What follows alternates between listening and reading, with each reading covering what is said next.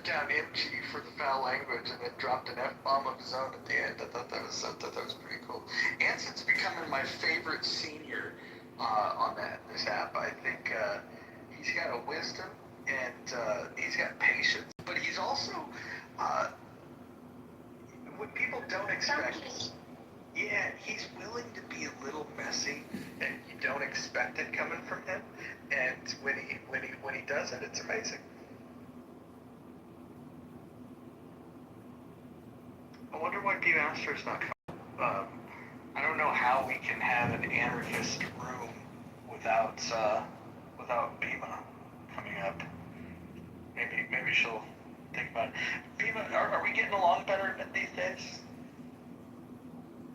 Okay. Yeah. I've been told by my friends that I've been too harsh on you, so I'm walking it back. I too can learn. You have friends on this app that are mutual friends of mine that have asked me to be kinder to you, so there it is.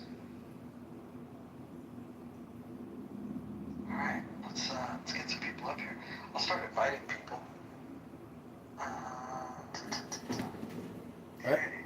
I stepped off into my other room when Anson supposedly dropped this F-bomb. What was he referring to when he said it? Well, first he apologized to MG for tone policing him for, using profanity, and then he indicated that, hey, we all cuss sometimes, fuck. And it was a very senior version of the F word, but it was unexpected and it was good. It's kind of like if you're watching network television and they drop like a curse word that you weren't anticipating. It just has much more impact than people that utilize the word all the time. It was probably the most impactful way of using the F word since yesterday when Abdul typed it in the chat. Today's room title was not in competition with Gary Baumgarten's room, was it? Because I didn't see his room. It was not. And if it ever is in the future, it'll just be a coincidence. Anson and I have discussed, and we think that it was important to kick it off. It was kind of a shot across the bow to them. But this thing can live on its own. It's its own thing. It's different enough. In fact, if you think about the format, it's the fact that there is a dialogue that goes back and forth with the people that are on the stage, the fact that the chat is open on Clubhouse as opposed to on Facebook, those alone are differences. Not to mention the diversity of thought in the room. These polls that we've had, we've done these rooms now we've done 3 of them, and each poll has been very close, meaning that it's not an echo chamber. Which some people would accuse the other room of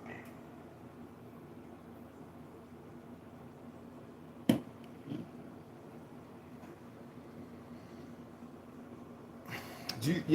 When I hear TDS, if it sounds effeminate and it sounds angry or frustrated or full of anxiety, and you ask someone, what's one thing that Donald Trump's done that you like or approve of, or even suggest? I mean, it's like an attitude about, no kings, resist always, Orange Man bad. It's very rare you'll hear like a breakthrough, therapeutic session for some type of TDS, individual. I mean, I like to call it therapy for Democrats or therapy for liberals because I don't know. I mean, talk therapy and creating dopamine, but talking about Trump for some people seems to be their fascination. Who's that pseudo-intellectual guy? What's his face?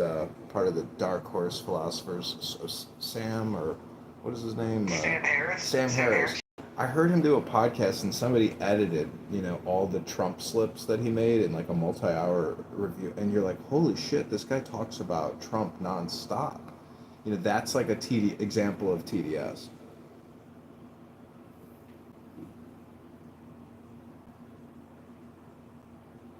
I also want to thank people that participated in the poll that we had earlier in the month, where we were asking about the best moderated spaces on Clubhouse. The options were politically correct, healthy debates, in the muff, or chillism. And in the muff had 2/3 of the vote by the time we closed out down the polling. And the other three were pretty close, tying for second. So look, nobody had to finish last. Everything else finished second, but 2/3 of the people, 2/3 of the people thought that this is the best moderated space. And I would say that I'm probably the thing that kept us from getting 100% of the vote.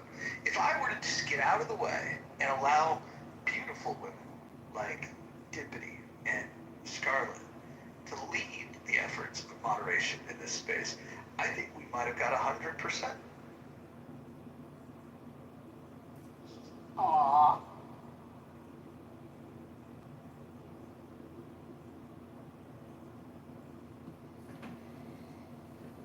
Now we need a topic.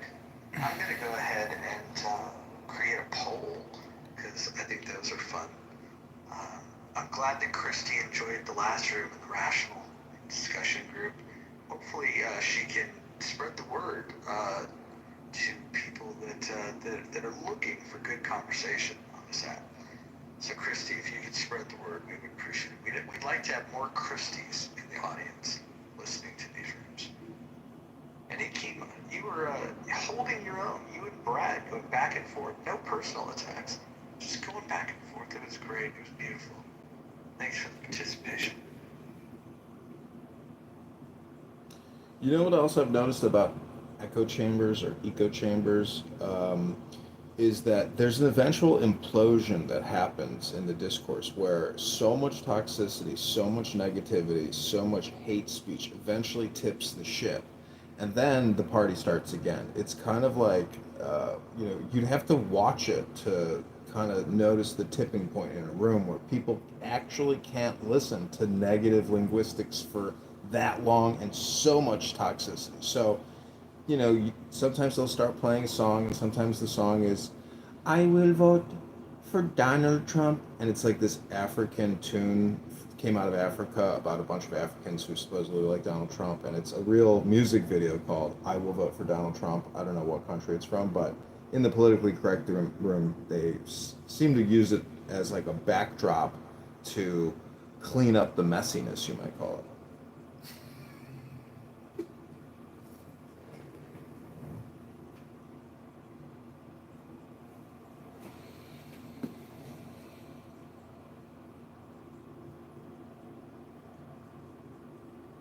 Sorry, I got a message from Anson. Tomorrow's room, which I will not be able to attend, is going to be about K through 12 education. I don't have a title yet, but he wants to identify the problems with K through 12 education and ask the question, how do you fix it? So, for those that care about education, maybe Joe would, consider participating in that. That'd be fun. I'm gonna get a poll going.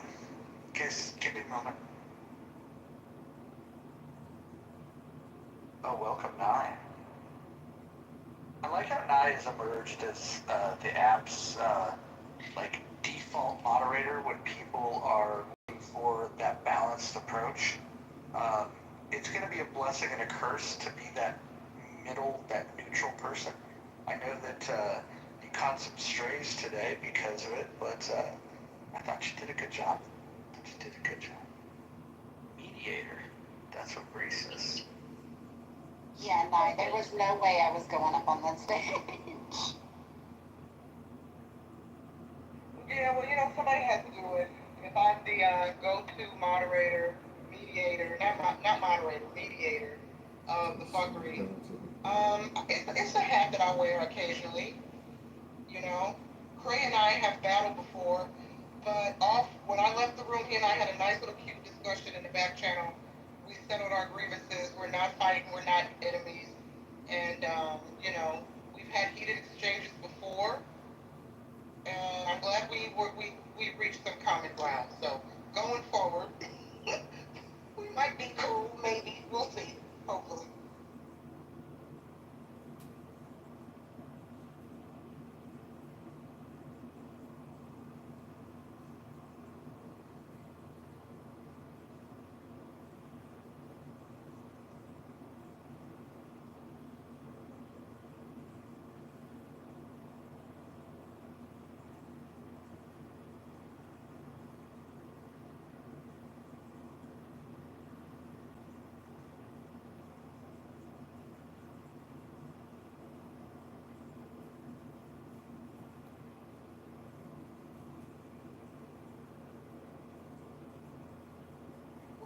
With a visit. So here is a tent and enough food. I want you to cross that small area and come back. Tell me by night. You know how to use a paracompass? Yes. Anything else I should know? Beside the worms on the Harkonnens, be one of the All right. spiders. Oh, Steve Weed's here? Oh, he left. Damn it. Not the big ones. We needed to get his thoughts. Not the little ones. We Brad You up. have to worry about. We got a poll up for everyone to vote upon. Which house or clubhouse is the most entertaining? We have chillism, healthy debates, politically correct, or in the month. If you've got another option, you can always comment in the chat. We do read those. Clearly, this club. I had someone say to me today two things. People were like, "Y'all might not find this funny." What's this great drink? Someone said to me they popped into this house for the first time yesterday during the Grand Crash Out, and they left clutching their pork pearls to the point where they went on TikTok and talked about it to a mutual friend who was hosting a room. And that mutual friend who has been in this room, they have sparred with JB and they have sparred with Brad. And that person said, if you ever find 9 on this app with white men named Brad, JB, or Mojo, get your popcorn ready, because it's going to be wild. And I thought that was hilarious. A perfect, accurate response to this house healthy debate in any room that Brad pops in. TikTok from Clubhouse? Wow. I Right? Oh, you guys have like so many issues, man. Holy shit. I'm glad disrupt the entire shit you have in your entire life to go to another platform to try to come up with some diabolical plan to insert kryptonite to the stupid man. Just saying. Yeah, you know the person, Brad. When you were in my room like 2 weeks ago, remember you and Joe were going at it in the chat. He gave you a hard time about something. Yeah. And he ran JB out of that same room.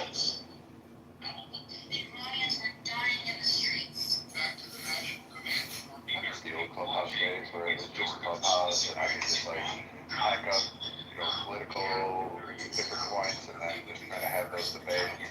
And my military brothers and sisters all kind of check in or call, go to healthy debates, listen to Kelly like excoriate and rip the testicles off a bunch of guys who thought that they were gonna be big daddy to that, and Roger just laughing in the background because he knows what's about to happen. I miss those fun days.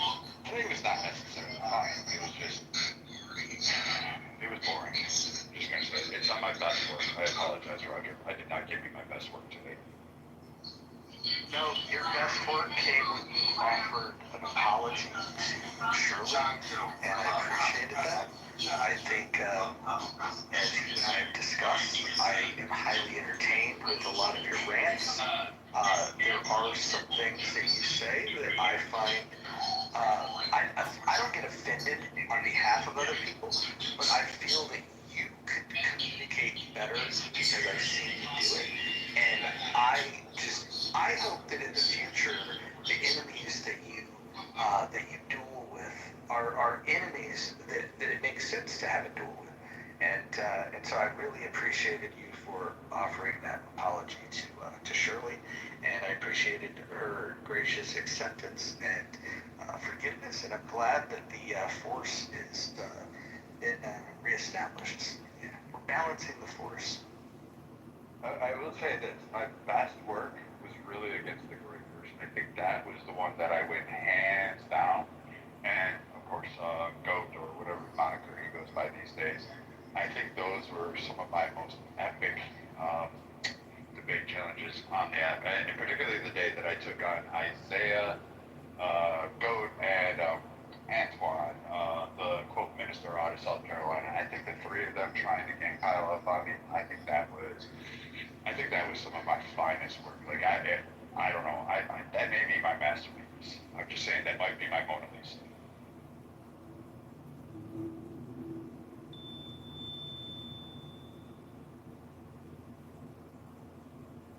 Only John could ask Mr. Brad. Wait, did someone say my name?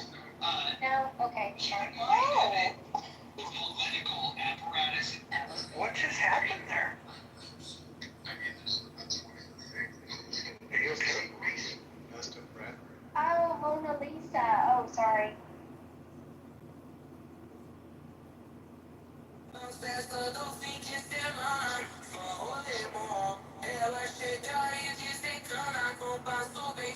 think that Scarlet. Never mind. I'll keep my confidence. I do have to hand off to XG. Okay, the clubhouse lawyer. That was about how funny. I mean, after I got done excoriating Keegan, they did this quasi-court, and I didn't even have to go up. XG was just like, all right, let's get into this. And he took it on and made Keegan look foolish. Dumb shit he was saying the whole time. It was just fake outrage over shit while having Pepe modded. Like, that's the part that, like, he loses the whole argument over the moral outrage against Pepe modded when he was just talking in the room he's currently in about what's called a story about a black man that was raped a white woman, etc., etc.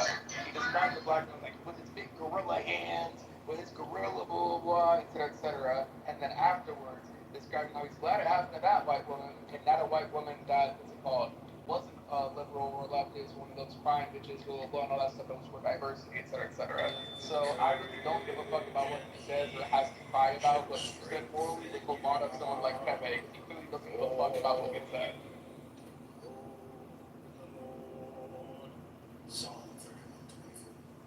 Brad, do you recall what you said to Jane yesterday? Probably something on obesity. I might have called her an Ozempic candidate. I'm not sure. No, it was worse. It was worse. I don't even want to say it out loud and repeat it, but I'm gonna back channel you what was said, and then again, just I'll leave it in your court. You decide. I mean, you've probably heard. Her and I have had a lot of discussion, but I thought there was at least one thing that you said that shouldn't be said to any human being, I guess. But I will back channel what it was, and then you let me know if you think that I'm wrong or right, and I'll just leave it right there, and I'll shut up about it. XG, can I ask you a question there? And again, I said ask. Actually, what is your favorite book, or what is a book you've read recently? My favorite book, or a book that I've read recently. It's gonna be something about K-pop. No, my favorite book, period, is Gone Girl. That's a really good fucking book. And let's see, one I've read recently. Lord, the only one that's close to me is the fucking Marx. So, I mean, if Marx counts, sure. So, if you could give me maybe like a Cliff Note edition of Karl Marx, or a brief, summary or compression, what would you like to say about Karl Marx? Pretty cool dude. A lot of people blame him for some shit that is not attributed to him. Yeah, that's all I'd say. He's a pretty good dude. I like his economics. Some people don't. That's about it. You know what I like? The quote that I like about Marx the best was the one from his mother. Are you familiar with the biography, the quote from his mom? Which one are you speaking about? That she wishes that he spent more time building capital than talking about it. Yeah. I think when your mom roasts you because you're a broke hoe and you had to borrow money from her, She was annoyed that her son didn't make more of himself economically.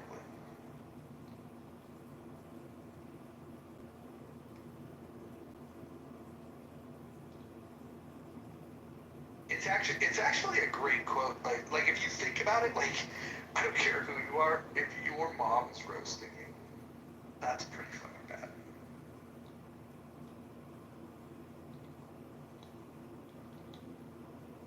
I'm gonna send an invite down to Ann Hero. Some days I really like her, and other days I don't. It all depends on the way she behaves. Let me invite her up. Hi, Ann. How you doing? Hi, I'm blocking you now. Oh, that's ironic. I just unblocked you. Amazing.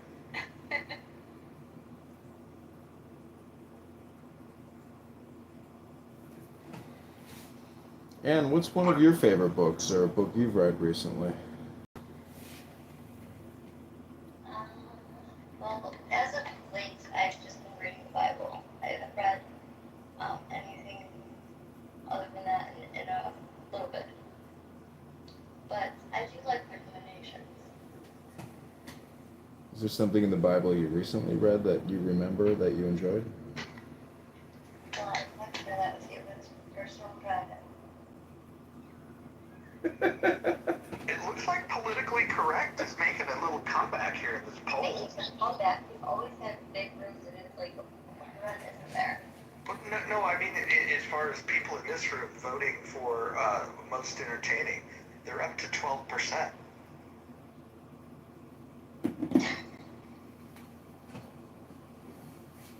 Poor chillism with only 6%. I went in there the other day. Monica, no disrespect. I know that's your house. But I went in there the other day, Monica, and everybody was screaming over the mic. You could not hear anyone talk, especially Concrete, who's the only voice in there worth listening to.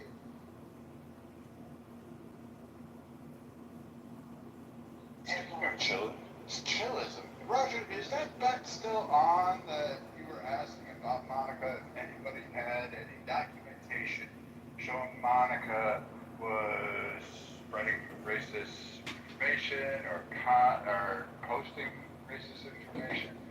What were the terms of that? I forget that. And the dollar amount. I thought it was 500. It was 500. That bounty has expired. I would consider putting a new one out. The last time this has been brought up, though, was brought up by Rich. The one thing I would just caution people of doing, because I do not like dragging people that are in this house. I have respect for everyone. I want to show mutual respect to everyone. And so when Rich brought it up, I'll just say this. Rich brought it up and said, "Hey, I've got evidence that so and so said this really bad thing," and then right after that being said, two different people put something in my back channel about Rich saying the same fucking thing, but repeatedly on a loop. You can't make these things up, right? And so, Brad, I would just say, if you want to go down this route of accusing somebody of saying bad things, what's going to end up happening is people are then going to send me the audio clip of you saying those things. And I just don't want to, I would rather save the embarrassment for everybody and just, why can't we just move forward and acknowledge that all of us have done and said things on this app that we probably regret, and we should just move forward. But then after a lot of people regret the things that they stand, unfortunately. Yeah, I think a lot of people, a lot of people should regret the things they say before kicking out the hornet's nest. I have said terrible things to people. I will own that. And you will probably get a listing of all of those things. I doubt you will get a listing of all the people I individually helped or the groups that I've helped. Brett, but you know hold what's on. interesting? Hold on. Yeah, just real quick. Yesterday, 3 different people sent me things that you supposedly had said. In audio clips, I haven't listened to any of them, mainly because I have a personal relationship with you on this app, and I have my own interpretation. And I think, and you know, I think you're hilarious, But I'm bold enough to tell you as a friend when I think you've gone too far. And I'll be honest, I think some of the times when you get yourself excited and you get caught up in that gladiator mode, and I don't even necessarily know if it's fully your fault, because people will put you in these situations of like, oh, it's Brad, he's gonna do battle.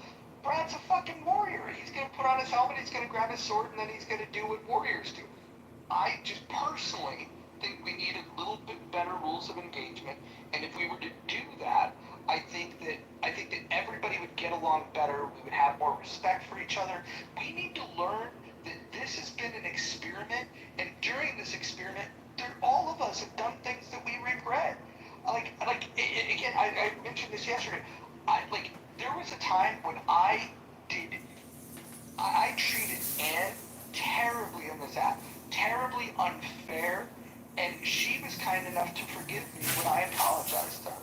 And so I am at fault for doing things on this app that I'm not proud of. And so I just think there's room for all of us, whether that's people with 2 T's or 1 K or whatever initials happen to be letters that happen to be in your name. I think that we should all give each other a little bit more grace. That's all. Or if they have a bush garden. Roger, just to clarify, can you, because Brad's going to put the blame on me, will you let him know that I did not send you whatever recordings you have? You did not. And I can honestly say, well, hold on, let me look. The people that sent me they're not even in this room right now. But, but I don't care, because I know Brad, I like Brad, and when Brad goes too far, I think, hey, Brad, I think you went too far. But it's up to him whether he wants to rein it in or not. But I respect Brad. Because here's the thing, and Brad, please continue, because I interrupted. The thing people forget is some of the great things that Brad has done on this app and off this app. We're serving this country. We should all say thank you to Brad before we say fuck you to Brad. I appreciate that. And I wasn't the one bringing forth this. I was just asking if the offer was still out there on the table, because it was brought to my attention today. There looks like there is evidence. I will not be bringing that forward. I'm leaving that for somebody else. Was that Rich? No, it was not Rich. I wouldn't accept it if it was Rich. I will say that I'm going to allow those individuals to discuss it amongst themselves to bring it forward. I just had one clarifying question. Is that it has to be on Clubhouse, or can it be related to Clubhouse through a Discord channel? Because it appears that there was a lot of communication about that was downloaded. So if that offer was still standing, I think these individuals would be able to win that prize. Yeah, no, this has been an ongoing saga, and I will say the bounty is down because I don't like to bring more oxygen to the topic at all. And I'll tell you why. I have had my issues with. Let me see. Let me go across this. 1, 2, 3, 4, 5, 6, 7, 8. Shit. There's 10 people on this fucking stage, and 8 of the 10 people at some point in time I've been cranky with, and probably an asshole too. And that's just the people that are on the stage. Forget about the people that are in the audience. I've made a choice since I've come back that I want to let bygones be bygones. In fact, I'm going to actually unblock everybody I have blocked. And I'm going to start anew, and I'm going to start the only people I'm going to block are people that decide to break the rules of the house. And I think that it's time for a spirit of forgiveness. That's what I'm encouraging. Mojo, does that mean Rich can come back? I would love for Rich to. John, have you talked to Rich? I would love to see him apologize to 2 people, and then confirm that he's willing to follow the rules of the house. In which case, I will unblock him, but I don't know if I'll bring him into this space until the apologies are done. Mojo, I wanted to come in to say how much I appreciate and I'm happy to see you back here. And you've stood me corrected many a times, and typically I just hit leave quietly because I can't stand up to the arguments when you own my ass. You've owned me many times, for sure. I do want to say I am disappointed today that a replay was deleted in one of the two rooms, which we all know we're talking about. Which replay was deleted? Shy and Jasmine deleted their replay. Keegan kept his. Well, hold on. Please refer to rule number 9. Oh, I'm sorry. I didn't mean to talk about other. Okay, so I just wanted to keep it anonymous, so I won't say. But one of the replays of 2 regarding today was removed, and I'm disappointed in that. Because if you have replays on and then you delete them, what's the point of a replay? So can I ask you a question? And Please. why do you think that I can do something about somebody else that deleted their replays? Like how does this grievance? I know people think that I'm the wizard, the guy behind the curtain that's got all the levers that can do everything. How can I fix that? Well, I think that you're very cerebral and you always provide a lot deeper Sean, content. just put a name on it. Who deleted it? Whose replay was it? It was That's not to be talked about. He violated rule number 9, but I'll bring it up. And I apologize for violating the rule. That's okay. There's worse rules to break. That's probably one of the more pedantic ones, and I break it probably more than you guys do. So I'm just giving you a hard time. But no, look, I will say this. I've always found Shy and Jazzy to both be very annoying, and I thought today their handling of the content, I think it was the least messy I've ever seen them, and I found myself enjoying the content they were creating. So yeah, very interesting. So I agree. That's why I was disappointed, because I thought that replay was far better than the other replay. Yeah, well, look, it is what it is. Everyone's got different opinions. Can I just call out my friend Hakima here? And he is a friend. He's also a liar. He says he can swim better than me. But Hakima, how come you haven't voted yet? My bad. I'm literally just here. I've been hearing you guys, but away from my phone. Kristen hasn't voted. I feel like if you're gonna be on the stage, especially like everybody's getting mod badges, especially if they have a join us. I think it's important to participate in the polls. I won't put pressure on 2T's because I don't put pressure on her. I learned my lesson with that. Well, I feel like I can't vote if I'm part of the contestants. I'm part of In the Muff. And I don't think that's fair. I think it's a little bit of my bias.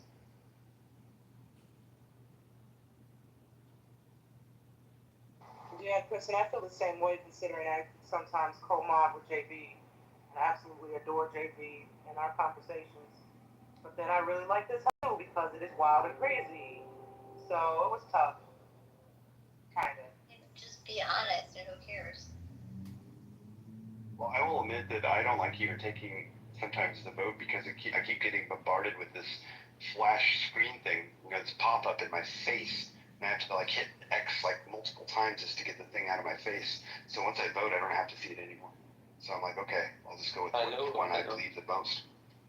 Hold on. Somebody's trying to come in with a weak mic saying hello.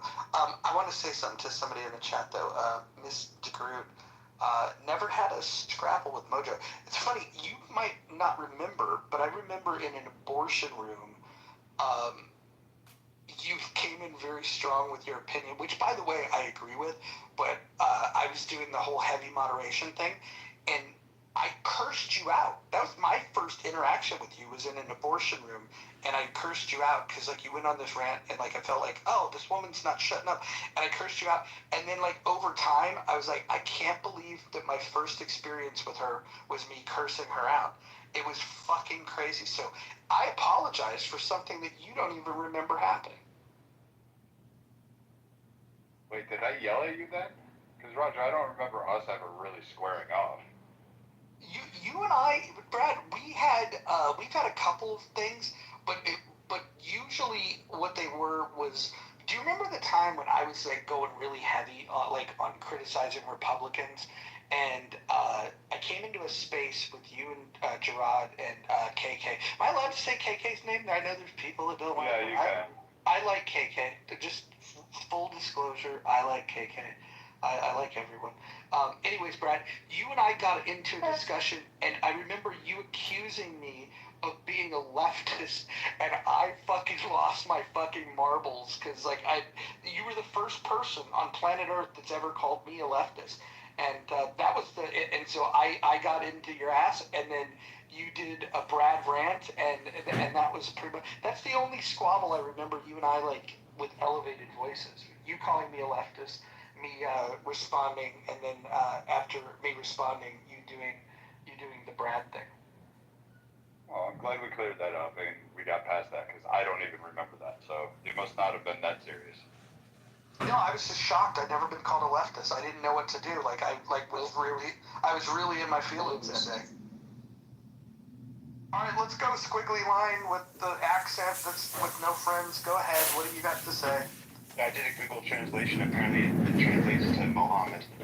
Here, go figure. Wait, Mohammed is in the Prophet?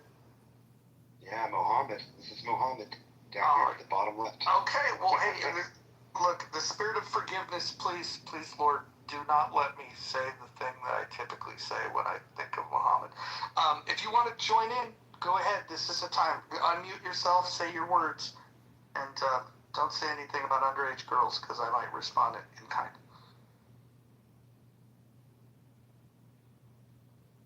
Zero friends. Yeah, he has zero friends. This is your chance. Yes, you, with the Arabic language. Hi, this is your chance. You could be famous. All right, going once. Mohammed! Does he not know that he's muted? Okay, say it differently. Hold on. Mohammed. Hey, Mohammed. You've got a the mute button in the lower right. Sean, I got this. If you tap the button in the lower right, you can do this thing called speaking, and we'd like to hear from you. Go ahead. All right, fuckface, I'm moving you. So much for that. He's charitably moving you with grace and love and kindness into the listening lounge where you belong.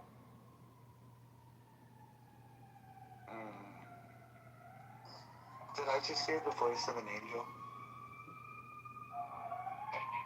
No, and not Mona Lisa either, apparently. Mona Lisa had a crooked smile. You have a perfect smile.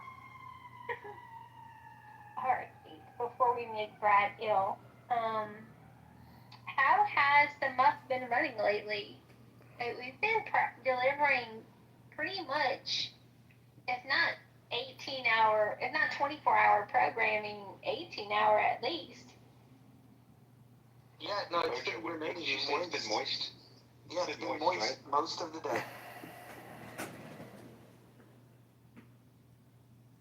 Here's Necro to try it out. I was asked what topic I want for the weekend replay, because, I get to do a weekend room in here that's almost all my own, with some great help. I'm thinking it's going to be on woke fatigue. Cindy Watson came out with a video this morning or yesterday about woke fatigue, and I'm interested in exploring it with people. Cindy never. Oh, Sorry. no. Go ahead, Ann. Go ahead. I was gonna say the room that, well, no, we won't talk about the room that we discussed yesterday. Do you remember or no? Which room are you talking about? What? The one about the whiteness thing. Oh, yeah. Proximity to whiteness. That's going to be a title coming soon. Proximity to whiteness. It's probably the funniest term I learned on this app. It's proximity to whiteness.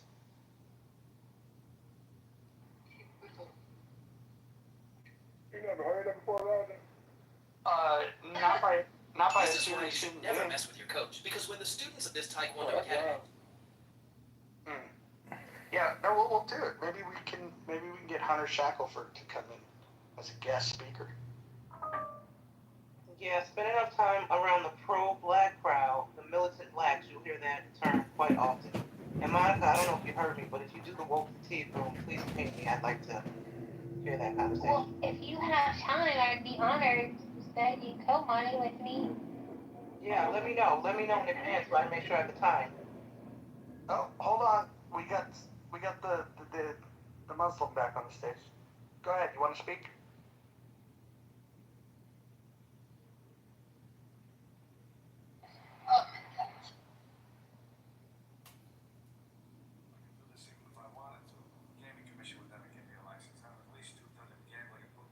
You want a silent protest? I guess. He's on break from fucking little girls. Monica, that does sound like a good room. What house are you bringing in?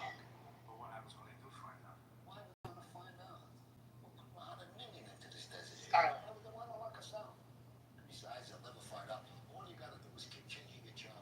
Two Ks. Not even that. Hey, Roger, have you tried the dates with the cashiers yet? Dude, I'm glad you brought it up.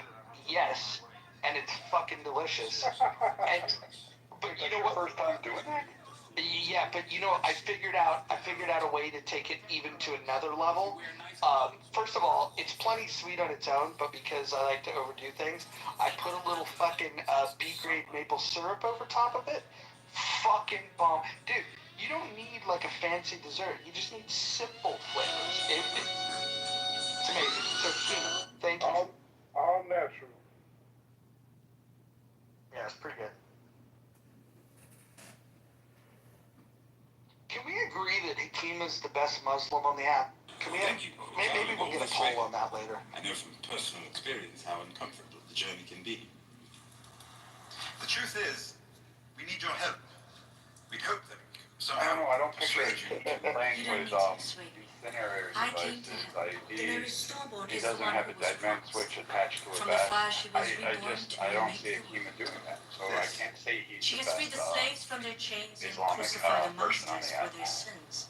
I'll just say, look, Her you guys dragons are give him fine shit made over of all fish. kinds of things. You know, his A claim lord of about, But you you know, heard all blacks of this being beforehand. indigenous to the In the long U.S. page of or Lord.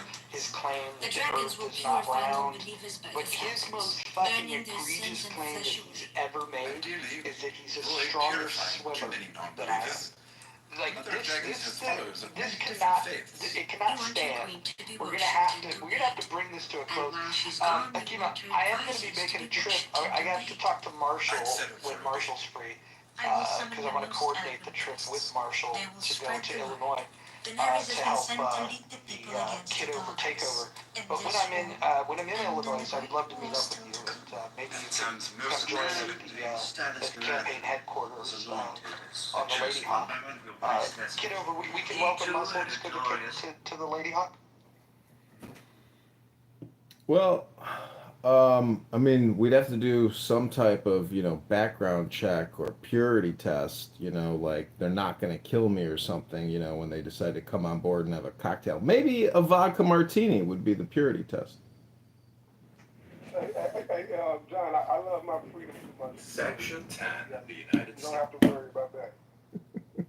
I'm just going to tell you guys that, the last time we let the Muslims get too close to a U.S. ship, the USS Cole happened. Just saying. I'm just saying. Hakeem ever say that he has to pull out a blanket to do a prayer? Ever. I'm just saying. Okay. Or a magic carpet. Hey, Mike Moon, are you with us? I am, yes. Mike Moon is somebody that has taken some unfair abuse on this app. And I just want to point out that since day one, I've always liked Mike. Mike is a fantastic photographer. He's passionate about photography. He's got nuanced political views, which is something that most people on this app do not have. And his battles with Goat, I would actually say the Moon Goat debates were some of the best that this app has ever had. Mike, you don't seem to get engaged like that anymore. What's going on? You're like more zany with this. Yeah. Well, two things. One, I used to smoke a shit ton of weed, and I was high whenever I was on the app, and it made me super argumentative, and it made me like a quick thinker. I mean, I'm ADHD, so it really kind of it kind of cleaned up my thinking, to be honest. But it also made me super argumentative. So I was just obnoxious as fuck back then, more often than not. And I stopped like a year and a half ago. But the other thing is, I think I just got tired. I just got annoyed at like being hated all the time and attacked. Like, to be honest with you, I never try to like, I never pretend like I'm somebody else in an environment so that other people get along with me. Like, that's not my shtick. And so because I'm also kind of a contrarian person, that's my dog making that squeak noise. Because I'm kind of a contrarian person, you know, I had a hard time finding places where I'm like fully accepted to just hang out. And so I kind of just started listening in the audience all the time more. And then I just started, there's a couple people I trust and I have a couple on stage. But otherwise, I just do like 90% listening for 10% talking. And to be honest with you, it kind of helps me keep less stressed because I get stressed out when I talk and shit like this on here. That's fair. Do you remember you coined a term, and I thought it was brilliant. Some people ignore it. Do you want to walk us through the democratization of mediocrity? Oh yeah, so I was a photographer for 30 years, and it got to the point where I couldn't really make a living being a photographer anymore.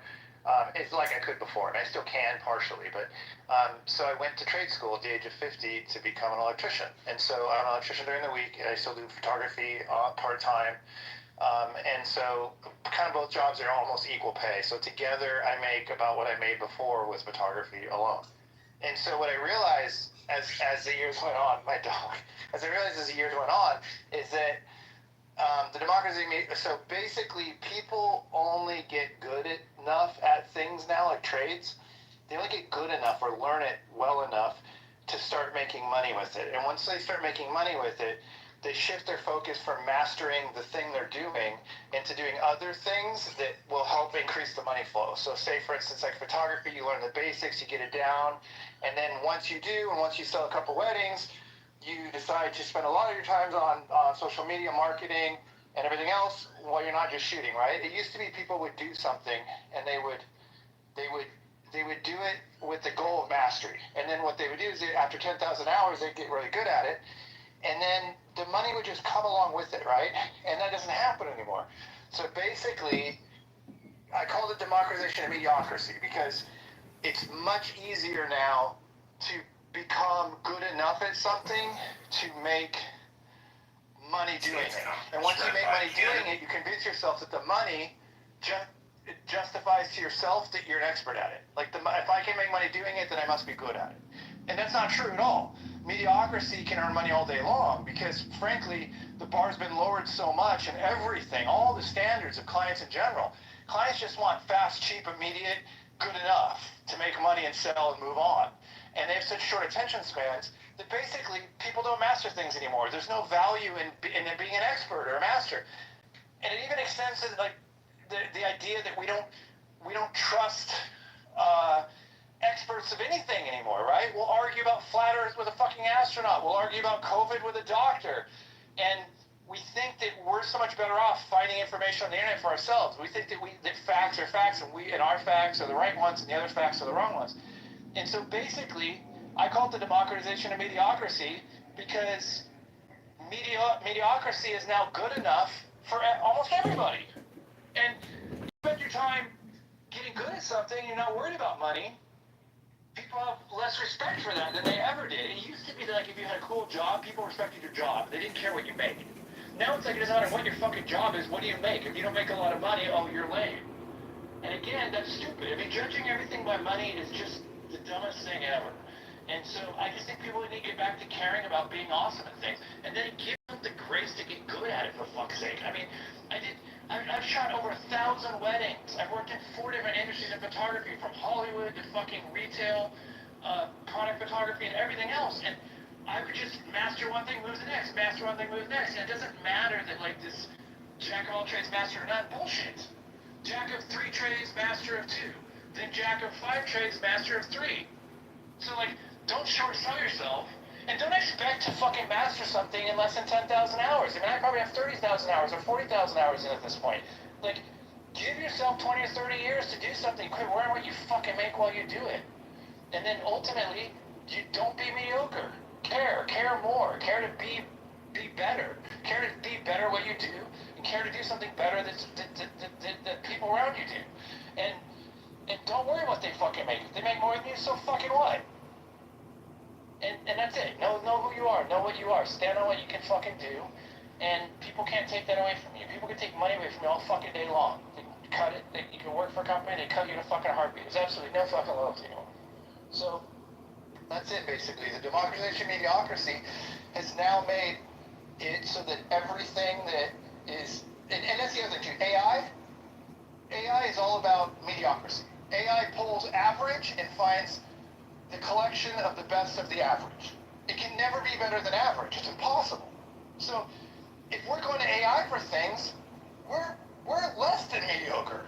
I mean, and then we go to AI and it becomes good mediocrity. Like, we can get to that level. But you're not going to be great unless you throw that to the fucking trash or use it as a tool to jumpstart what you're doing forward. Like, that's fine. It's fine as a tool to use, but don't depend on it. Don't depend on it for your knowledge, and depend on it for your skills, and depend on it for your political opinions, and depend on it for everything else. It's fucking pathetic. I guess that's it. I mean, that's a lot, but that's, I guess, how to sum it up. Beautifully said, Mike. I agree. I have to say, attention to the poll, everyone. 11, 11, 11. That's a lucky number. And guess what? In the month, 69%. That's a triple poll. Yeah, that's what I'm saying. Okay. But my OCD is having a problem with the result of 102%. I don't know why Clubhouse can't fucking roll out a poll feature that can track these numbers in an accurate way. Like 102? It's fucking weird. That part is hilarious. Good. I didn't even see that. That's hilarious. The title of the room is Kitover Takeover Night 2. For those of you that missed it yesterday, John Kitover, who's running for Congress with the goal of educating the public on how the government's borrowing and spending is a national security crisis, as well as mortgaging the future for your kids and your grandkids. John Kitover, he finally got his website up, and his campaign is set to take donations. And right when he was able to do that, we started a room, and we stay rep or something like that. Learn about that. Funds. What are we totaled at? We generated $510 yesterday through Clubhouse users, and I'm gonna match it. So over 1,000 yesterday, and thank you all, you beautiful Clubhouse people. I can't thank you enough. It's a big shock, and they take a little percentage on this antidote website, but the funds will be in the checking account. We've got Craigslist ads up trying to recruit people on the ground to generate signatures on ballots.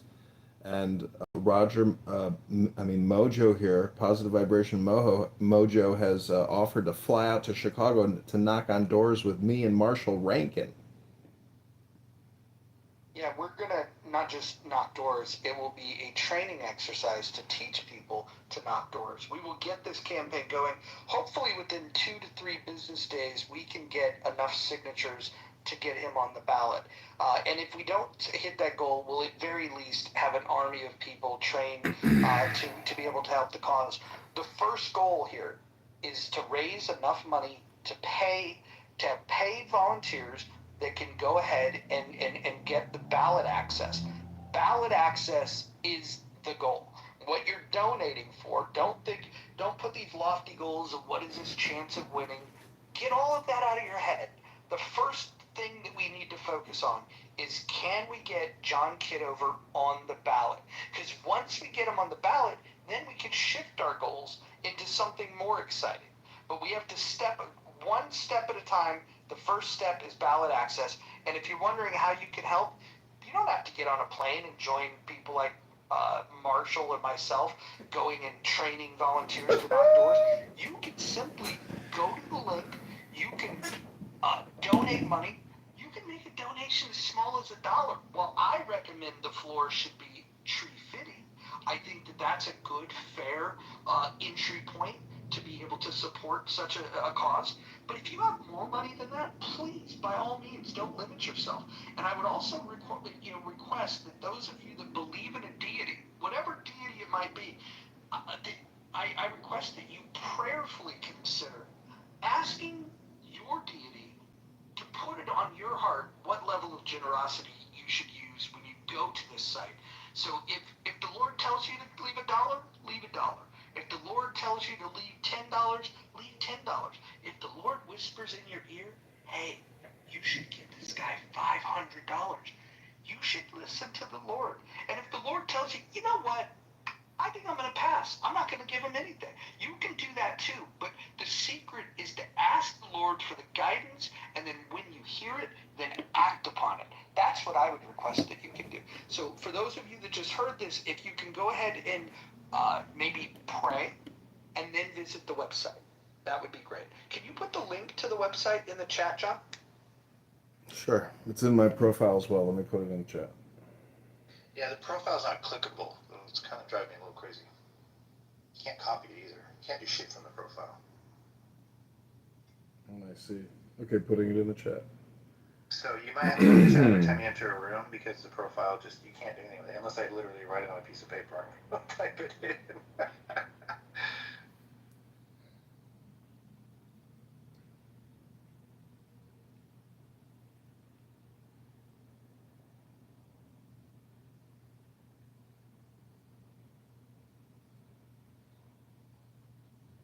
I think we've made a lot of progress just on consensus or, herd psychology of the debt. And today it's been announced that the July 2025 debt is at 290, or deficit is at 291 billion. So if you multiply that by 12, it's a hell of a lot more than 2 trillion a year we're adding to the national deficit now. So it's only escalating. Well, can I just point out this poll is taking a shift here? Healthy Debates is breaking from the pack of second place entertainment houses, and they are now sitting at 13%. They moved ahead of Chilton and Politically Correct. Yeah, earlier you had a poll, right, that was which house on Clubhouse has the best moderator. And for that, I said Healthy Debates, and it was mostly because I think moderator-wise, JB is the best, I guess, for the format he does. See, all moderators do a little different kind of format. You're great, but it's more free flow, which is not as hard to moderate as what he moderates. Some of the rooms he moderates, it seems like they're harder to moderate, and he manages it well. And he's really incredible at getting everybody an opportunity when they show up. He pays attention. He looks at the screen. He watches. If you pop in the room, he says hi to everybody. Like he's just highly professional at it. It's pretty strict, to an extent. So there's not a lot of talking out of place and stuff, which you allow more of that, and I appreciate that more. So that's why I said he's the better moderator. He's the best moderator, but I think yours is more entertaining, if that makes sense. It does make sense. That's why I changed my vote. Because actually, that's what I was thinking of, Mike. With the moderation when I voted in this poll earlier today, I was thinking of moderation, but in hindsight, that's the change in my vote. While I agree with everything Mike said, JB runs a tight ship, very good at greeting folks, again, from either side of the aisle. But that said, respectfully, I'm not crazy about some of the topics that he chooses, whereas some of yours, I gotta hand it to you. I gotta say, Mojo, the reasonable debates wasn't available today, but it's nice to see some actually, people coming together from different sides, talking about sensitive stuff. But I don't want to digress. I know we're talking about in the muff. And I gave it to my resistance to joining a room with the title at the end of the day, which is words. I agree with you, Missy. His subjects get tiresome. I mean, he'll do the same subject about like what's better, men or women, and he'll carry it up for like a week. It'd be crazy. Moose. Well, I get questions in my back channel about Healthy Debates because, as you know, I spent few years over there, moderating rooms.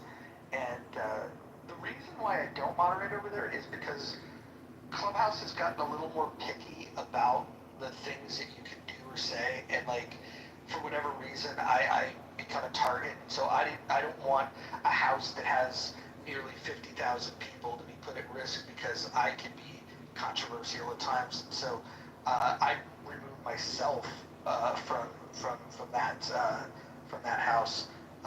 In that regard, and so having a smaller house like this, a growing house, if this one were to get clipped, we could start another one tomorrow. It wouldn't be as painful as a house that has almost 50,000 people in it. But I do get messages asking me, and it's a funny question. They'll ask that, are white people still allowed in healthy debates? And I know it's meant as a joke, but there has been a question about the content of how it's shifted a lot around identity, men, women, race, gender and race. It seems to dominate the conversation. Yeah, JB though is the only one on Clubhouse that can successfully, in my opinion, host a room like that and keep it completely professional and actually discuss like right versus black issues. He's really good at that. So if anything, I mean, it gets tiresome and it's annoying and it's not really my favorite. But I think that the platform needs somebody. I think that conversation is worth having if you can get both races in the same room together to have a respectful conversation. So I kind of feel like that's a conversation that needs to happen 24 hours a day, 7 days a week on Clubhouse to counteract all of the bullshit everywhere else. And if Jay wants to take that mantle, then he's a great person to do it. But I'm gonna probably spend more time in here because the topics here are more fun to change around. It's more chill. You hear that, boys? Let's clear her out!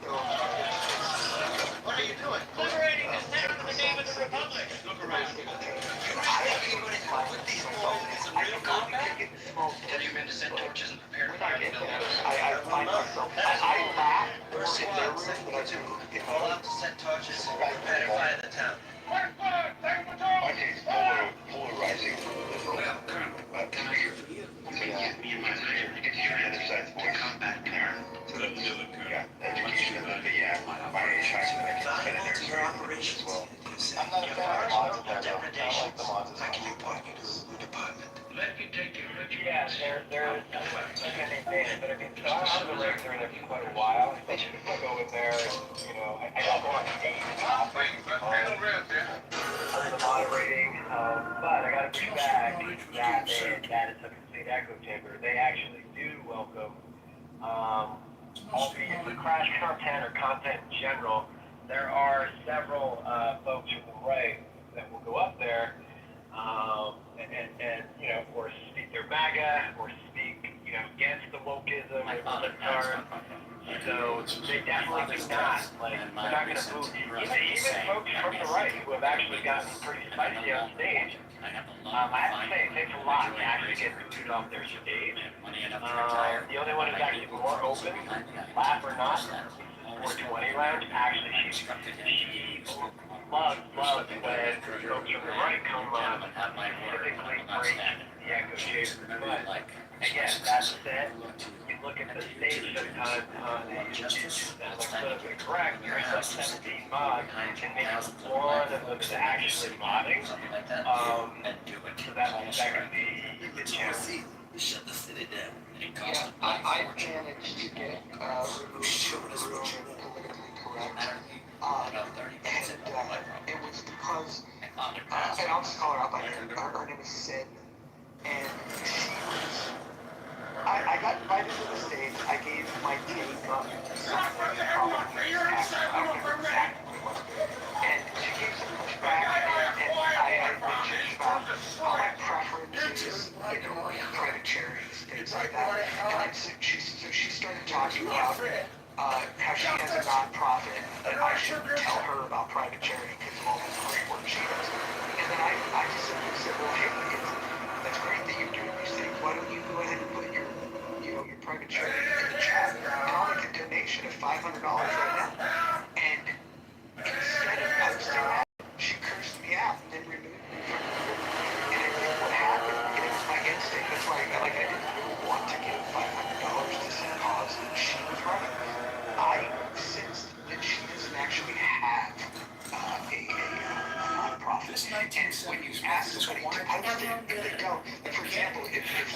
asked John to post it, John would post his campaign finance because you want donors.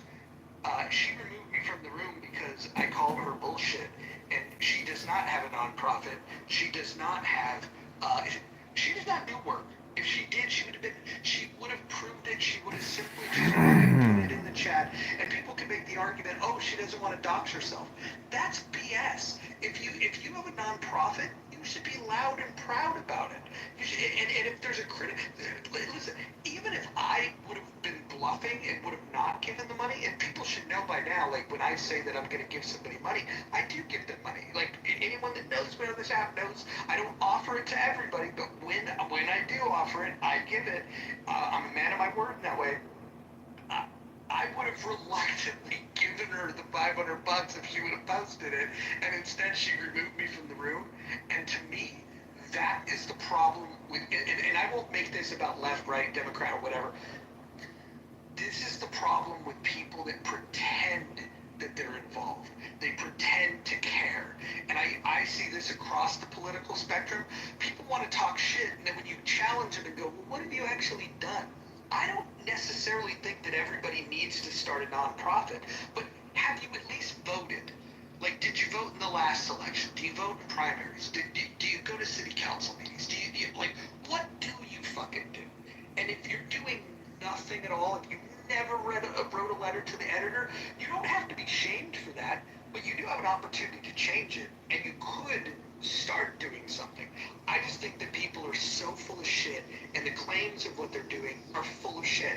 And then we get somebody that everybody in the app thinks is a troll, like John saying, you know what, I'm going to go ahead and I'm gonna run for office. I'm gonna put my neck on the line. And now, what do? We rally around John. We donate to John. We're gonna go to Illinois. We're gonna support him with volunteer hours. We're gonna put effort in to get him on the ballot.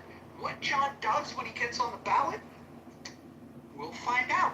But the first goal is we got to get him on the ballot. So for those of you that like to claim that you're getting involved, if you care about this country, pray about it, visit John's website, dig into your pockets, give him at least $1. I would recommend Tree Fitty, but if you want to give more than that, that's totally up to you. I was gonna say, Mojo, one of your house rules is not to bring drama from other rooms, but I guess having a vote on best houses, it was inevitable. Well, I think when I look at this, like we had one earlier about which house is the best moderated. I think In the Muff won that one fairly decisively. Which one's the most entertaining? In the Muff is winning this one fairly decisively. That doesn't mean that there's not a place for those things. I tell you, I enjoy going into politically correct to have a laugh. I go into healthy debates. I'm pretty attached to it in many ways, sentimentally. Spend a lot of time in there, and I think JB does a great job of curating the spaces over there. He's holding it down. Like I put in the chat, I think JB is moderator of the year. I think the previous year I would give that award to Kelly. But even chillism, I would recommend that as bad as chillism is, and chillism is bad, for entertainment purposes, you can find entertainment. I sat for 45 minutes in chillism and listened to Concrete and Ike argue about the Hegelian dialect. And then after listening to it for 45 minutes, Tally brought me on the stage. I asked a few questions, and I got both Ike and Concrete to admit that neither of them had ever read Hegel. Now, I could mock that and make fun of it, but it was fun as hell to be in a space where people are making claims about what an expert they are on a topic, and then when you come to find out, neither of them have ever read it. You can't buy this kind of entertainment. What are you gonna do? Go down to the AMC and watch Superman? Like, why would you do that when you have the entertainment here? I would say chillism, as bad as it is for content on this app, it's better than most movies that come out. I don't think it's better than the other rooms that we have listed above. In fact, I think these four should not be the only ones that we look at. I think Lisa's 420 is something that we should look at. I think the The rational discussion group is one we should look at. I don't know if I would recommend anyone, unless they're over the age of 70, to go into the critical thinking forum. They're going to require they're going to require you to download Facebook in order to participate in chat. Like, that's not fun for anybody. So, anyways, I think there's a lot of good things going on in this app. I think that Clubhouse is back. I think the features are killing it. We love this poll feature. And shout out to those that, the 65% that say that In the Month is the most entertaining house on Clubhouse. Entertaining house, but you want best moderator over JB? I think there might have to be an investigation. I think that it might have been rigged. And as far as Gary's room, while I respect him and he's a top-notch journalist, he is old school. It's like, before internet, when you would, call the radio for, to get, next caller, please. Like, he's not really interested in the back and forth. He does allow everybody to talk, regardless of what your political alignment is. But it's not conducive. Like, that's what another good thing about JB's moderating. He'd be like, hey, look, you don't have to mic up. Let me ask you about your point, and he'll flesh it out a little bit versus, okay, next. And you don't do that. But, I was, for a while, I thought it was JB, Kelly, and Mojo, but I guess you've been bumped up since Kelly doesn't mod anymore.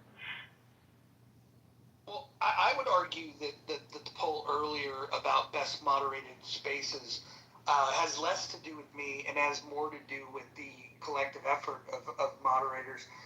When I think of some of the rooms that have been ran in this space, I have to take my hat off to Scarlett with 2 T's, who has ran some rooms. She did one on game theory. She did one on Roland Fryer. I think that if we were to say underrated moderators on the history of this app, Scarlett with 2 T's is running incredible spaces, and she keeps the replays on for those that don't get to make it. So, welcome, JB. What's happening?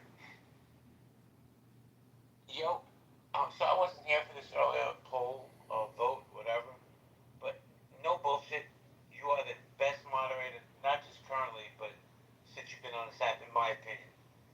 So I'll definitely bend the knee to the king, no problem.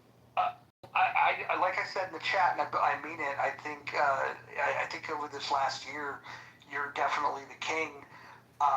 When I look back in the past, I think there was anyone that's been on this app for a long time. Ned Kinney, I think, used to run really good spaces. I really like the stuff that Kelly's done on this app. I think Kelly, when Kelly turns on the music and forces somebody out, I think it's pretty good. What I think is really, really important, though, is to recognize some of the people that, even though I disagree with them, have ran great spaces. Like Steve Crone, who I think is one of the most disingenuous human beings I've ever seen on this app. When he talks about politics, he's just, I'll just say it like it is, he's just a big fat liar. And he's super dishonest. But when he was running movie rooms, Steve Crone's movie rooms, his expertise, like in film, and the people that he drew into those rooms were fucking amazing. And like, again, it's one of those weird things where, he was good at that. Talking about politics, he's fucking awful. Royfield Brown. Hold on one second. Royfield Brown, who I think is one of the coolest dudes. He and I don't think we've ever found a political thing that we agree on, but we talk offline all the time. We don't have to talk about politics. We can talk about careers. We can talk about family. I consider him a good friend. Royfield is one of the first people that I would go into rooms and be like, now this guy has it figured out. He used to do a room called Superpowered. And Superpowered was where it was a comic book room, and he would talk about themes in comic books. And for anybody that's ever read comic books, or maybe watched the comic book movies, Royfield knows his shit when it comes to comic books, and those spaces were super fucking entertaining. So there's been a lot of people that have come and gone. I think Dawn Fields, her movie rooms were really good. Daniel Mendoza did really good movie rooms. There's been a lot of like high quality shit that's been on this app. And there was a time in Healthy Debates when there was a crew of moderators where there's been division that separated some people, but like I can remember a time when we would do a room and there was diverse personalities from JB to Rowan to Dr. Jordan. You got Kelly cursing people out, and then you had Bryn, who some people love him, some people hate him. He could add a lot of value if you were talking about like court cases and how the law works, shit like that. I think that this app is on its way back. It's rebuilding. I'm starting to see people that have been off the app returning to the app. And so, you know what? Well, Roger, you forgot Uncle Steve. Oh, well, I would never forget Uncle Steve, but my best experience with Uncle Steve was off the app in his living room, hanging out with him and his dog, and, set to some oldies music, and me and Dr. Jordan got to hang out with him. It was great, great time. The last thing that I will say is that I think it's so back that Joe Armenia, he came into a room today and he followed me again. So me and Joe are now friends again. So we are back in the good graces of Clubhouse. Well, I gotta bounce and go to dinner. Great space, you're the best moderator. What's up, Rohan? Good to see you. Catch you guys later. No, I love you like a fat kid loves cake. Love you too, boo.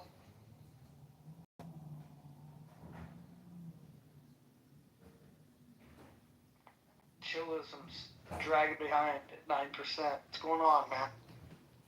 Where are the chillism people at? They need to represent. Bima, why don't you pin your chillism people and get some votes? Okay. There you go. We got Daniel down there in the goo. Hopefully he'll come up. Daniel's awesome.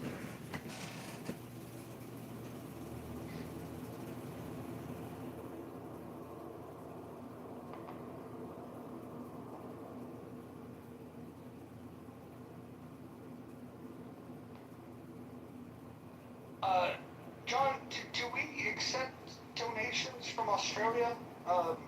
Rowan would like to know.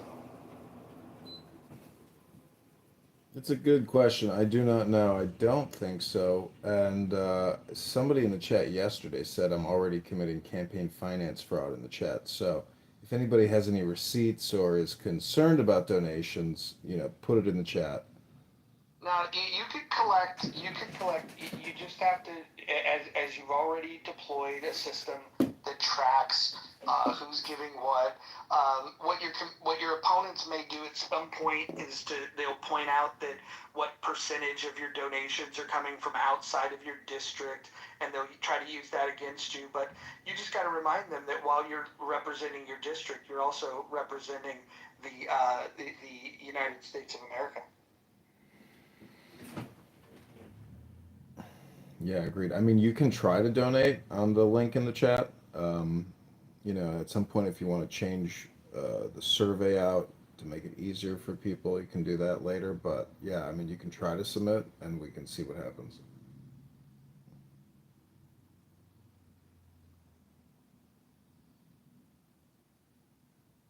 Because this platform is already working with major congressional candidates, senators, etc., that use it. It's called Antidote.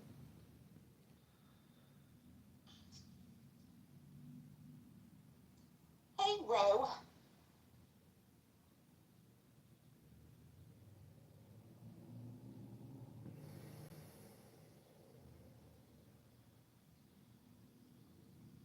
Ro, are you unable to speak right now?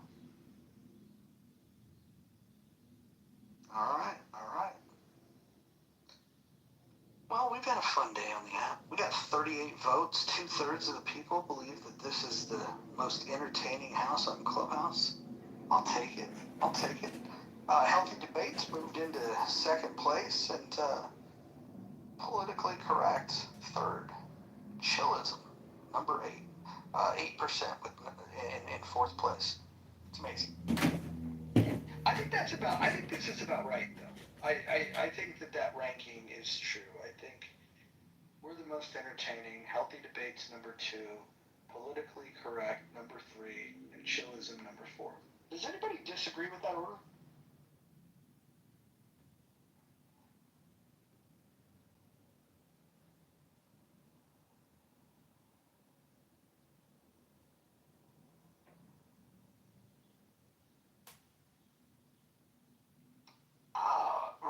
Rowan makes a good point about being the best mod. Rowan, the issue is that the time zone that you're in, I don't think that you've hit critical mass with the voters. But I would agree. I think Rowan is probably the most. He's definitely the most level-headed and least emotional mod in the history of healthy debates. And so there is that. To the point of echo chambers, I've been thinking about this lately. So obviously you guys see me coming in here, even modding with Mojo on occasion. So I'm wondering, is it because everyone, you're saying that politically correct or maybe Lisa's rooms are echo chambers, but yet you don't go in there to break up said echo chamber. So I'm wondering, what is it? I went in there and got removed. I just told you that story. No, not you. This is definitely not directed at you, because I don't blame you for not going back after you get booted. But I'm wondering for anyone else who does think those houses are echo chambers, why not go in there? Because I'm telling you, I've seen there's several MAGAs that go in there on the regular. Sometimes it gets a little heated, but usually it doesn't actually. So I'm wondering, is it because you don't have friends over there? We gravitate to where our friends are, or is it I'm going to assume it's an echo chamber, so I'm going to avoid it? I think there's an element of all of those things. I think moderation is probably the biggest thing. So if you think about all the signals that we have, right? On a personal level, I have a photograph, I have a name, I have a bio, and then I have what I talk about. When I create a house, there's the house and the rules. When we create a room, there's the title, and then there's all the other tools that we have.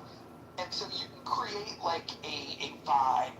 And I think every room has a different vibe. And one of the things that I've noticed about houses like this, or healthy debates, or chillism, for example, and welcome Tally, by the way. Tally's my favorite moderator from chillism. In fact, she might be the only moderator that actually, if I'm saying his name right, I've newly become acquainted with him. I think he's legit. I like that guy. But Tally's great. I think that the moderators can set the tone. My criticism, I can criticize all these things. The criticism for this particular place, this house in the Muff, is that maybe we're too eclectic. Maybe we have too many diverse opinions, and sometimes it's a mess, and it's hard to stay on topic. Politically correct, I would say that because of the people that moderate the room, and even when they want to hear somebody's opinion, they're very selective of which people's alternative opinions they want to hear from. They would love to get somebody that can go up there, like if a MAGA Republican went in there, they would welcome it because they could hear it, they could rip it to shreds, and then after they leave, they get to all talk about it. That's their choice. If I go in there with a nuanced opinion and I battle it, and they try to put me in the MAGA box, and I go, nope, I don't accept that. Oh, well, you're a Republican. Nope, I'm not that. Oh, you're conservative. Nope, I'm not that. They don't know what to do, and so that's why I get removed from those spaces, because they don't know how to handle nuance. And then healthy debates, I think, really tries to and I did it for years in healthy debates. You try to be balanced, but we have our own biases. The topics now around like race and gender, not exactly my cup of tea. I'd rather focus on ideas than identity, but that's just me. And then chillism, and I'd love for you, Tally, to jump in here and tell me if I'm wrong about this. My criticism of that is that you have incompetent mods, not saying you are, but there are mods that are completely fucking incompetent, and then the rules themselves allow for chaos, so people like Concrete could run over a conversation with impunity, and there's no way to have a real conversation. Tally, do you think that's a fair criticism? It depends on what you're showing up for. I wouldn't just wave away that critique. There are some people who have more of a desire for order, like myself, and then there are others who sort of thrive in the chaotic element. And I think that sometimes the marrying of the two isn't enjoyable for one who skews more so one way than the other. Now, I will say about our mod team is that there's so many personalities, and people show up for different elements, and at different times in the day, one will shine or be more prevalent than the others. So if you just hang around long enough, you'll get whatever you have a taste for. Yeah, no, that's fine. And I've made it a habit where I only will raise my hand in that room if you're modding, because it just doesn't make sense for me to participate otherwise, because at least I know that there is some moderation. And then sometimes I've been tricked where I raise my hand and you're there, but you're not really there. Like, I don't know if you're sleeping or working or whatever, and then when I realize, like, oh shit, she's not modding, then I'll leave. But I do like popping in and just hearing some of the nonsense that goes on in there. It's almost like visiting a fucking like zoo exhibit where where you just have animals in the wild just behaving badly, and it's very interesting. But I can only take so much of it. But I understand why some people would find it entertaining, because I find it entertaining from time to time. Yeah, we consider it like an arena.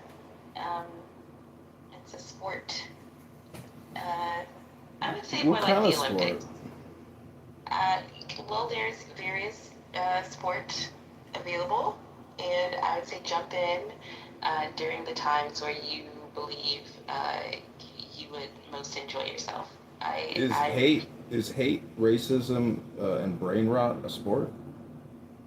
Well, as I've said many times, the freedom of speech is very empowering. Some people feel empowered to say the most vile nonsense imaginable, and then some other people, like myself, use the free-ish speech to explore ideals that might get us kicked out of rooms like politically correct, just for having thoughts.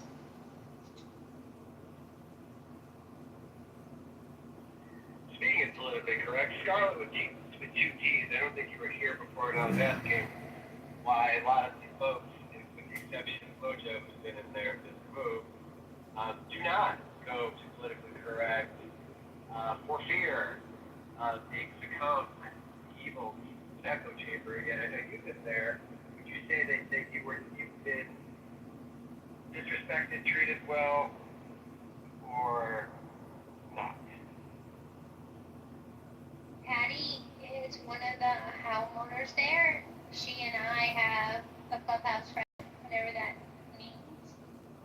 When she's there and I go early enough, I get to say hello and I get to listen to what people think. There are a couple mods who have me blocked, so I don't always get in there. And when she's not in there, it can get uncomfortable. But also, they get echo chamber if they want it. It's not unlike other places on the app who have a strong ideology and gatekeep and hold fast to their philosophy. So, yes and no.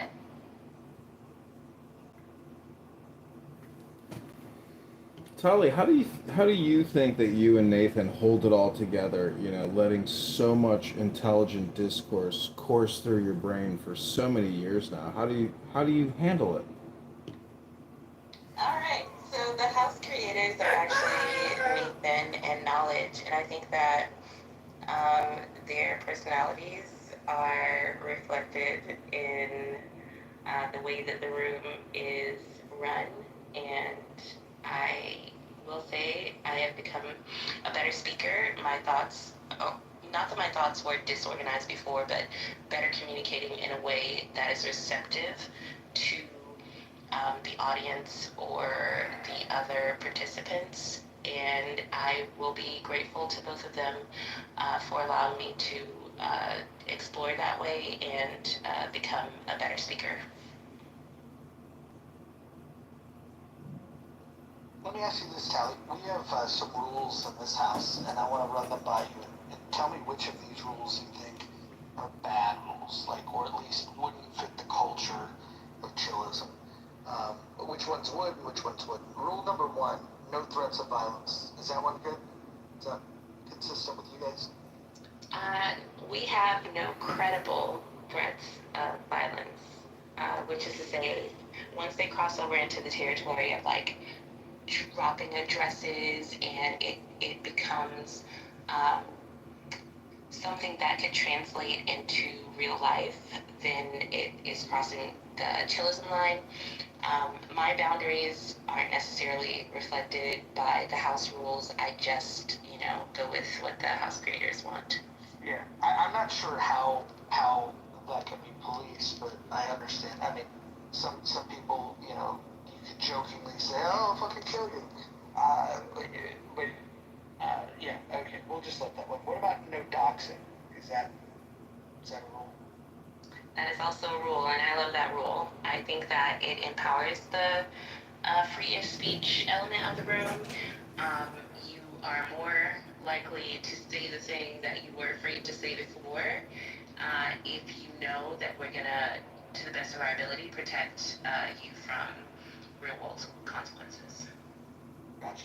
Yeah, that's good. So it sounds like the first two are in line. This one, I think, would probably be a challenge over there with people like Concrete. Number 3 is stay on topic. That's not a rule that you guys have. It's not a rule, but we do something really fun when we have super long queues where you can actually use your queue time to speak about anything you want. It doesn't have to be on topic. And the most fun we had was people reading like random children's books during their turn to speak. And it's just like a way to lighten the atmosphere of some of the more like serious conversations. Okay. And then, how about keeping your shares brief? That's a rule that we have here. Is there any rule on keeping your shares brief? No, but you might experience what's called a heckler's revolt if you talk for too long and you sort of ramble on. And, well, I don't think it needs to be explained. No problem. And then what about do not interrupt speakers? Is that a rule over there, a concept? If you are like incessant with your interruptions, that's going to be a problem. But there's like a natural flow of conversation that happens, and some people might interpret it as interruptions, but an interjection might actually help you stay on topic. Okay. Well, here we have mods may interject when appropriate. What about this is the one that I think would be probably the most outside of the norm for that house. The N and K words are forbidden on the stage and in the chat. Do you guys forbid any words being spoken? No. That's the free-ish speech, and some of that speech is going to be offensive. That's just the nature of the room. Yeah. Okay. And you think that allowing for that, because again, free speech, specifically when we think of like the First Amendment, is really more of the government not restricting our speech, but when we curate spaces and have freedom of association, we can set up our own rules, and you guys are permissive about it, and other spaces are less permissive. Do you think that allowing that creates a better environment than a space that that doesn't allow the use of things like the which do you think fosters a better environment? Better is going to be subjective, and I would say that along with the undesirable words, you get a lot of free-flowing conversations about topics that might have been sort of banned elsewhere. So you sort of have to take the good with the bad. Now, it's not that you can say whatever you want with no repercussion, because people will definitely push back against not only your ideals, but also your use of such words. I myself also push back loudly.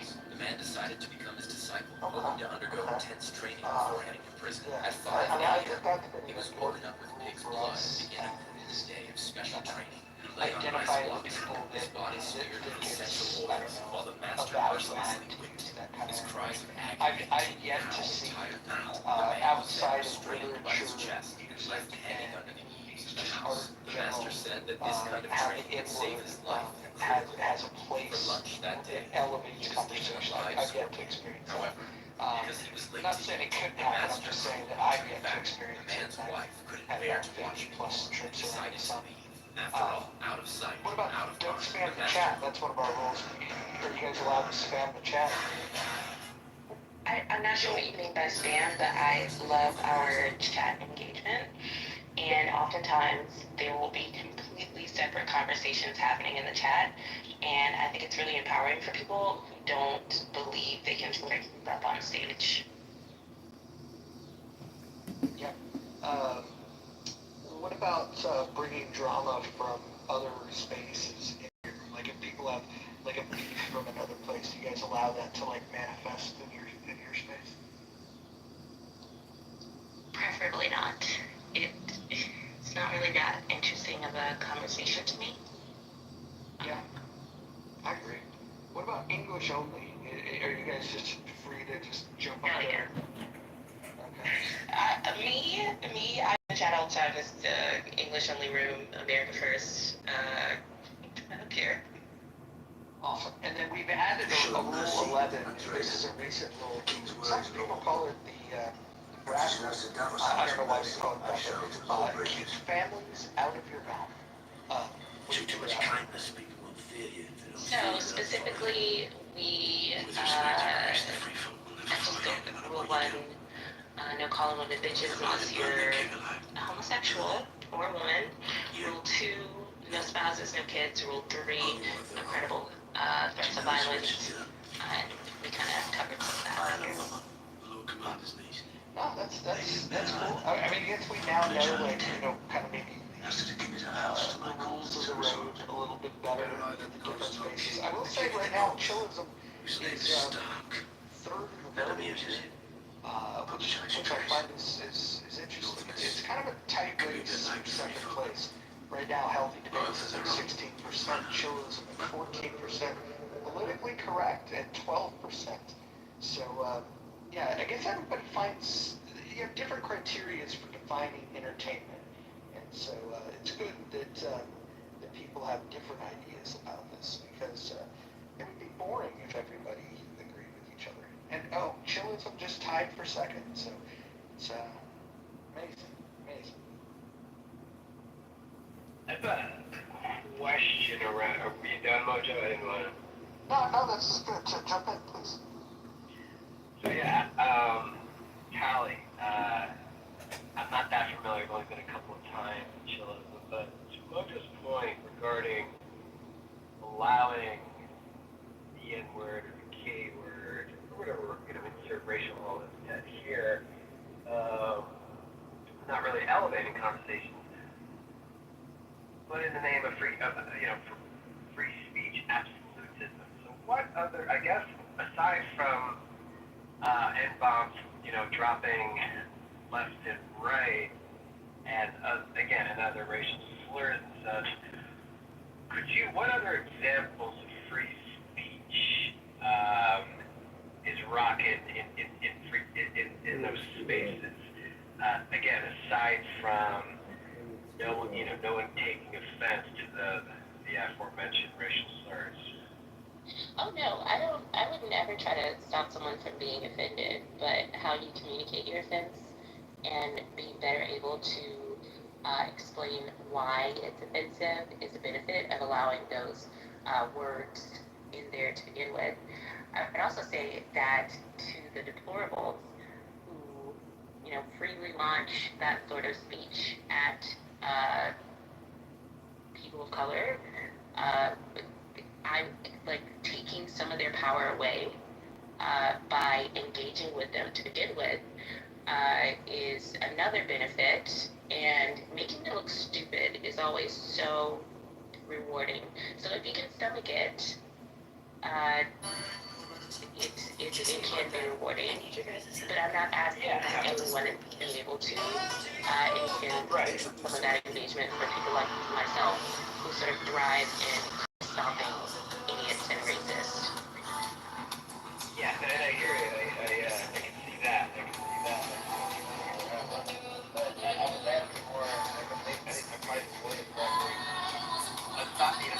Aside from the racial slurs, how do you see others in your room being empowered by, uh, for, I had that one viewer and that.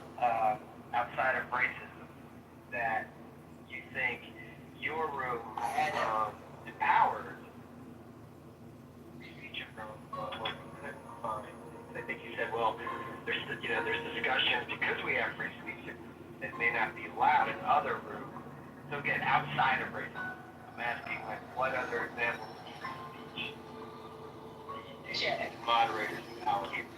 So, I, for instance, a few nights ago was exploring anti-feminism among friends, and I don't need to agree with my friends in order to be friends with them. And it was invigorating. And that's me using my freedom of speech to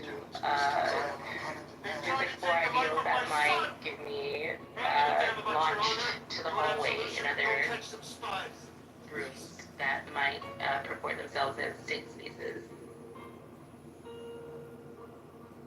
So please paint the room, paint your friends in here as both, even if they're from different houses, or have a goal of, Mojo, did you tell me you wanted 100 people voting in the poll, or as many as possible, at least 100, to make sure the poll is...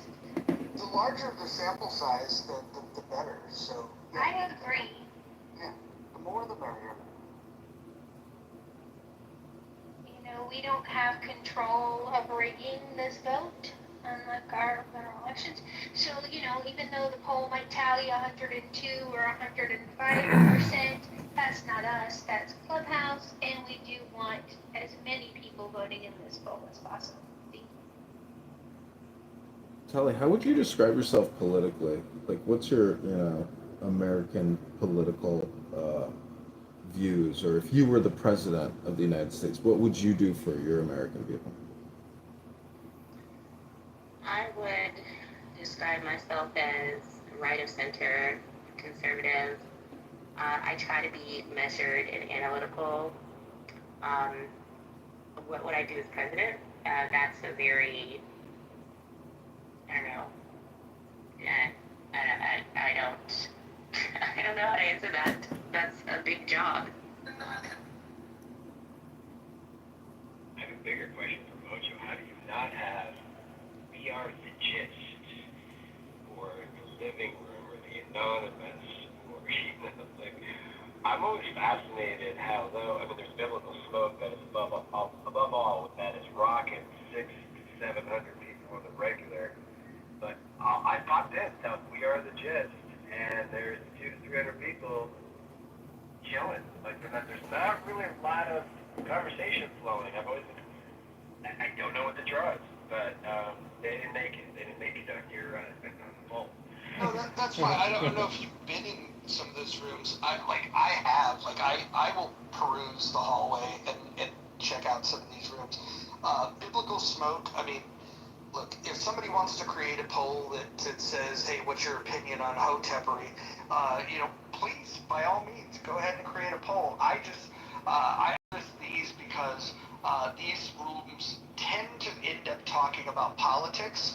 And so I think that's the through line with all of these, is that politics is discussed. Doesn't necessarily mean it's the only thing discussed. In fact, I would argue that some of the best moments in the muff is when we're not talking about politics. When, Abby, who just came in the room, when, man on the street interview, going into cheesesteak shops and figuring out, what kind of meat is used in a Philly cheesesteak.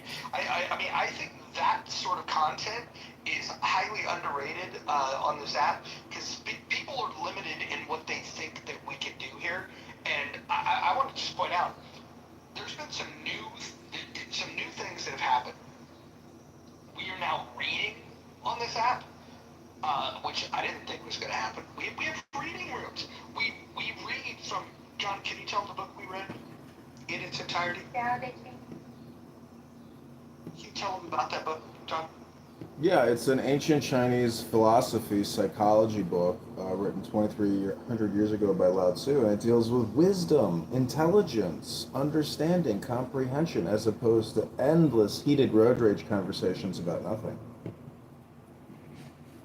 Yeah, and then on top of that, Anson Burlingame, one of the most respected people on this app, he's been creating spaces in a new house, one of the fastest growing houses on this app, called Rational Discussion Group, which is kind of a better alternative to the Critical Thinking Forum. It's at the same time as the Critical Thinking Forum, and the differences are, it's more of a heterodox environment where we allow people with differing opinions to kind of share their thoughts, and then chat is left open. We allow people to challenge ideas, so there's a little bit of back and forth for those that have been participating. That's been great, but I would say the biggest achievement that we've seen, maybe the biggest achievement, was the fact that we've read a book together out loud. That was amazing. But how about helping? It's a civics lesson that we have a person running for Congress that has launched their campaign on Clubhouse, and we did a money bomb yesterday, and we raised over $1,000 to help John Kitover to get it on the ballot so he can run for Congress, so he can reduce the spending, reduce the borrowing. So if anybody that thinks that we have a borrowing and spending problem, I would recommend that they look at John Kitover for Congress. John, how many people in the room do you think comprehend that book that you read?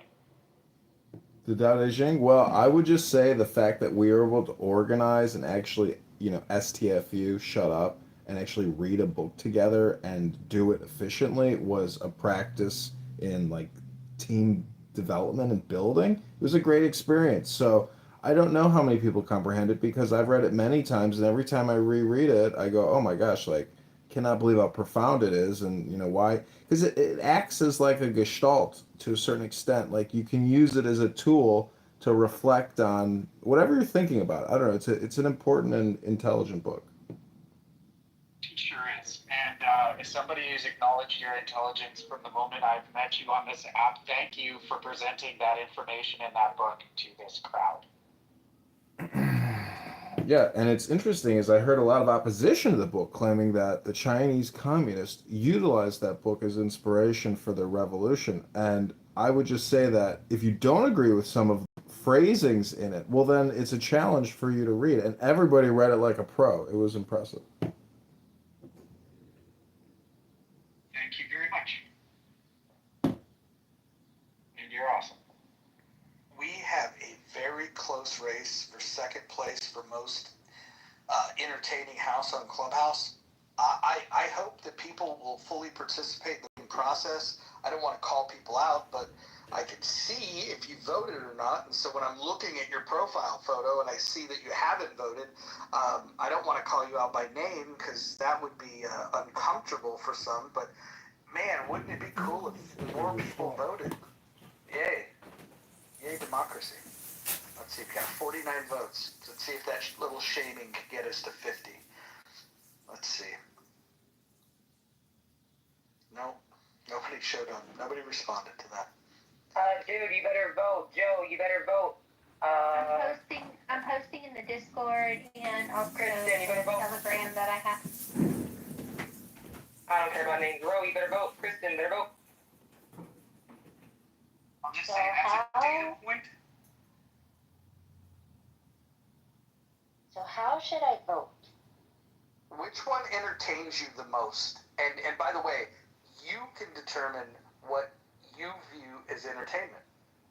All of them are amazing, and they have, I don't know, it's kind of like, I don't know. I would just rather just not vote right now. Well, how long we were trying to get to 100 votes anyway, so Mojo will have that. Can I just say that that's the most woman thing I've ever heard? Like the indecisiveness. I mean, you're entitled to it. You don't have to vote, but like yeah. Anyways, it's what it is. Let me see. No, please elaborate. No, it's like, I don't care. It's like, I don't care what we eat. You wanted to talk about me? I don't want that. Well, I don't want to. All of them are just they're incredible. I'm not a very competitive person. I apologize. Well, this is more about appreciation than competition. Think of it this way. I know. Well, okay, Kristen, do you have a favorite deli? All right. You want me to make a decision? I'll make a decision. There you go. That's you got what I was looking at. Awesome. You know what my decision is? Not to vote. Yeah. Yeah. Oh, I love that for you. Yeah, that's fine. That's fine. We need nonconformists too. I appreciate that. I would probably not be responding if somebody was pressuring, to be quite honest.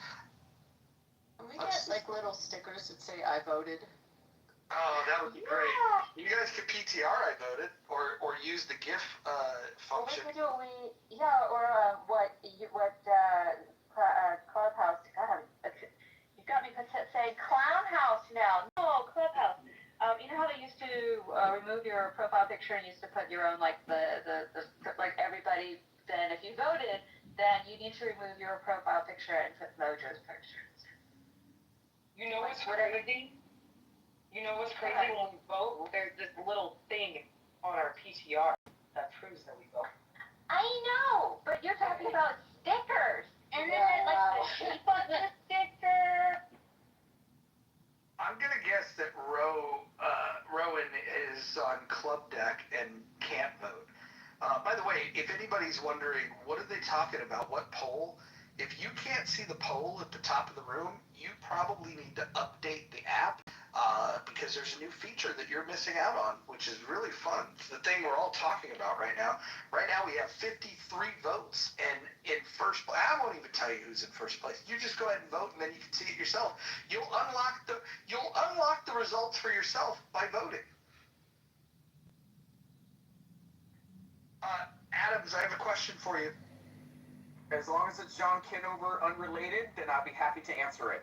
I don't know if you're going to feel that way after you know what it's relating to. You might want to go back to Kitover when I ask you this. What would you think about reinstating Rich to In the Muff?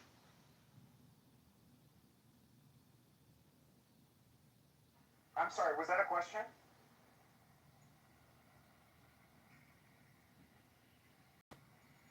Y'all can do what y'all want to do. I'm not going to tell y'all who to spend time with. I'm not even going to go down that road. To be honest with you, I have a lot of things going on, and I may just spend a little bit less time on this app as it is. So that's what y'all want to do. That's what y'all want to do. But I'm going to be very, very, very, very, very clear that I'm going through something right now, and if he makes an effort to either bring that out onto this app or to pry into my personal business, I'm telling you right now, he's not going to have any money to send his kids to college. So I would caution him to be very, very careful reading out people's personal business or giving insight as to how he perceives people's personal business. That's fair. That's fair. You're not the only one that has challenges with this person, but I went through this exercise where I was unblocking people, and his name comes up of like, hey, can he be allowed back in here?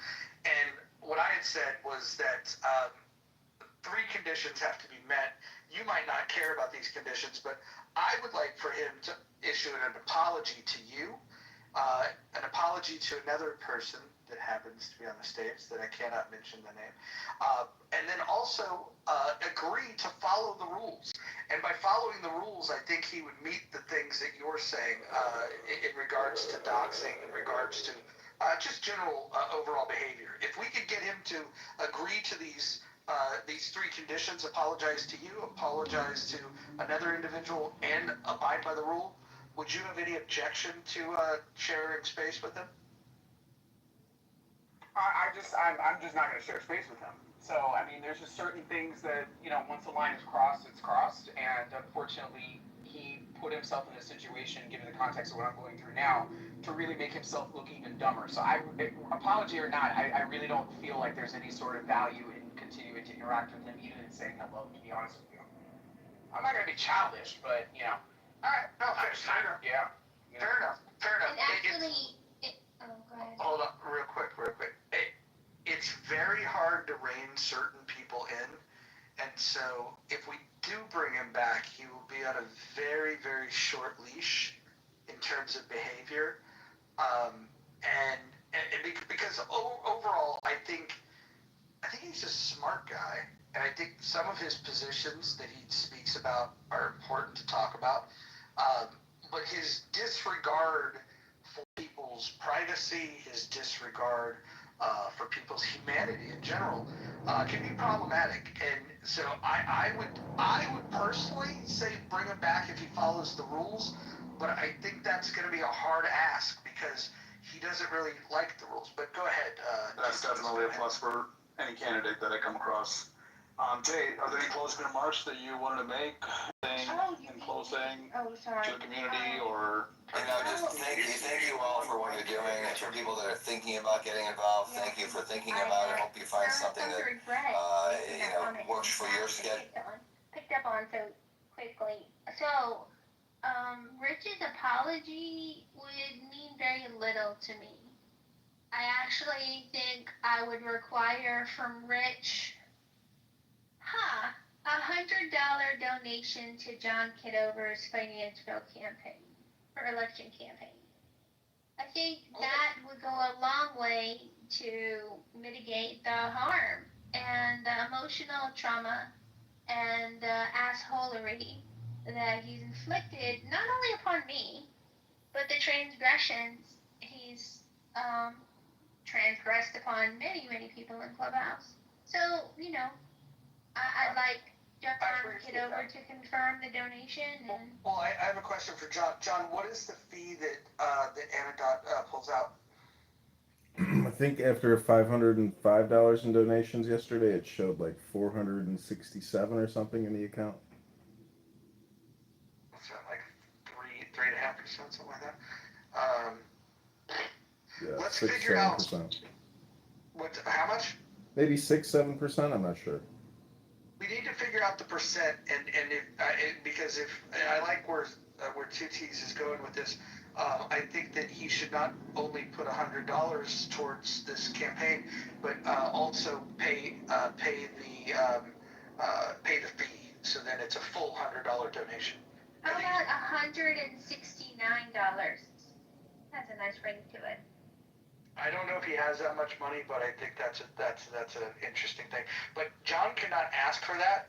That's a suggestion that I'll whisper into the ether, and because nobody that's connected to the campaign can make those kind of requests, because that would violate campaign finance laws. But so that is not officially happening.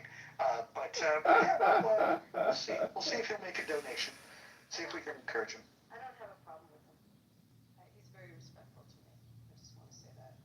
Just you asking how everyone feels personally, I've never had a problem with him. It's likely because he values and respects you, Abby. When he always had good dialogue with him. I'm being honest. I don't know. Get shit on for the saying this, but it's been very normal. Right.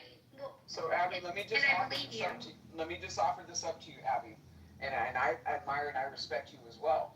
You know, but I will just say this very cautiously optimistic, because while they may not directly pick a fight with you, they may put words in your mouth to insinuate certain things, using the legitimacy behind the words that you say to win an argument and put you in a situation with somebody else. So I'm just saying, be very, very, very careful. Thanks, I appreciate it. I'm pretty cautious, like, with almost every sentence someone says, I usually try to hold them to it. But as I said, my experience has been a positive experience. I've got a question for you, Abby. Because Abby's kind. Dr. Adams, have you been really kind to people on this app? Do you think do you expect that sort of way that you treat other people? I don't feel like I really owe your bullshit opinion with any sort of response, considering that you're not the authority or morality to even putting a litmus test to how you think I should be behaving. So I gave you your answer. So let's move on. Let's move on. I owe you nothing. Hold on. Hold on, dude, come on. You're messing with the chi. Let's see here, Abby. I have a question. Would you feel comfortable connecting John to talk to the right people in the state of Illinois within the Republican Party that might want to at least hear his pitch of why he's? I really don't know much about Illinois. What I'm involved with doesn't interact too much there. I don't think my particular group has a chapter in that state because the state is blue. But I would think he hopefully has been vetted through the local party and through The local party is actually supporting a cuck that is a big government, inflationary economic interventionist. And so what we're looking for is more of like the Republican Liberty Caucus folks within the state of Illinois. Can you tell me, John, I never asked you this. Can you tell me your district? What's the, is it D? I assume is it D there now? And what's it D plus No, what? it's a Republican Congressman. It's R plus what? Darren LaHood. It's in the 16th district. 16th. And what's it? R plus what? R plus what? I mean, it's the 16th congressional district. No. She's referring to like the likelihood of Oh, it's very high. It's very high. It's very high. What is it? Do you know? I don't know. Maybe 85% up there. No. John, do me a favor. What I just asked you, you need to know the answer to that when you get asked that. If you're running in that district. I've seen it. I don't know that R plus number. In the U.S., how we rate congressional districts.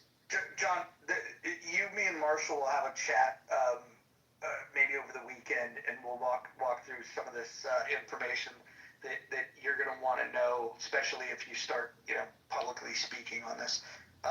These are small but important details, and I appreciate Abby for bringing it up, because there's going to be people that are going to want to know this, especially donors are going to ask these types of questions.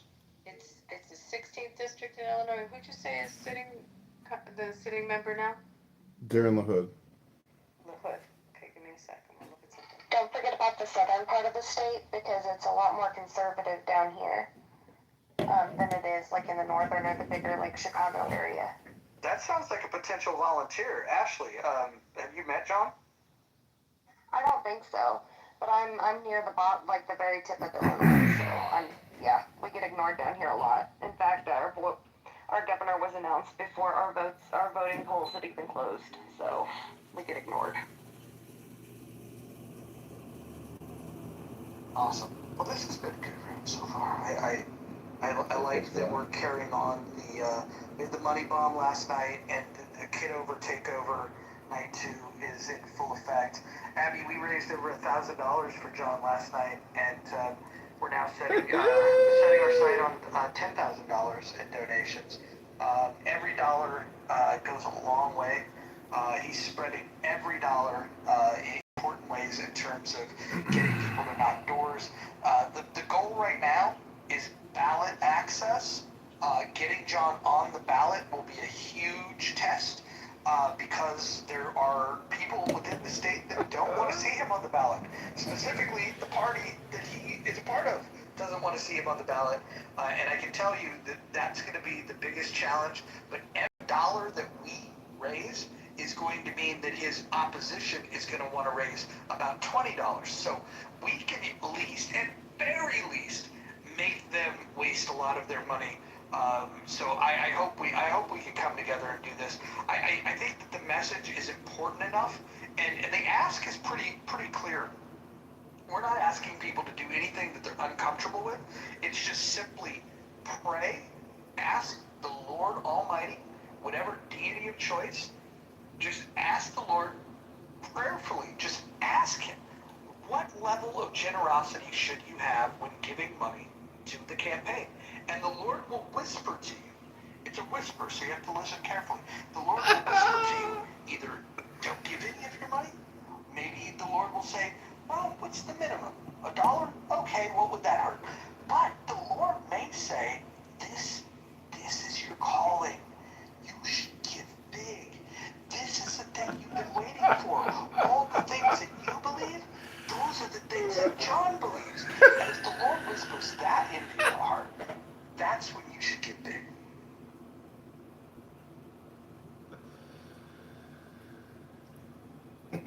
I promise any campaign contributors will get total transparency into this campaign. You know, every single issue that you have, I will listen to. Now, I will put it in my list of top 10 priorities, and if you have any priorities for the campaign, put it in the chat now. If you have any policy papers, writing your position papers and your policy papers for you. Who's doing that, Tom? I've written my first position paper. Let me put it in my PTR.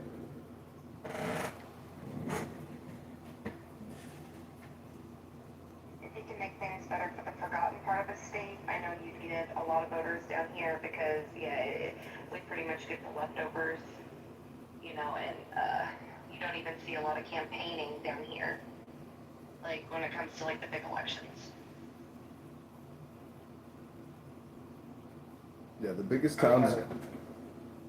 Sorry about that. I just want to bring attention to the poll.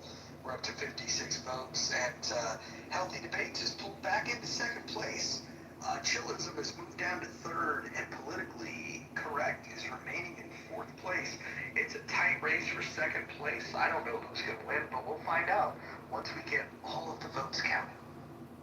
Roger, could you do the Kenneth Copeland and say, God wanted me to have that private jet?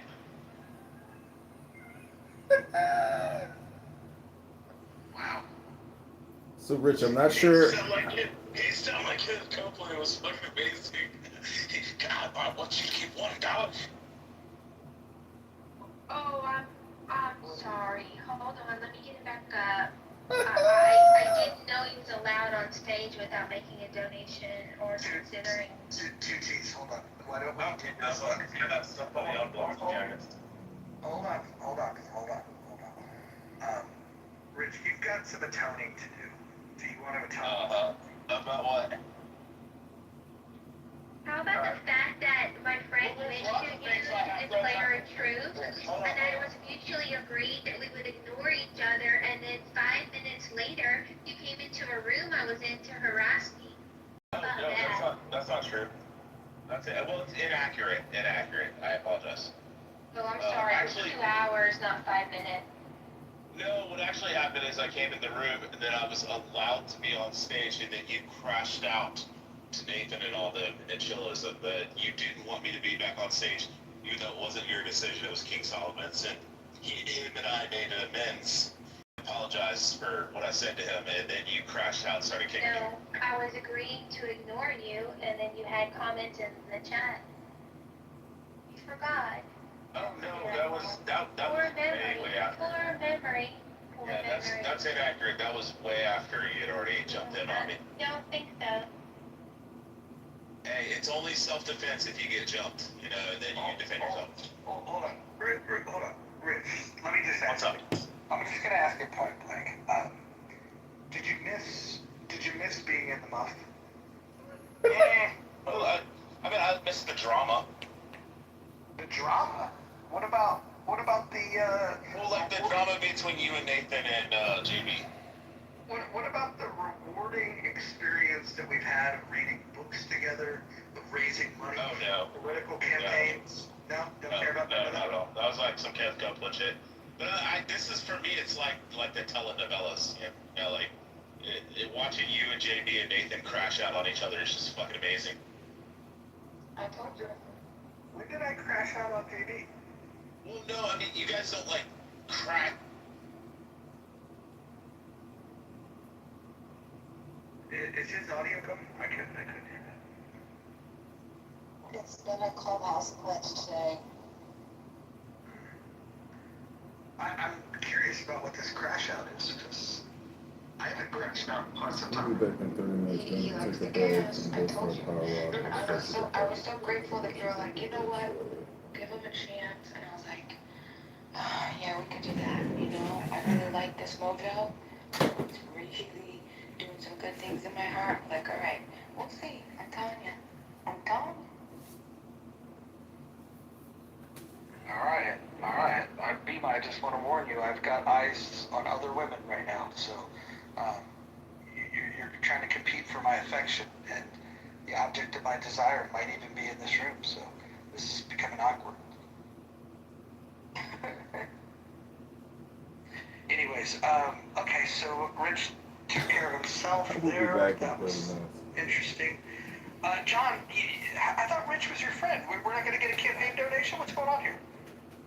Yeah, I don't think so, and I don't think you're going to extract any atonement from him. So, I would say enforce your house rules at all times, but still see if people are willing to make amends or ask for forgiveness, because, personally, Yom Kippur has been a monumental, psychological, revolutionary, religious way to essentially go clear and make peace, as opposed to living with a grudge or having conflict with people. Asking for forgiveness is a challenge for a lot of people, but I've done it a lot of times in my life. And, the back end of it is way more glorious than living with anger and hate in your heart. Hey, John, not to change the subject, but have you, how much work have you done reaching out to the, I'm assuming you're a Republican running against a Republican, is that right? So you're That's gonna correct. be fine. Okay. So when are your primaries? Next year? In March, yeah. Okay. Have you reached out to the other Republican committees in your district to see I live in Chicago, and I've gone to many Chicago GOP, aka Illinois GOP events, you might call it, and my feedback is that they are a waste of time. It's like an exclusive little clique of individuals, and I don't want to go into great detail about it because this is politics, and when you run, as I know you've run, you figure out very rapidly that it's not about the party or about the country or about the well-being. It's about controlling a private little clique. And Clown House, with the green beans and the rooms in the houses, it's all very similar. And a lot of people, it turns out, they're kind of two-faced, three-faced, four-faced, five-faced. And so, I'm running as a Republican against a Republican who has created over $20 trillion in debt by voting on HR acts. And, I'm just bringing a very fiscal conservative message to the voters of the 16th District of Illinois, which the Chicago GOP never does. The Illinois GOP may do a little bit, but anyways, I'm just saying I am going to take a break from Clown House because being here for 18 hours a day is a little too much, and I need to take a power walk and go pick up some chicken for dinner. So I pray for you all that you can hang tight, but I will be back in 30 minutes. Okay. I just realized too, the guy that's running against us, he was here in Nevada as a federal prosecutor on the counterterrorism. He's pretty powerful in Ways and Means. I mean, this is also chair of the Intelligence Subcommittee on China Relations. This is a very serious member of Congress that sits in that seat. So, Abby, D plus 11 seat. I mean, R plus 11, sorry. R plus 11. So Abby, we did the money bomb for John last night. We'll continue doing it. We're going to also do one for Mark Rice. Will you participate in the one that we did for Mark? I know you're familiar with Mark. We didn't endorse him last time. I'm staying out of those, truthfully. Okay. To be honest with you. Fair enough. We have Marshall on the stage. He can talk to you a little bit more about. I want Marshall. I want you to come with me to Chicago. We're gonna go and train the volunteers to knock doors. Can you make yourself available either at the end of this month or beginning of next month for a couple days in Chicago? Probably not. I mean, it'd be busy for the next like month and a half.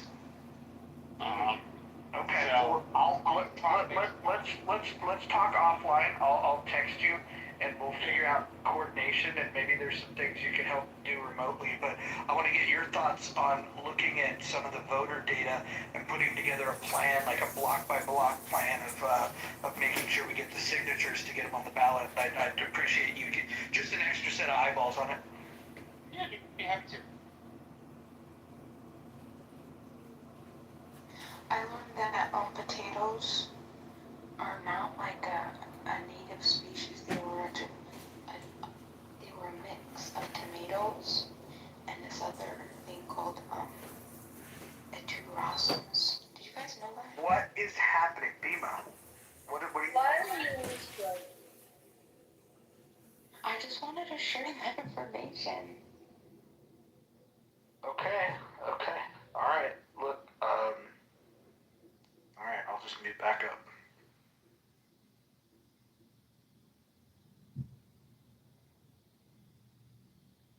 Is it because we're talking about snacks in the back chat?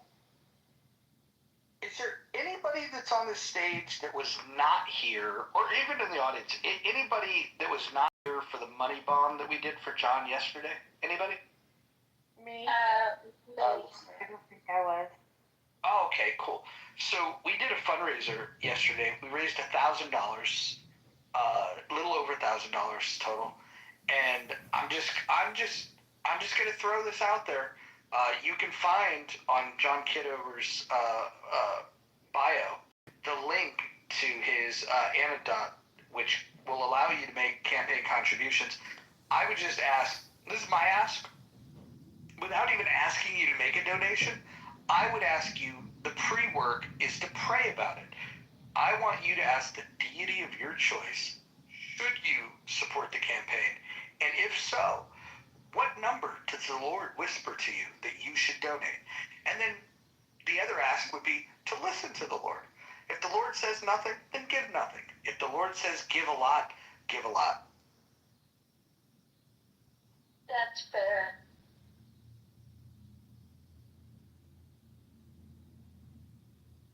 Christy has an interesting deity. Christy's deity whispered to save her money. Okay, that's a fair position, Christy.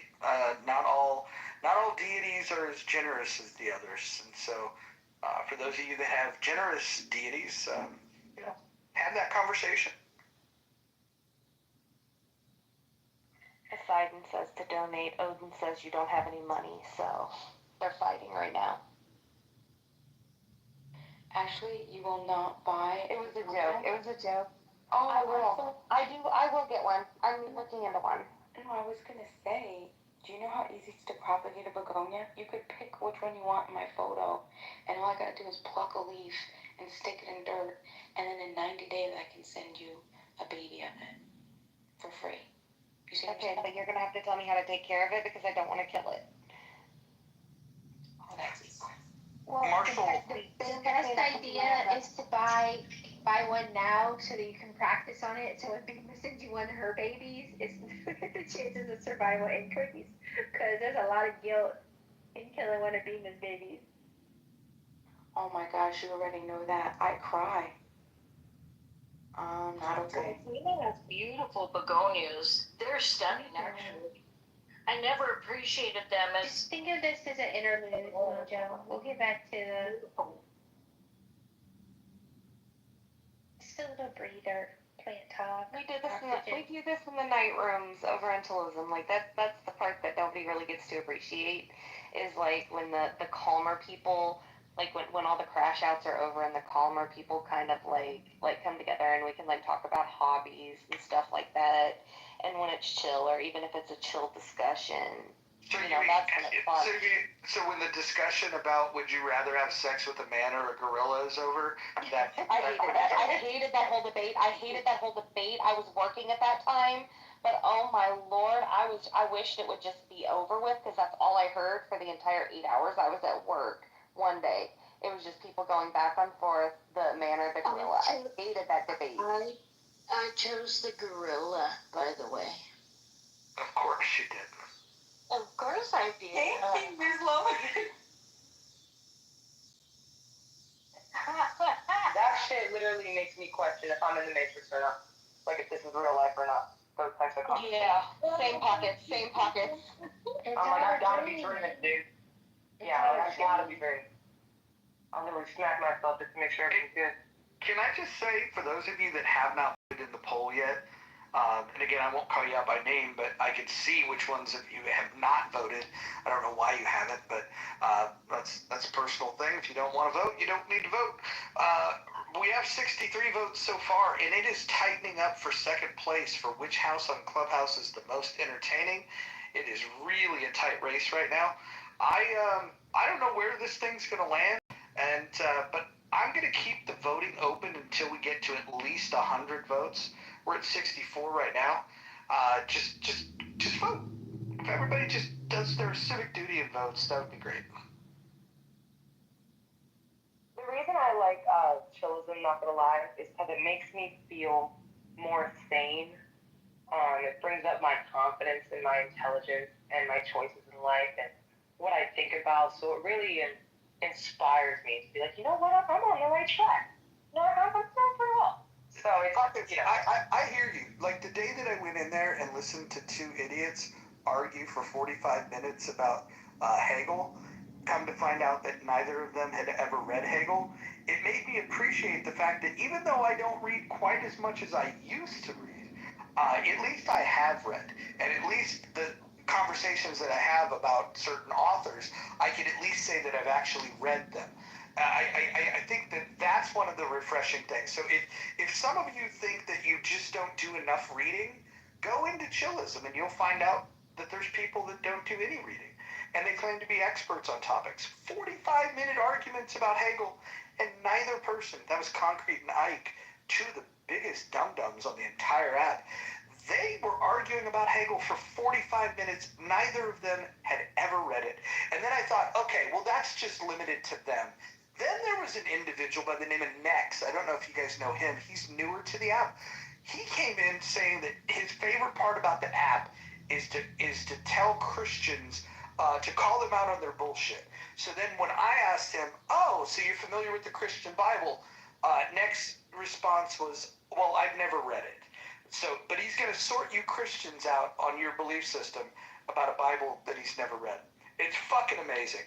But if you want to hear people argue about things that they've never taken any time to learn about, go to chillism. Welcome to Clown House. This is the time of night that I would like to introduce my friend Timok. Timok is a major movie star from the 1980s. He's an action star. I would argue the first positive black action star that we've ever had. You can go back to the 70s and find the Jim Browns, the Richard Roundtrees. But if you want positivity, Timok is the guy. He is the Bruce Lee of black actors. And if you have not seen The Last Dragon, I would recommend that you go see it. Timok, do you want to add? Wait, what's his name? Timok, go ahead, tell her. You got a potential fan. Yeah, it's Timok. How you doing? I come here to police the room every once in a while and to help Mojo from having a heart attack when he's in a certain headspace.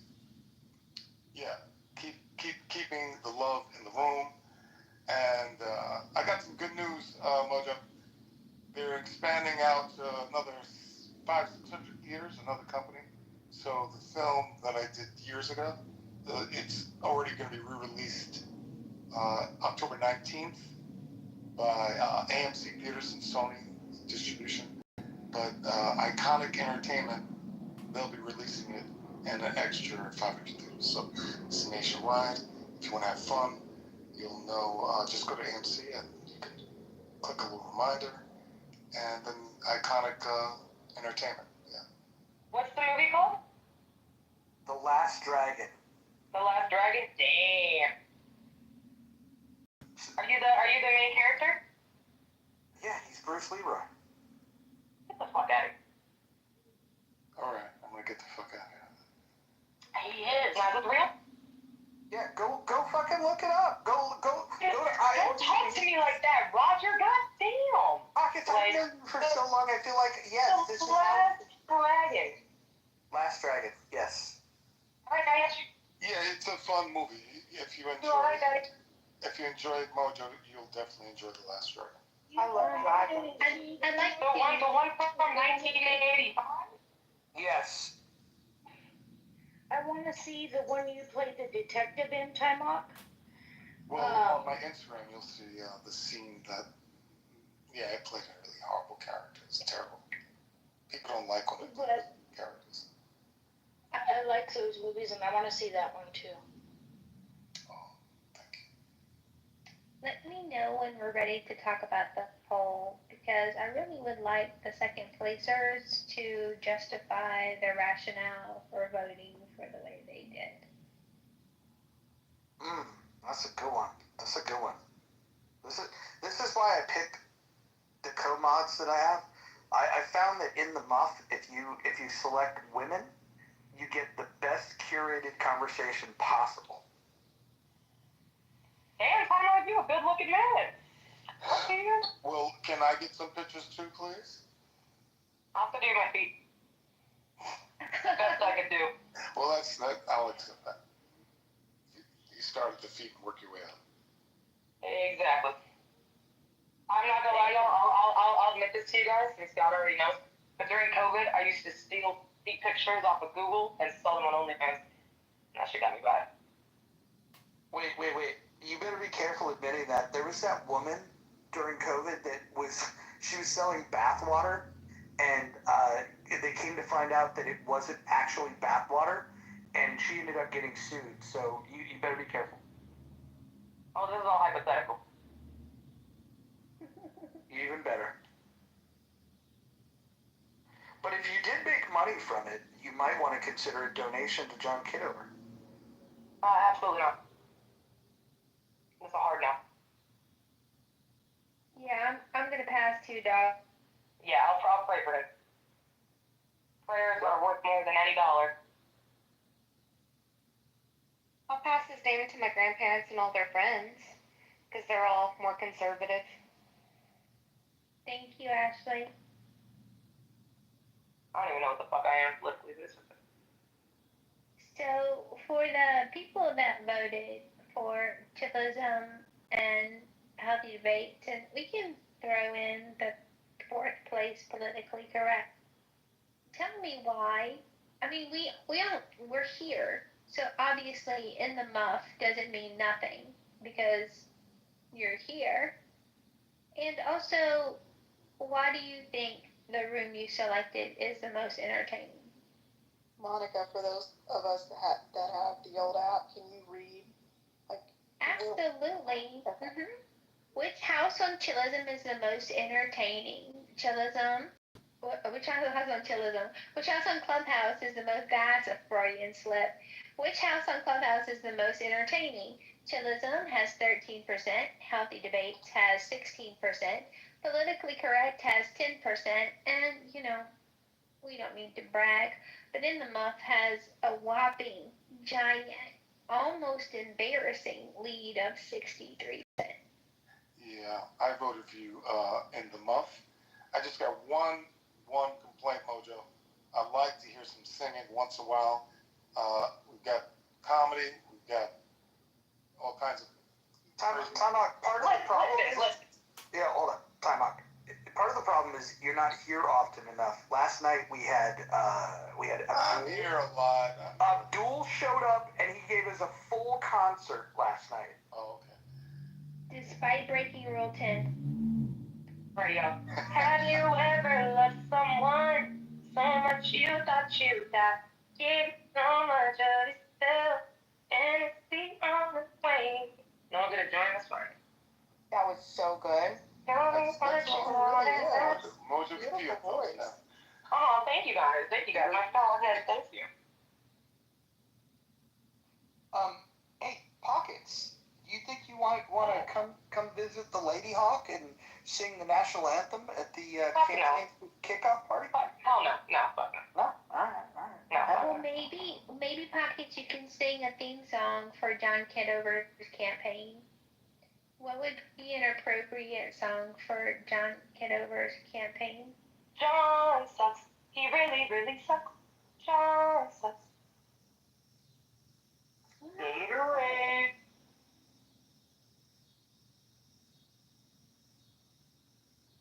Well, I think Oh, go ahead, Mom. Sorry. I was gonna make a bad joke, so go ahead, Bima. Oh, I stopped. I'm sorry. So, I gotta do it now. You gotta tell me. Oh, I don't think it was funny. I think it's bad. So it's probably lucky that you saved me. We love that. I was thinking joy to the world, joy to the fishes in the deep blue sea. Oh, For John's Kitover. Joy to you and me. Right.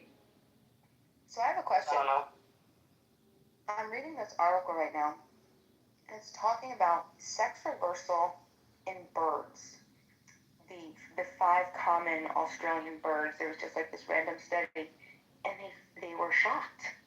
Kookaburras, rainbow lorikeets, some pigeon things, the magpies. They actually discovered sex reversal. I'm talking like a genetically male bird laying eggs. Now here's the question though. Do you think that this has something to do with, because what I'm understanding from the article is that it was due to, how do I say, what was it called, endocrine? If I'm pronouncing that, something disruptors? How do you say it? When you're finished with the submission, will you please go read the House rules, specifically rule number 3? But go ahead and finish. What is that? Is that not eating and talking? No. Just finish. No, which one is it? No, tell me. Stay on topic. Oh, I didn't think there was a problem.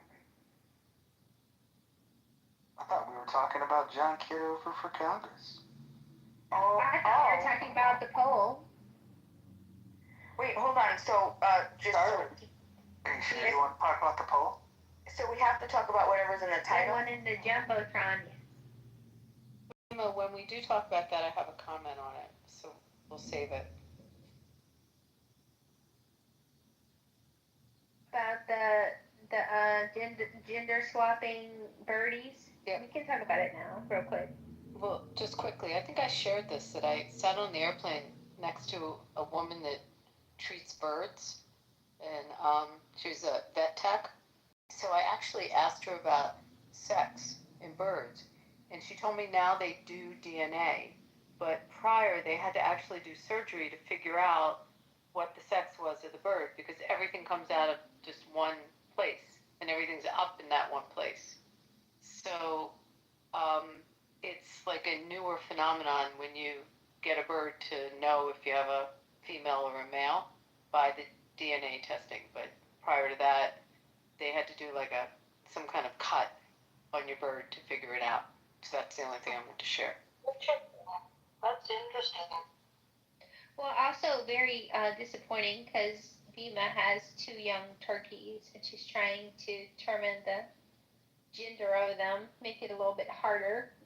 But they can do DNA on these, because it's like evidently that nothing shows. You don't know.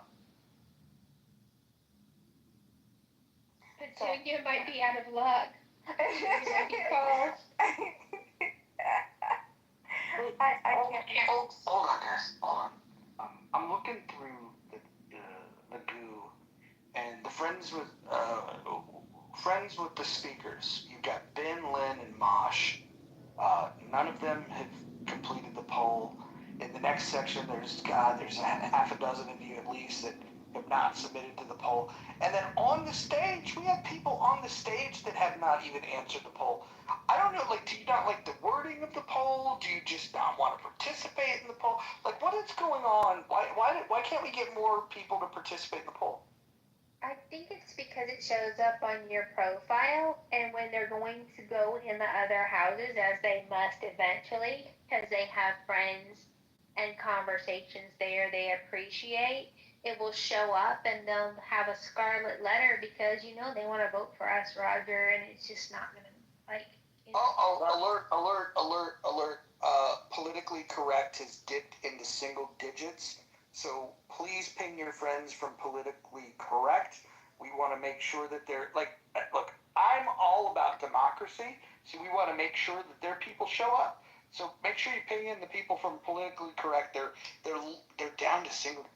We don't like this. I think they're afraid of poll writing. I think they're afraid of just poll writing or polls in general. Well, no, because MG, and I was just gonna say this, maybe people need to update their apps, and then MG updated the app, so maybe you guys down there need to update your apps, maybe. Can I just say this? And I'll say this in front of a crowded room. MG is the most beautiful woman on the history of this app. For real, let him cook. Just wanted to say these words out loud. I know she's a married woman. This is not flirting. This is just an observation. If you walk outside and you see the sunrise, you could say, hey, the sun's rising. If you look at her photograph, you could see she's the most beautiful woman that's ever been on this app. Period. That's all. And she scares me, which makes her hotter. It's crazy. If I change my vote right before I go back, will it show up on my profile, like if I voted for somebody else? It will show up in your profile when the poll ends. And we still have 33 votes to get to 100. So, you know, I'd like to share why I'm voting for chillism. Yeah. Scarlett, initially why I didn't vote was because I don't really go to these other rooms, so I didn't know much about them. Well, I appreciate your voting now. And, you know, chillism is one of the most freest speech spaces we have. Yeah, you can say the N-word. Go ahead. Yes, you can. That's right. And you also can say... Well, hold on. Scarlett, let me ask you this. Do you think that it's a value add to have a space where you get to say the N-word, or do you think it's a value add to forbid people from saying the N-word? I think that if someone is going to be stupid enough to be racist, that I will let them be that stupid. And if they're going to use racial epithets to demean, dehumanize, devalue people, I'd rather know sooner than later. You're going to stab me. I'd rather you stab me in the front so that I know that you're unpleasant and I can avoid you accordingly. But Scarlett, what if somebody thought that it'd be fun to stab you in the back? She better run. That's happened a couple of times. It's not been the most pleasant experience to be stabbed in the back by people who are nice to you to your face and then talk about you in rooms when you're not there. But, you know, they get to. And it gives you information. Scarlett, I was just floating a little innuendo. It went over your head, but that's okay. Did I choose to take it? Oh my gosh, I just got it. I'd like to debate on the name chillism, because I feel like in the past year that the actual name of the house should be switched to narcissism. Because every time I come in, I feel like you're debating about who the best debater is all the time, instead of talking about what the debate is you're debating about. That's what makes it so chill. Oh, wait, that or whose turn it is to speak next. That's that. Part two. Yeah. Chillism, though, has really taught me about self-control, self-worth, and learning when to just not engage. So I feel like when people want to say shit to you, it's shock factor. They want you to react. The people who react are not victims to me. If you get called a name and you get upset and come off your mic, you've lost already because you allowed them to have control over your emotions and reacting. So to me, I feel like it really teaches you self-control, that type of room. Because I used to go off, Mojo, you know that I used to go off, and now I'm just like, you can talk to yourself. So it teaches you that word of you can't even touch me. Pockets is pretty fierce. Pockets, we've got Alright, Sean, I'll go after you. Yeah, please. I'm sorry. I didn't mean to interrupt you, and I don't mean to interrupt you. You are a mod, and I did violate a rule. I apologize for that. No, but I'll say that Pockets, I agree with you. That is a good point. And Pockets, I know you from back in the day. Pockets used to be the master of ad-libs. Right, Pocket? 100%. Okay, I got muted. But she was the master of the ad-lib on in all of Clubhouse. Pockets, I agree with you there. Like, I think I've grown a little bit. Like, when I first joined Chillism, yesterday would have broken me down, and I would have been going off and yelling and screaming and having my own little fit. I had several people hit me up, and make sure I was okay, and that's the people that keep me there. But yeah, I agree with you there 100%. It desensitizes you almost, and even if you think you have thick skin, it'll give you thicker skin. 100%. I just play Call of Duty and pretend all the people I'm killing are people in children. I'm playing hard. I'm building my death wall. For real, I'll kill somebody and be like, fuck you, Nathan. Nathanism. Oh, that's a good idea. That might make me better at Call of Duty. No, yeah, for real. It's like a 12-year-old. Yeah, it's great. So, had this poll been done last year, well, before in the muff, I would have voted for healthy debates too. But then I would have really been voting for Mojo, Callie, Ren, Rohan. I never get it right. Rohan is one of the hardest things for me to say. You're never gonna get it right. You know this fucking asshole, and he's my good friend, but I called him Rohan for over a year, and he never corrected me. And then somebody told me, hey, his name's Rowan. And I argued. I said, no, he's my friend. His name is Rohan. So then I asked Rohan, hey, how do I pronounce your name? And he goes, it's Rowan. So this motherfucker let me call him by the wrong name for over a year.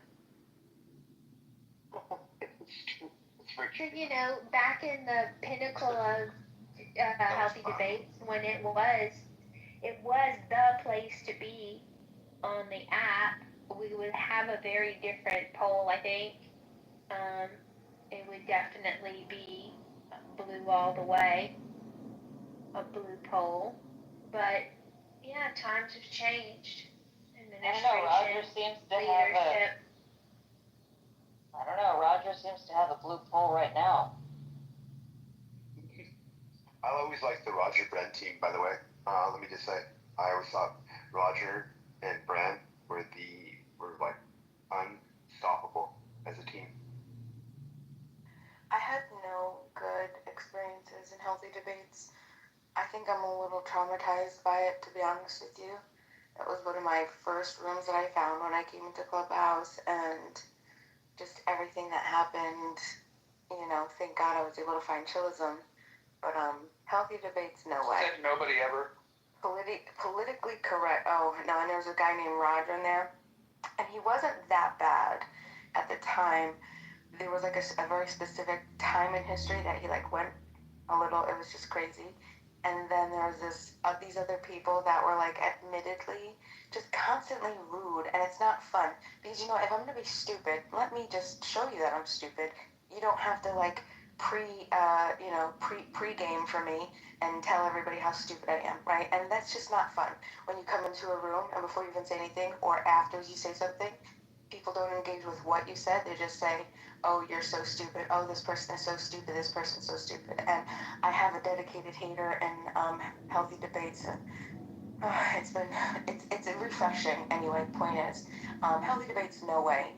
Worse, no. Chillism, that was able to take my heart when I was abandoned in the streets alone, sad, and they picked me up. They took me in. and I was able to talk about what I wanted to talk about. Sounds like you're a prisoner. Well, I kind of was. In my own psychological prison. When are you actually writing a book about this? And it's gonna be a magic book. It's gonna be fucking epic.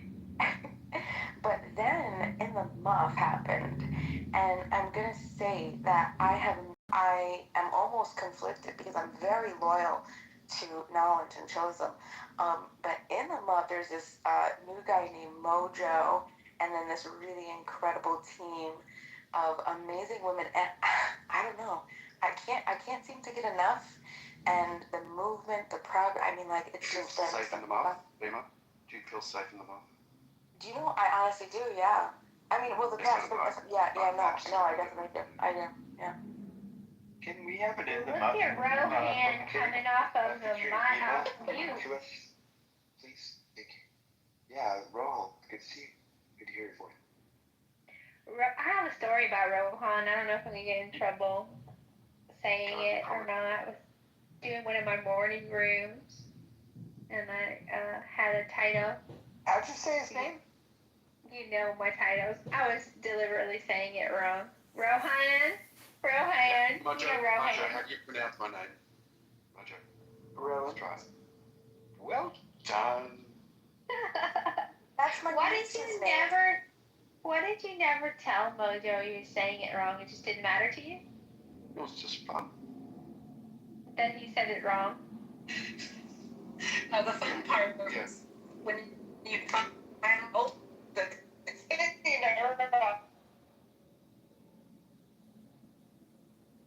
What about 3 words out of that? Sorry, serendipity. Can you just try that again? You got stuck in the muff for a second. Yeah, sorry, I'm driving. Don't stop. Y'all hear me? I have a red bar. Did you say she was muff diving? Stuck in the muff. Maybe. Stuck in the muff. Stuck in the muff. Stuck in the muff. The fun part was when you finally got to tell him he was sick. Oh, are you there? What's that? What's your story, Scarlett?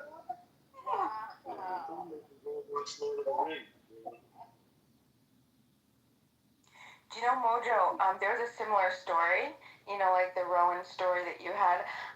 There is a person in this room that I kept calling Serenity, and somebody else, some other wonderful human being, had to message me and was just like, I just want you to know that it's not Serenity, it's Serenity. Yeah, it happens all the time. And she never corrected me. What is she doing? You gotta do a book on tape, book on CD. Oh, okay. What was that, MJ? No, I get called MJ. Oh, do you really? Yes. Okay, that's crazy. What the hell? By the way, if we ask nicely enough, MG is prompted No. Yeah. She has? Yeah. I just MG. I've never heard MG sing. We're all talking at the same time. I'm sorry. MG, I just wanted you to know when they were talking earlier about how beautiful you were. I just want everybody to know she's just as beautiful on the inside as she is on the outside. Oh, see, that's a sweet comment. See, that's a good friend. That's so sweet. Thank you, love. You're welcome, love.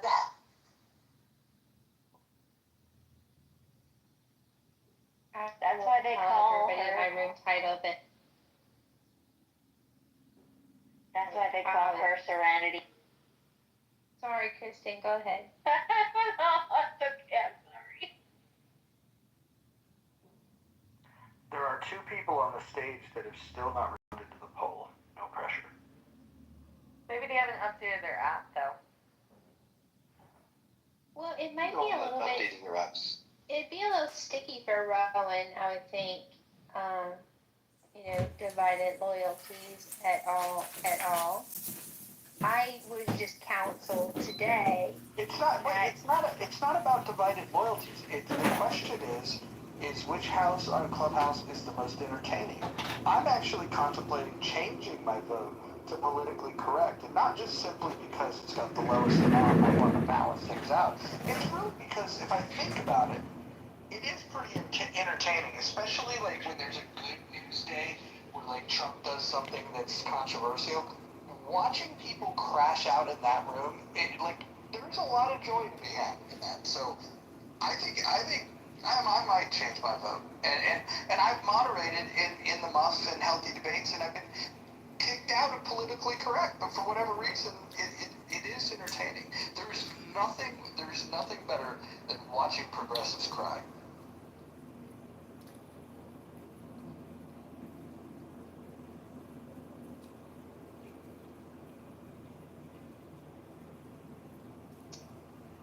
Well, we haven't gotten to 100 votes. We might not make it. I would think that people... What do you mean we might not make it? Well, listen, when I'm in the muff, I'm in it for the long haul. I hope so.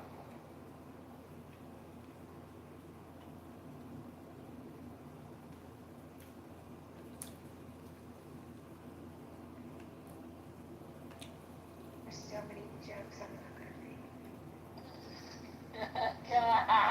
Give me one. If you haven't voted, you're liking moisture. Dry. Don't be dry. Don't be dry. Moisture.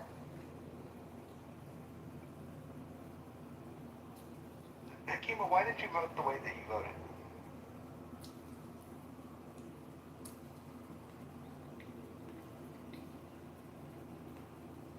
Akima? Why I voted the way I voted? Yeah, I just want to hear an explanation of why you voted the way you voted. They got a very good wrong. I'm not arguing that, but I'm wondering, because I'm considering changing my vote, but give me your take on why you find it so entertaining. They have good conversations. They have a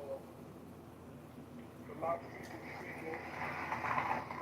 They have singing, a certain lady saying, especially Goku had a very entertaining in his case because he was saying also. So. He's not there anymore, though, is he? That's why I said when he was there, when he was there especially. But either way, I'm gonna back that wrong. I appreciate you participating in the poll, Akima, and I appreciated your support yesterday, too. That was very kind. You're welcome. You're welcome.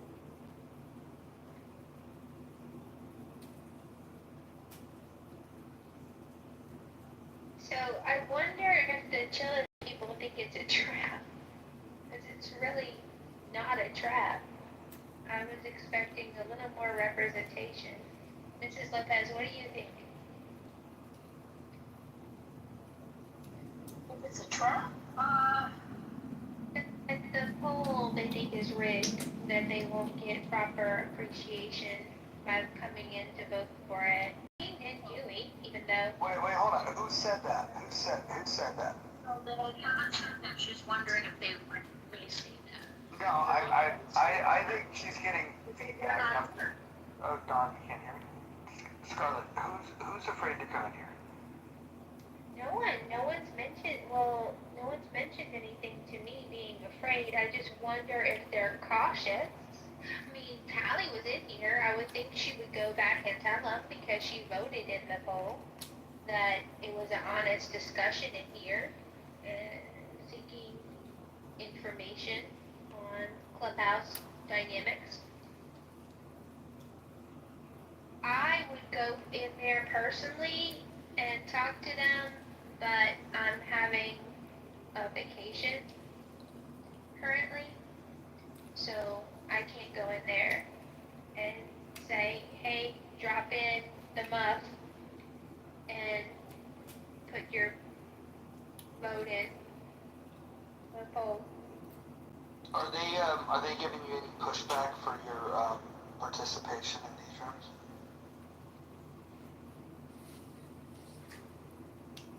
I think there was a comment about not wanting me to play both sides, to which I told them I do my own rooms here, and I've pretty much always done my own rooms.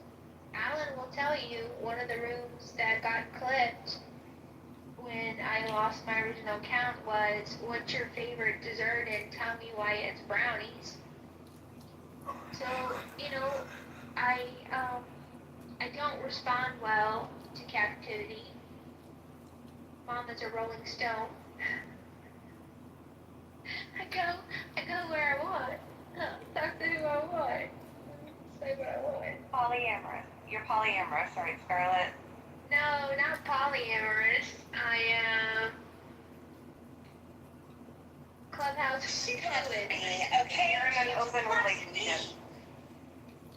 I'm You're in Clubhouse an fluid. open Clubhouse relationship. Yes. But actually, There we go. that's not even it. I'm Clubhouse fluid. Like I don't have my own rooms. I do my own spaces, and some of them are well attended, and some of them are just me. And both rooms I'm happy with. So, you know. And there's always a replay. Oh, it's an inside joke, though. It's an inside joke from all the black Monica Dixon Tillisms. Sometimes you feel like an animal, sometimes you don't. Cackles, welcome to the stage. I see you haven't voted yet. No pressure. But we're talking about fun houses. Do you want to tell them about when you had built a bot that would read people's profiles and then make fun of them? Do you remember that? Yeah, I remember that. Is that bot still working? Yeah, it works, but it hasn't been updated. I don't. Well, that's fine, because It was great. to read mine. Well, what it would do is it would sit, and then it would sarcastically tell you a little bit about, like, what it could learn about you based on your bio. We can do that with ChatGPT and Grok, I bet. Well, listen, Cackles is a little advanced, more advanced than these basic LLMs, and he was ahead of the curve when it came to building these. Cackles, if you ever do decide to get it up and running again, you would have an open invitation to bring it into this room. Is this for your vote or what? No, look, I might change my vote to politically correct, and I think that most of the people in there are stupid, but which house is the most entertaining? You can have it. Look, there's 12% have voted for chillism, and it's the stupidest people on the fucking planet. Easy. I would submit, Mojo, that you haven't put those belts on there. You haven't put the trenches. You haven't put Kim Touch to a vote. Easy, if you don't mind. She's right, but you can't put that many votes in. Well, hold on, Scarlett, is this our first fight? Yes. Affirmative.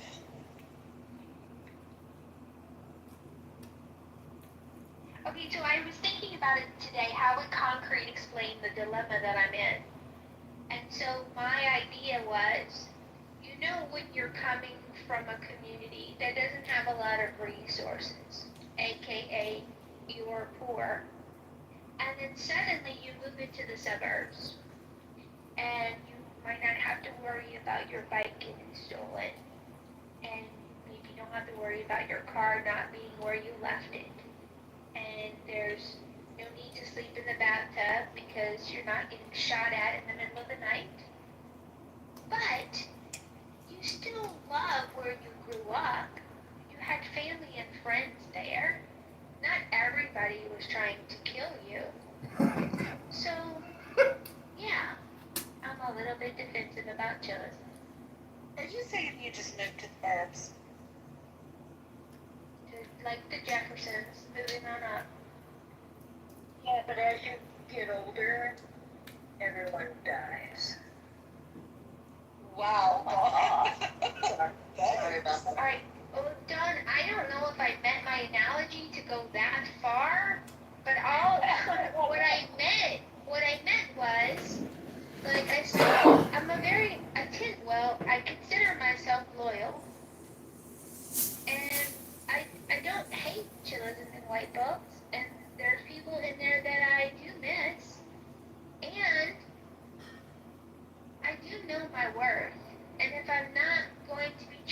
well there, then I just won't go there.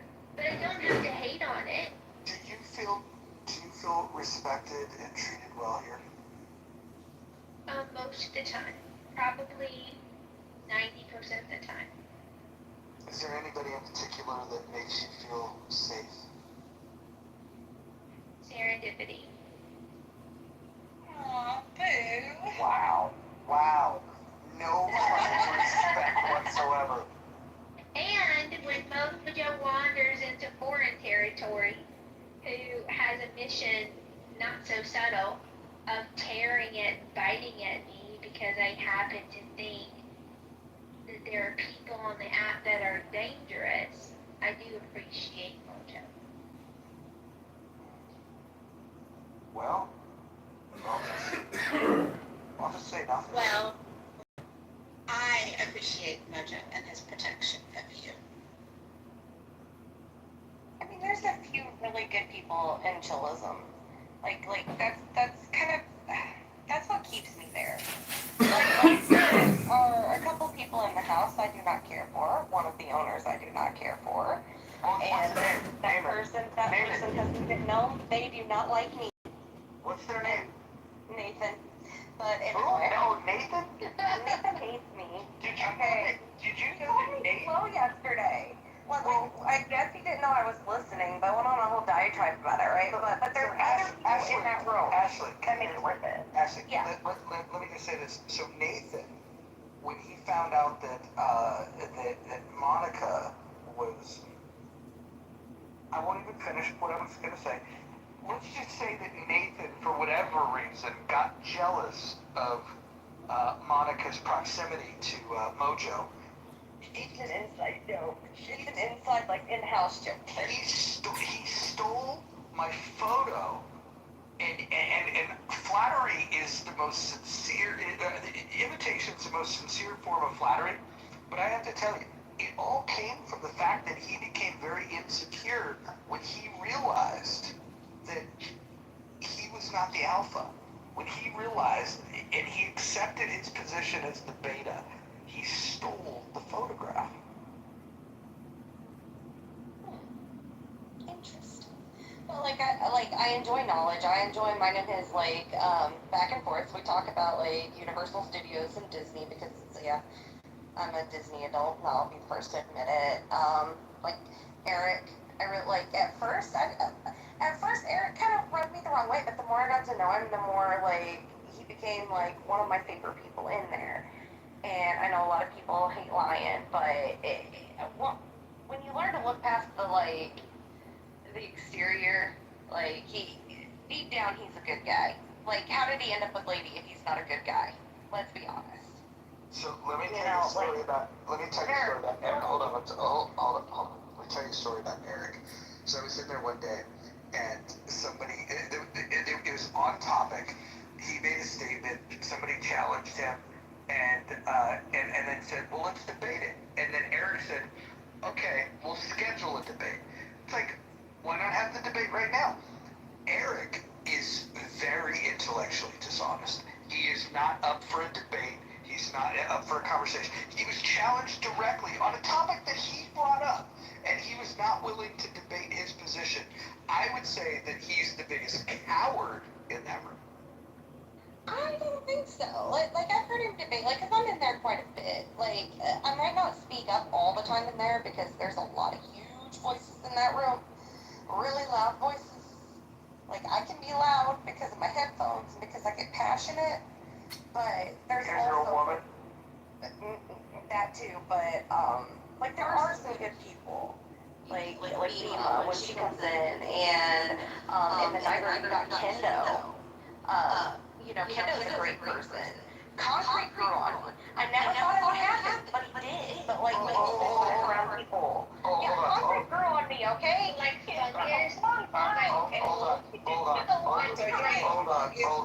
Fungus like you? Hold on. Now for real, that's how Hold on, man, shut your fucking mouth.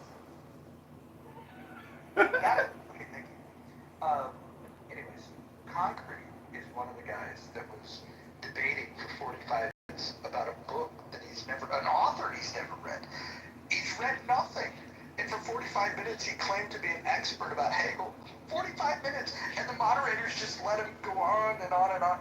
Finally, Tally lifts me up, and I ask the question, Concrete, have you ever read Hegel? And he acknowledged, the one piece of credit I'll give to him is he acknowledged no. And his argument was with Ike, who was also arguing his expertise on Hegel. And I said, Ike, you've read Hegel, right? And then Ike said, no, I've never read it either. So these two fucking buffoons, argued for 45 minutes about an author that they've never fucking read. But that's one of the things that I really appreciate about Concrete, right? Because that he's a fucking idiot? No, it's because he can argue stuff that, like, you know that he doesn't personally believe in, but, like, he can make the best arguments for it. Like, no, he didn't. Hold on. That's what I appreciate about him. Hold on. He didn't make a good argument, which is why from the goo, I was like, this guy's never read this. He doesn't know what the fuck he's talking about. The only people that think that he's making a good argument are people that are stupider than he is.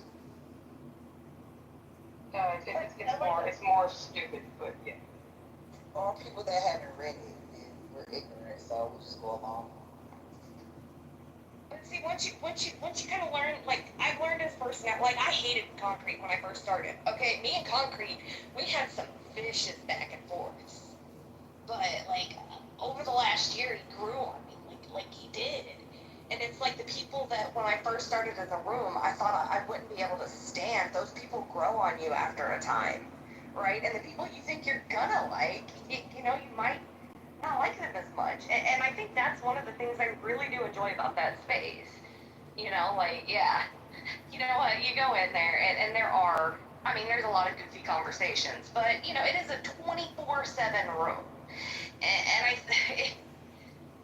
it's not always going to be the, like, best intellectual conversations when you have a 24-hour room, because you're going to run out of things to talk about. Yeah, but no, this is a good point. This is a good point, because right after the conversation between two people for 45 minutes that argued about Hegel, that never read Hegel, immediately after I shut down that conversation, exposing that neither of them had read it, immediately following that, they were debating whether you would rather have sex with a man or a gorilla. No, that wasn't. It was immediately following. Yes. The premise was, what would you rather? And both choices are obnoxious. Deliberately so. So. Specific kind of gorilla? Well, so we have to see that Mojo's gonna read. Hold on. Let me test the premise. No, you can't, but I just want to welcome Pepe back into the fold. We read the Tao Te Ching, and so I made the decision to unblock everybody, which includes Pepe. Welcome back to the space, Pepe. Hi, Pepe. Amazing. Hello. You know what I like about you, Pepe? Man, 25. you have no man. You're not 25. You're 30. There's too many. I mean, it's the truth. All right, Mother, let's go back to Scarlet. Scarlet, go ahead and say what you were going to say about this premise about gorillas. So it's both untenable. So then you have to pick the best of the worst. So the scenario is, would you like to be sodomized by a man or in sexual relations with a female gorilla? I think it was the other, not sodomized. It was do the sodomizing. Bro, you don't think I would know? Bro, I was in there for 4 weeks talking about this. Hold on. I was there. I was on stage. And it was sodomized by hold on. The premise was, would you rather be fucked by a man or fucked by a gorilla? And Team Gorilla was saying that they would choose the gorilla because the gorilla had a smaller penis. No. Yeah, that's what it was a female gorilla. That was not the premise of the fucking movie. I don't understand. Yeah, hold on. That was the premise. Would you rather be fucked by a man or would you rather fuck a female gorilla? Because you guys were saying, yeah, hold on. these guys were saying, I don't want to be gay. I'd rather fuck animals than be seen as gay. And that's what the whole retardedness of the answers came about. That these guys would rather fuck animals than be gay. You guys only have in your community. Like, we don't experience this bestiality in the black community. This is a mostly black room with black. Yeah, I was gonna say, I don't know. No, I'm just gonna listen because this is a white folks thing. Okay, so No, it's not. we're talking It's a mostly black room, but okay. we're talking about chillism, right? When I was in there and they were talking about it, at the time it was all black mods, but go ahead. Okay, so that room runs, I agree with the previous speaker, that room runs 24/7. It is actually one of the only free speech rooms in this house. You can think whatever you want in chillism, and nobody, you're going to get your turn. Doesn't matter how egregious your statement is. No, you could be anti-Israel, tell the Jews to go fuck themselves, and you will get a voice in that room, compared to a lot of other spaces I thought about. So we can say what we want about chillism, you will get to say what you want to say in that space. So, Mother, I'm gonna agree with you. And so the way that I like to think of if you're looking at the main difference between this space and that space, just aside from IQ level, if we were looking at the differences, if you look at the rules, and we heard from one of the moderators from over there, Callie, and she agreed with me. Rule 7 here, you're not allowed to say the K word or the N word, and over there, they will allow it. And so if you like a space where you get to say the N word, then you can go there. And if you like a space where people aren't going to say the N word, you can come here. Now, you may argue that you like freedom of speech so much that you want to be able to freely just shout the N word repeatedly. Or you might want to have a more civilized conversation, in which case you would come here. This is why I'm asking the question, like what room is most entertaining? And so when I see the 15% of people that have chosen chillism, I just assume that it's their preference and their form of entertainment to hear people shout the N-word. I mean, that's a misrepresentation. What's the K word? What's the K word? Address this real quick, because this whole But notion what that about the people are fans shouting like the N-word all the walking time is not true. If you actually go into chillism, it's actually quite rare. It's usually black people saying it. It has not white people in that room rarely say it. So you're misrepresenting the actual conversation. And it doesn't happen frequently. That's an irregular situation. These rooms, they say the N-word all the time. Like, it's not on that level. It's usually black people. Yeah, I think only the one person that said it was epic.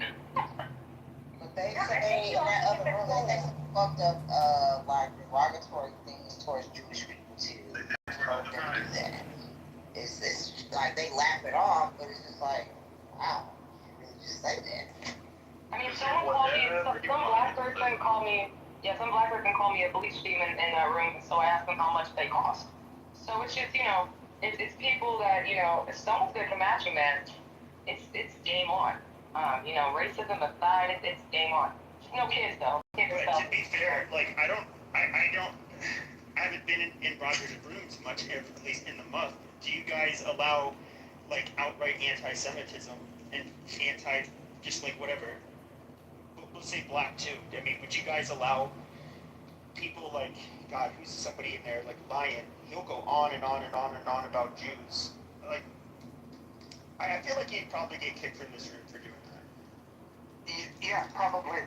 We're not really looking to platform people that hate people because of their identity. It's just a different thought process on what kind of conversation that you want to foster. Well, they hate white people over there too, so like it's an equal opportunity hate fest. And you either the only one that was gonna say that.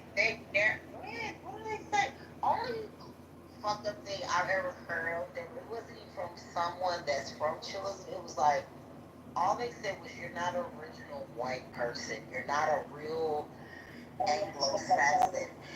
You're not a real descendant from the Mayflower. Like, even Concrete. I got called and eating my food. I had to look it up. Like Concrete, when he chips out, he'll call Jews the K word, he'll call us crackers, all kinds of shit. Like, he's actually a really funny spurg to listen to sometimes, but he's mostly annoying. I don't know what it is, man. I think racist shit is so fucking funny. Like, just the fact that people have to stoop that low is hilarious to me. Like, I really take this app as comedy. I rarely take discussions seriously. So you just gotta change your mindset on how you navigate. Pockets, let me ask you this, Pockets, what, give me an example of using the N-word that's going to help a conversation to be productive in some ways. Even people, it's not about, if you allow it to be unproductive, if you allow it to fuck up the conversation, that's your problem, not the person who's saying it. People are going to say whatever they want, and if you allow it to change your Give me an example, outside of literature, outside of music, outside of movies, just outside of art in general, give me an example of how the N-word can add value. I never said it is. It doesn't. Okay, so if we can identify that it doesn't add value, and it can add chaos, it has no value, can add chaos, why would people advocate for people being able to use it? The same reason people advocate for firearms and gun rights. Well, black people, the thing is though, is that you're hold on, I want to just address that. What you just said was the stupidest thing I've ever heard. No, it's not. Oh, yes it is. So first of all, owning a firearm allows you to defend yourself. Using the N-word allows you to create the kind of conditions where violence takes place. Like honestly, Pockets, I like you, but that literally is the dumbest thing I've ever heard, ever. I hear you. My point is that people fight for things that cause chaos daily, whether it's a word, whether it's a gun. People fight for that right to be able to do that, whether it causes chaos or not. It's the problem that people allow it to get to them. This is a fucking app. You can leave quietly, you can get off this app, and you can go do the things that make you happy. If someone is talking shit to you and saying all these things, and you're letting it affect your day-to-day life, I don't know, man. Like, it's just, to me, I believe, yes. Pockets, this is cool. So you were saying what I said, which is, if you vote for chillism, which is at 14% most entertaining, you are voting that you find the N-word entertaining. And for the people, the 61% in the mob, they're voting that they find it more entertaining to not use the N-word. I would just say this. That's a misinterpretation of the space. I don't think it's an accurate reflection of chillism. Roger, if you... Yeah, I don't know what chillism That wasn't a good question. Roger, I do think there's a usefulness for it. And if you're in primarily black rooms, when somebody uses that word, there's an image that will pop up in their minds. It's generally going to be somebody low class, uneducated, irresponsible, criminal, just not a good person. And black people will intentionally use the hard R to refer to each other when they think somebody's just like their behavior is atrocious. In a negative context. Yes. That's fucked up. I think if somebody's acting like that image in your mind, hold on. Your piece of hewlett, make it is thought out. I'm gonna ask him to hand the mic straight to you, okay? I promise. And I would say that, like, when you have black people, that image that we can all think in our head, we all are able to do that. When somebody's acting like that, it kind of does drive the point home. Like, hey, you know what? This is what you are.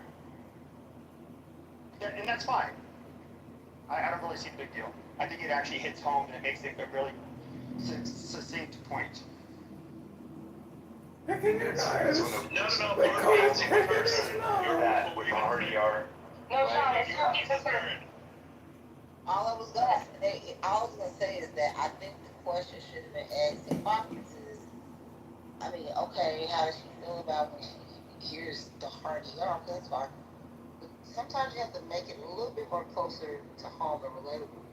How do you feel when you're in a room and you hear some people say cracker or Picklewood or trailer park trash beans? Wow. I'm always confused. I'm like, what does that mean? What the hell is a cracker? She's asking me. Question. No, Pepe, she's asking me simple. Fuck I damn. don't think she was asking you. Yeah, she definitely was. I was saying that should have been the question because that way you can say, you know what, nah, that doesn't feel good. Like how y'all said stuff like, oh, when you hear these words, how does it make you feel? I can tell you how it makes you feel, but it doesn't like fuck with me like that. It is, I get what you're saying, it's an app. I can log off, I can remove myself quietly. I have done it before because it's not that serious to me. It just lets me know who the fuck you really are and how the fuck I interact with you. Because I know you're really a racist pussy prick. Hold on. I'd like to respond to that real quick.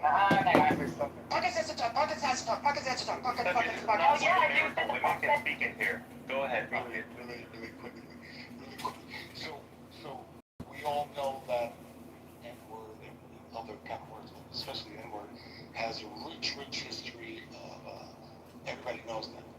So when you use those other words, that doesn't have that, they don't weigh the same for some people. So if you're using that word, he likes using it. If you use that word, you're definitely trying to create something that is valuable. You're trying to devalue another person based on your judgment of people, putting them in a broad swing package of just, it's just an ugly thing to do. Because I know plenty of people that are of the tint that's my color or darker, that are not the broad sweep that you're using when you use that word. So I would like to say that I said individuals with certain characteristics. I didn't say all black people. I didn't fucking finish idiots. talking. You just called me a fucking idiot. Oh my God, please finish. Time on, Kate. I think that's what I What do you call? What is who called me? Just please finish. Don't even address it. Don't let it get to you. Please finish. Oh, sweetheart, trust me. I'm just asking, Mojo, is there a rule? I think that's what you heard. Well, hold on. Pepe just called me a fucking asshole in your room. Well, yeah, no, we don't have specifically, and we're trying to draft the language around personal. Yeah, we're trying to figure out the right language about personal attacks where, because sometimes it's entertaining to, but only if it's mutually desired. Like so, if Thinking about that, Mojo, you cut me off. yeah, that is a violation. So yes, he violated rule number 5. So if he can remain muted and you can finish, go ahead, Tom. There you go. So, I find you very small-minded and a small person, Pepe, because you have to resort to this name calling, because that's how you think about yourself. Whenever somebody does that, it's more about them than it is the person they treat. That's wonderful. But I did say black people with very specific negative characteristics. You know when you go to a store, or excuse me, a little fast food restaurant, it says, no shoot, no shoes, no service. We all know who that sign is for. Whiskey Tango, white trash. Why? Who goes into a store being belligerent with their hairy ass chest and no shoes? White trash. Yeah, that is white. Okay? We all know what white trash is. What is white trash behavior? Going into a place with no shoes and no shirt. White.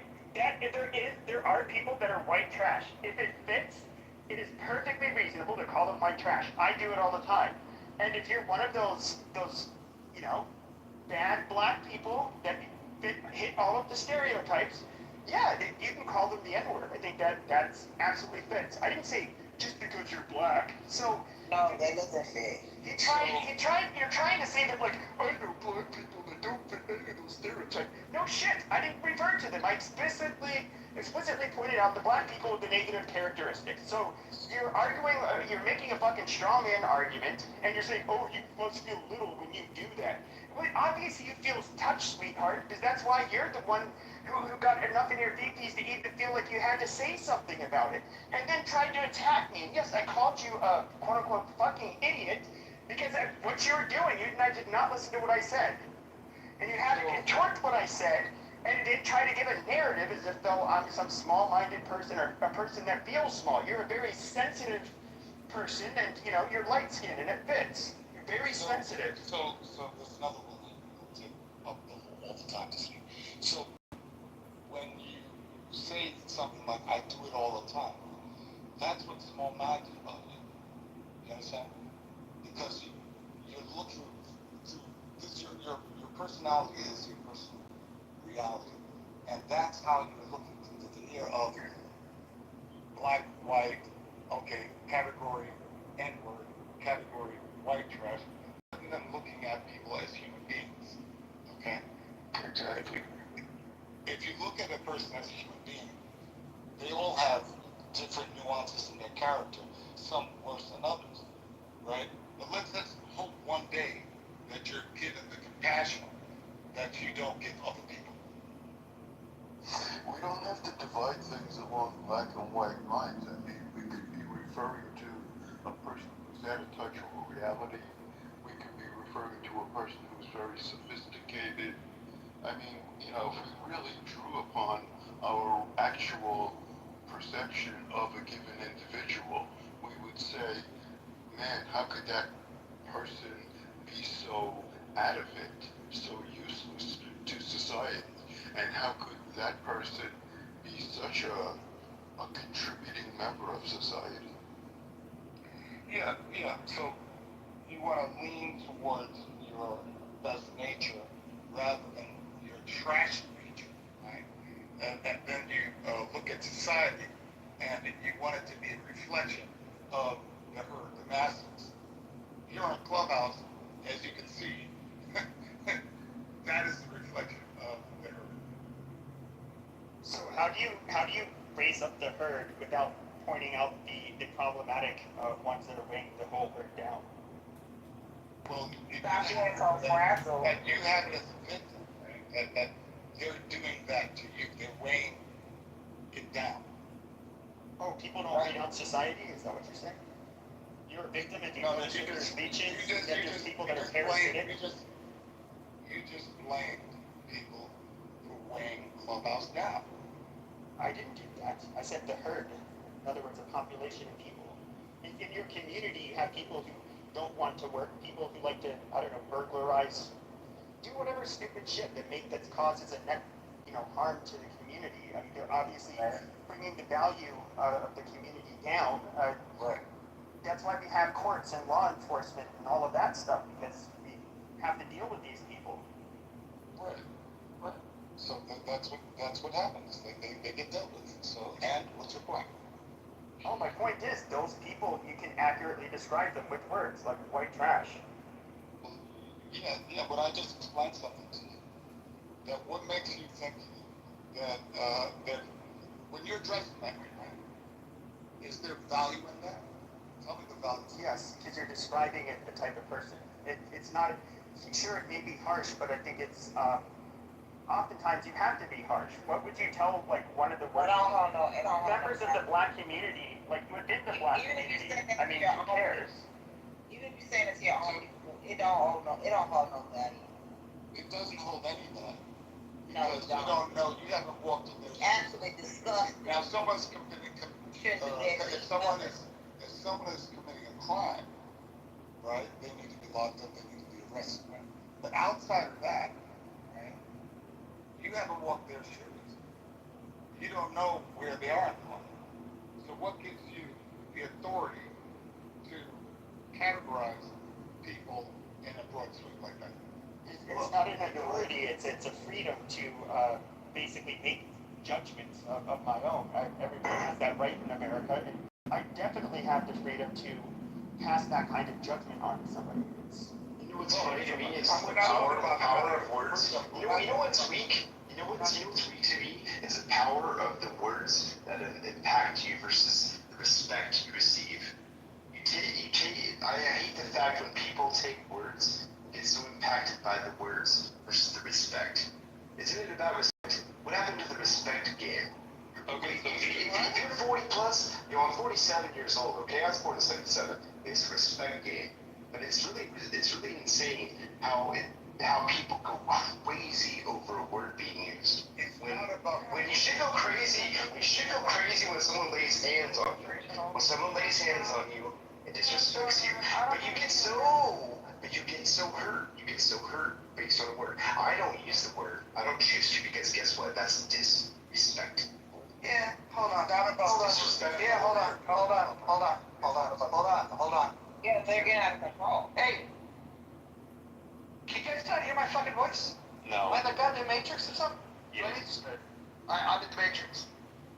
we can hear you now. Okay, got it. Listen, here's the truth. Some people, they have no personality, they have no intelligence, they have nothing to offer a conversation, and so all they have, the only tool in their toolbox is to be provocative. And they know that there's little cheat codes in being provocative. They know that the N-word is something that they can say that's going to cause a stir. They know that. And because they don't have the vocabulary, they don't have the knowledge, they don't have anything to contribute, they add this one word to try to create drama. You can tell the low level of intelligence when people start using that word. And here's the other thing. If you go and look at the people in chillism or anywhere else on this app that use that word, that think that they're getting a reaction, I will promise you this. There's not a single one of them, not a single one of them that would come with me to go to Fitchburg, a neighborhood in Oakland that I grew up in, and use that word. And this is how you know that they're not authentic about the conversations that they're having. Why would they not want to use that word in a face-to-face communication? I can have the conversations that I have anywhere on the fucking planet, save for the Muslim world, because they say things like it's a pedophile death cult. But I'm backing that up with facts. If anybody wants to have these conversations, I'm just going to say this. For those that love the N-word, those of you that love chillism and love to be allowed to say it, hit me in the back channel. Let's go to Fitchburg together. Let's go pull up in a bar. And it won't be an all-black bar. It'll be a predominantly black bar, probably 75-80% black. And I want you to come, and I want you to sit down at the bar, and I want you to start a conversation and start talking about the shit that you would talk in chillism. I want you to drop the N-word in a bar in Fitchburg. That's what I would love to see. And the fact that you wouldn't do it, the fact that you wouldn't do it is all the reason of why you shouldn't do it on this app. You're a candy ass. If you really are about that life, then come with me. Let's go to Fitchburg together. I'm happy. I'll buy your drinks. I'll drive you there. Matter of fact, we can go to a dinner. I'll buy you a nice steak dinner before you deal with what would happen. And we will go, and I'll tell you what, I will do this. I will make sure that they don't kick you when you're down. I'll make sure that when you get cold, I will make sure that they don't kick you when you're down. How about that?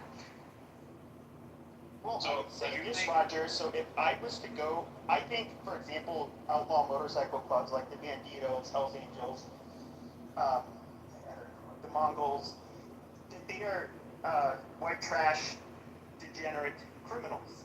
Now, I do know that if I told them that to their face at one of their bars that they hang out, my face would probably look a lot different after that encounter. Now, that does not disprove what I said, my judgment about them. If anything, it kind of, reaffirms, what I have to say about them. So, having to say it to their face, not really. I mean, I'm not challenging people to a fist fight. I'm giving them my opinion. And yes, I do agree that there are temperamental African Americans that are violent and would assault me as a result of me using that word. Never would deny that. Interesting. Well, I'm glad that we've acknowledged that even Pepe would be not willing to say the word in a public picture.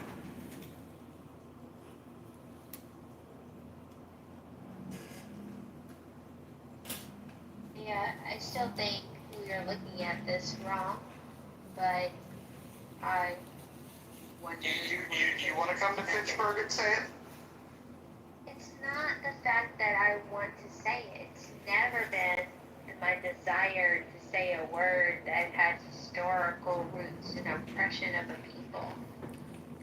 It's the fact that I see it has so much power over people, and people are getting hurt physically because of the trigger of the word, the power of the word, and the people that are doing the hurting are going to jail. But isn't that Darwinism for those white men? I wouldn't try to take a banana from, like, I don't know, a chimpanzee, because it would probably, rip my arm off or bite my face off. I do think that if you're going to call a black person, let's be real, calling someone the N-word is a challenge. It's really disrespectful. Just like if I was to walk up to anybody and say pussy, like while looking at them in the eyes, there's a good subsection of men that are going to take that as a threat and a challenge, and it's going to become physical. Same thing if I insult your mother or your wife or girlfriend. There's things you can definitely say to people. The N-word's one of them, where you're basically testing them. And I don't think any smart person is going to go around just calling people names. I don't go out of my way to. I look at guys and maybe they have an ugly girlfriend. I would feel zero compulsion to tell that guy his girlfriend's ugly. I mean, just because I think it doesn't mean I'm not about it. Why do I need to tell them that? It's not my place. You said you do it all the time. What kind of person's gonna walk by a fat person and say, what a fat ass you are? No one does that shit. If you do that, you're a fucking low-life son of a fucking bitch or whatever the fuck you are. No one's gonna just go and do that. That's just, again, it's about respect. Who's gonna be disrespectful? If you're disrespectful, Black people would never disrespect me in real life. Like, No, black people never go out of their way to disrespect me. No, hold on. On here they do, but not in real life. We should say those things, Sean, behind their back. Pussies, and don't say that shit to their face. I totally agree. Well, you don't know them. You don't know them. You have the right to say it to them. Now, if you know them and you call them a fat ass or whatever, or you want to call them something and you know them, that's just being truthful. But you don't know them. Where are you coming from? You don't know if they got a thyroid issue. You don't know what their issue is. But, and then when we talk about color, like, you're just going to just go shout out to someone that they're ugly as fuck. Like, you just go, you're ugly as fuck. Hold on. What was that shit? Hold on. Well, I'll explain. So, you can absolutely get away with calling people fat. In fact, it happens all the time. There's a big difference. We didn't enslave fat people. Now, you might make an argument that that would have been a wiser thing. Would have got them in better shape. We wouldn't have had the fat epidemic that we have. There's a big difference. Big difference between talking to fat people. In fact, I'm a big fan of bringing back fat shaming. I think that's okay. I'm a fan of fat shaming. I like the idea. And I say this as somebody with total dad bod. I've got probably about 17 pounds that would be optimal for me to lose. And I still think that it's totally fair game for people that are fitter than I am to tell me, hey fatty, you should lose some fucking weight. I think that there's a value to that. I struggle to find the value in saying the N-word. Again, if it's in literature and it makes a point, okay. If it's in music, if it's in television, movies, in art, it works. Nobody has told me a legitimate reason of how it would elevate a conversation, how it would bring a positive outcome by utilizing the N-word in a conversation. Nobody's brought that. All they've said is that we should retain the right to say it. That's all you got. People fat shaming and Cash App open for one Novi.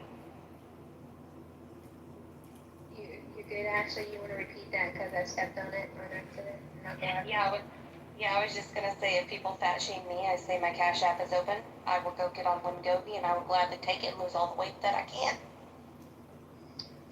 Alright, hold on, y'all. Let me get this thought out. Please don't. Thanks, honey. Thanks, Dawn. So when Kanye West came out with his most recent song, Ninja Heil Killer,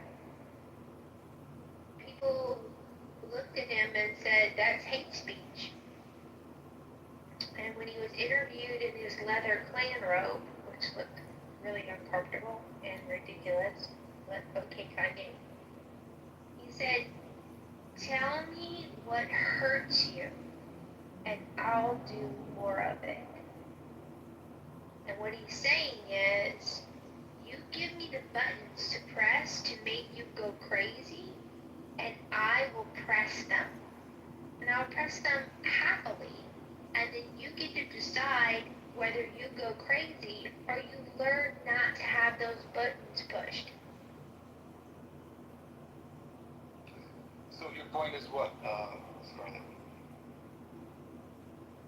But where are the days that sticks and stones may break my bones, but words should never hurt me? Where are the days that we're resilient in the space of real ugly? Okay. That wasn't me, Scarlett. That was somebody else. I wasn't cutting you off. You can finish up. I'll say better than Monica says. You know what? Any one of you on stage, if you were dying yes, on the Dawn, you deathbed, always say things better than anyone. how many people on the stage would actually come to your fucking deathbed or call you when you're on your deathbed? How many people are going to reach out to you when you're not here for a week? No one. So how much does it fucking matter what people say to you? Yeah, that's what I'm saying. So we're living in a time where it is always in history. There's wars all over the place. So Ukraine, Russia, you get Gaza, and these are the kind of small conversations we're having, right? I'm not saying that the discussion is important, but the people that are wanting to hold on to this word that so many people are hurt by, right? It says a lot about you, right? I personally don't let any of these words bother me at all. Doesn't say anything about me. You don't know me. But to think that the way you wake up is, your mind is really twisted. Just think about just your judgment of other human beings and putting them in a box all the time. Rather than what contribution can you do for the day to make this place, this country, a better country. It says a lot about you. You're very small if you're doing that, especially if you're doing it every day. Well, I'd say this. I agree with you. In fact, I want black people to continue to gatekeep the word and to get really mad and insist that it, under no circumstances should it ever come out of a white man's mouth, because you literally continue to give me the power to say a word that makes you guys champ out. So that's lovely for me. Now, if you guys were just like, oh, it's calling us million to brilliant, and then they just like move on, then it's just kind of like I feel like the small, insignificant dumbass. Now I feel like the tryhard who said this little naughty word, and it failed to get a rise out of anybody. I feel like a retard. I'm gonna stop using that word because I just made an ass out of myself because you guys just glossed over it like it was insignificant, like it didn't matter. That is actual power.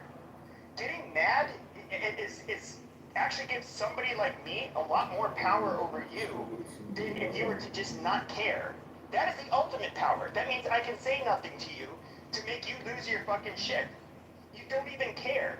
That's the ultimate form of stripping somebody like me, using that word, of all their power. Not caring. Like I'm just a fart in the wind. I'm nothing. The word means nothing. It came out of my mouth and it means nothing. You just took my power from me. All right, hold on. Everyone, hold on. Everyone mute up. Everyone mute up. So, Pepe, are you saying that when you use the N-word, what you're doing is trying to accelerate a post-racial society where the N-word has no power? Is that what your goal is when you use the N-word? No. May I interrupt really quickly to give I have no further questions, Your Honor.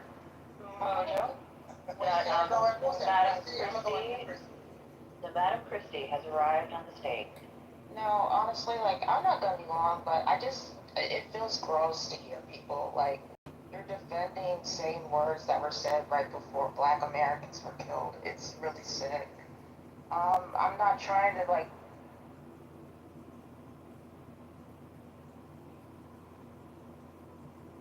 the room or make it personal, so it feels ill. I feel ill hearing, that's all.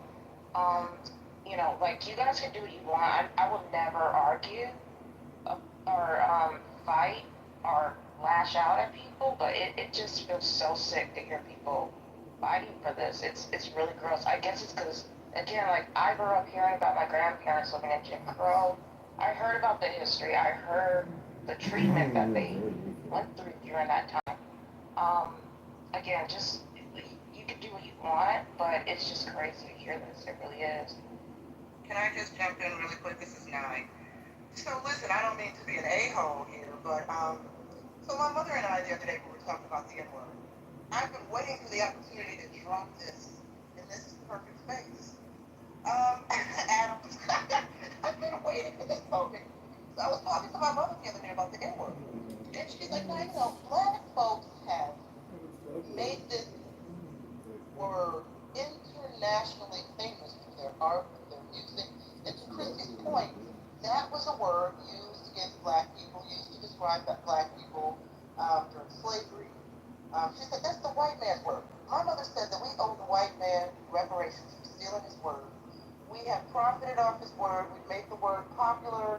We've made the globe, the N-word, like it's a term of endearment. I lived in LA for 20 years. Everyone said the N-word to everybody, right? Black people, Hispanics calling each other the N-word. And it was cool, it was brotherly, it was love. My mother says we've profited, we've made trillions of dollars using the N-word in our arts, music, TV, etc., etc. And because of that, we owe the white man money because we stole the word from him. I'm done. Brilliant. I believe. Can I just say something? Please do. So I find it very fascinating that interchangeably in the argument of why it's okay and why it's not okay to be using this word, and especially in the context of disenfranchisement of, you know, one group of people over another, it's very, very, very strange to me that a lot of people during a workday spend time about, you know, talking about who is able to use the N-word, who's not. I mean, during a whole workday, like it's very fascinating to me that they're not more productive things to talk about than who can or cannot use the N-word. I remember during the pandemic when I first joined Clubhouse 5 years ago, there were so many rooms, and people were dealing with mental health issues and this and that, and you, my friend Pepe, had your special room, and I think about the people that are really going through serious mental issues, right? And this is the kind of room that you have, Pepe, continuously, daily, your contribution to society. I'm into freedom of speech completely, but just think about having you out there doing this, especially at that time. That was the most important time to do it, because that's where we had this BLM frenzy, and you had, you know, a degenerate who, I'm not going to get into the debate over whether he was killed or OD'd, I don't really give a shit, quite frankly, but one unfortunate incident, all of a sudden, he's a patron saint. All of this crazy rhetoric, like, you know, in a lot of this movement was obviously a lot of far left agitators were taking part in these protests and saying like, oh, this is a stolen land built by stolen people. They're basically delegitimizing us as a country, our history. They're saying like tear it down to the, you know, tear it all down to the core because it's evil to the core since its inception. I'm hearing all of this stuff like, we hear black women speak, and it's just like, excuse me, like, no, that's not how. That's not, like, no, I'm not playing your fucking game. And we're hearing, you know, basically like a lot of what I would say was like blatantly anti-white rhetoric. And no, I actually think that it was very good that some people like me were speaking up the way I did. And one of the things, it kind of what's, first of all, I've been doing this for, is what you're saying. Yes, but I would say one of the reasons, you know, starting 2 years ago after the changes on Clubhouse, I go onto places like X, I go onto other platforms, like the shit I would say. Is there a time limit, Mojo? Okay, can you just shut the fuck up? I didn't interrupt you. Well, there's a time limit. Amazing. I didn't interrupt you with your retarded fucking, just dude, stop. Hey, this is a legend you're talking to, an icon. I don't, words about that. Okay, then just shut the fuck up. I'm wrapping it up. I'm wrapping it up. Just shut the fuck up. There's a time I don't care. Do you want me to ask you if there's a time limit over and over again while you're speaking? Like, please. Now, with that being said, you see the Overton window is obviously shifted. Now, being like overtly racist, trolling using the N-word, all of this shit is like mainstream now. Like, I'm actually somebody, if anything, I think people have gone, like, I used a lot of comedy and humor, but now there's like, I would say, I'm not even what you would consider provocative now. Like, you could say I was somewhat of a one-trick pony because of my beliefs, but I'm far from being the most offensive. And, I mean, you could say you're tired. So maybe just let him finish. Hey, are you finished? Yeah, I'm finished. But okay. We can let this mumbling. We can let this mumbling. No. What you're not going to do is you're not going to disrespect people that aren't disrespecting you. Otherwise, you're just being an asshole. No, he's disrespecting me. No, he's not disrespecting you. Yes, he is. He interrupted me a bunch of times. He asked, "Is there a time limit? Is there a time limit? Is there a time limit? Is there a time limit?" He's the first one who made a judgment about my character. Timac, I think he's finished. Go ahead, Timac. Well, he's kicked out of the room. Oh no, he's in the audience. Okay. So my question to him would be: so when people go low, you go low with them. That's your frame of thinking, right? That when things are tough for people during the pandemic, and you see Black Lives Matter, you can criticize. Is there a time limit? Is there a time limit? Is there a time limit? Is there a time limit? Just hold on, just a quick housekeeping skills. If Mojo moves someone down, Mojo should be the one to bring him up, nobody else. Well, and hold on. Additional housekeeping. I didn't move anybody down, and I didn't move anybody up. I do trust the mods to do the right thing. If somebody's violating the rules egregiously, we do move them down. We can mute them. But the first thing we should do is we should just, as moderators, remind them of the rules. That would be the best thing, so then they can self-regulate, and we don't have to moderate too heavily. You have a maximum time somebody can speak. If I'm given the green bean, I always like to be respectful of the house. We like to keep, there's no specific time limit, but we say that you should keep your shares short. That's rule number 4. Rule number 5, you shouldn't interrupt somebody while they're speaking. Rule number 5 gets violated less if you abide by rule number 4. And so, as a general rule of thumb, make 1 point, maybe 2, and then mute the fuck up, let somebody else talk. Yeah, so Pepe, you're a friend that when things are tough, right, and there's a group of people that are protesting for rights and all these things, and yeah, you can criticize, there's a lot to criticize there, right? But you think the best thing to do is to go low, right? Just go low. That's your frame of thinking. My frame of thinking was they were scapegoating and being hateful, so I was going to legitimize and make fun of and trash their whole ideology and movement. That was my goal. Oh, okay, so you're that, okay. But I'm just curious, Adams, you wanted to, like, put me down for the goo, but you were modded up in my rooms all the time with overtly anti-black hatred. Pepe. No, you are. No, you light-skinned. No, I barely passed. I'm not even modded, so I don't know if you're drunk or coked out tonight. I'm sitting here right on the stage with you. So again, don't try, bro. Why would you Don't try, bro.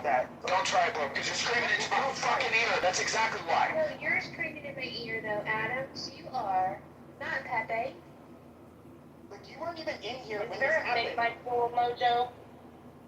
And I don't know who the person was who moved me down, but obviously it wasn't from my parents. Because Adams is biracial. Well, no, Hold on, guys. Hold on. Listen, little order here. Let's try to tap into a little bit more respectability. We're going to be shutting the poll down pretty soon. Once we get to 100 votes, we need 9 more votes to do that. And then we're going to talk about the Kitover takeover. We're going to do a little fundraiser. So let's get them votes in. If we get 9 more votes, we'll close this down. We'll get the link up so we can support John Kitover for Congress.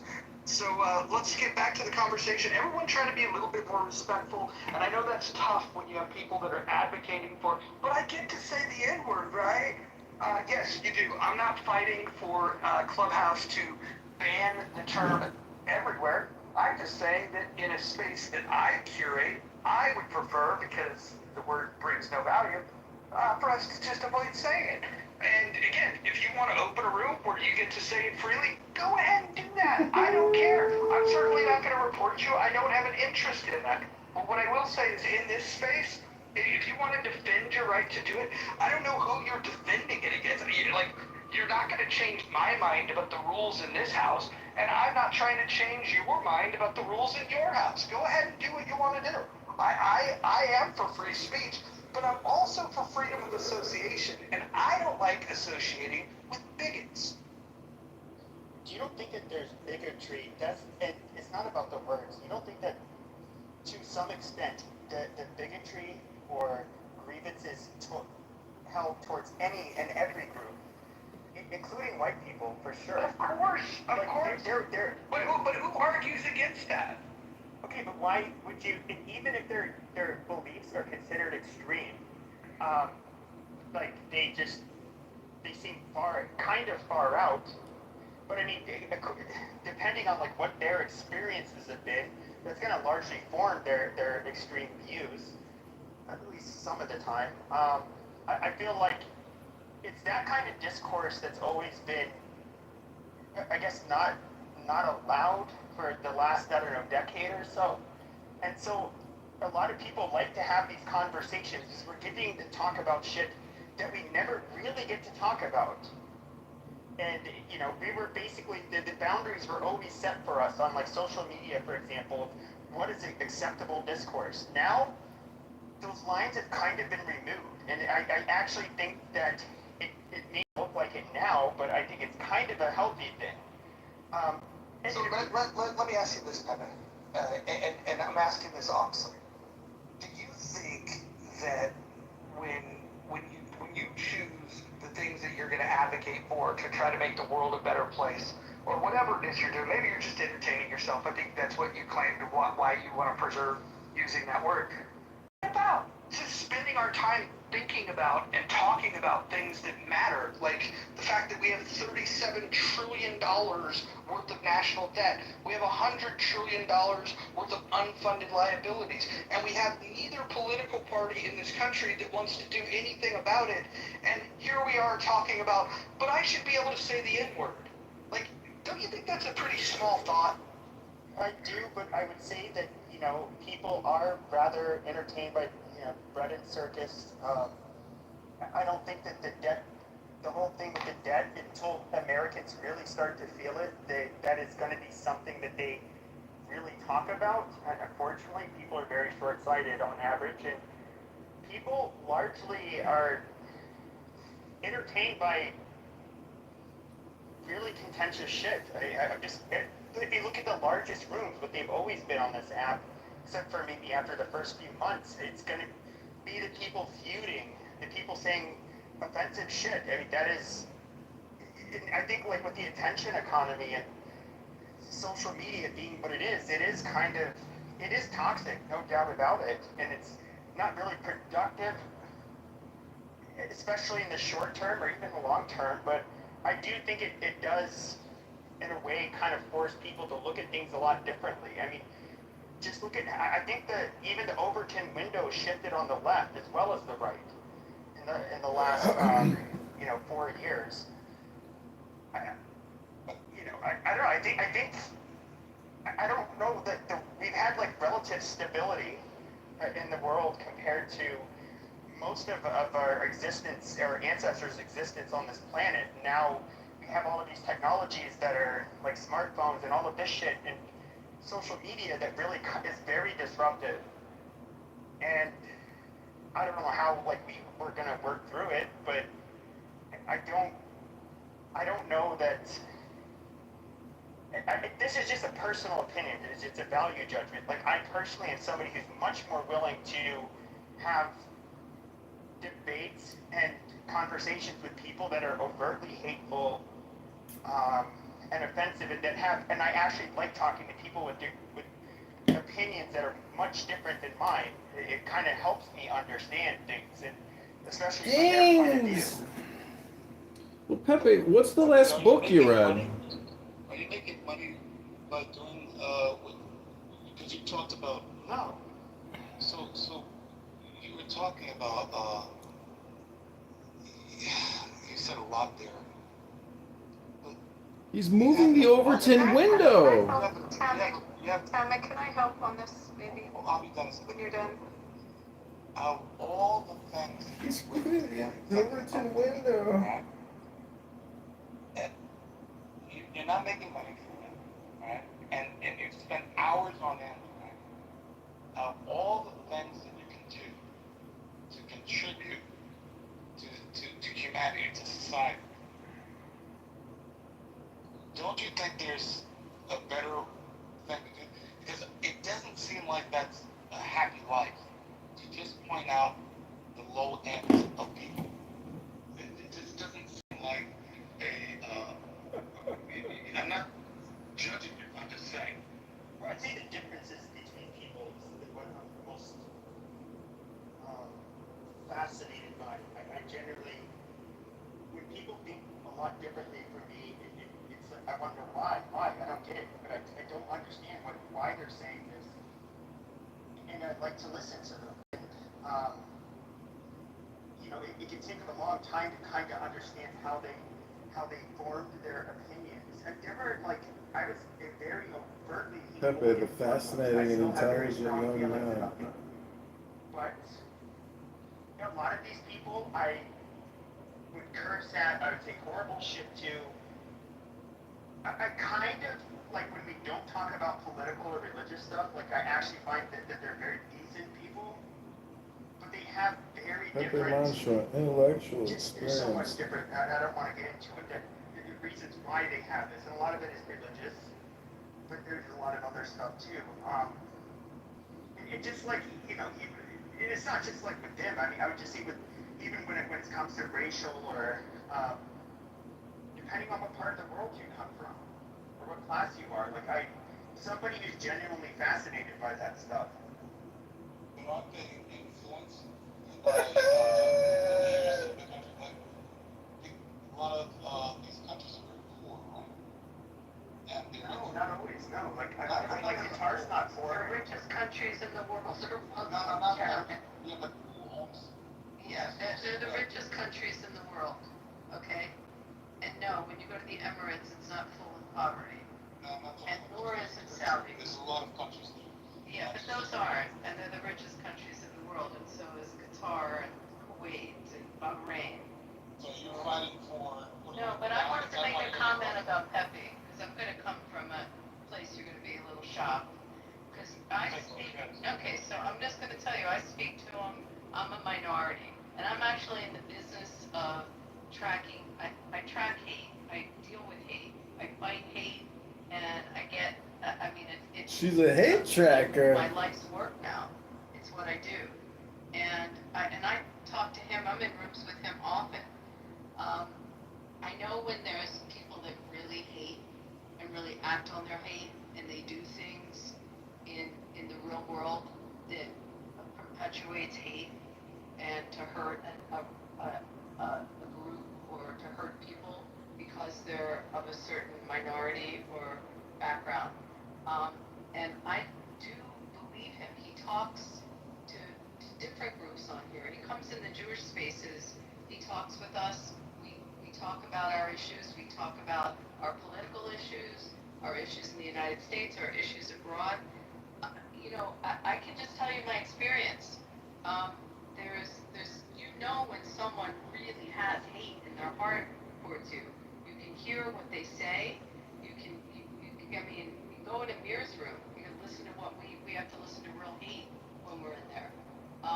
So I'm just gonna say that. Okay, but no, I know why it started. I'm just telling my own anecdotal experience. And I have a lot of conversations with people, and I try to see what's really behind them. And I talk to people that I never would believe I'd be talking to. And I gauge it. So you're black, Abby? Are you black? No, I'm Jewish. I'm a minority that's being attacked incredibly right now. I'm 2% of America. 2%, and I'm 900% increase in hate crimes. And I'm dealing with hate in my community, like the worst. It's just astronomical. People being burnt alive, being shot, murdered. People are waking up to swastikas, waking up to death to Jews, waking up This is to an equal hate speech I mean, opportunity. okay, I don't want that's not what this room's about. I'm just telling you, I can tell when someone really has hate. And that's not the dialogue. I'm not gonna. You can talk over me if you'd like, and you can challenge it. I'm telling you, go in Amir's room if you want to hear hate, okay? But can you come to the Jewish spaces and talk with us? Okay, never mind, because you're not. Why were almost all of my following? I can't. You're cutting me off. Number one, which is rude. All right, hold on, guys. And I don't give a shit. Everyone hold on for a second. Listen, Abby, let me ask you this. If you could go into a room that bans the N-word and the K-word, do you think that would be an improvement over a room that allows you to use those words? Of course it is. That's not what I was talking about. Right. I understand that. But the part that you're missing, hold on. The part that you're missing about this conversation is that the whole reason we got on this topic is because Pepe and a few others are advocating that it's a good thing if we have this space to be able to have their free speech, to be able to say the N-word and the K-word.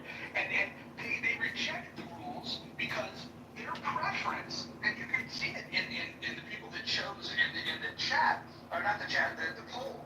If you look up above, chillism is a room where they allow you to use the N-word, the K-word, whatever word you want. And then in the muff, we don't allow. Pepe is pro N-word, pro K-word.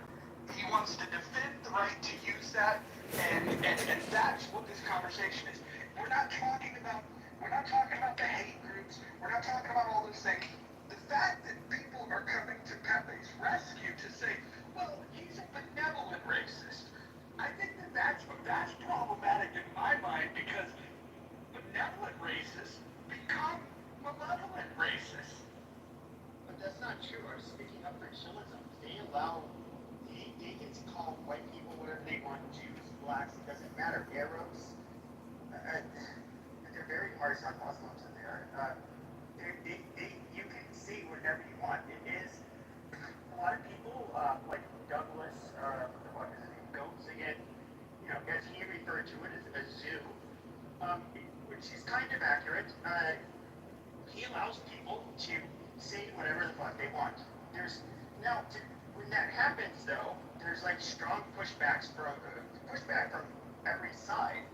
And so I don't think it's like a hateful thing when you have, you can say it's very offensive and you have hateful people in there, but I think that one of the things I do like about chillism, which I rarely go into, I do think Pepe is dumb. It's okay, there are a lot of Pepes out there, but stupid with some Chinese rampant and offensive, the ability to speak. And I understand, like, not every platform should be that way, and most people would probably prefer not to be in an environment where people can just say those kinds of offensive things and use those slurs. I completely understand, but I absolutely support the right of people to be able to have the platforms to do it. I don't even see much harm in it, and it's not an echo chamber, and you know that, I think, Roger. Everybody fights with each other on there. There's no, like, leading ideology in there. My point is there's different actors on this app, and there's some that are there's different levels of dangerous or different levels of hate, and that's my point. If there are some that you really, really have to be concerned with that come in the app, they come in rooms, and what they do in real life is very concerning and very dangerous. And that was the point I was trying to make. Some of them. How long have you been at the app? Since 2021. Right. So, and Beginning of just being clear, don't take this personally, but he had a room, you know, it was every day during the pandemic, he was demeaning black folks, he was, you know, riling them up, and Pepe equally get it back. I get it. You get it back coming the other way, man. But you know that's what he was doing all day long, right, Abby?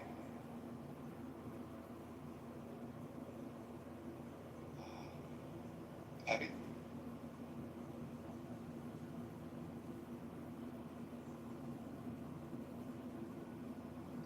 That wasn't quite accurate. To be fair, I'm not creative enough to come up with like the room titles I had. A lot of the, I won't name them on here, some of them are in the audience, but we had a large back channel that was like all of the people, it was basically mods. And we would come up with different titles throughout the day. And what we would do is like, and I'm sure some of you will remember this, like we would have like one title that would be kind of like maybe it targeted women or black women, then it immediately reversed, and then it's just like, well, why do white women? You know, we would troll a lot, especially at night, and it was, you can say it was like not conducive to like good outcomes. You can say that, you know, I'm not Mother Teresa. I'm not out here trying to make the world a better place. Like, I don't have a movement. I don't have a particular... Why not? What, like, let me just intervene here real quick. Abby, if you're there, let me ask you this.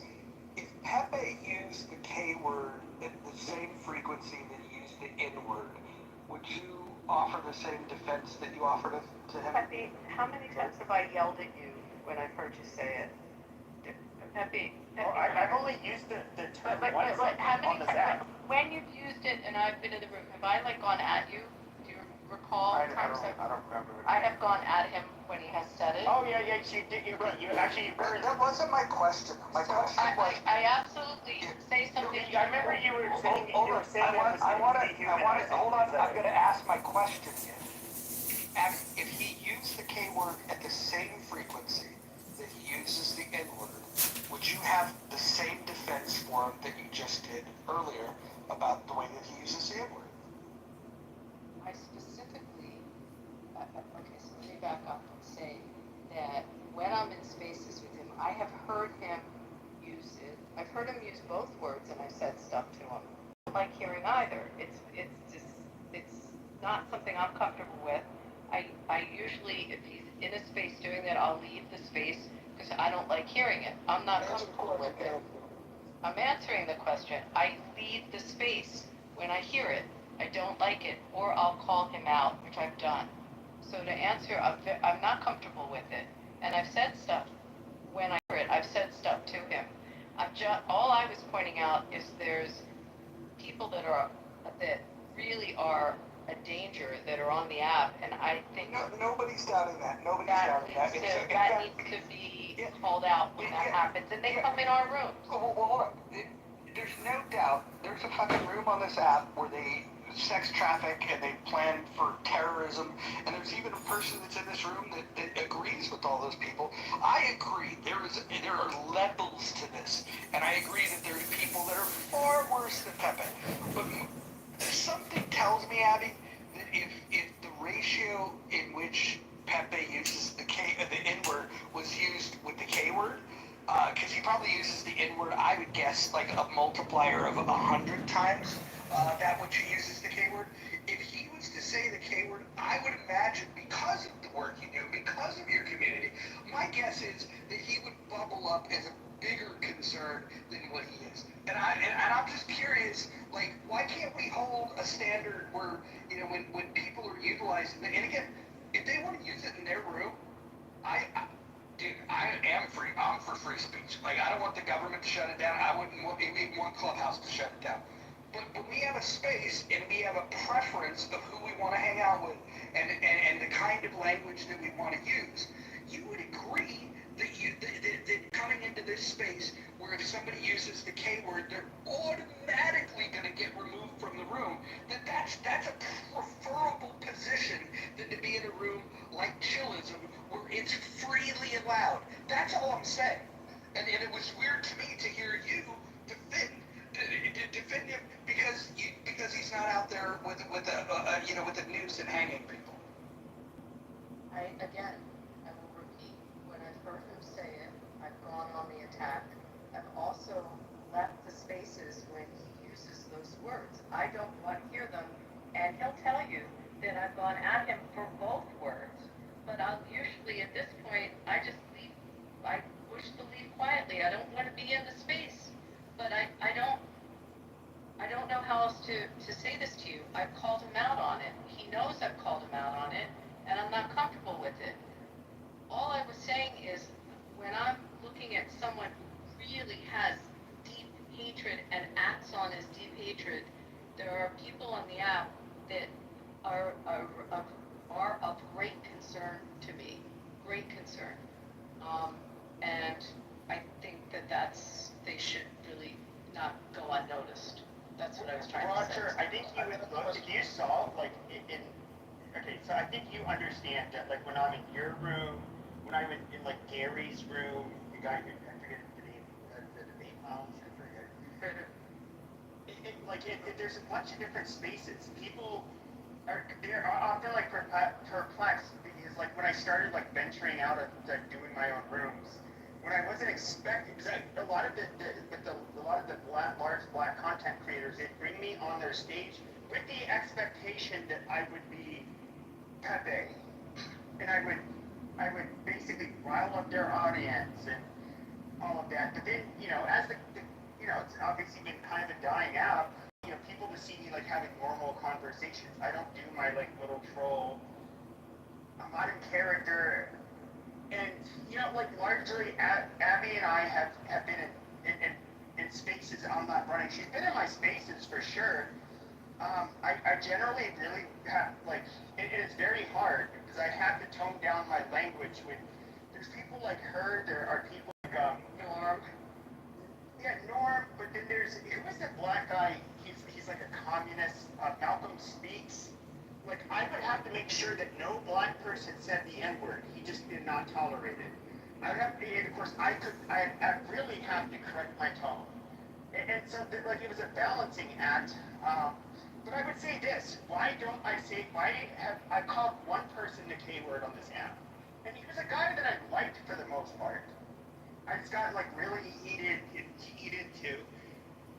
But Jews are not, like, attacking white Gentiles on this app, calling them a bunch of fucking names, saying how they're horrible, they're parasites, they're cockroaches, they stole our inventions, they did all of this shit.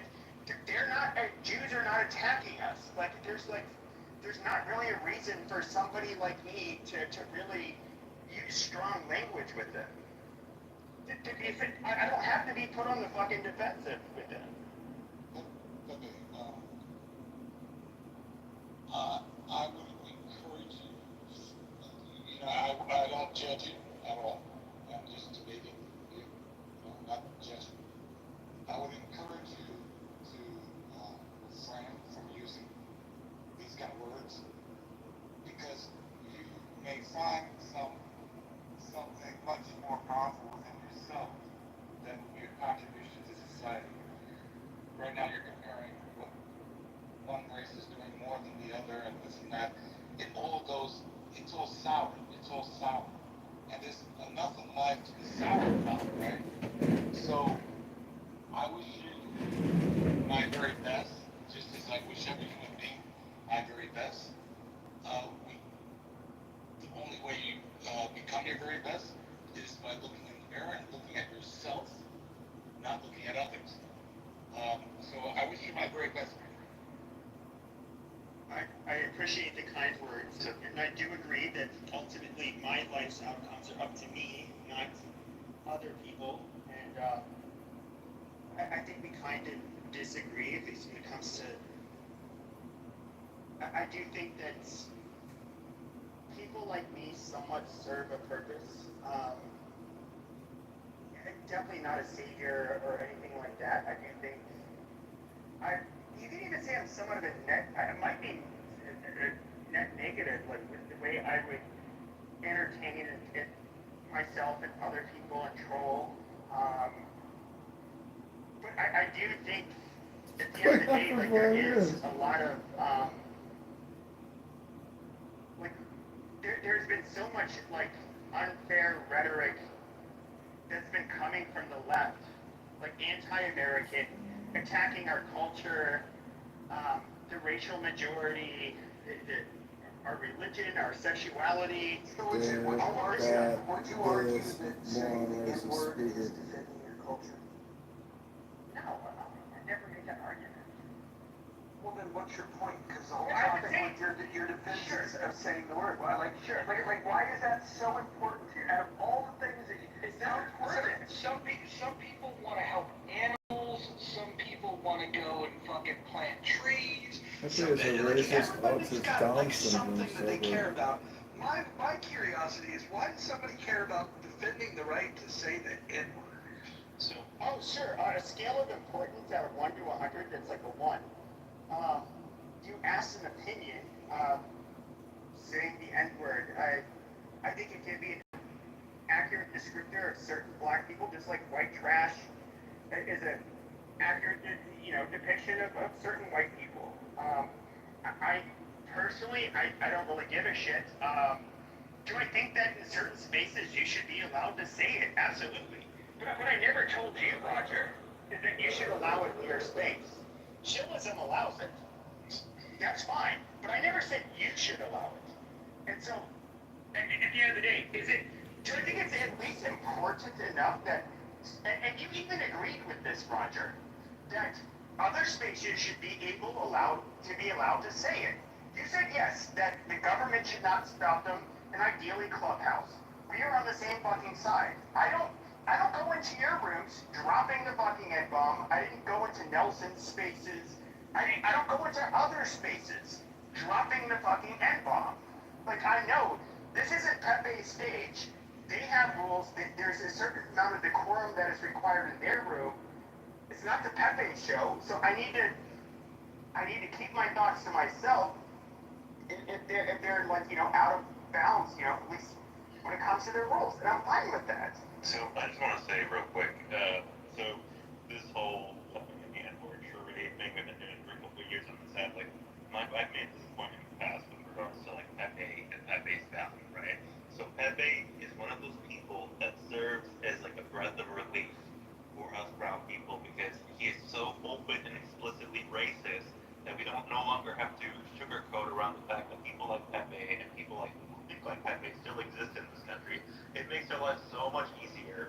I encourage Pepe to keep doing what he's doing because it is a value added to the American society that we need to have these reminders because people will just say these stuff behind closed doors and then we have to go out of our way to prove that people like Pepe still exist in this country and a whole significant amount of sway, right?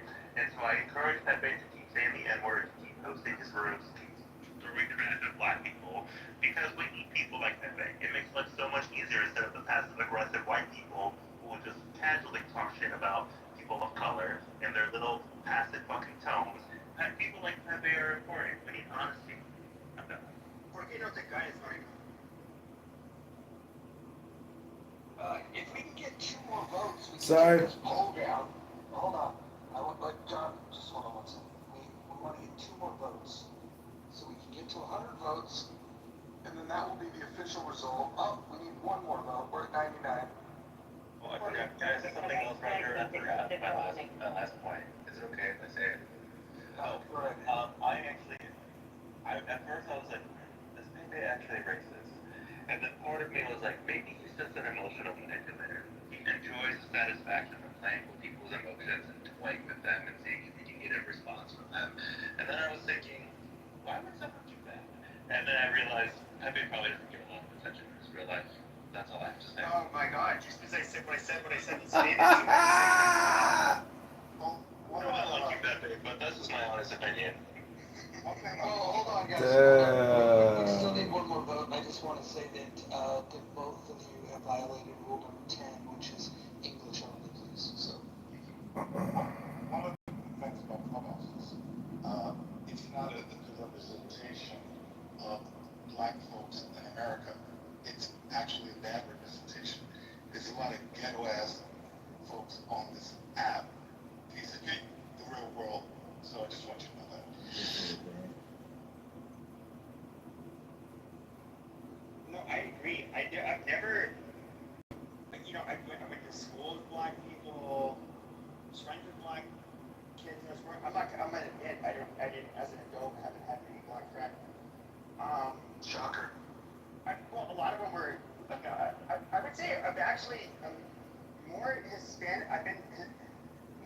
friends have been Hispanic, even in comparison to white people. Not to say that they're interchangeable with black people, but but with that being said, the black people I would encounter in real life, there was some I've noticed some things in the black community where it's I have some fucking problems, but my coworkers and the people I would go to school with, my neighbors, they were not a problem. I didn't really, most of us don't really think about this shit, I think, in the real world. Now, when I say, when I started working from home during the pandemic, and then I was bored and I could, waste hours when I should have been working and doing a lot of stuff, online. And of course, I started doing this social media shit 5 years ago. And I did see insane rhetoric I did not have to deal with in real life. And I would say my experience with black people online has not been my experience with black people in real life. Now, I'm sure a lot of the black people would probably say, you guys don't have white people going up to you, calling you names, denigrating you for being black. Just I don't have experience with black people just coming up to me and starting shit with me for being white.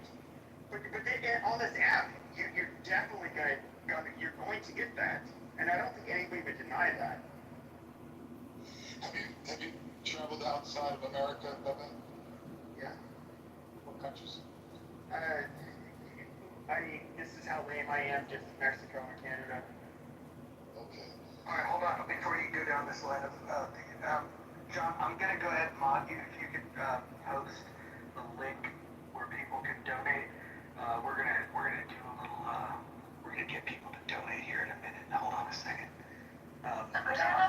Time out. Go ahead and finish, and then we're gonna ask the future congressmen some questions, and then we'll get the donations going. Yeah, I got a question. In your heart of hearts, what is the most, if you lived in a perfect world, what would be your main goal in life for people? My main goal in life for people would be that there are people who try. Everybody has different capabilities.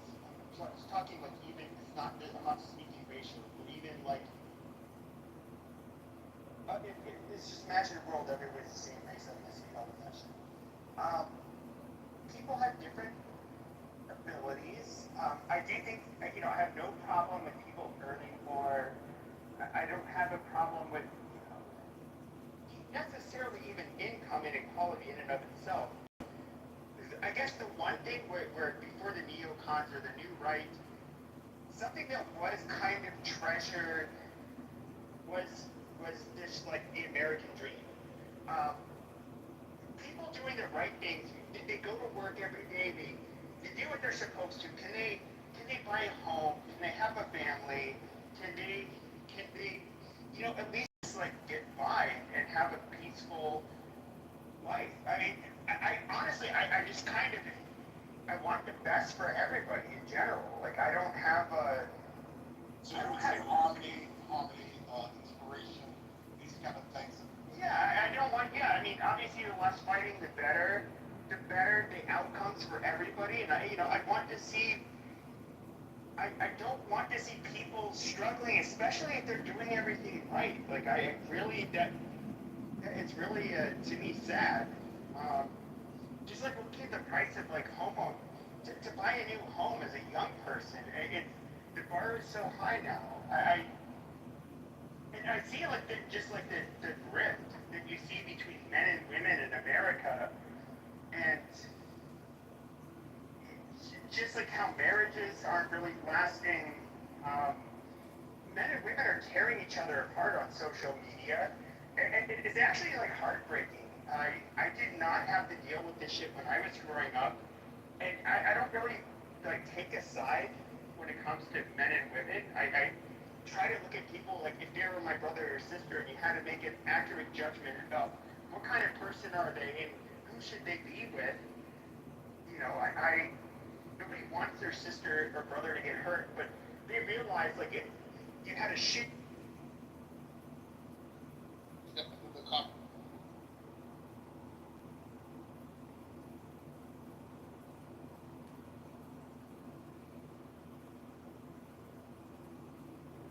See.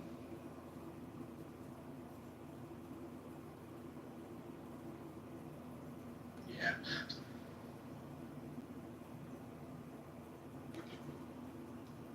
I think you'd be much happier, and you know, and everybody else would be much happier. That's all. That's all. Well, I think to a degree. I mean, the problem is that you have people on the left and the right that definitely want to. I would say have like much different views of what would be utopian. Of course. And it's just like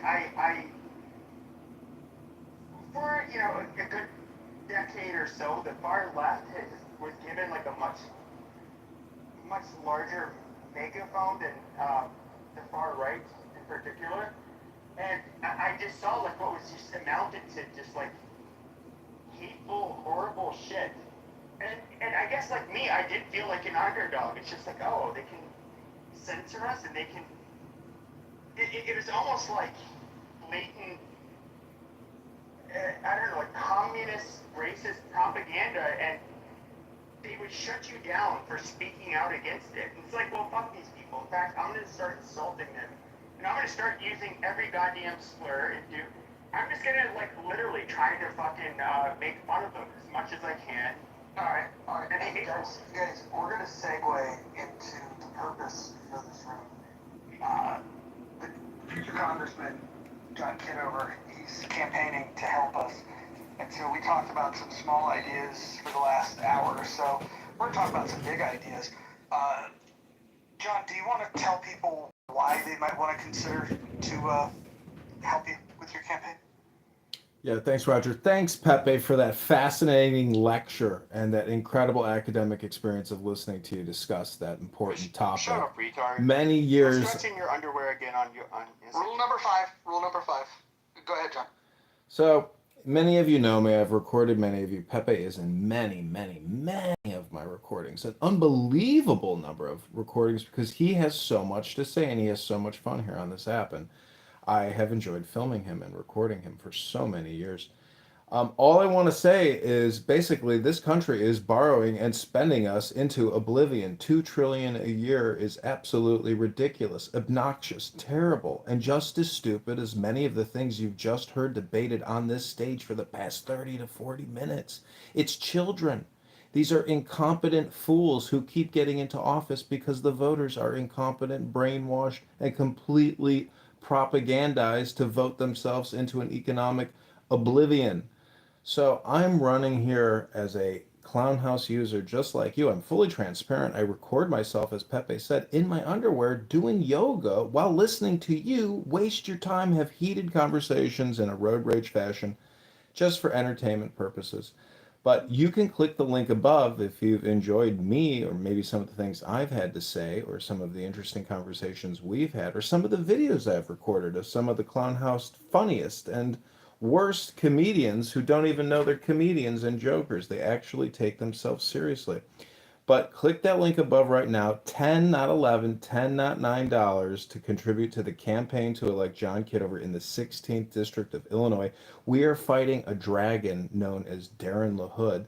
As Abby stated, he's a very powerful congressman who's been there for 10 years. And over those 10 years, each year, through HR Acts, he has caused over $2 trillion in debt. So 2 trillion times 10 years, that's $20 trillion in debt. $20 trillion. That's a lot of money. So if you want to drive this annual deficit up to $50 trillion by 2050 or 2035 and have nothing to show for it, keep voting for these frauds in Congress and in the Senate. But again, I'm fully transparent. I'm running as a Republican. I've run as a committeeman before in Illinois, and I had to fight the Illinois GOP and Chicago GOP. It's not pleasant. They're not an inclusive group of Republicans. They're not MAGA. They don't show any support for Trump whatsoever. When Trump was running, they didn't hold one Trump event. I never saw a Trump flag, poster, sign, or even a kind word for Donald Trump. So if that tells you the type of Republicans I'm running against here in Chicago, that's the type I'm running against. Thanks, Mojo, for putting this together. I'm complete. And if I can answer any questions, or if you want to hear more interesting debates and conversations, I'm down for that too. Yeah, so he's going to stick around and answer questions, but before he does, I just want to, make this appeal. For those of you that are believers in a deity, deity of choice, I don't make any, I don't discriminate here. I'm just going to ask you to prayerfully consider, before you click on that link up above, just say a prayer. Say, Father God, can you please give me the wisdom and whisper into my heart how much money I should donate to John Kitover for Congress? And I want you to listen to that whisper, Please, that Lord. little whisper that whispers to your heart, that tells you how much money you should give. Your deity may say give $0. Your deity may say give $1. Your deity may say $10. And if you're prosperous and your deity believes in this cause and believes that this is your calling in life, he may tell you to give a little bit more. But I want you to listen to that voice. Say that prayer, listen to the voice, click the link, and do the right thing. God bless. Jesus gave me the I did your prayer, and Jesus gave me the sharpest pain my butthole I've ever felt, and I'm just guessing. That means no. I'm telling you, if it doesn't work out in Chicago, consider coming on down to Southern Illinois. You will see a whole different side of the state, because down here it is like a sea of Trump signs. Yeah, it's bad, but I mean, there's a lot of Republican support down here. I mean, it is the economic disparities between the north and the south of Illinois are drastic. Like, the south is basically Kentucky. It's really bad down there. I would just keep driving till you get to Tennessee. Yeah, I mean, I told last night saying that if it wasn't for Chicago, Illinois would be deep red. Yeah, it's the truth. That's almost every state. I got a question for Necro. Hold on. I got a question for Necro. Necro, if you were to stack $100 bills, one on top of the other, how high would it be if you stacked it $37 trillion high? Any idea? Yeah, so given that, like, a dollar bill is like 0.00001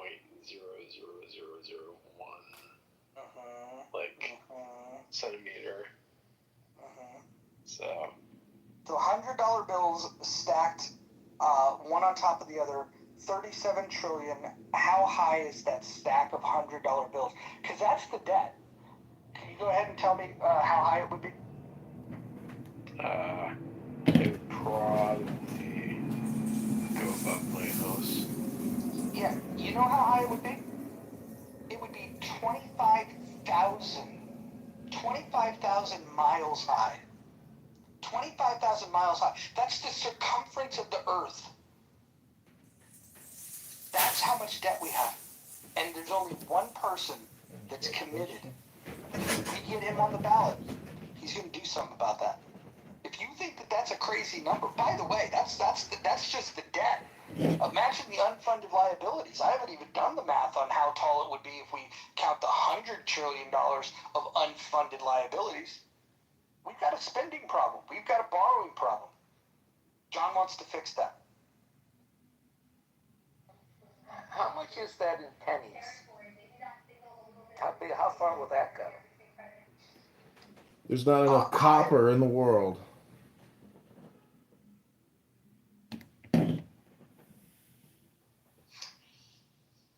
Yeah, I don't think there'd be enough copper. They don't make pennies out of copper anymore.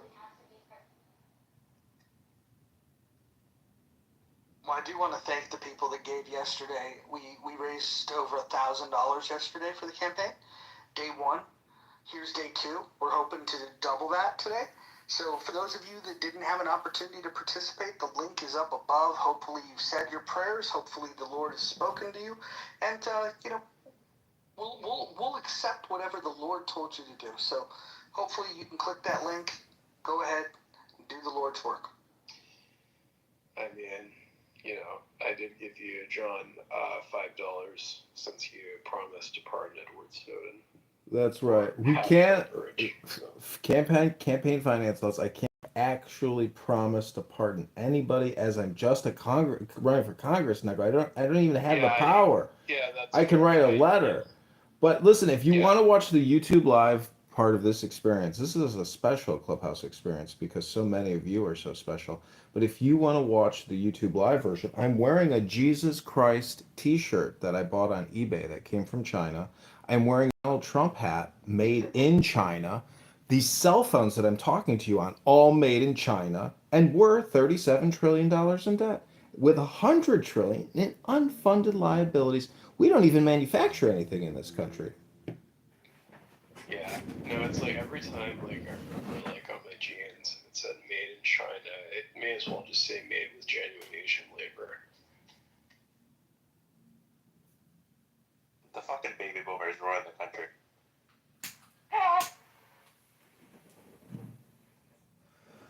The amount of overconsumption we have in this country, the amount of shit that people have, I literally see online people having 80 to 100 per week, bro. Just that. I'm just it amazes me how much shit people buy. That's just so cool.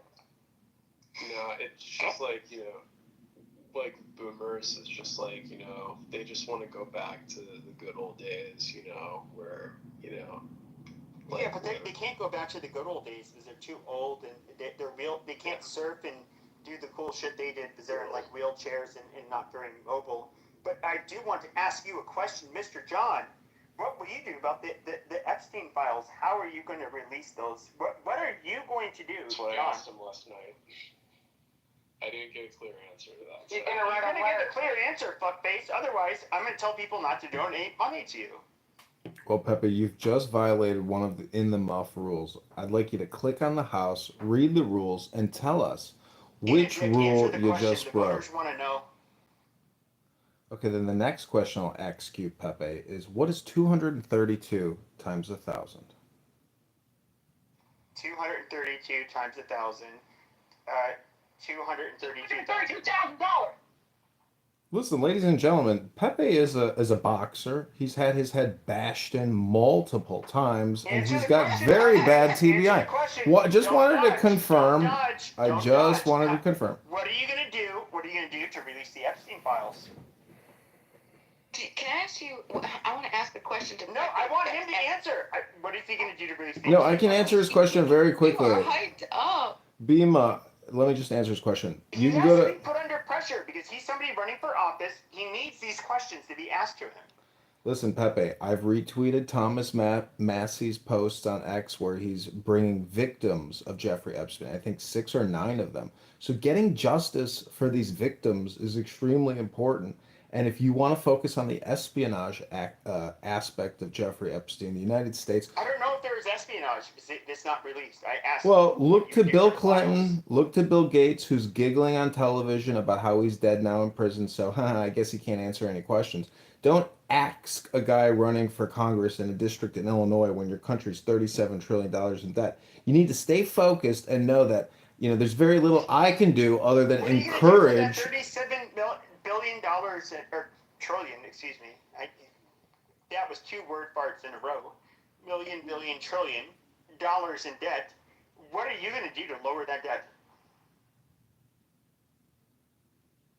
Sorry, I wanted to see if Hakima was here because I promised I wouldn't say the word ask. So I just wanted to confirm it. Yeah, okay, but I asked you, what are you going to do to lower our $37 trillion deficit? How are you going to, do that? Yeah, no problem. So we spend $7 trillion a year plus, okay? 7 trillion a year plus. We take in 5 trillion through the IRS and the Treasury annually. So that's a $2 trillion deficit. I would propose that the smart thing to do would be to immediately cut Medicare, Medicaid by about 1 trillion Social Security by about 250 trillion or 250 billion. No, not 200, yeah, 250 billion. Anyways, I'm just suggesting that we cut the national deficit 100% and bring us back to $5 trillion. Amazing. So you want to cut the geezers that have had to be, when was it the 1940s when this was I forget when it was I think it was Roosevelt who ended up. Also, don't forget the NDAA, Pepe. We got to cut that $1 trillion annual budget down to 750 billion. Into Social Security, and they were going to get these benefits.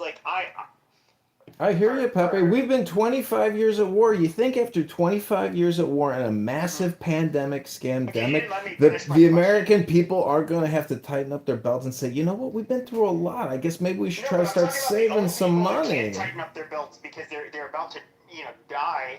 Pepe, the point is stop borrowing, stop spending. Stop borrowing. I talk to you all the time, Pepe. I'll keep talking over you. Stop borrowing, stop spending. Repeat it after me, Pepe. Stop borrowing. Say it with me. Stop borrowing. Say it with me now, Pepe. Stop borrowing. Say it with me, Pepe. Stop borrowing. Stop spending. Stop borrowing. Stop spending. Stop borrowing. Stop spending. Stop borrowing. Stop. It's the mantra, everybody. Say it with me. Stop borrowing. Stop spending. Stop borrowing. Stop spending. Stop borrowing. Stop spending. Stop borrowing. Stop spending. Stop borrowing. Stop spending. Stop borrowing. Stop spending. Stop. Say it with me, everybody. Stop borrowing. Okay. I guess nobody likes to do mantras. I like mantras for relaxation purposes. My mantra as a congressman candidate is stop borrowing, stop spending. Stop borrowing, stop spending. Stop borrowing and stop spending. Stop borrowing and stop spending. Okay, everybody, I'm just going to say it one more time. And I talk to Pepe all the time. This is why I've lowered my volume and I'm just going to continue to talk. Stop borrowing, stop spending. I am complete. Go ahead, shoot you in the back of the head. My fat, thank you for our problem solved. So every time you say that, John, I'm less likely to vote for you because not voting. It's a valid question from Pepe. That's okay, Mother. That's all right, Mother. Go ahead, Necro. John, I just want to say you're really making me begin to regret giving you the money last night. I asked him a legitimate question. Which this is not a good response. You should work on this. Okay. I guess stop borrowing, stop spending is not a popular mantra with you. But I don't know, it's still popular for me. It's my listen, this clip has been put on YouTube. I bet you this will be my #1 clip, you guys. Stop borrowing, stop spending. It's really embarrassing, to be honest. I just had to say that, bro. Your mantra literally makes people like Pol Pot come into existence. Holy shit. Pepe, you do. Talking about the old geezers who were said. Pepe, you were just complaining about the. No, you hold on. You were just complaining that you can't get into a house, that it's too expensive to buy a house. Hold on. Their taxes that they pay into the system, they will receive those benefits. Now, one thing I think even a libertarian, I'm guessing, Mojo, anybody, if you were promised something, you paid for it, you need to deliver the good. Well, what are you referring to? Social Security. For the old geezers who paid into it their whole lives. Well, hold on. But you have to understand what the federal government has done with this. The Supreme Court's already ruled. The Supreme Court in a landmark case has said that it's not a guarantee, it's not an individual contract, and that Congress at any time can reduce or eliminate the benefits. Yeah, but that's political suicide for Republicans. Hold on.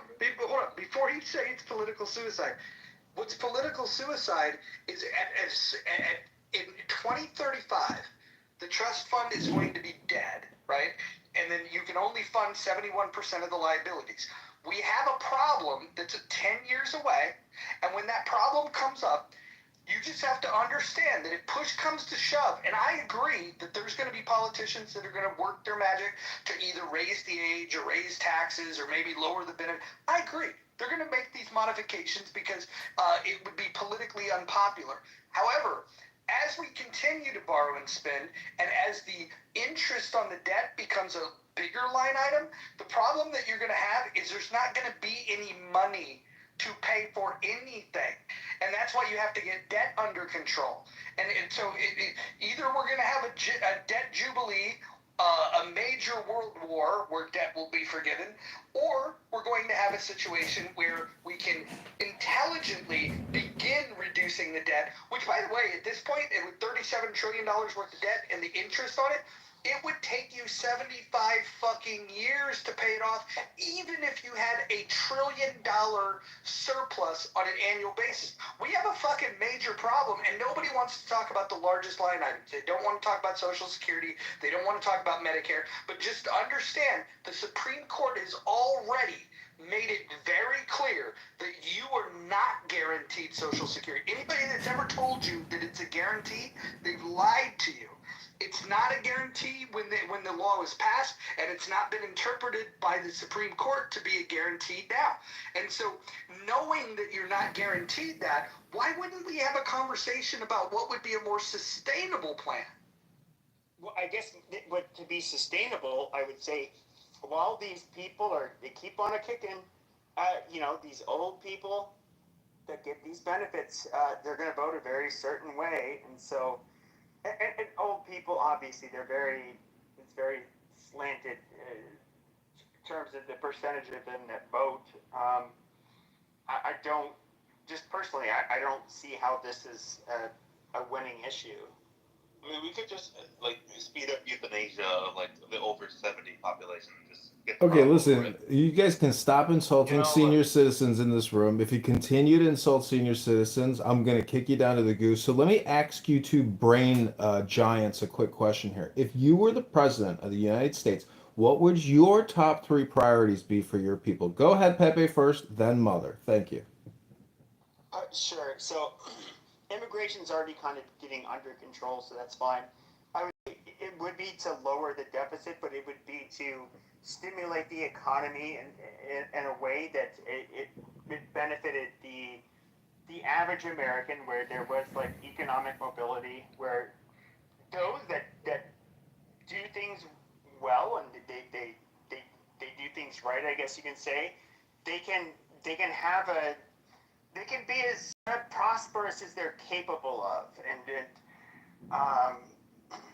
so long as that they're doing the right things. I do believe in the American dream. That is something I actually. If you were to ask me what at least in my country, what I care about the most, aside from race, aside from anything else, it's actually that Americans that grow up here, if they play by the rules, if they do what they're supposed to, they can at least have a good standard of living. You got 30 more seconds, Pepe.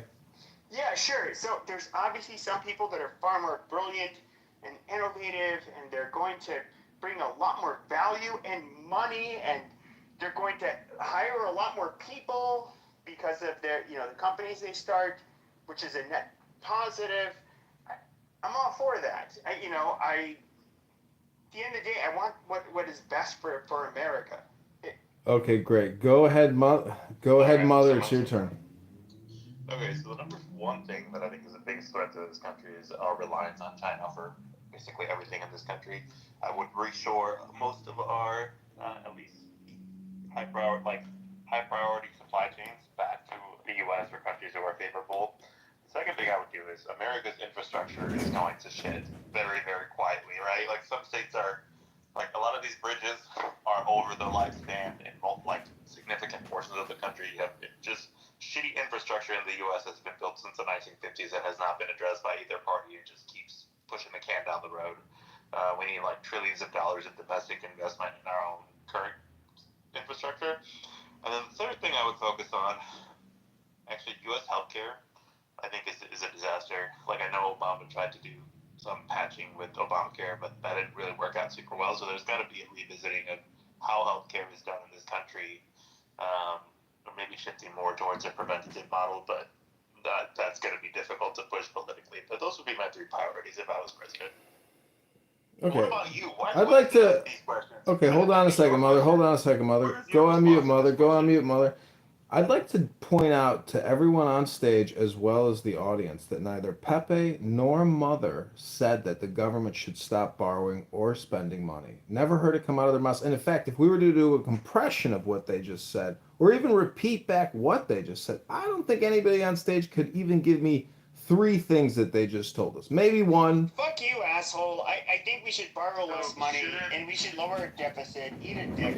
I do not think we should continue to borrow. So last I checked, Pepe and I weren't running for office. So the one who should be answering this fucking question is you. Listen, gentlemen, I will refer you back to the rules. If you use profanity one more time, this is your final warning. You will be put. Suck my fucking dick. Okay, gentlemen, you're going in the goo. Move the I would audience. like to say something. Pepe, any final insults before I put you in the goo where you belong? Go ahead, Pepe. Yeah, fuck you, suck my dick. Okay, moving to the audience. There you go. Go back to mommy. I just want to quote Donald Trump. Go back to mommy. Go to the goo where you belong. Okay, who's the next speaker? Go ahead. Yeah, I don't want to ask the question. When we are accounting for the deficit, the debt that we're in, are we making sure we're accounting for the fraudulent spending that's also being done, the fraudulent part of our spending in this country? We're accounting for that, right?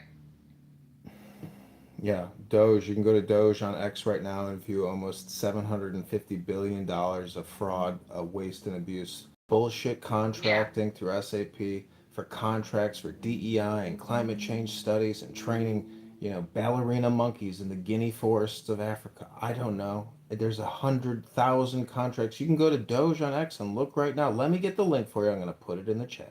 No, I wasn't, John. Relax. I'm just asking if we relax. I got you. I'm just saying that when it comes to, because I work in Medicare, and Medicare is very obviously very complicated. The entire healthcare system is very complicated in the U.S. But Medicare is much needed for these seniors, man. Like I don't care what anyone says. I believe there needs to be more regulation on fraud in Medicare because the DOJ just arrested over 300 people for $14 billion in intended loss, and I mean like. Primary care is charging for procedures that never happen. People getting access charges for things they never got, medications, referrals.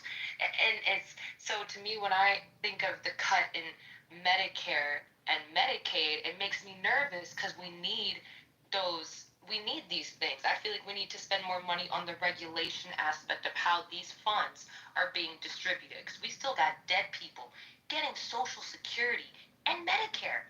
Dead people still getting Medicaid. It's a lot of waste and loss. But I feel like cutting funding. I feel like more like allocating the funds to more regulation rather than cutting the funds. Pockets, can I say something to you? You have to really. People don't understand the difference between what Medicare is and Medicaid, and they're completely different. And people conflate them often. And the cuts that we were talking about that just got passed were really dealing with Medicaid. And I think you make a really important point. And I think that I know doctors that have been locked up for Medicare fraud. And I absolutely agree with you. And I have a friend whose mom just passed away. They have a huge malpractice lawsuit now. But one of the reasons is the doctor performed additional procedures in terms of upping the billing on the she was on Medicare, exactly what you're talking about, but now it's backfired on him because she died as a result of it, and he'll now lose his license. But separate from that, I think, and you're in the business, maybe you can make it clear that they're 2 very different programs. It's a shame they share the word meta because they get conflated often. But this new bill was cutting the recipients of Medicaid that were on the program that shouldn't be on the program. Different than removing seniors from Medicare, which it wasn't doing. Well, seniors are that's what's interesting is seniors are both on Medicaid and Medicare. If a senior does not make enough money through their and Social Security is like robbing them, right? They get Medicaid and Medicare. It's called a dual plan. So there are seniors on those dual plans where it's access and Medicare. So that's where I was getting attacked. I mean, the bill was trying to stop it from like young people sitting in their Oh yeah, I agree. I agree with that. Doing their 40 hours a week, or their 20 hours a week. I agree with that. With parents, while your kids are at school, you could be doing something. I agree with that. But maybe you can. I mean, again, that was the point that they just get conflated all the time, and they're really different.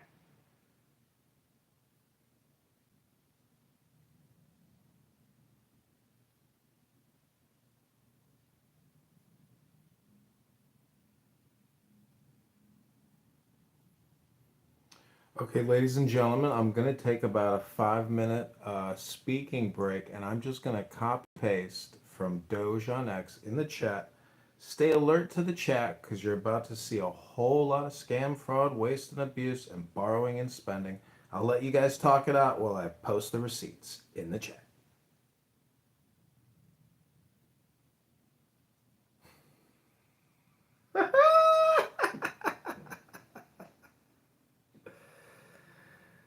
Gotcha. Gotcha.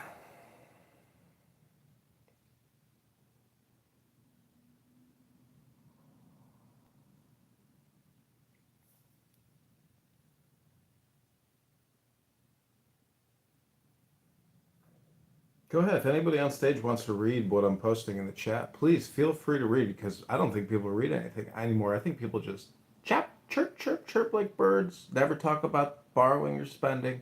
Just keep spending $4 trillion a year on Medicare, Medicaid. They're separate programs, but keep borrowing, keep spending. Got to keep paying all those doctors, all those health groups, all those health insurance corporations and middlemen. Every single year, got to keep that same consistent $4 trillion. They got to get it. They gotta have it. Let's not talk about borrowing and spending. So look in the chat. Somebody want to read it?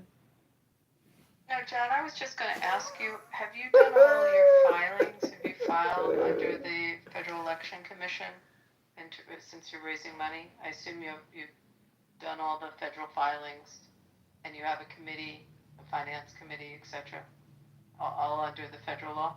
Yeah, Google my name, John Kitover, and you can see the FEC website. I don't need to Google it. I just asked if you've done all your filings. Yep, did all the filings, Abby. Could you want to read one of the chat copy and pastes from the Doge X account, Abby? Would you be kind enough to do that for the campaign right now? No, I let someone else who has better speaking voice. I switch my Philly accent. That's all problem.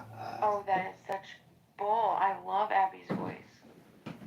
I just want to, if you could put in the chat your filings or notice of them.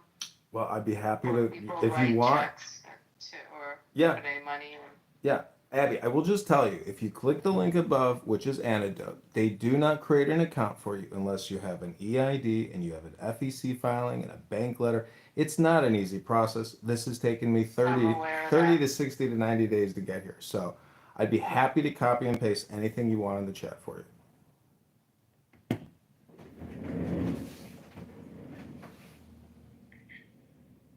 John, John. Oh, Lou, I see you on mic. Go ahead.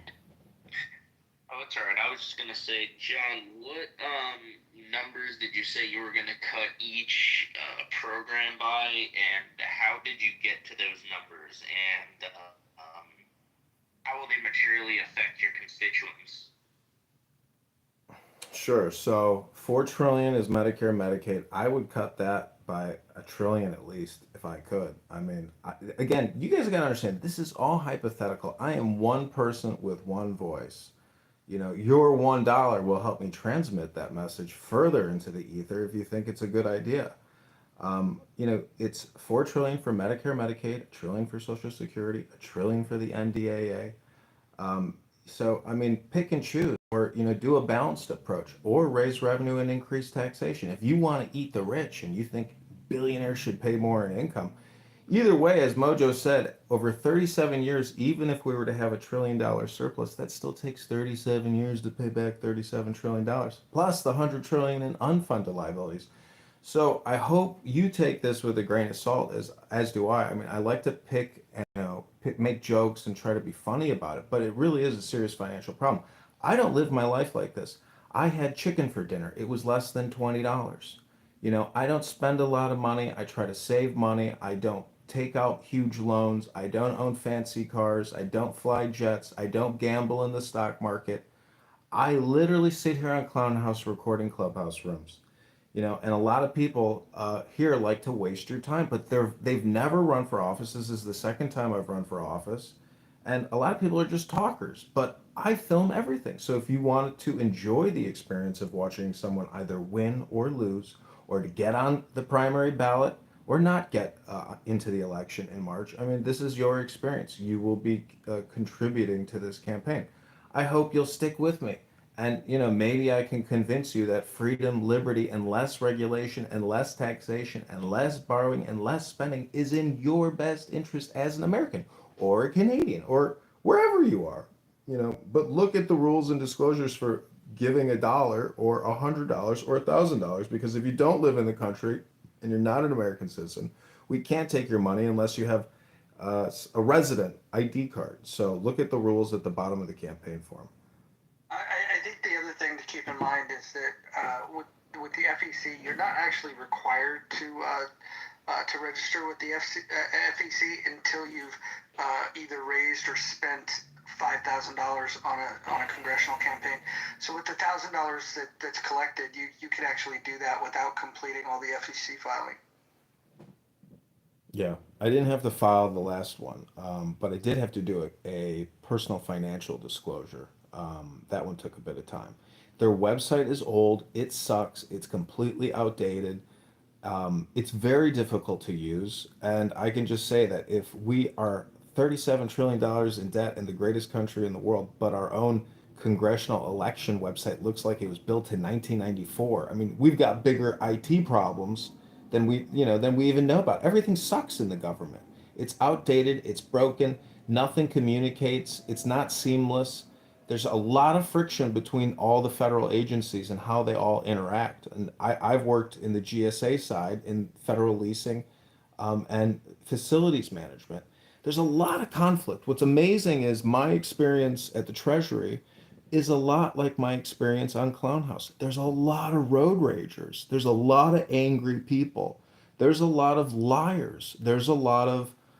Um, there's a lot of politics in the government, within the agencies. People are vying for positions. People are retiring. People are scheming. There's a lot of just inner fighting within the government, but nobody gives a fuck about the $37 trillion in debt, because all those employees in the federal government are getting a healthy paycheck, and they feel like they're first in line to continue getting the paychecks in case of a bankruptcy.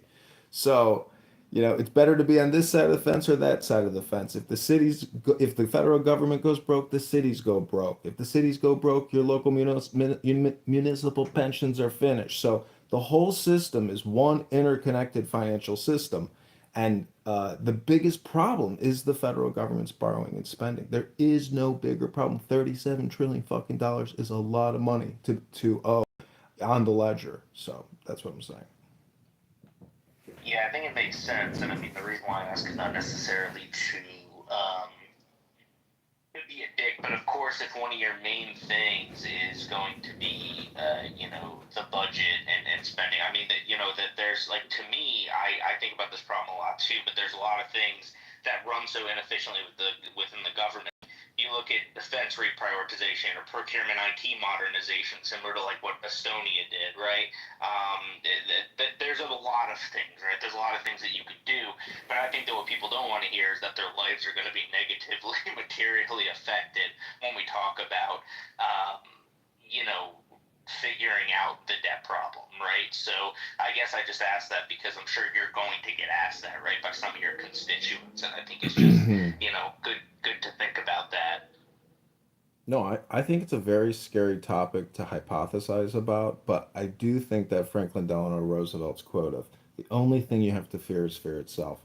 This is a word game. This is an accounting game. This is a ledger game. It's in the material world. America is incredibly abundant and prosperous and wealthy. We have remarkable assets, remarkable cities. We are a huge, massive nation that is basically impenetrable to foreign invasion to a certain extent. We don't have a lot to worry about in terms of security. So why are we still spending $1 trillion a year on the world's largest military police force? $1 trillion. Lockheed Martin, Boeing, Northrop Grumman. Let us, if we're going to spend $300 billion a year on weapons and defense and salaries for soldiers or contractors working with defense corporations, I mean, let's get the biggest bang for our buck and start paying down the debt. That's a pretty good place to start. But instead, we have this world police, security attitude that we can't let go of because there's so much money involved. It's that much money. And, the deep state and everything wants, the quote from the movie Dune, the spice must flow. And that's what $2 trillion a year is every year. The spice must flow. There's a huge pressure to get that $2 trillion plus a year, past the taxpayers.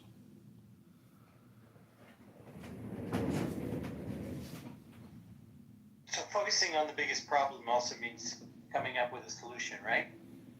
It seems like the solution that's underway right now that you're talking about seems to support in some way, if I'm getting right, is to cut back on operations that actually affect people in the actual society, whether you call it marketplace, government, whatever it is, services. These are just part of society. And there's no place where austerity, especially because you pointed out the most important reality, which is that America is the richest country on earth by the real economy, not the monetary economy, which is fucked up, and I absolutely agree with you on the problem. But how about some solutions, right? Like, I'm proposing to you, everybody listening, that there is a feasible way to pay down that debt. And what would happen then, right? If it did happen to be like some crazy ass idea of thousands that people might have that we vet and make sure and we go figure out, we find a solution to this that doesn't involve cutting back on people, because you're right, the country is rich enough to afford it. And guess what? Until that changes, and it could, America is the reserve currency of planet Earth. And it can print it endlessly, which means that its feasibility is how much the economy can actually absorb. That's not about monetary policy at that point. And that's why you can clean up the debt in the way that I proposed to you the last time you heard me mention this to you. Because there's a whole part of the global monetary economy that has no tax on it and would easily pay for all this shit. And everybody else's taxes in the real economy would have to come down in order to accommodate it. And the arguments after that, I'll end my plane here, the arguments after that would not be about what we can afford to do, but what's in an investment interest to do. Because you quote FDR, and I'll just say, he proved, as did the GI Bill, as the rebuilding after World War II, and a few other examples, when you invest money directly into people, even when you do it by debt, and you could do it other ways that are healthier in the future, but even when you do it by debt, it's a fucking ROI every time. I'll end my plane on that. Daniel, where would be the oversight for your solution? First of all, I appreciate. It's good to hear from you, Daniel. I appreciate the commentary and the offering of the solution. I'm definitely not a professional. I don't know much of anything, so I'm just asking questions. The solution, it seems to me, though, that you're proposing is that we just start taxing in other areas. Is that pretty much to pay off the programs and the things that we currently have? Did I just get that part right first? Well, the part that John and I agree on is that debt is a problem and needs to be addressed, right? The way I'm saying to address it is that we think simply, and I think every ordinary person should consider this, not just economists, to understand this. I'm actually proposing that people talk about it at Thanksgiving and over dinners and whatever it is, just ordinary people, about the fact that there's two economies. There's a monetary economy, and there's the real economy that we measure and where we get taxed, where we measure GDP and labor statistics and all that stuff, where, America's the richest country on earth, as probably many of us could agree. But there's this monetary economy that makes the whole global economy that America is the king of work. And most of those financial transactions actually run through America, and it has a unique opportunity to go, hey, guess what? There's this bucket over there, and we're not touching it at all. It's using all of our infrastructure. It's people getting rich off of it, but not the American people. And it's using America's entire society in order to do it. Why wouldn't you want to tax that something? And it turns out that it's so much larger than the economy where all the taxes happen that you only have to tax it a tiny, tiny little bit in order to pay for everything and clean up the debt reasonably in about 8 years. Who do you think most of that financial burden would fall on? Like the taxpayers? Who would be the taxpayers? Are you talking like, who are they? So I'm assuming that my question was correct. Like you want to keep the programs as they sit, Social Security, Medicare, Medicaid, the biggest military defense, and instead of cutting them, reviewing them, figuring out what's good and what's not good, we just start taxing more. And so this is the reason I bring it up is because my concern is if we just start taxing more without ever looking at these programs and the efficiency of these programs, it doesn't seem like a good business model. In fact, it's a little bit terrifying to me because now all I hear is now there's completely no accountability. Nobody's going to be looking at the inefficiencies of these programs, and we're just going to, nobody's going to have any type of responsibility for when this stuff ends up, just... Yeah, I said nothing about what you do with all the money you're going to save from the programs, to keep or not keep or any of that stuff. Like, you can do two problems. You can look at two problems at the same time. And I think it's a great problem to have, to go, do you really need all of those services? If you're going to, save all this money and you no longer have to put money over here, and you can do administration with how you do, things like universal income that cost you less than all the programs have right now. But I'll let other people worry about that on another day. I'm not advocating at all about that. What I am saying is there's a false idea that there's a fixed amount of money in the world. It's a false idea.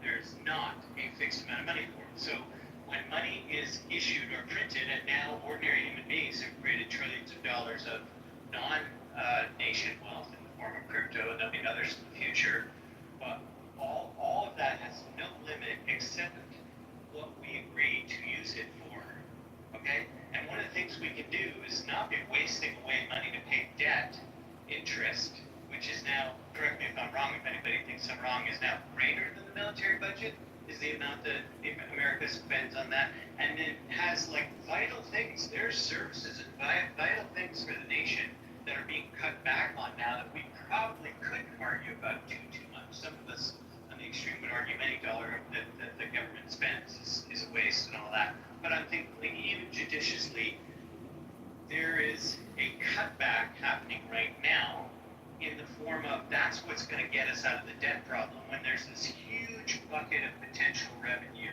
for the government that will lower your taxes, not increase them. That's the key thing that I would be jumping on first. If it turns out that can be substantiated, then you can have the argument about what to do, what programs to keep, and all that stuff. That's a whole other conversation as far as I'm concerned. Yeah, I think you gotta walk and chew gum at the same time, to be quite honest. I mean, the funding is one portion to talk about, and I feel like the left talks about the funding, the right talks about the cutting, but there's kind of an in-between, to be quite honest there, because there's, like I said, the way procurement works publicly, supply chain is my thing, right? That's what I've always studied, and that's what I do professionally, and public procurement is mind-bogglingly inefficient. So there's so many ways to increase efficiencies. Another thing is negotiation for drug costs for Medicare, right? Like that would save, I think, it estimated around $98 billion from 2025 to I think it was like 2033. So yeah, there's a lot of ways to kind of do this, but I think what we don't want to do is negatively materially affect the weakest part of our society, because that really leads to instability of a nation. Yeah, and I agree with you. You can walk and chew to you at the same time, also when it comes to problem solving as a kind of project manager, you probably are in your field, it helps to know which problem you're solving. If you're talking about the debt, and there's a way to solve that debt problem, why not do that?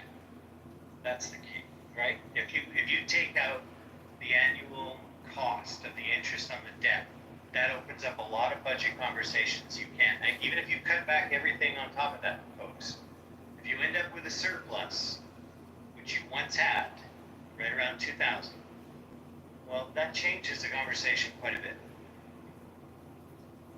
And I definitely hear stop spending. I think that's a big that's a big theme of this room. But stop spending is a blanket statement that doesn't really mean much, to be quite honest, until you get into the devils in the details, right? Stop spending at this macro of a level doesn't actually mean anything. It's not prescribing anything.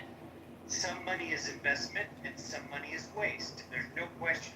Those are two buckets you can't change. What goes in one and what goes in another, we can argue about. But you're going to have some useful investment and some waste.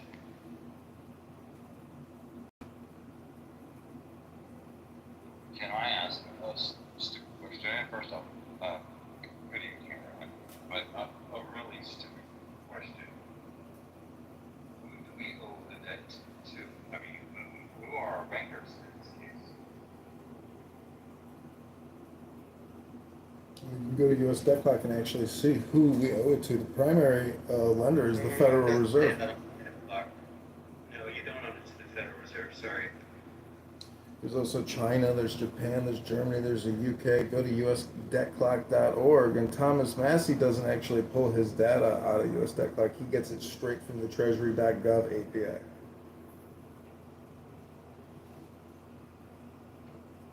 He has a little pin or a watch or something, right? Yeah, Daniel, why don't you, I told Mojo, I asked Mojo, have you ever spoken to that guy Daniel in the red jacket? I said, you got to ask him about his scheme to give people as much money as they ask for, and then it's set to an expiration clock timer. If they don't spend it, it disappears. And whoever receives it, there's no expiration clock on that currency, and they get to keep it for as long as they live or pass it on to theirs. Daniel, do you want to illuminate Mojo with your awesome economic idea in order to reduce the debt by, I think you said 100% or 50%? Tell us your scheme, Daniel. Okay. The last time you asked me this, I told you there are two separate things. They are not connected to each other. What I just was talking about in this room up to now, before you just introduced this, and I'm happy to talk about it, but I want to make sure everybody in the room understands these are two different things that you've conflated. One has to do with ending the debt in 8 years. There's a plan to do that. I'm part of a group of people that are planning to popularize that idea. We intend to find congressional candidates, Sean, who scrutinize that idea, look at the numbers, see if our numbers are correct and supportable, and if they come to that conclusion, they're going to benefit from a super PAC that is actually going to raise that issue about how to end the debt. That's one thing all by itself that has nothing to do with the income thing you talked about whatsoever. Do you understand that? Yeah, got it. Please proceed. Now, if we shift to another project, which is a pilot test project that will be done probably around 2030, nothing before that, and it's a client project, and that client is actually paying for that project. And what they are attempting to set up is to prove a model by which you can privately, not through government or taxes, create an economic system where you can issue income, universal income, not universal basic income, that people will have money that is largely just buying power, because that money disintegrates, the buying power that they're issued disintegrates within 90 days of them receiving it. When they go spend that money, rent, food, education, start a business, whatever they would choose to use that for, whoever they're buying goods and services from are adding value to the economic system. And so when they receive that currency, it's at that point of transaction converted into hard money. if you really examine what the Federal Reserve does, is they issue money that gets hardened into a debt. The debt is not owned by governments. That is not true what was said there. You don't even need debt to even be issued there, but they require it in order to have a keystroke become something real. We make something real if this model turns out to work, and it's one of thousands of experiments going on around the world of people, crazy people like me, who think that it's possible to build something like universal income. And you need lots of crazy people like me if you want to have a future that has some innovation to it, John, before you ridicule it. But if we're able to set up such a system like that, then it means at the point of a transaction, the real goddamn economy, not some fancy monetary hall of the Federal Reserve, is when money is printed. You know how in blockchain you have proof of work, proof of stake, proof of this, proof of that? The proof is in the transaction. And the people who provided those goods and services have added value to the economy, and they have money for life. The people who receive the money to spend have 90 days to spend it. What you wanted to, make an extreme out of, I can get $1 million a day if I have no limit. Obviously, we're not going to set up something of that nature, but largely, people are going to be able to set their own income because they can't take more than what they have the capacity to spend in their lifestyle. The only limitation we would have on that is what the economy, the real economy of real people, real goods and services can absorb. That is the limit.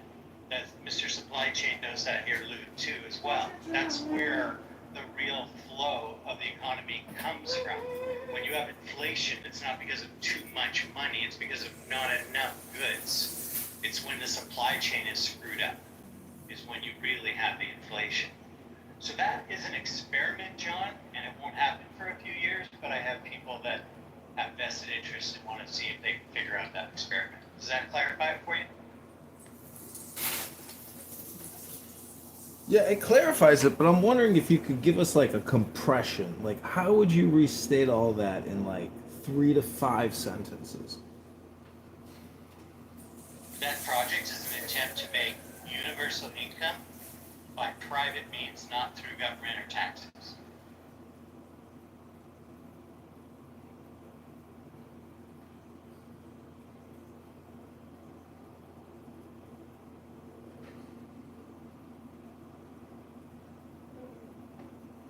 Did that answer?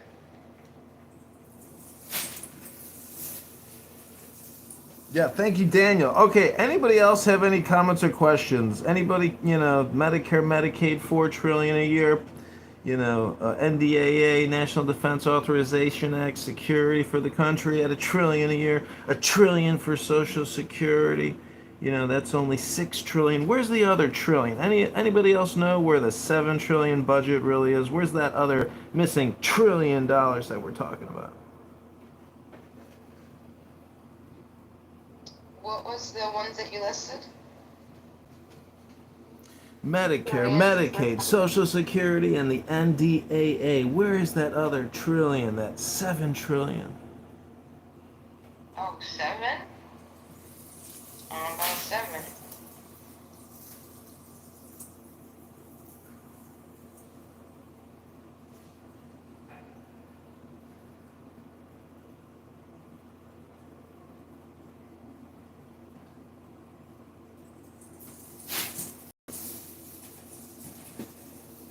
What if we went back to a wartime mindset and we just started scrimping on our own economies and planted victory gardens?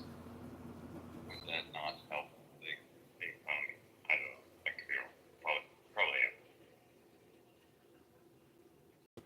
Sorry, Sean, I couldn't really quite understand your question. What was it? I'm sorry. I'm dealing with the hiccups right now, but what if we went back to a wartime mindset and we started supplying labor and victory gardens? You know how people used to make their garden in their front yard or their backyard, wherever it was. People supplied their own food in a lot of cases. So, yeah, I don't know how that would affect the economy. I don't know.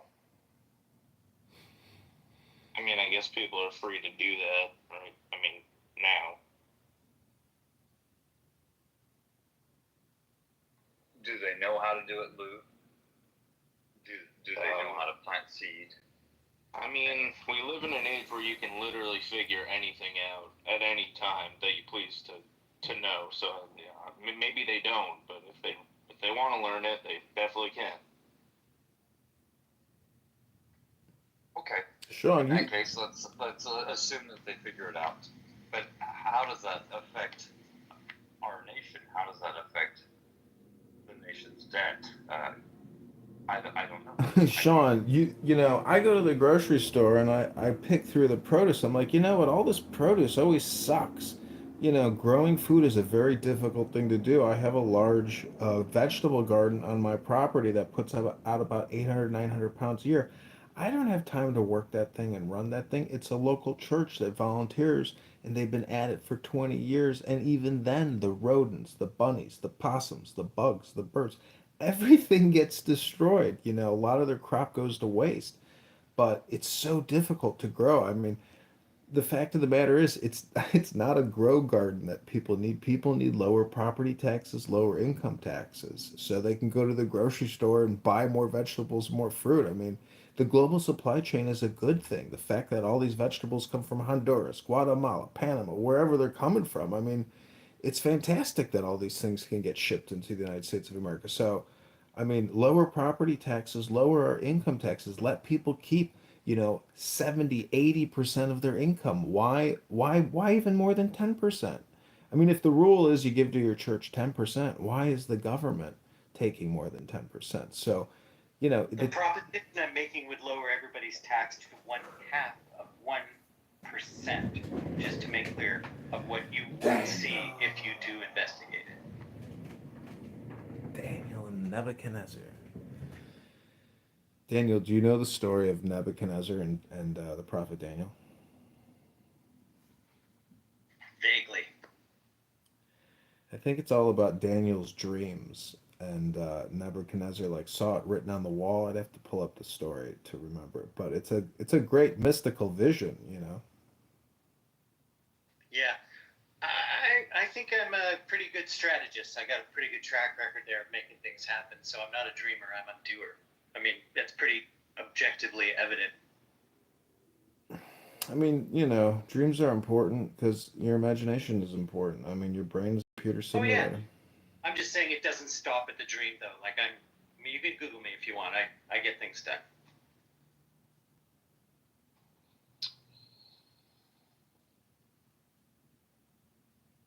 Okay, so does anybody else have any priorities they would like to put on the campaign to elect John Kitover? 10 priorities. I'm looking for a 10-point bullet list of what you would want done by your federal government or your local or state government.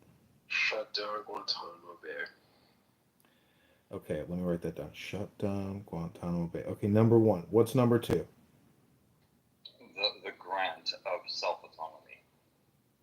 Number 2, the grant of self-autonomy. Can you elaborate, Sean? Yeah, I would just like for people, all of you, to be able to live your lives. And Tom's, sorry, still struggling with the hiccups. Yeah, for all of you to be able to live in a self-deterministic world. I hope that makes sense.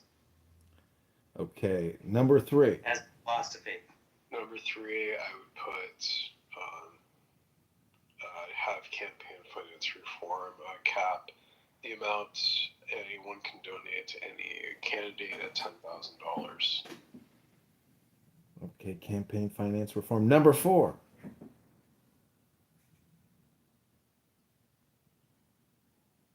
Anyone? Anyone? Number 4.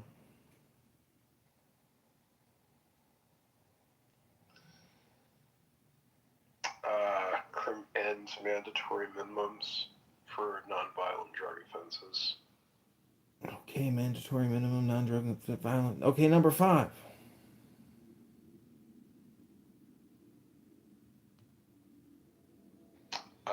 Reduce or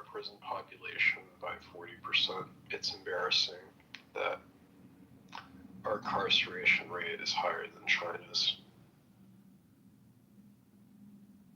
Okay, what's number 6? Oh, I see it in the chat. Don't cancel Sesame Street. But Sesame Street makes a profit. Why would we fund a business that makes a profit? What's number 6? How dare PBS, have shows that tell children to be nice to each other? Okay, what's number 7? Wait, we didn't do number 6 though. Okay, what's number 6?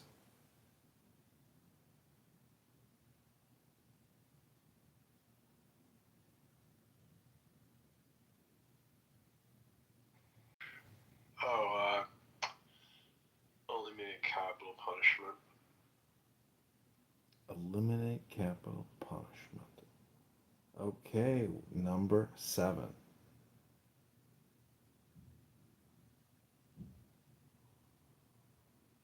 Anyone? Serenity Pockets, Bima. What is it in society you'd like to see your government change for you? That you have to technically borrow and pay for, but go ahead. Establish healthcare as a human right. Okay, healthcare, a human right. Any other human rights, Necro? How about kimchi for all? I think we should all be eating more kimchi. Yeah. Gut health is really important for the brain, so I would go with kimchi.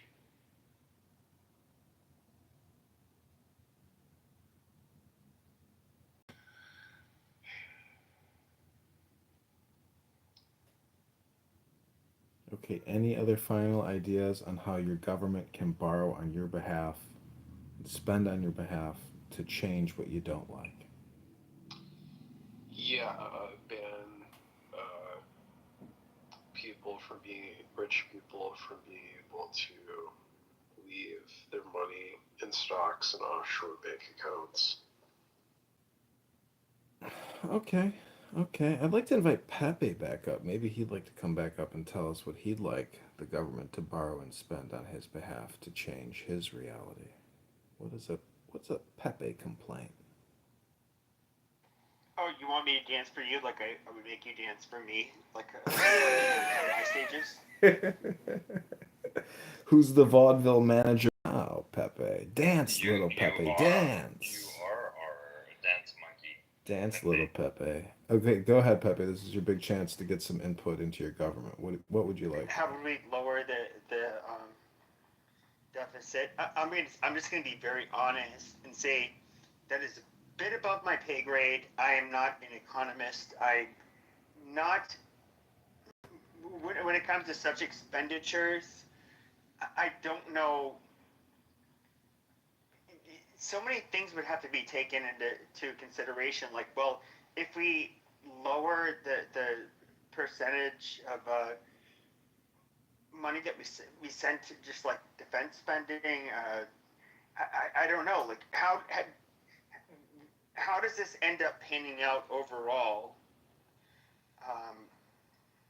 I don't know. Like, this is not my area of expertise, so I can't give a good Okay, answer. got it. Just repeat after I'm me. also not running for Congress, Just so I don't really have to give a Pepe, good just answer. say you don't know, and just say it's the economy, stupid. That's exactly what I'm saying. I don't know, and that's why I'm not running for Congress, because I Got don't it. know. The mantra is it's the economy, stupid, meaning that should be the number one priority of everybody, but it's not. Most people on this app just do racial identity politics. Are you Dr. an Adams, economist? I took economics. Dr. Adams, welcome back to the room. But are you an economist? Pepe, let me ask you a question. Have you ever eaten in Ask me, nigga. What's the question? No, don't go that way. No N words here. I will have to enforce the rule. Violation. So, if I can interject, John, do you want to rehash the points or the top priorities for Mojo? Let me just give you the basics of economics, ladies and gentlemen. It's run like a business. It's run like a pizza shop. You got to have a baker. You got to have a sales lady. You got to have a point of sale. Everybody's been in a pizza shop.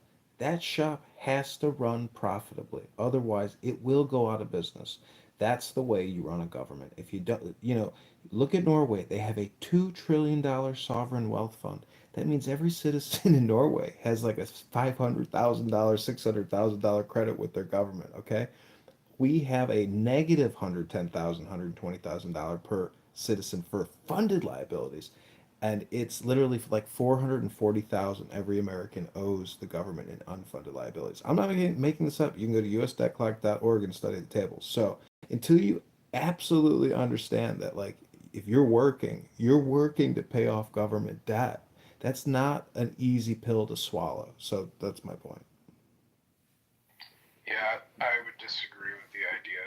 I don't think that governments and companies are in any way the same. There are some similarities, but there are functions which make them very different. Is that the government's goal is to protect humans, while a company's goal is to maximize profits. So let me ask you this, Necro. What do you think is more important, or what do you think is a better thing, a profit or a loss? Sorry, I didn't understand. What do you think is better, a profit or a loss? It depends on what the profit is for, I'd say.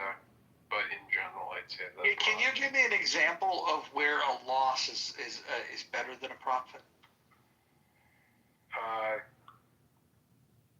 Yeah. So, for example,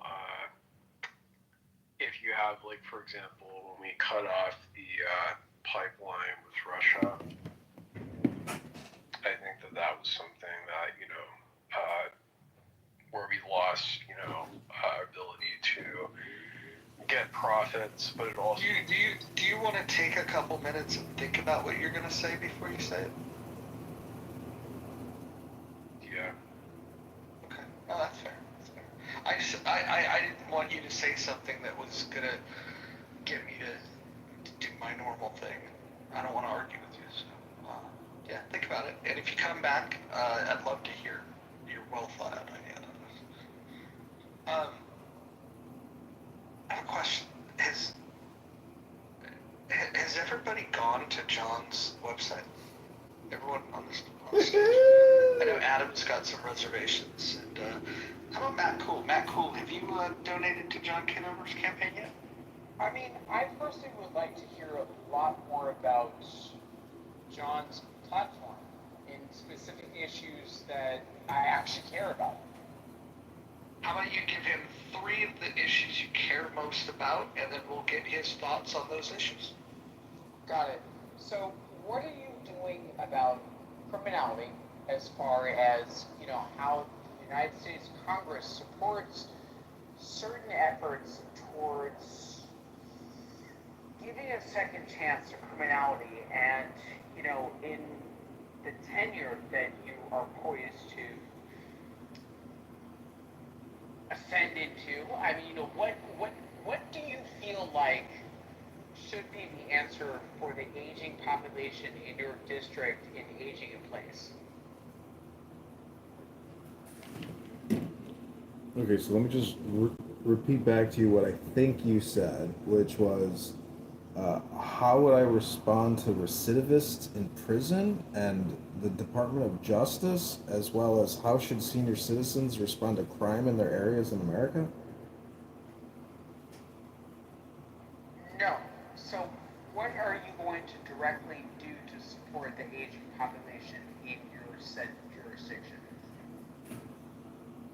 Well, first off, I would look at it from their perspective and what bills they have to deal with, which are the same bills that I have to deal with, which is property taxes, mortgage, interest expenses, electric, gas, water, sewer, other municipal taxes, sales taxes, anything they have for retirement, they have to maximize it so they can, experience the abundance of their fruits of labor, from working for 20, 30, 40, 50 years. So, I mean, let the American people keep what they got. Let them pay less into the system. Stop spending so much in the system and stop eating so much out of the substance of the American people's pocketbook. Nobody wants to work 3 out of 5 days a week, pay the government. And if we just keep spending, everybody will be working 4 or 5 days a week to pay for the government spending and borrowing.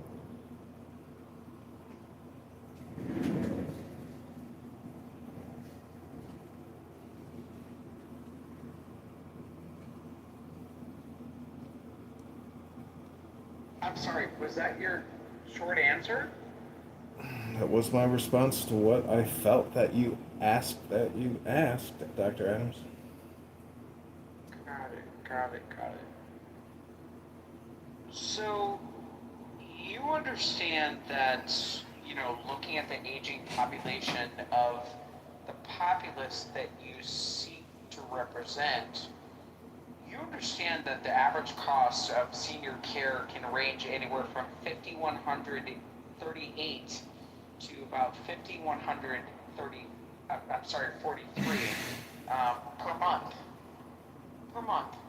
And the average person in your said jurisdiction is earning about $54,710 per year.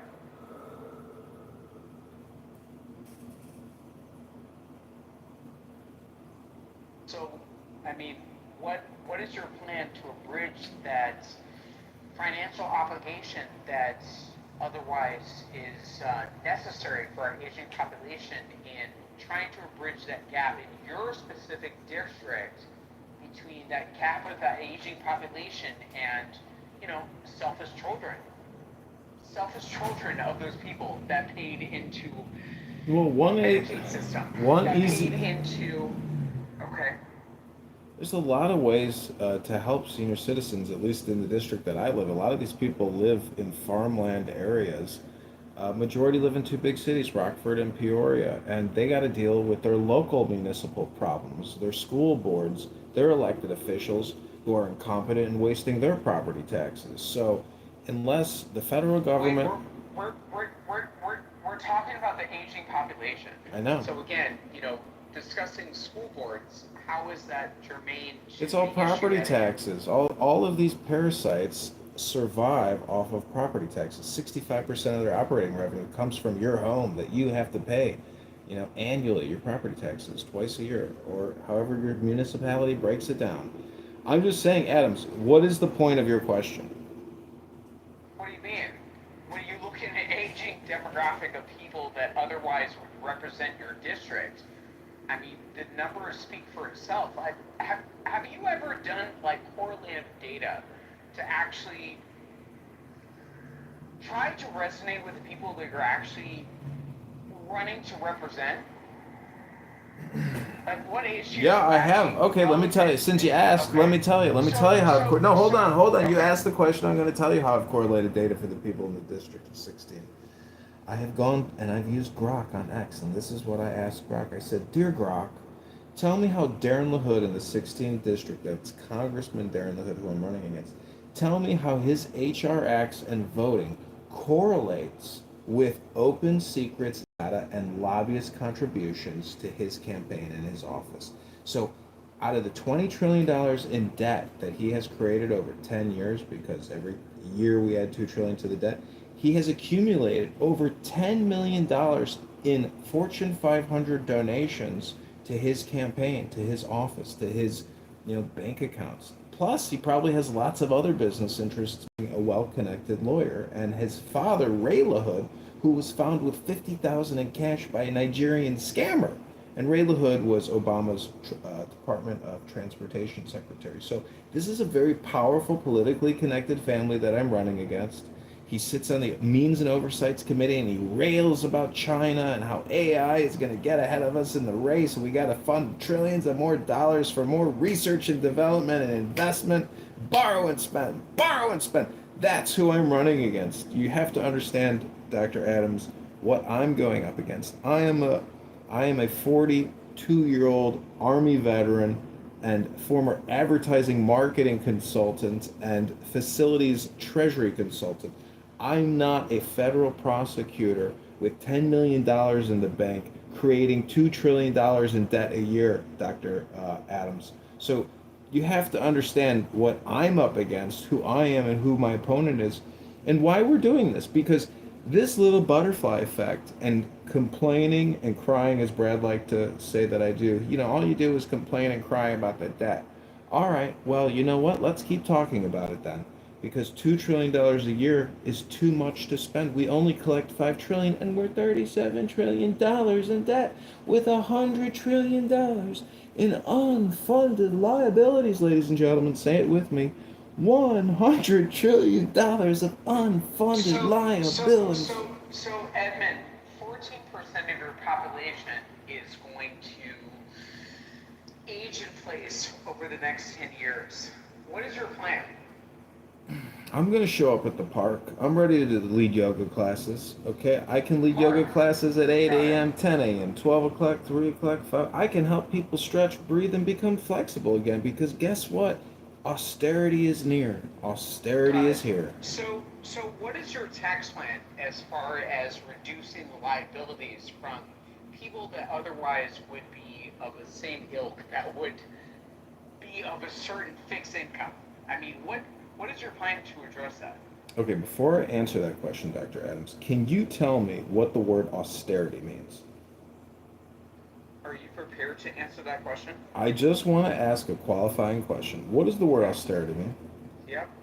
Set of policies implemented by governments to reduce budget deficits. So again, are you Okay, going to answer the question? let me ask you one more qualifying question. What is 699,000 times 1,000? No, I'm sorry. What is 699 times 1,000? So John, let me just stop you full stop. This is where I have issues. You know what I mean? Like, this is where I have issues.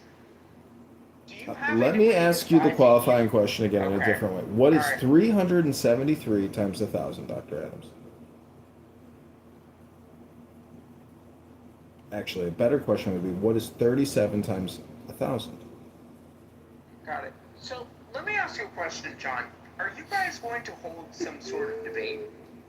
Yeah, we're holding evening town halls like this one right now every day of the week up until the March I'm saying primary. as far as like your candidate and the person that you're running against. I mean, are you guys actually going to hold the debate? Well, we have to get on the primary. We have to get into the voting box in March, and win this primary. The point is, Dr. Adams, we may or may not get a debate with him. We don't know. It's usually organized by a local newspaper, but I am going to try to debate the Democrat candidates. So again, in the questions that I'm asking you, don't you think that the trolling that you're doing in the very infancy of your campaign? Well, Dr. Adams, to cast stones about trolling, I am. Dr. Adams, I'm just. Hey, Edmund, you gotta all figure it out. It is what it is. You gotta all figure it out. Hey, you don't need my help. Thanks, bro. You got this. And were you here to listen to Daniel's submission?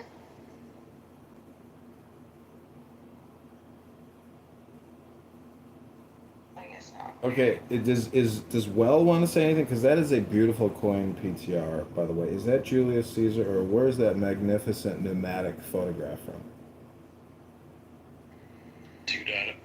I've got no idea. It's found on the internet. Oh, got it. Because I have a couple nice old Roman coins, and they're beautiful, little coins. I'm just an idiot. Hey, me too. Well, that's okay. Every couple generations, people get suckered out of $37 trillion. It's not your fault. You didn't know it was really happening, did you? Nobody really knew it was happening. But boom, here you are in 2025 with $37 trillion in funded debt and $100 trillion in unfunded debt liabilities for a total of $137 trillion, putting you individually in debt over $500,000 to your government liabilities. Congratulations, everyone. Welcome to 2025. John, got a question. Do you have Shoot, Matt. Okay, John. Do you have a platform on your actual website, or where you can I do. You have to click to the blog section, and you can see my news release announcing the campaign and why I'm running against Darren LaHood. You can read all about the platform there. It's johnforcongress.com. I'll go look right now. Let me put it in the chat for you, just so you don't go to the other John for Congress, some other guy who ran for Congress. Some other guy. Sorry, Dr. Adams, for like cutting you off, but I have a feeling that you may be enjoying your evening happy hour, and I just wanted to, maybe cut you off so you could enjoy that last happy hour before the bar closes. Well, I mean, that's not going to work because, again, you're peddling, political contributions when you otherwise have been unemployed and you've been trolling people on this app.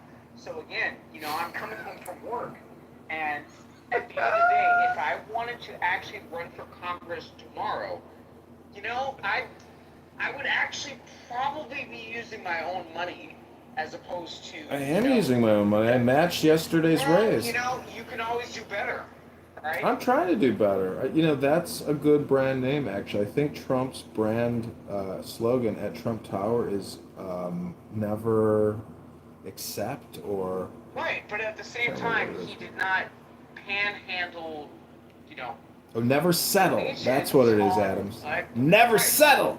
No, never settle. Never panhandled. Never settle. Panhandled. Right. So again, cutting me off on never panhandled is again not, the same ilk as Donald Trump that was able to finance his own campaign. So I mean, outside of Elon Musk, I mean, it is what it is. So good luck, John. I do wish Thanks, you the Dr. best. Adams. I'm not going to, I'm not going to be mean, or any of that like kind. Listen, save all that rage for Rich, okay? Save it for Rich. Yep. And this is what I'm talking about. And I'm serious. John, I looked at the website, so I don't know anything about Darren Lazette yet, but what has he done against the Second Amendment you're calling him a traitor for? Just out of curiosity. So, He's Matt, a gun have grabber. you looked at his electoral record? He wants to raise the minimum age to buy a rifle, a handgun. He does not want people in their 18, 19, 20, 20. He wants to raise it probably 27. Who knows how high he wants to go? But do you agree with that? That changing our constitution is a good idea? So wait, he wants to raise it to 27 years of age? Is that what you just said? I don't know the exact age that he wants to raise it to. But I can get you the articles. You can also Google Darren LaHood Second Amendment or Darren LaHood guns. There's a lot of articles about him and his beliefs about, weapons. Yeah, I mean, I don't know anything about the dude, so I'm coming in pretty, non-biased that way, so I'm the guy that you want to convince on things right now, because I don't know anything about the other dude. I'm just letting you know, Matt, I hope that you're giving the same energy if I were to ever decide to run for the 47th District of California, or my district, where we just got rid of Adam Schiff. So I hope that you guys are keeping the same energy. Adams. I would encourage you to run, Adams. I think you would win. Yeah. He's vulnerable. Did Adam Schiff really lose most recent election? Is he no longer a member of Congress? I live in his district. He got censored. He got censured or censored? They're calling for his arrest. Like the FBI released a private cable, basically, or a lot of information coming out about him. First of all, he's in Senate, so yes, he's no longer a part of our congressional party in the state of California. Like, hello? Yeah, I don't follow. Hello? So, hello?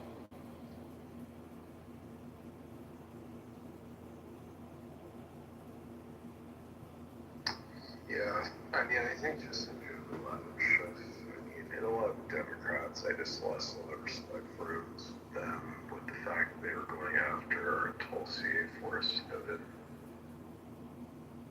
There's a lot of bad actors still in office. I mean, still creating social media posts. I see Chelsea Clinton posting today about, the truth about vaccines and going on about that shooter at that facility in Georgia. And she's saying what a criminal and, this MAGA people are criminals. All these vax conspiracy people are criminals. I'm thinking this is a criminal shitting on a criminal who shat on criminals. Like, the whole Clinton crime family is just a bunch of charlatans, and Chelsea Clinton is the product of all that fucking bullshit. Yeah, I mean, ultimately, I think the thing that about Joe Biden that I think was probably the greatest issue I had with him was when he decided to make all these quote-unquote preemptive pardons. Like the idea that people, before they were even, that they should be given absolute immunity for whatever it is, whatever crime they could have potentially have committed, because, you know, why do they need that sort of immunity if they're innocent?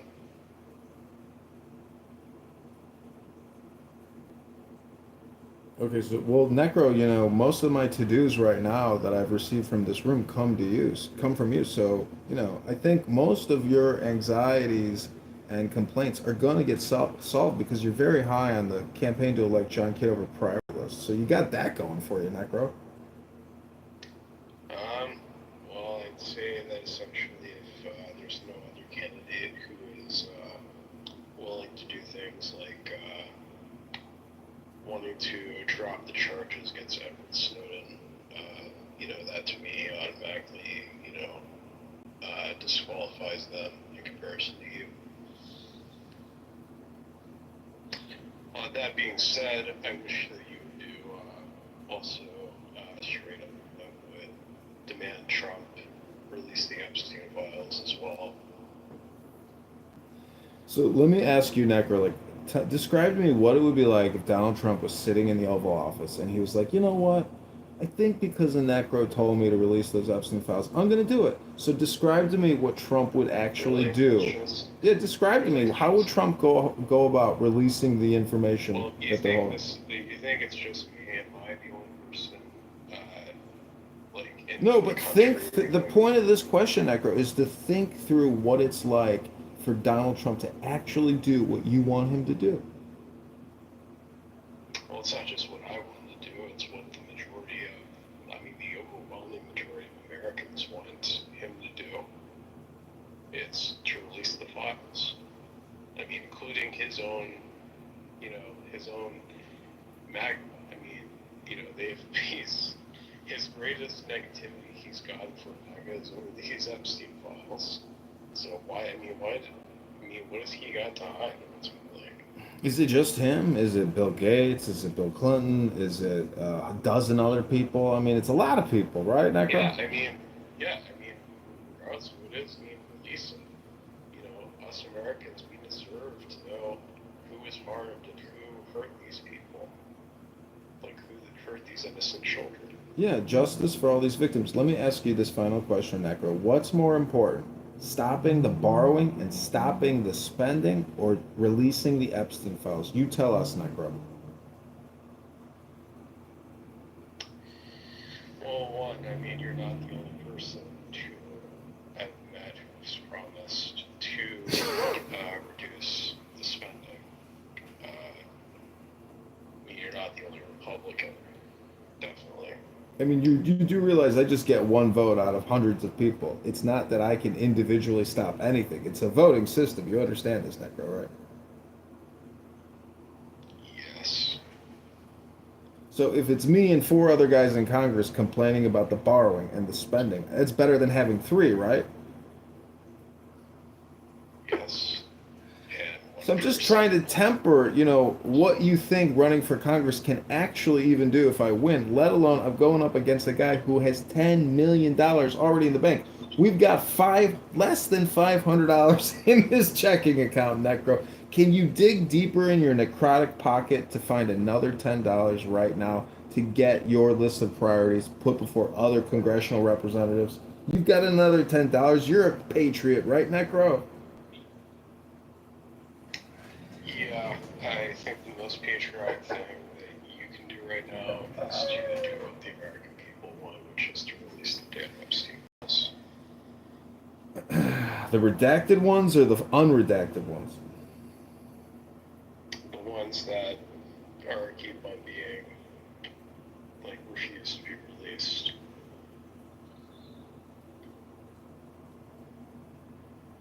All right. Well, it's like the only. Do you know how many people are satisfied with the disclosure of the Epstein files? okay. I'm gonna have to interrupt you now, Crow, and we are gonna jump into my email right now to see how much the campaign to elect John Kitover has generated in campaign donations this evening. We will give you the grand total finale. We are at almost 3 hours of this Americans for Austerity room hosted by the great super positive Mojo Vibration. You know, most of those other echo chambers here on this app, they are negative low frequency vibration rooms. The Mojo room gives you the ultimate positive feel good vibrations that you've been looking for. And I'm so thankful that you've come to help support the campaign to elect John Kitover.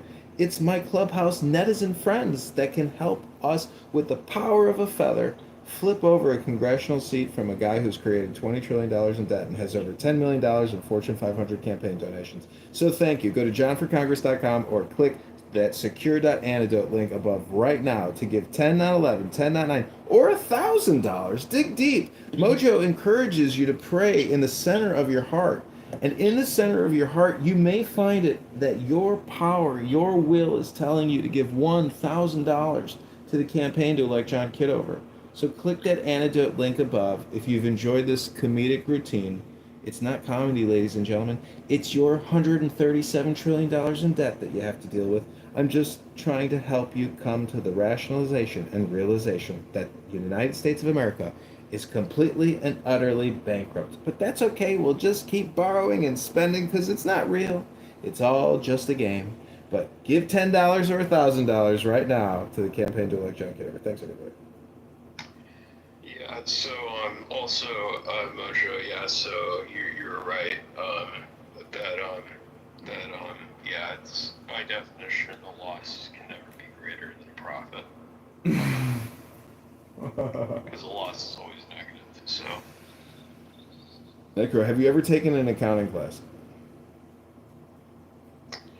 Do I sound like an accountant?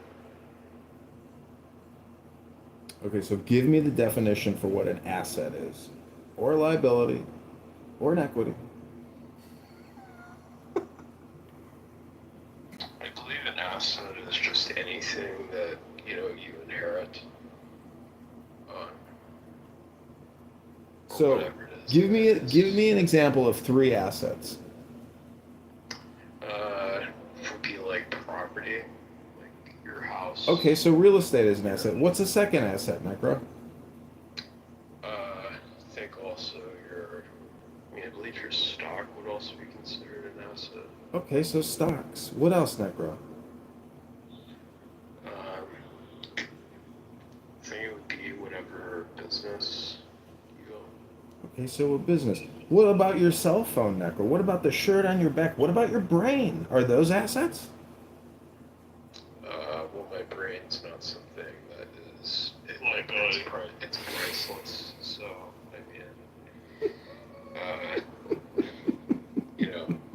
But it's interesting though. It's like one of the things that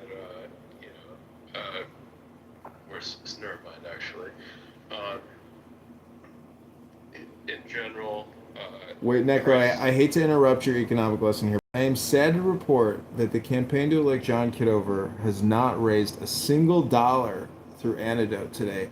Now, it's not necessarily your fault. It could be my fault. Maybe it's my demeanor. Maybe it's my tone. Maybe it's the message that people don't like, that the country's $137 trillion in debt. But if you haven't figured it out yet, Mike Moon did give us $25. So I'm not Mike, but he goes by Mike Moon. So Mike Moon, thank you. He is the knight of the day of the round table, the true patriot of Clown House, a Marine Corps veteran, a photographer, a great debater, and someone who has had a lot of fun on this app. Mike Moon, big shout out. Your light is reflecting from your moon, Mike. Hey, John. I have a question. When Daniel was talking before, could you explain what he was actually proposing as the solution? He stated it. He believes in a universal income or a minimum basic income. He believes that the fiat currency system can be manipulated, expanded, or contracted and controlled with the snap of a finger. That's his economic science. I hate to break it to you, but that's not how things work. It is an extremely complicated system, and we have gamed it out to the max. Daniel is a monetary, delusional, dreams of grandeur type of person. What was he talking about when he said that there was an untapped part of the global monetary system? What was he talking about? Like He's looking. I think he's talking about the forex. He's talking about the forex exchange or something. The reason why I wanted him to speak was so Mojo could hear his profound plan, which he thinks he's going to fund congressional candidates with some super PAC that's going to raise a lot of money. I don't know about you, Bima, but online, um, if your lips are moving, it's a lie, and if you can say it, it is not true. So, to me, you have to try to kill a couple birds with one stone, and that's why I'm recording a lot of this, because there's a good chance that I don't win, but at least I have some type of asset to prove that the activities that I took in 2025 were patriotic and Americans for austerity. Well, did you take anything from his? I mean, like, I thought that there were some good things from what he was talking about. Well, you heard me ask for the compression for the Cliff Notes. Well, you tell me, what did he give us in the Cliff Notes at the very end? I said, summarize it again, Daniel. Give it to us in 3 to 5 sentences. What did he say? Do you even remember? Oh, it was like, it was a sentence. Hold on. He said, give me a second. I could think about it. Yeah, and he said,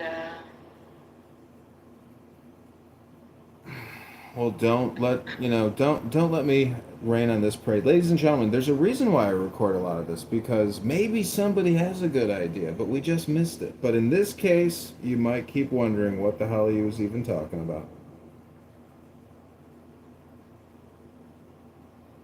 what was the sentence that he gave?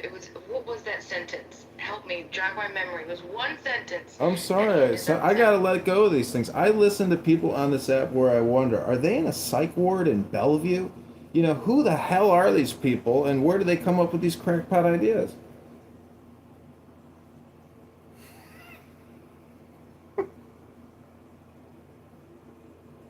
I guess I won't win campaign contributions with those kinds of insults, but when you said, can you condense it, in a couple, you said 3 to 5 sentences, and then he responded, you don't remember the answer? No, I was probably stepping in and out of my office with those questions and his. I've spoken to him before at length, and I just wanted people to experience the Daniel experience. Let me just leave it at that for you, Bima.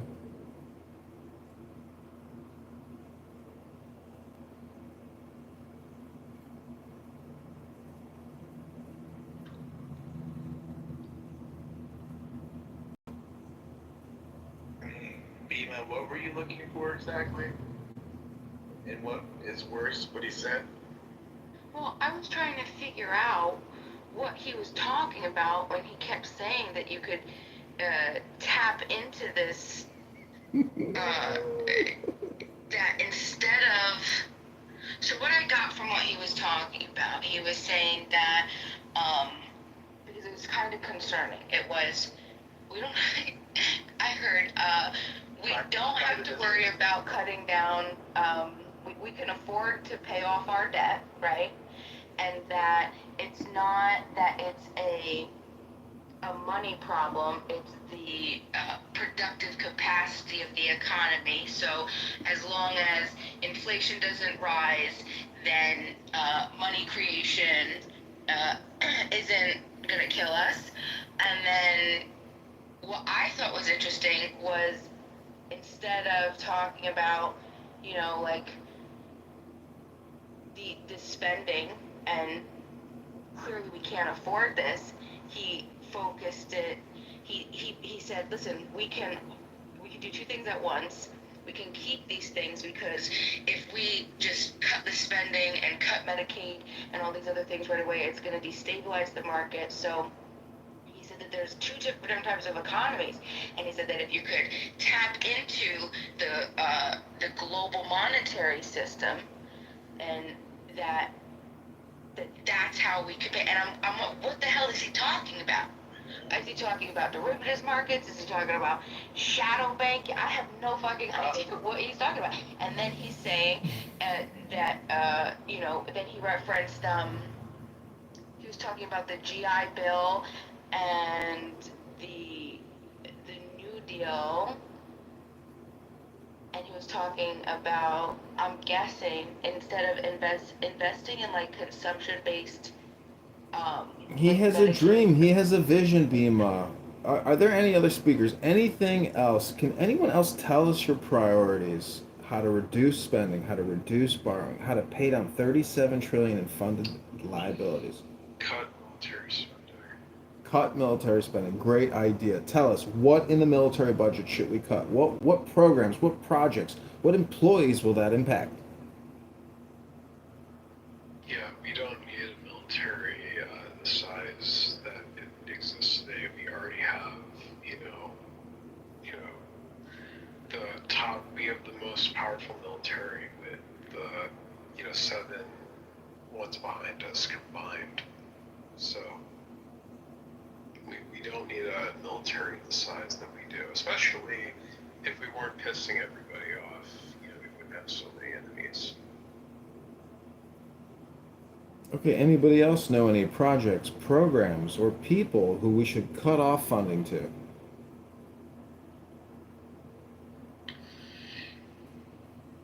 I think Trump does have a point about us, sending military aid to other countries, mostly because of the fact that, one, if, what are these countries going to have when you have Donald Trump who gets power, who is going to, relieve military funding if you're not Israel. So,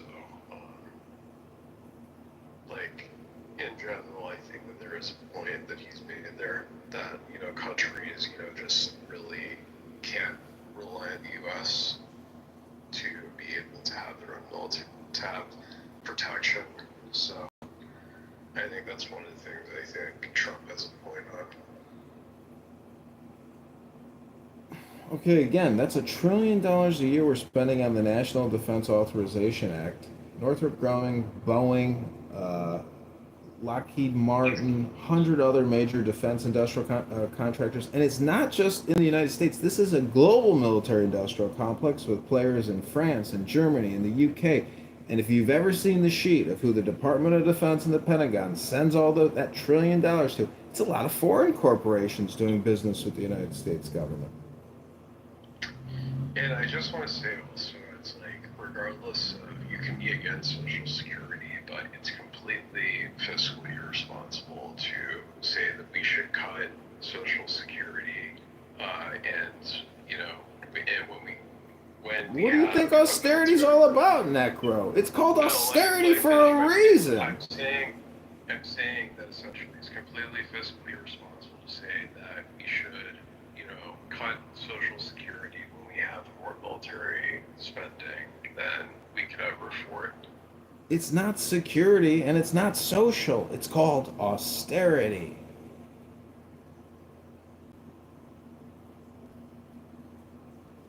"25 years of war, spent 37 trillion we didn't have another 100 trillion in liabilities that we don't have to pay. Where are we going to get the money?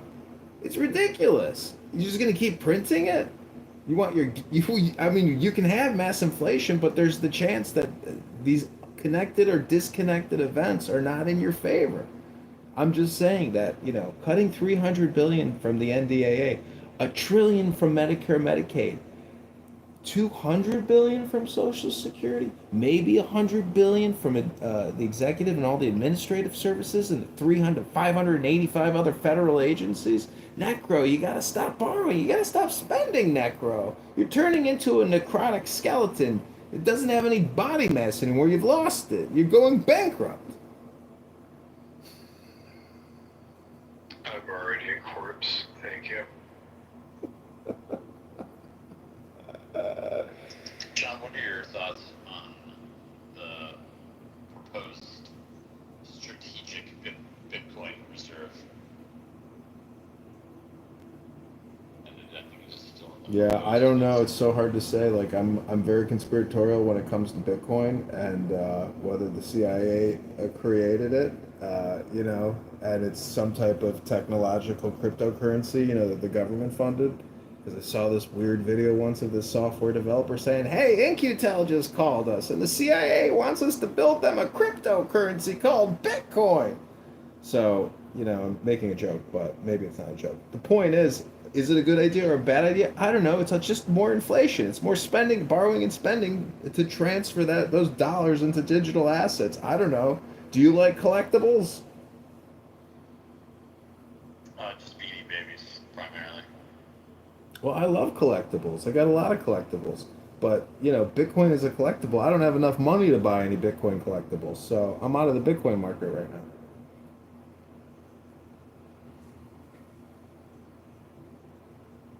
Are a lot of your constituents concerned about Bitcoin and cryptocurrency? Concerned? I'm not so sure. I know a lot of young people have been buying shitcoin because I look at a lot of rental applications, and when I look at their credit report and I see they're buying shitcoin on credit cards. I'm like, what? And they're claiming them as assets or something. I don't know. People are so stupid. People get scammed all the time. They get suckered into buying this and that, and they're just terrified. They don't know what to do, so they're buying shitcoin. Yeah, I mean, Bitcoin does have more hedge, from what I've heard, than gold. So, If you're not buying shit coins, then you're the fool. You just haven't figured out the fucking free money printing system. I feel sorry for you. I really hope that's facetious. if I want to invest in things, No, it's not facetious at all. Yeah. Really? Okay. Well, I hate to tell you this, but Bima, go on eBay. How do you think I do what I do? How do you think I fucking do what I Oh, do? Sit on my ass all day. Wow, you're a shitcoin day trader, Bima? I didn't know that. No, no. I LP.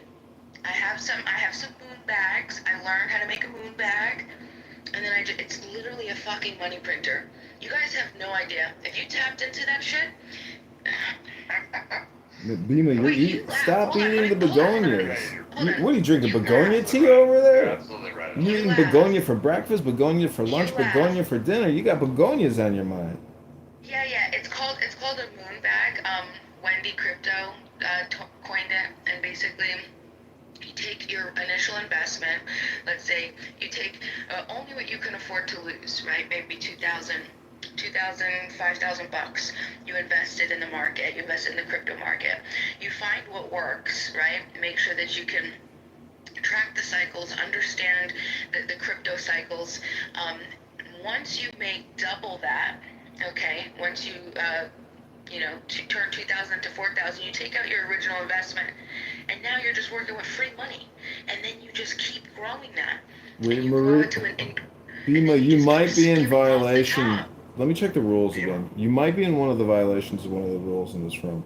Stay on topic. Sorry, you're in violation of stay on topic. That's what we're talking about. We're talking about crypto. We're spin up some crypto rooms. Like if you've got the golden ticket. Do you know what? Do you know what's interesting? I thought that first of all, nobody wants to listen to me. Nobody cares. And once you're going to the top and you try to convince people, everybody thinks it's a scam. Bima, if you want to prove it. Wait a second. Hold on. Let me finish. Hold on. I lost family members telling me that I'm scamming them because I was getting airdrops. I'm talking like $3,500 airdrops, and it was what was it? Wait a minute, Bima, we've got a new room title. It's LaHood's reign of terror is over. Vote John, Kitover. We're talking about finances, and I'm hoping that you protect DeFi, John, and protect us. Make a campaign contribution now with your Bitcoin Moon Supercoins, Bima. Right, it's interesting. It's funny that you joke about this, but I'll tell you what, in the past couple weeks, okay, there's bull runs right now happening in crypto, and you tell me where you could turn 100% return off of something. I mean, when was the last time you watched a bank account or any type of, in days, go from 60,000 to 120,000? I've done it. I've experienced it. in the stock market. I used to day trade. I bought Yahoo at 18. I sold it at 35 2 days later. I made $120,000. John, stop. But this is the difference. When you're talking about day trading, you're talking about all those pattern day trading rules, all that shit. You have to have $20,000 to just begin. The difference with DeFi and crypto is you don't You got 30 more seconds, Bima. 30 more seconds. You're such a fool, John. That's okay. You got 30 more seconds. Go ahead, Bima. 30 more seconds. Go ahead. You keep interrupting me. That's fine. I don't give a shit. I'm living my best fucking life off of fucking whatever the hell you guys think that doesn't exist. No, that's cool. Go ahead. You got 30 more seconds. Finish up your investment advice. Got it. Can I ask a question? Of course, Dr. Evans. Please proceed. Got it. So, as far as your experience in the real estate industry, what do you feel like you could give back as a congressional candidate to actually resonate with people that are struggling with affordable housing today? And we're not talking about, like, the all punched down, black man. We're talking about, a lot of people in middle white America that are looking at a door mark exit. So let me repeat back the question to you. As a congressperson, what can I do to help low-income resident housing?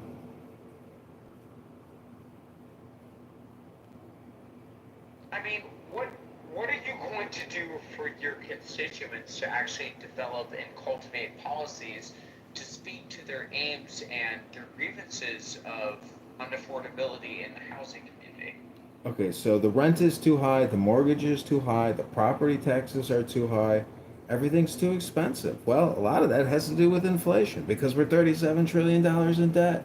Where do you think all that money went? It went into the cost of your housing now. It's everywhere in the economy. I could show you a list of the CPI and show you the top 20 grocery store items. Things are up 50%, 100% over the course of 5 years. So everything has gotten more expensive because we're $37 trillion in debt. Got it. So, do you know the average cost of a single-family home in your neighborhood? In Chicago, yeah. In the district, let's say it's $285,000 on average. No, but I mean, do you know the actual number? No, let me Google it for you. Please hold. Got it. So, do you feel like you're gonna parlay your way through this campaign just Googling information and not... He's not gonna know that shit, Adam. This is crazy. How many counties are in your district, John? Go to johnforcongress.com to see all the top towns in the 16th district. This is so crazy. It's on my website, and I plan on adding more and doing more research. I do a lot of lookups on Grok, doing a lot of research. Are you a forensic accountant? So, let me just ask you. Know your fucking constituents where Adam poses a good question. It's a tough audience, okay? I'll see you guys after the show. Be sure to tip your bartender. What show? Like, John, if you could just, put this cartoon voice aside, people could actually take you seriously. This is crazy. Listen, LaHood's reign of terror is over. Look at the title, everybody. Focus here. LaHood's reign of terror is over. Vote John Kitover.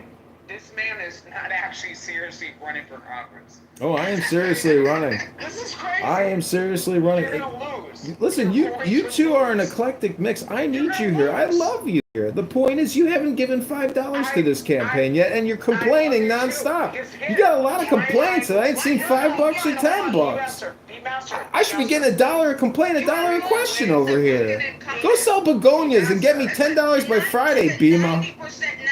Go sell some begonias on the roadside and get me $10 for the campaign, Bima. Where's the $10 from the begonias you promised me? Let me ask you a question. You gotta be a begonia. Got it. Bima. So again, why throw good money after bad? This man is not going to win this fucking election. Well, do you what are y'all doing? Because this is the thing, though. Because I do really vibe with his message, okay? And based on what? Do you live there? Do you live in his district? Well, if he's running You for live in Congress, this district. no, I don't. We're I don't all in live the in same any. boat, Dr. Adams. And We I'm are against 14. Americans, Dr. Adams. I know. I'm against Americans. 14, We are all on the 16 same counties. boat. We all share in that $37 If trillion he's debt. if he's in Congress and he can, co-author bills. Who's in Congress? Listen, well, he's running for that's what he's running for. Isn't he running Dr. for Adams is so Congress? funny. Right. And And so- again, so look this at is- the polls. Look at the polls. Look at the polls. But this is and the thing. again, look at the person that he's running against, right? Yeah, So that man actually brought you know more what? votes. That man actually brought more votes in anybody who's ever fucking existed. Hey, Dr. Adams, you don't know anything about Darren. Stop it. Dr. Adams, you're not running for Congress in your district in California, and you should be running for Senate against Shifty Schiff. You got a great voice, Adams, but you don't understand the constituents in the 16th Run for district. Senate against Shifty Schiff. Shifty Schiff does not represent my district. That's a Well, senatorial neither does race. Darren LaHood in the 16th That district. is He a doesn't senator. represent his No, constituents. you guys are running He does Congress not against represent Congress. them. He doesn't have town guys are halls. running He's not Congress transparent. against He Congress. doesn't take I'm telling you constituent right phone now. calls. This Let me tell guy, you something. everybody complains Let me against him. tell you something. Look at his Let me tell you responses on something. X. Let me tell you something. Yeah. Let me tell you No, something. LaHood's reign of terror is over. Vote John, Kitover. Chatters. LaHood's Chatters. reign of Just terror chatters. is over. Vote Chatters. John, Kitover. And fork it over, Just chatters. Click that link above. chatters. $10 right Chatters. now. It'll go into it. Chatters. Okay, You're Adams, not you got winning. this, Adams. You're not winning. You're not winning. Are you winning? You got this, Adams. We are winning this campaign. We are winning this campaign. We have strength. We've got victory. We've got prosperity. We've got joy on our side. We are attacking the machine, the Darren LaHood machine, every single day. The floor with you. He is. We've got $460 in our checking account. He's got $10 million. We're just $9.9 million away to catching up with him, Dr. Adams, and we need your $5 right now. Got it. So he had how many 300,000 people that voted for him? No, I don't think that's the real number. Where are you pulling that number No, from? I don't think that's a real number. Why don't you look at the archives, bro? Go ahead, post the link, Dr. Adams. This is a decentralized campaign. Stop attacking the campaign and start supporting the campaign. Insane. If you don't support the campaign and give us data and you want to sit here and play gotcha games, I'll kick you to the goo. I'll show you what the power of this green bean has. Oh, okay. Anything else? Please don't pick Adam. I'm just making empty threats. We're all modded up here. It's Yeah, just exactly. an expression. Because campaign dollars I'm not going to give you. Why? Because of the simple fact that, again, Edmund, I'm going to be real. You're a difficult clown house constituent to deal with, Dr. I'm Adams. going to be very real with you. You sat here and trolled people on the app when you otherwise could have been activating your real estate license. Well, that's okay. I've got enough videos of you to sell to Netflix for the next 100 years. You're one of the funniest people on this app. You want to do this whole clown house shit. I want to look at how you've actually invested in community. Right? Right. So again, You want to go? You want me to? You want to hop on my live stream? I'll show you the community. You want to see my lawn? You want to see all the landscaping I have to do around here? You want to see all the charity work I do for the church next door, with the church taking out their garbage, cleaning up the streets? I do a lot for the community over here. It's a never-ending job cleaning up garbage in the streets, recording garbage on Clown House. I do a lot of social services here on Clown House, cannot Dr. even Adams. take your tool aside to actually run for Congress. Oh, I'm running, baby. We are running. This room is testament to the fact that Darren LaHood's reign of terror is over. Vote John, Kitover. And you're not going to win because again, this trolling shit, it's Okay, ladies and gentlemen, it's now midnight, and we have approached. It's Thursday, August 14th, 2025. If you haven't given $1 to $10 to the campaign to elect John Kitover, we need your support right now. Why did you move Adams? Come on, man. It's a new day, and unfortunately, I had to take a break because Adams is on that mojito 10th, number 10. I will bring him back up in a second, but all the criticism aside, we need your support in this campaign. Darren LaHood has a war chest of $10 million from Blue Cross Blue Shield, Aetna, a Cardinal Health, Big Pharma, Pfizer, Moderna, J&J, Verizon, Comcast. He's given Comcast $65 billion. $65 billion to do rural broadband, ladies and gentlemen. And you paid for it. You, the voter, the taxpayer. And so we are all on the same ship. I don't live in this district, but I live in the United States of America, and I'm sick of Congress people passing HR acts and spending trillions of dollars that we don't have annually. So if you agree with that sentiment, then you agree with this campaign. So click that antidote link above and give $1 to $10 to $1,000 to me for you. Go vote. Darren LaHood's reign of terror is over. Vote John Kitover. Okay, now please bring Dr. Adams back up. I sent him an invite. Sorry, Dr. Adams, I gotta do a commercial break. I mean, we can't do the Dr. Adams show all night long. We've only been here for 20 hours today, and 20 hours the day before, and 20 hours the day before. Dr. Mojo, where do you get the energy from? You know, I'm just trying to keep up with you on this app.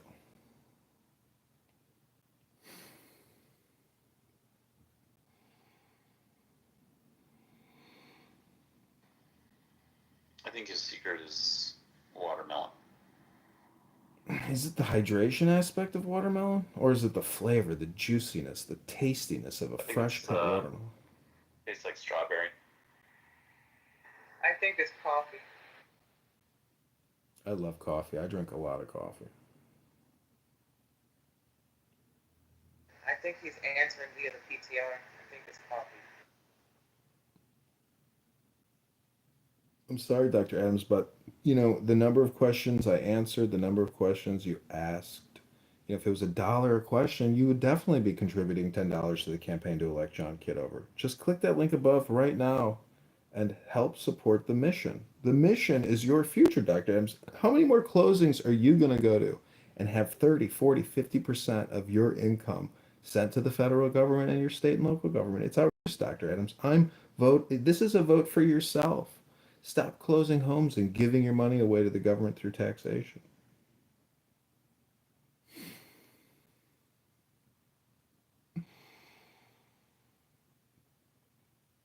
It's so ridiculous. Dr. Adams, you're such a critic. You know, you have no policies, you've got no aim and no legitimacy. Well, I've got plenty of credibility, a great aim and desire in what I'm doing, and our policies are economically sound.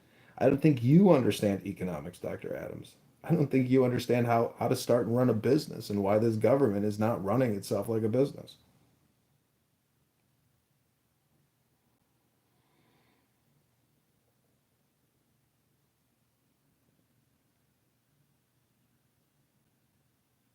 Where's everybody?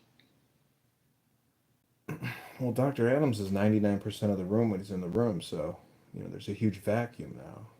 But how are your begonias, Bima? Oh, thank you for asking. I'm struggling a little bit right now with some of them, you know.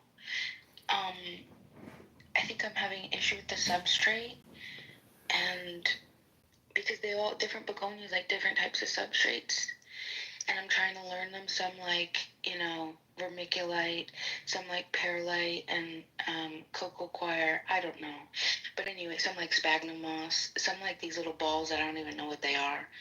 But I'm struggling with some of my more expensive ones, you know. Babe, I've been talking about our pink begonias all day. And they are just so beautiful.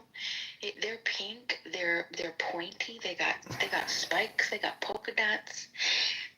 Serendipity. I got begonias that are green with white spots and a red back. Like these things. It's called immaculata. Look it up. It is the freaking coolest plant. This thing is gonna grow up, be the entire corner of my house. Like what? This is insane. And do you know what the coolest thing is? I can make an infinite amount of them. You can have some of this wealth over in my house. I could give everybody free wealth. This is free. You know? Let's giving away our begonias, y'all. They would be baby begonias, but yeah, ultimately. So yeah, I'm struggling with some substrates. This one I just can't get the moisture right. And I just don't think it likes Yeah, me. you're gonna need to not say that word. In the muff. No, talk about moisture in the muff.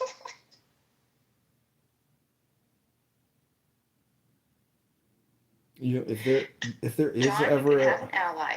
John, you can have an ally. If you support DeFi, I am down with the cause. Hey, have you are you into Ray Dalio at all, John? yeah, I see a lot of his content. Yeah. Did you have you read what was where he talks about the 6 stages of like the debt cycle and how we're like entering like the sixth stage? What book was that? What was that? You know what I'm talking about? I mean, I don't know exactly what you're referencing, but I know he publishes a lot. It was probably like something rules for navigating the debt crisis or something like that. But anyway, Are you referring that's to cool. the changing world order? Mm, yeah, well, I mean, ultimately, of course.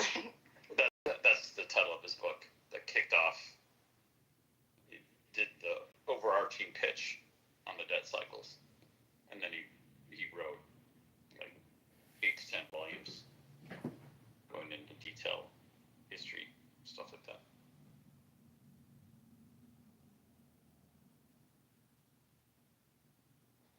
Sorry, didn't mean to kill the room. Yeah, what are you talking about? You didn't even say anything to kill the room. Do you like Lynn Alden? You didn't hear me? Yeah, oh no, I heard you, trust me. Oh, okay. I'm looking stuff up. Hey, do you like Lynn Alden? Yeah. Okay, so now you like Ray Dalio and you like Lynn Alden. Now tell me some things. Tell me some secrets, please. Who else do you like? I like John Kitover for president.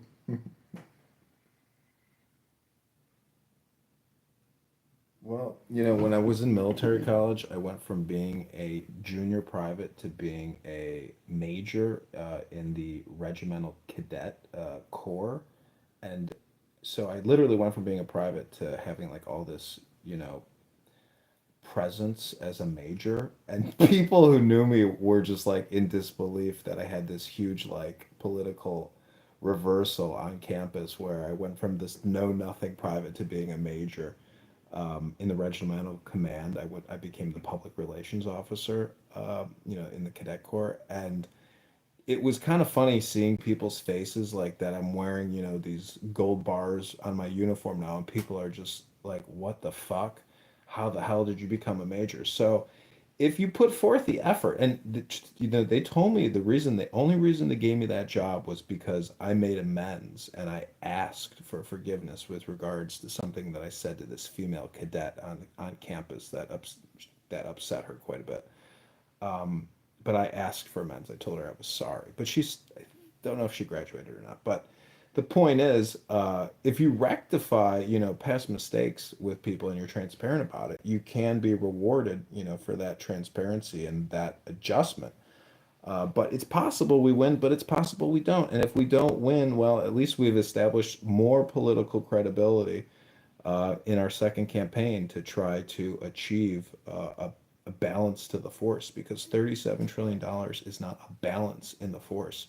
That is an abuse of privilege, and they are stealing from you and ruining your future and your children's future. It's not fair, and it's outrageous. And we shouldn't be $37 trillion in debt. The war should have been managed fiscally conservatively.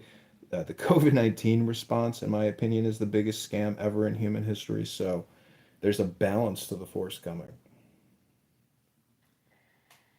That's an impressive rank, and it's impressive being part of the regimental command.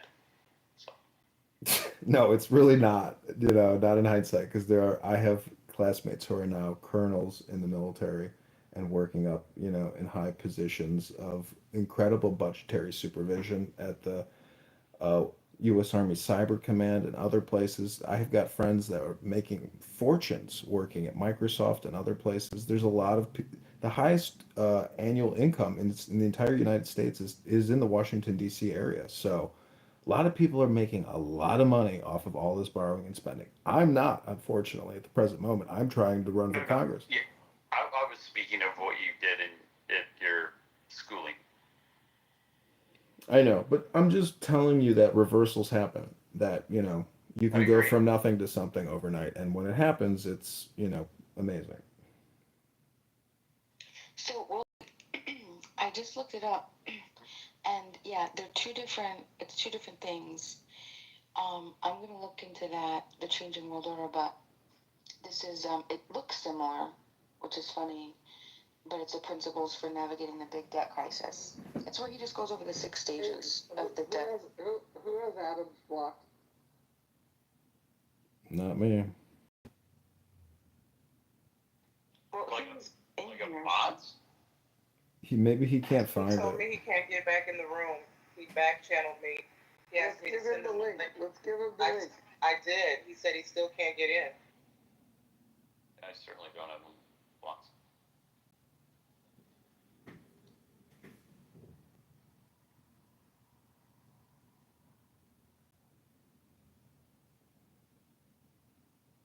Who would block Adams?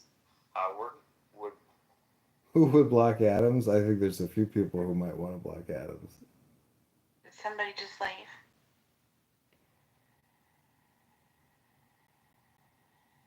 Howard, you wouldn't block Adams, would you? No, I have no reason to. I don't even know. Who made the title?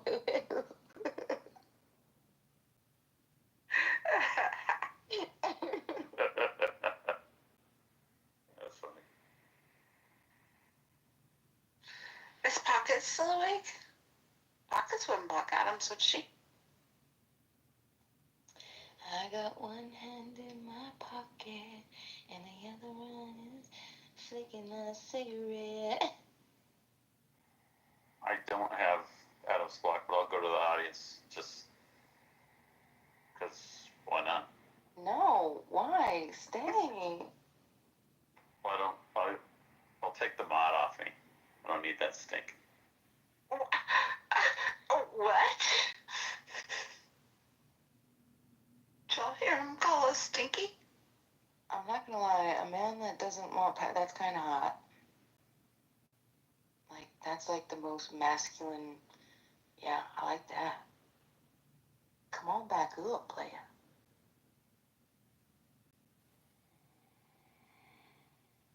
Smell like green bean. Oh, Dismal is here. I would love to entertain some questions from Dismal if she's available to ask the candidate Congressman John Kitover a few questions.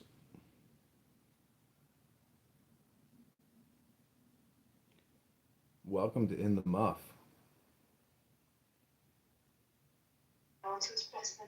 Hey, candidate, has there been any discussion or have you reached out in any attempt to debate the incumbent? No, I have not addressed him directly on X asking him for a debate, but I'm sure we will, within the next couple weeks or months. But I do want to try to contact the Democrat candidates who are running and schedule debates with them. You know what? Their campaigns might actually want to fund you.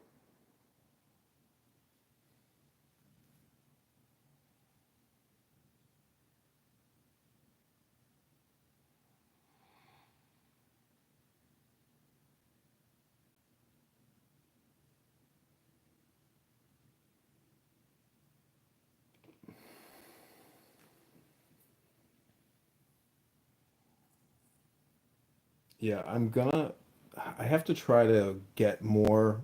Uh, I want to try to do town halls in the top 10 cities, like digital town halls. So get like Facebook events, Eventbrites, and then redirect them back here to Clown House, or use Zoom. But I'd like to do it on maybe Clubhouse and X, probably not Zoom.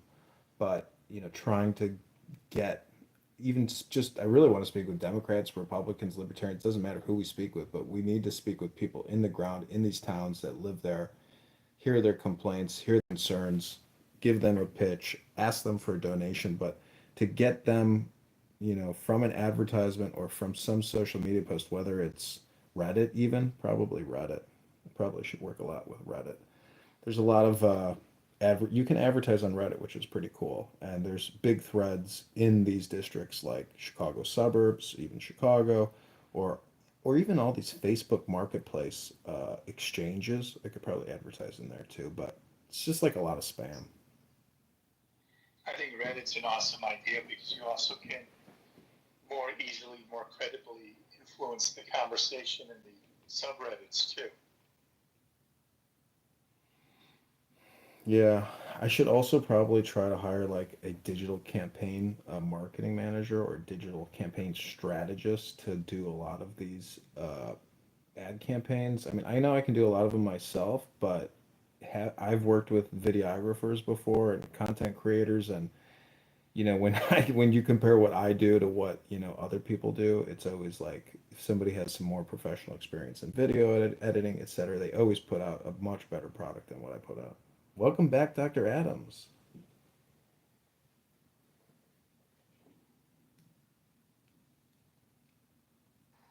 The only person I moved was Pockets. Does Pockets have you blocked, Adams?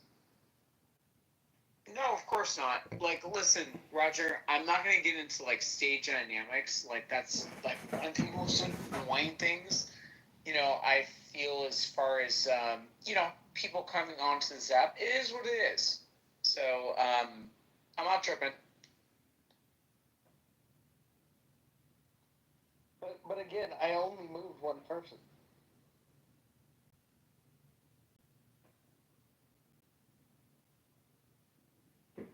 Yeah, I don't think that Pockets has smoke for me.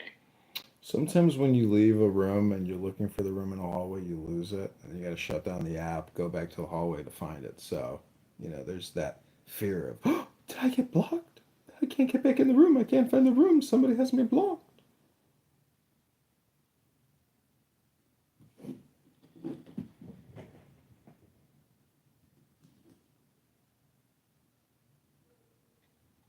Yeah, John, I think you're onto something. It's almost like you've got to adopt the George Costanza school of getting elected. Like, do the opposite. I don't know any other way to do it. I hate to say I'm like a gonzo politician, but I am a big fan of that movie. What is it? It's not Fear and Loathing in Las Vegas, right? What is the famous writer's book with Johnny Depp in Vegas? He's the gonzo journalist.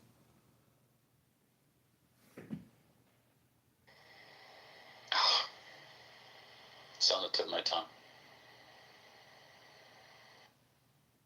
I can't remember. What is the name of that movie? Anyways, the point is, yeah, I mean, we have to do what we can do. I mean, we have $400 in a checking account, and to try to get any press is very difficult. Most people, most journalists don't want to touch me because, I'm harping about the debt and cutting Medicare, Medicaid, etc. Okay. Hey, and again, I'm just quickly brainstorming, so I apologize to the stage. But John, have you thought about reaching out to John Cass, the former Tribune political reporter who has a podcast, who's very much anti-establishment? John Cass, No, but I'm gonna look him up on X right now, see if he has an account. Yeah, it's John Cass with a K. I'll look for his podcast. I listen to it. I'll try to find the link and I'll put it in the chat. I see it right now. John Cass News. His profile's John_Cass. I think it's worth that minimum. Just even reach out to him informally, and since you're already filed, you're a legitimate candidate. I'm sure you take the phone call. And what about getting posters in all of the cannabis stores? Yeah, that would be a cool idea. Yeah, let me message this guy, John Cass. I haven't done any signs yet. The last time I ran, I purchased signs on eBay, and let me get a photo. Let me show you a photo of my last campaign sign that I created. Let me go get it from the other room.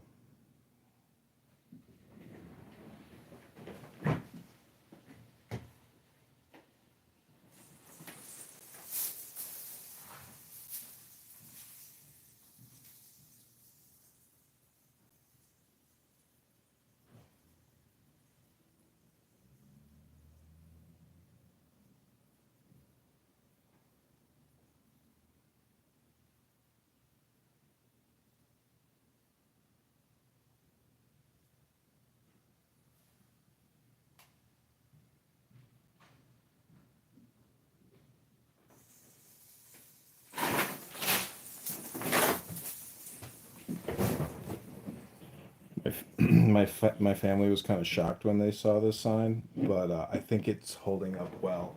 I think it's going to hold the test of time. And one of the clubhouse racists on this app registered my name, johnkitover.com, and now it forwards to Queers for Palestine. But I'm sick of owning domain names. I used to own thousands, and now I'm dwindling down to like 300, and I'm slowly dropping them. But this was the sign I created when I ran for committee person. PTR, PTR.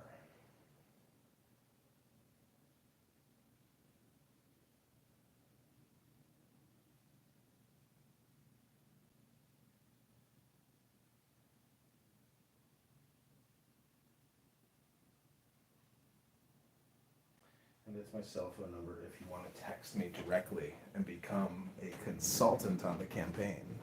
And then I will. Well, I see why you don't win, John. That's a horrible freaking sign. Oh, see, you don't like it, but it's holding up well, actually, in terms of prophecy. Not the message, the color codes. You can't do all that. You got to break it up. Oh well, do the highlights, different color. You know what I mean? Bold. I drew the hearts. Reds and rare blues. I drew the hearts myself, and I drew the green triangles with the all-seeing eye and the dollar bills. That was my artwork contribution. Let me read it for you. It says, "Vote Trump and Republicans. Stop the bullshit and scams. Fuck the Democrat clown scams. CRT, BLM, LGBTQ, DEI, Democrats. Liberate America and secure the border. End forever wars and pay the debt. Dissolve the Federal Reserve." Change your website, make it bolder font, and change the color and the top too. You got to break it up. That's not. Here's the thing, though, John. Okay, so I'm looking at this sign, and I'm thinking to myself, okay, he's conservative Republican. Okay, cool. Now you have to imagine that there are members of the LGBTQ community who are, Trump supporters or right-leaning voters, Republican, conservative, or MAGA, whatever category you want to file them under. Do you think you're alienating that base with the fuck the LGBTQ Well, message? maybe, but I would just say that however you decide to orgasm, whether you're heterosexual, homosexual, or bisexual, or even trans, that's okay, or queer, that's okay. Orgasm however you want. However, when you want to cut off young men's genitalia or cut off women's breasts and have Medicare and Medicaid for it, pay for it. I just can't vote on that next HR act that's going to fund all the prepubescent puberty blockers and mutilation to those young people's bodies when they simply have a mental health disorder. So, that's where I stand on LGBTQ. I agree with you on that point. You're against circumcision, John? No, I'm not against circumcision. Oh, not that mutilation. Okay. John, here's a thought that might actually get the gay and lesbian community on your side is call for a divorce between LGB and the rest of the alphabet soup. I think you'll get the old school gays, the ones with money on your side. LGB without the T is a thing on Twitter. I don't know if you've seen that. LGB without the T. Follow Gays Against Groomers, by the way, on X.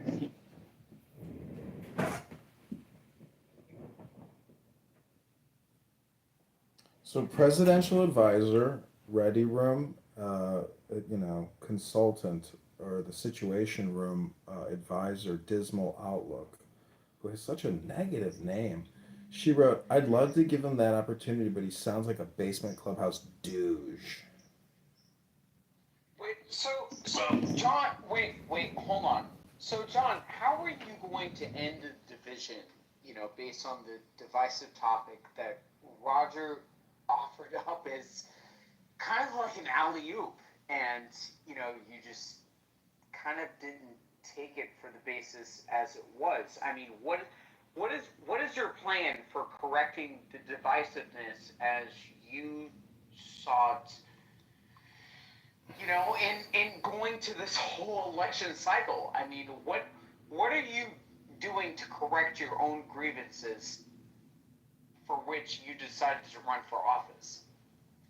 Sure, my big, I deal with all the same issues that all other Americans deal with, which is property taxes, income taxes, and never-ending other taxes. And I want to thank Mojo for giving me an alley-oop, but this isn't a basketball game. This is a financial war that we are all enduring in this country. $37 trillion is eating your substance. That's what the Declaration of Independence deals with. The king and all these rich prick asshole royalists eating out the substance of our nation, leaving us with very little after working 5 days a week.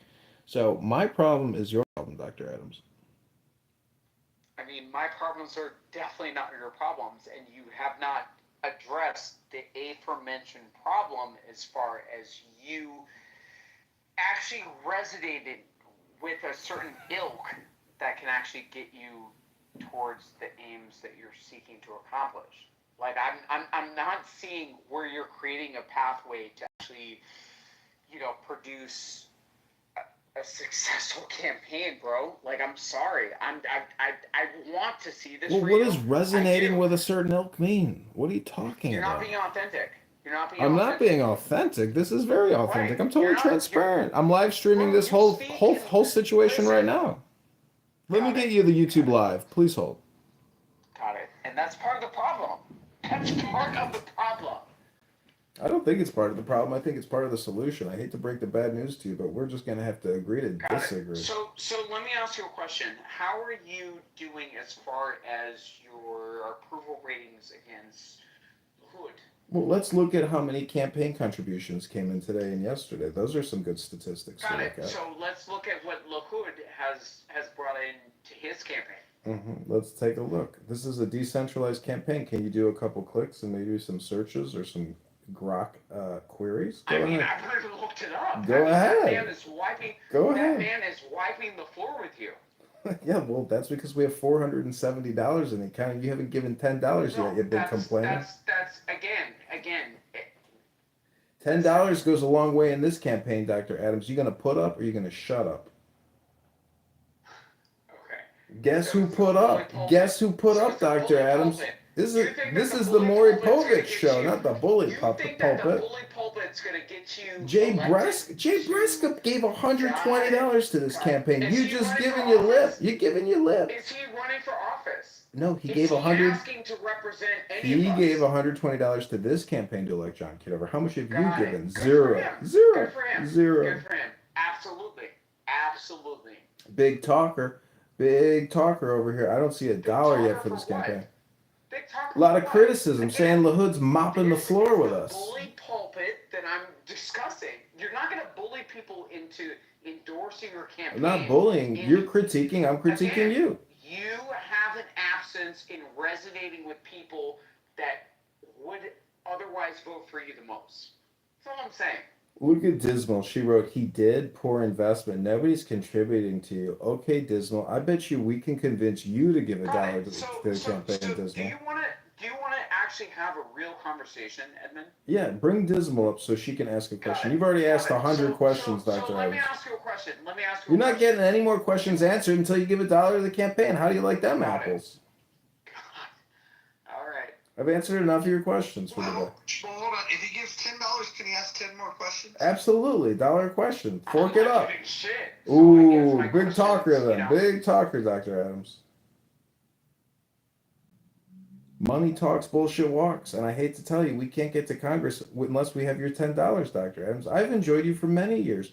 I'm sure you've enjoyed me for many years. You can't give $10 to somebody that you've been talking to for many years. I'm not going to vote for you to go into representing. Well, you don't live in the district. You're a political activist online. Is John for Congress? I'm going to be quiet. I'm going to be quiet. Is John for Congress your main John number 4 That's it. That's it. I know it's not impressive, but we're going to change it I soon. don't see any of your. Why does it keep asking me to log? Where's all of where you stand on all the issues and stuff? Where's your issues. page? I've got 20,000 YouTube videos, 20,000 Instagrams. Go take a look. No. What do you guys think of the title of the room? Oh my god. Heals wokeism. Like, John likes to ask and, solicit, he likes to solicit donations from people that otherwise are working people in the American populace, while John, leading up to this campaign, has admitted that he's held no work. So again, I would respect this effort in a different like kind if you would have actually put in your work into doing the heavy lifting. Finance your own campaign. I'm sorry. I mean, like, financing your own campaign, I'd even say, hold on a second, we could do that, but, John, you don't even have, like, an issue, like, there's nothing, you got nothing on it, there's no way to mobilize anything or anybody. I'm starting to wonder if this is a troll. Wait, hold on, listen, the campaign just started, he just filed, he just set up the website. He's 2 days into this. He's less than 48 hours in. He's already raising money. Yesterday he raised over $1,000 if you count the match. So that's over $1,000 that's in the campaign, Kitty. And those dollars will be used to get people, to get them on the ballot.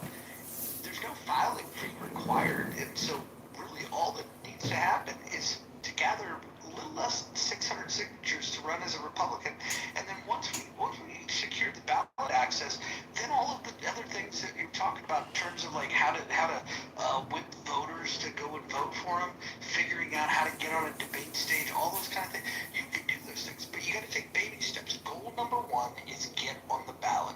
What will help him to get on the ballot is to be able to pay the volunteers to get the signatures. Well, if you care about this country, if you care about reducing debt, we can take one baby step by just everybody just prayerfully considering donating money to John Kitover for Congress. Roger, can I ask you a question? Go for it. So, again, doesn't this campaign have to actually be something attainable in the sense of being able to win, right? No. Got it. No, I'm going to tell you. The first thing that you want to do is you want to wins stack on top of each other. And the first thing was he won in the sense that he did the thing most Americans are afraid to do. He filed. He's now gotten the campaign started. He filled out the paperwork. He's got the bank account. He set up Anata. He's collecting money. The next step is he's going to get volunteers. What he's going to have in place within the next couple of weeks is a campaign manager, a treasurer, a volunteer coordinator, and volunteers. Once he has that, once he gets the ballot access secured, then all these other loftier things are going to be easier to do. The other thing is, keep in mind, if he just simply becomes a thorn in the fucking side of the Republican that's running, you know what that's going to do? The Republican that's running is going to have to figure out, well, what do the people that support John Kitover care about? And then they're going to have to say, well, it's a pretty simple platform. Can you just not spend money? Can you not borrow money? If John Kitover loses, but LaHood changes his policies and decides to start fighting for the American people and borrowing less and spending less, then this campaign can be a huge success. Right. So again, if John would put down the cartoon voice and do all this other bullshit that otherwise creates a sense of performativeness, people would take this effort a little bit more seriously. I'm just saying, Roger. I think taking it serious is the thing that you might be like missing the point of, right? The way that Donald Trump was able to emerge to power was by doing things exactly the opposite of the way that you would have expected to run a campaign. What he's doing is he's bringing humor. What he's doing is he's bringing artistic nature. Yeah, all of these things are creative, and they're going to resonate with the right people.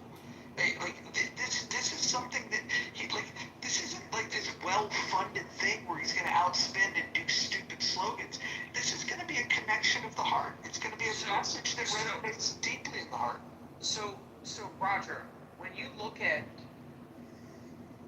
different points of what's going on in American politics, is this the type of voice for which people want to distract, the House and the Senate in otherwise distracting people from getting to a certain type of aim expeditiously as they need it? Keep in mind, you have people in North Carolina that are experiencing devastation. You have people in the Palisades that are experiencing devastation. You have people in Altadena. To me, personally, in listening to this voice, in having a say as far as how our federal expenditures are going to resonate to the average, everyday person, people are tired of the jokiness. People are tired of the jokiness, the cartoon voice, the radio voice. People want to resonate with somebody that is going to be soluble to their aims. Show me the evidence. This isn't it. Show me the evidence. This isn't it. Show me the evidence of what you just said. Show me the evidence of what All right, Roger. There's a certain type of ilk as far as how these people want to present themselves into these fringe spaces, which Edmund, actually mentioned himself. America is going towards a certain type of, rhetoric. This, in my opinion, is a non-traditional approach to something that is going to end up in something that's not productive. That's all I'm going to say.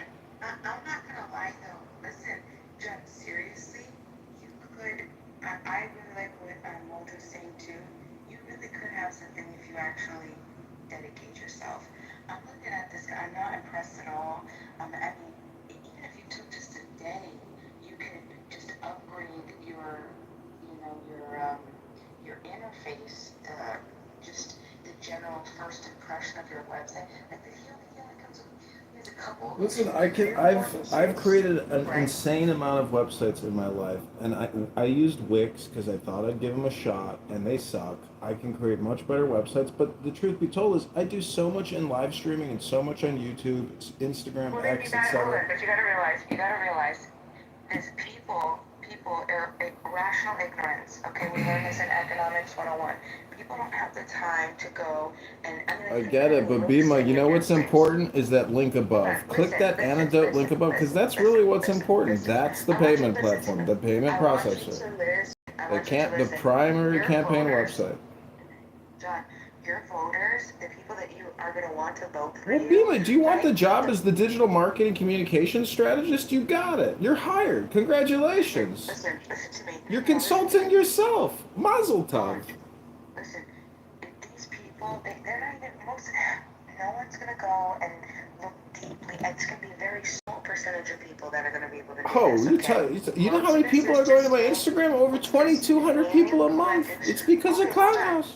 Hold on, people are going to your Instagram, but you're talking about just anybody who has access to the internet. Consolidate, make your shit, get your issues out there. Even if, look at this fool. This guy comes up with one freaking paragraph, okay? He has 5 issues listed on his website. What a doofus. And this is government spending. Far too long, the federal government has been living within its means. Our national debt is $30 trillion and growing, and we continue to have a government that spends taxes and borrows too much. In Congress, I'll continue to push to rein in spending in order to tackle the national debt, ensuring that our children and grandchildren are not forced to pay for the mistakes of our generation. Period. Done. What a loser. Okay? Come on, dude. The shit that you come up with, you could totally destroy him if you really wanted to. One, you're gonna have to probably get off Clubhouse, I'm not gonna lie, and you're gonna actually have to use the content that you have. Wait, get off of Clown House? Why would I get off of... This is a key strategic communication component of my campaign, Bima. You're fired as my digital communication strategist. I think you're giving us terrible advice for the campaign. You're fired. I'm finished listening to your consulting. Your consultancy has been terminated. Your campaign involvement is over for the night. Thank you very little. Okay, well, if you want to do a national, this is what I'm saying. I'm really curious to how serious you are about it, because if if you're looking for like national target, then you're trying to, you know, do a little performance piece. I can understand that. But if we're talking about like really trying to get a hold of the people that are in these areas to vote for you, then you know, these people are on Clubhouse. You know what I'm saying? But I don't know. I think you do have something. I think you have a lot of really cool shit that and I think you could really stir a lot of stuff up. But like 90% of what you're doing is gonna happen. Well, it sounds to me like you do want to be a part of the Okay, you campaign. can't Kamala Harris. Like, this is what your fucking website is right now. No, I'm totally willing to admit that the website sucks. Just at least copy pasta, man. At least get the. Getting Antidote up was quite a long process. That was like a 60-day process to finally get a payment platform up and have everything synced between the bank and FEC and everything. It's a lot of work to finally be able to take campaign contributions, let alone there's a lot of work that you have to do as the treasurer, and there's filings with the IRS. It's a lot of fucking paperwork they make you do, and it's a lot of wasted time. So if you do want to join this campaign and actually help me do some stuff, as opposed to just complaining like the complaint crew that Clown House is some kind of 1-800 complaint hotline for fucking people, because that's all you people know how to do. I mean, that's why I appreciate people who read that book the other day, and especially Hakima. He actually read. Unlike a lot of people in that room, they just run away. They go, no, I don't want any of this. I just want my dopamine like a fucking clown dummy. Some people read things and they spend their time to become subject matter experts. I don't know how many economists are in the room. I don't know how many people have ever opened up a pizza shop. But until you tell me how you can run a business, you know, or you file for Congress, I mean, your criticism and your complaints are being listened to, and your priorities are being submitted. But I would suggest that if you don't give $1 or $10, and I've listened to all your fucking complaints, I'm not your therapist or your consultant, but I am running for Congress.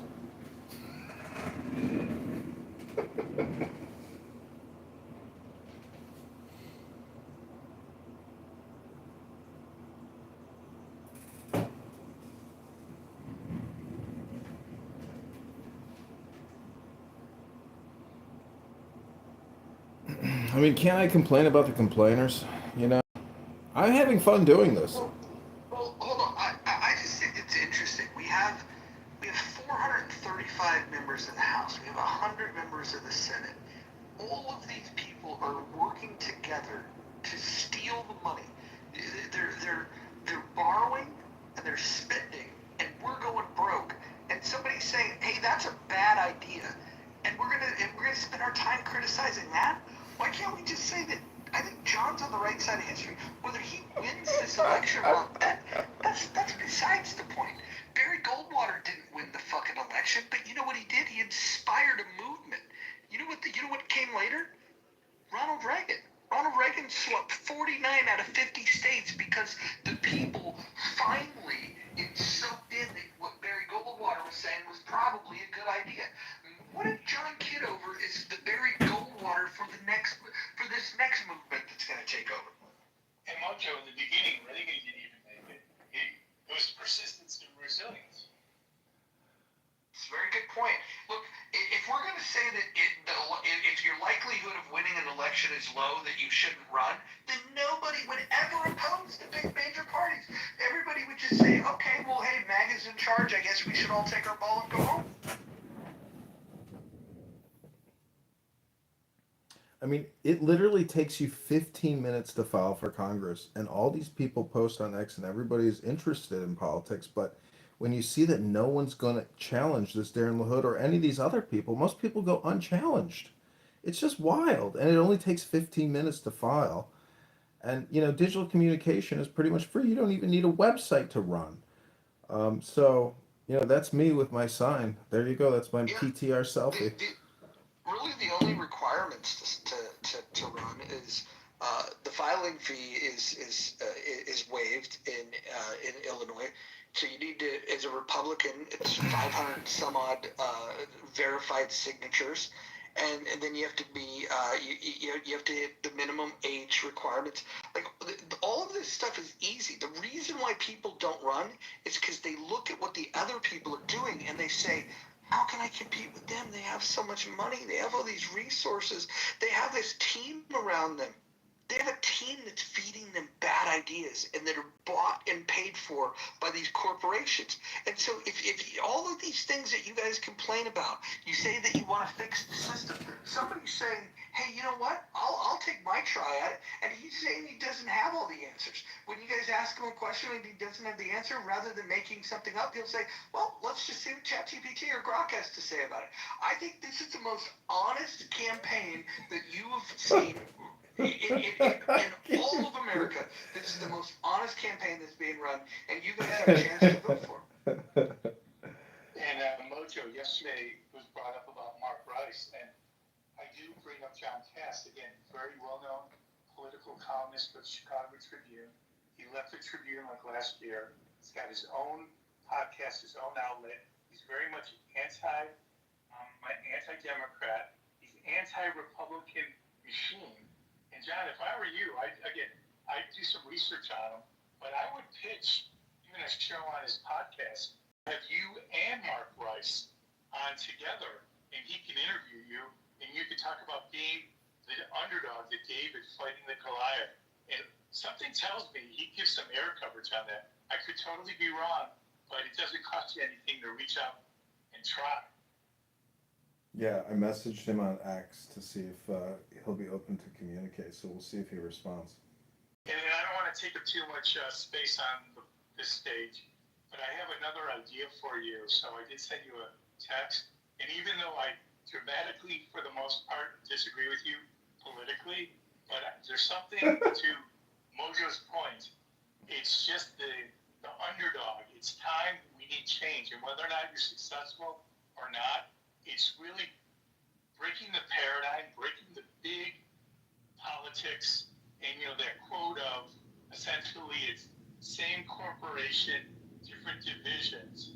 I do believe, to what you were talking about before, whether it was from that movie that you referenced or the George Costanza School of Electioneering, I think it's time for a change.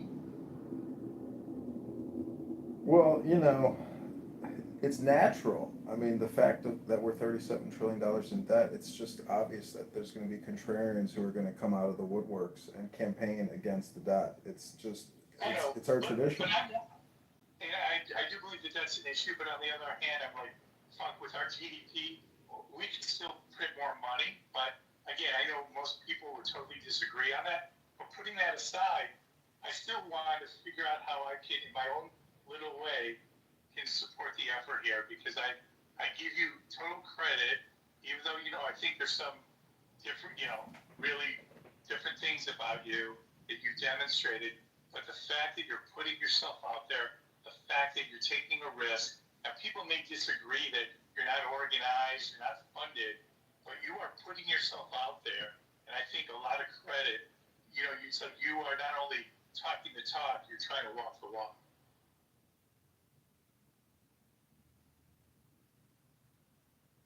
Yeah, thank you. I appreciate the compliment. I will say, though, that even though it may appear that I'm not organized, I'm actually quite organized compared to, other people who would launch a campaign. I can just, I can look at what the Democrats, social media handles look like, and I got to tell you, they've got no presence at all, just like 400 followers. But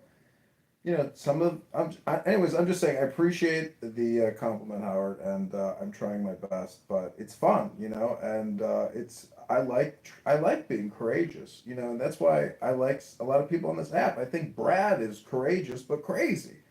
I want to be courageous but intelligent, and I don't want to have a road rage incident, getting all upset or angered, with people on this app. I hope everyone here will be my friend, and I say friends for life. So, if you want to come to Illinois and actually help with the campaign, Mojo says he's going to fly out and stay at a Marriott, and we're going to do some strategic training and door knocking with political activists, maybe Democrats, maybe Libertarians, maybe Republicans who also don't like the debt, and they feel that they can't change the political leadership, and so maybe I'm a viable alternative. If not, this is a big communication marketing enterprise and experience, and I hope you will join us and have some fun. There's a great roadside bar over at Pecatonica, too.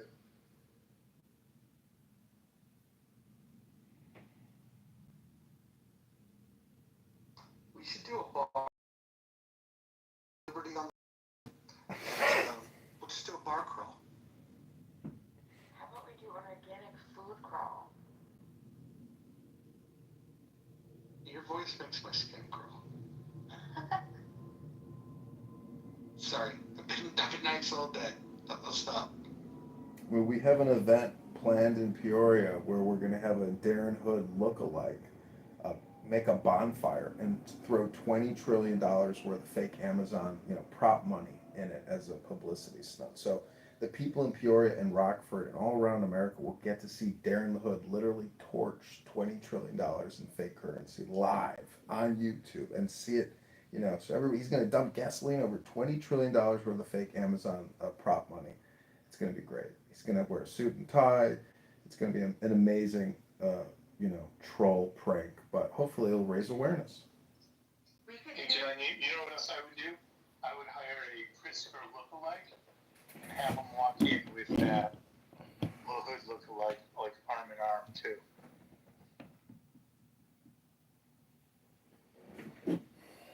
So, I have a lot of YouTube videos out there. I've got over 20,000 and over 20,000 Instagram videos out there. And recently, I read a book. I read the Constitution from start to finish. And I also read the Declaration of Independence. And those videos have thousands and thousands of views. And people in the comments are saying, thank you so much for reading this. People have forgotten this. People are not reading this. People need to hear this. So, part of this for me is educating myself and hopefully educating others, because if you are a good congressperson or a good senator and you are a leader of your people, you want your people to be educated. And if you're a good leader, you treat people the way you want to be treated. You don't road rage and scream at people and make, insane homicide ideation death threats on social audio platforms.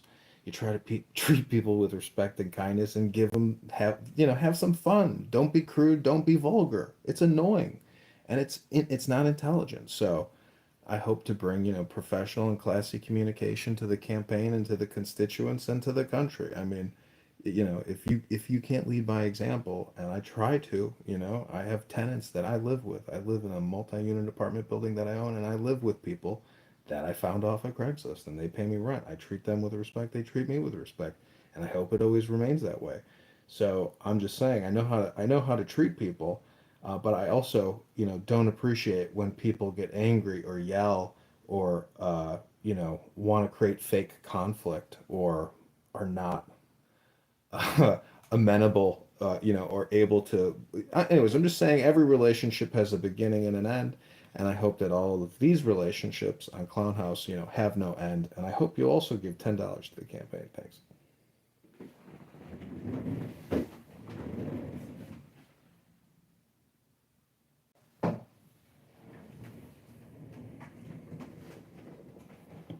guys remember when Rush, R.I.P., and Hannity, although maybe R.I.P. to him too, they used to do the free pocket contributions from Hillsdale College? You guys ever get one of those? You better have. Ron Paul used to hand out pocket constitutions at his speaking events. Dennis Kucinich does the same thing. It was a great experience reading. It wasn't quite the, experience that I thought it would be, but I think if we read that Thomas Paine Common Sense or the Federalist Papers, or, I like to do Bible flashcards. That's one of my favorite ways to, uh, run the mind through a script. But I really liked our book club, and, hearing everybody really read and how we did it, professionally, quickly. I mean, it was, that was the only time on Clown House where I've seen people actually work together, to create something, and it's a long script we created. It's a program we ran. So I just got to say, if Clubhouse is a microcosm and the government is the macrocosm, and it's dysfunctional here, it's the same thing throughout millions of federal employees. Dismal, will you come up? I want to see if we can come to an understanding on some things. I would love for Dismal to come to the stage. I want to talk about the campaign. I want to get your questions, your thoughtful questions. let us know if you can come up, Dismal. Thank you. If anybody else wants to come up, that'd be great too. Yeah, Cindy, you should come up. Cindy. What do you guys think of the slogan, fork it over for John Kitover? I like the other one you had, prior title. That was a good one. That was a good slogan. We could win over BEMA if we defund FEMA. That was hilarious. So if we defunded FEMA, would you donate? Absolutely. Do you know, FEMA, see, this is the thing. I think that there's a lot of great ideas that we have. I think they just need to be, I don't know, better, more effectively and efficiently put together. And we could do that if we have more oversight. I mean, I know a lot of people will disagree, but, yeah. I think we could have nice social safety nets. We don't have to necessarily get rid of them, but we could come together and put our money together. And then have, like some satisfaction with knowing that, oh yeah, I know that this is running pretty effectively. I know that my money is going to be put to a good, effective use. That there's, there's not some bullshit person that's just barely getting by and, bought and paid for crap. I mean, you know what I'm saying? So, but yeah, no, I like that. And John, I really want you to think about DeFi too, because that's really where you'll win me over. if you can support DeFi, yeah, that'd be fun. I actually might, for the first time in a very long time, I could potentially see myself helping you.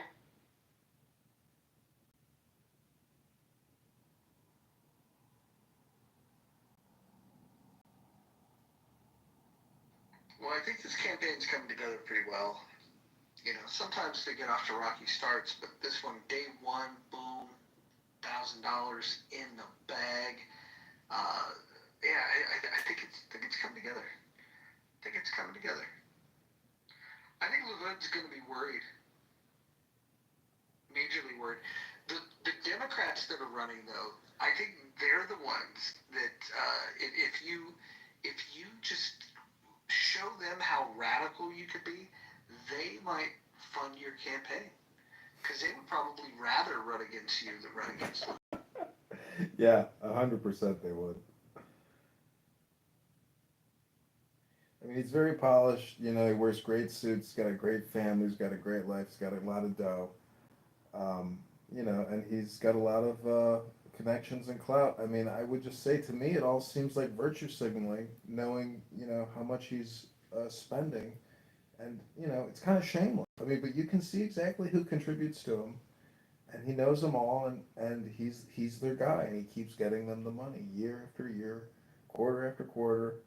And, there's an interview of him talking about the, what's the Privacy Rights Act with the snooping, the annual, they have to certify it every year, the National Surveillance Act. His opinion on the National Surveillance Act is a widely held opinion, and they just keep funding it. And so it's anti-American, it's eavesdropping, it violates your constitutional rights, and, this guy is the swamp. He's a 10-year veteran of the swamp. And $20 trillion is a lot of money. And if he's only skimmed 10 million, but yet he's helped create 20 trillion, maybe he's got more. And his dad has been arrested by the FBI for $50,000 in cash and a bribe. And Darren LaHood's laptop has even been taken by the FBI and investigated. I mean, they have gone through his files for some type of grievance. It could have been political, and the FBI, where it was in the wrong, or there could have been some type of suspicion of some sort. There's a lot of money involved here because of China and Saudi Arabians and all these mega corporations, especially in Medicare, Medicaid. At $4 trillion, that's a lot of lobbying. And John, when you're doing videos, you should get a laptop and just have a sign that says LaHood's laptop, and then get some crime scene tape, and just keep that in the background and let people see it. I think that could work. yeah, that would be a good one. I guess I have to get some like FBI, or I could probably print it. But see, this is why this campaign is a little artistic. I'd even like to do paintings, and sell those paintings on eBay for the campaign. So there's a lot that I can do, which is manual, and is, fun. I mean, even this sign that I'm holding in my PTR, I consider artwork at this point. And that's the way I explain most things. Well, why not go to the local art school, whether it's at the college or even like art students at the high school, and tell them that you'd like them to participate in the election process by having an art contest to come up with the best sign. Yeah, there's a lot of these wine sip and paint places, and so I think I could like create an event where we will sponsor you to come in to do a painting of Darren LaHood burning $20 trillion in cash, and and pissing on it or something like that. That type of viral video, because this campaign can achieve viral status, maybe even national status. And there's a lot of Republican comedian activists who hopefully we can get to help join the campaign and retweet or create content with, like Primetime Stein 99, that guy. So I wanted to go to CPAC this year, and I really wish I did, because that could have been a good starting point. But next year we will definitely go and create, conservative Republican comedian comedy. You can go to my X account, Republican Film. I have all these Republican comedian, Republican comedy Instagram accounts, and it's a lot of Clubhouse videos. So nobody's ever going to watch this shit because it's just too much information, and everybody is, would rather choose Netflix and Amazon Prime or wherever the hell people watch. But Clownhouse has spent tens of millions of dollars so I could sit here and use it as a recording studio for 5 years, and I'm thankful for it. I've had a great experience, and I think I've created some cool content, once in a lifetime content creation. None of this was possible prior to all these cell phones and social media, audio. Clownhouse, I mean, it's been a cool journey creating all these videos and then running for Congress. It's a big, I would call it like a giant spam operation, but it's all political and patriotic in nature. Um, I was in the Army and I went to military college, so I've been conditioned to basically be like a patriot warrior, or a knight in a way. And it's been, fun trying to get involved in politics, because in the military, that's a very closed society. But when you see how politicians act, the borrowing and the spending and the never ending debt, it's so irresponsible. But people in the Army or the Navy, the Air Force, I mean, it's funded and it's paid for, and it's a life and it's a career. So people just don't care about the debt. Most people want to just keep getting paid, and they want to kick the can down the road, because if you start shutting things down and you start laying everybody off, people are not happy with that solution. So you really have, I think Medicare, Medicaid is where a lot of the waste is really happening. I've dealt with doctors and hospital groups as well as all of you, and if that's where $4 trillion is going for, you go to the fucking gym. I don't know what to tell you. I mean, you gotta tighten the belt on that one. That's my opinion.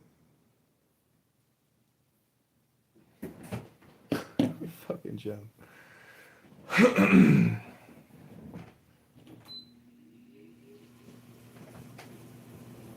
One thing that I liked what Daniel had said, I think this is a way that you could potentially get around answering dark questions, because we know that's what politicians do. When people ask you, like, well, what's your plan?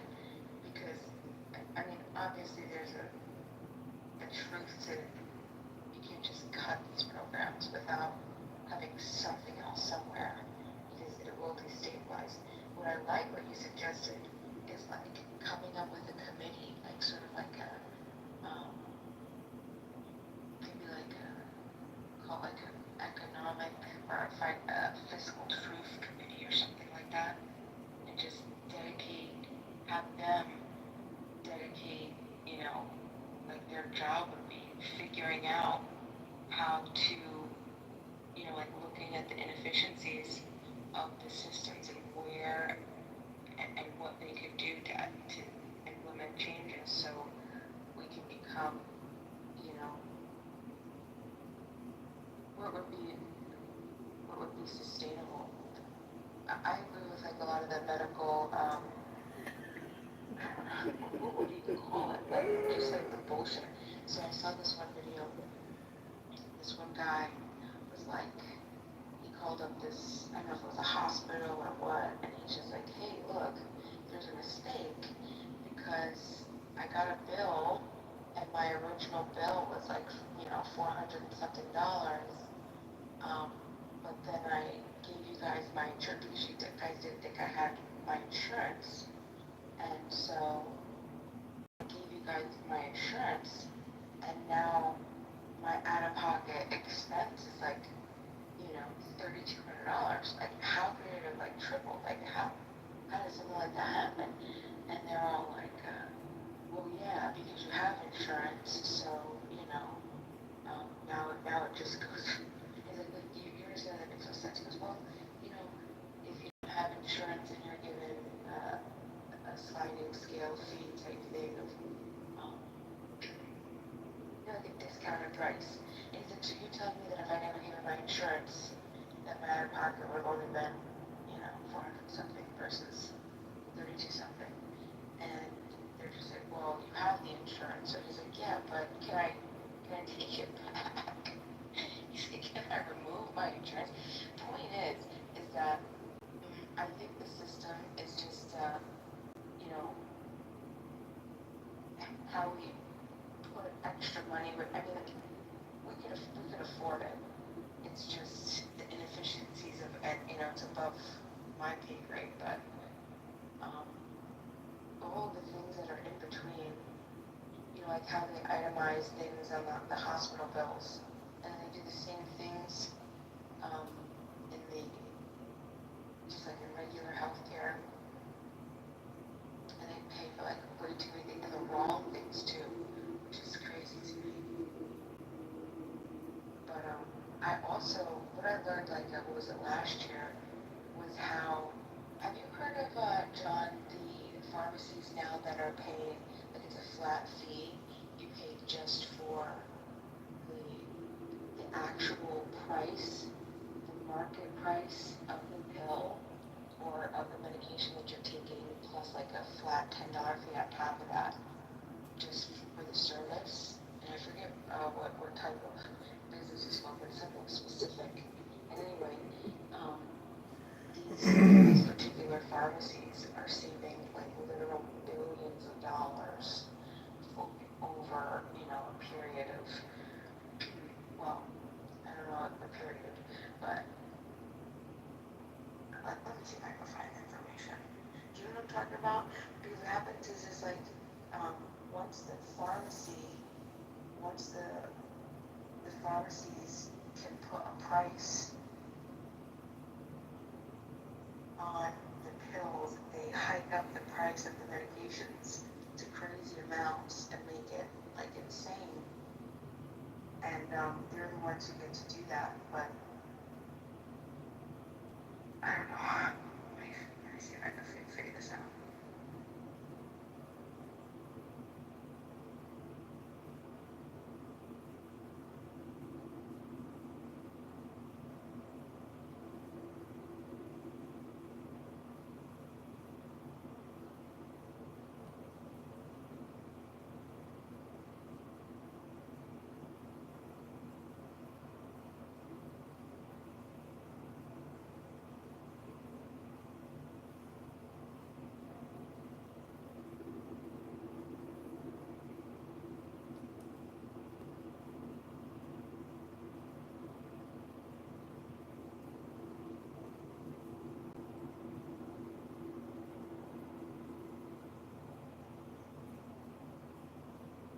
Adams, are you still there?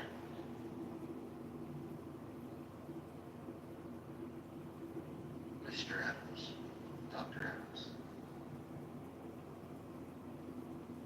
What's the lawsuit, Dr. Adams?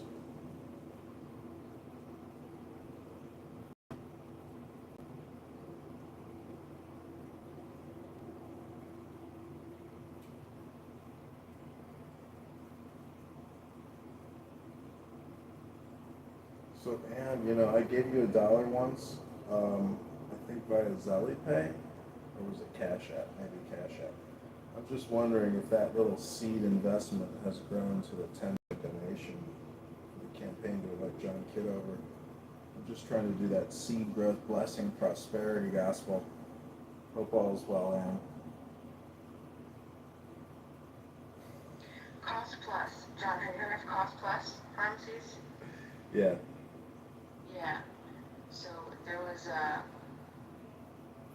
study that showed like a Cost Plus pharmacy. You, what was this? A 2022 study? 3.6 billion in savings on 90-day supplies of only 77 popular drugs, generic drugs. Wait, let me ask you a qualifying question before I reply. Ponder that. What do you think about Mangione, you know, and the murder of the United Healthcare executive? Like, do you think that was murder, or was there any justification? Of course that was murder. No, it's not. No, of course not. People compartmentalize it like it's just like this one guy's. No, it's the entire system. You know. So it was It was systemic then. Like that murder was a result of a systemic issue, is what you're saying. Yeah, of course. It wasn't one guy. It's ridiculous. So can I know, but can you elaborate on how it's systemic or because of the system? Yeah. So, um, How does that incredibly problematic? Like that isn't like what happened was I think a moment in time, right? Person, like paper, trail or I hope it's over. I hope she booms the room. society and they decided to do something. I don't think that's reflective of the system as a whole.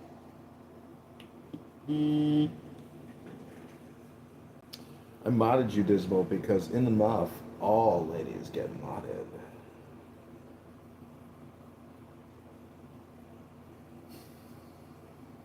Dismal, I think you might have some really good ideas. You've got a lot of unique experience. Like, if you had to just give like one piece of advice to John, something that you would hope he would listen to and act upon, what would that be?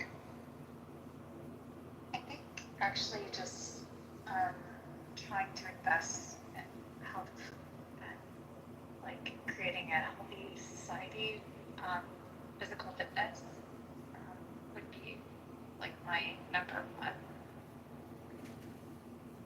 I think when you have physical fitness, people are able to aspire to like greatness. That would be it.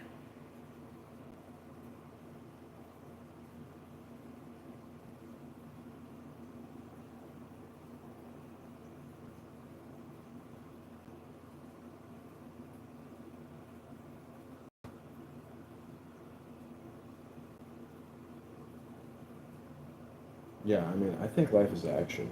And if you're not moving and shaking and you haven't joined the dance, you know, you'll never find your partner and you'll never get the job or you'll never, you know, make a good trade, I guess. So I don't know how to represent that mathematically. Maybe delta. Uh, but anyways, you know, it's communication, which is what's important. And I like to say that IT or, you know, information technology, uh, you know, especially with regards to books, um, information technology and all these IT employees at all these agencies and all these big corporations, I feel like philosophy and psychology is the real information technology, and not a lot of people have that component, you know, studied well enough, and thus you hear a lot of really crazy road raging on this app.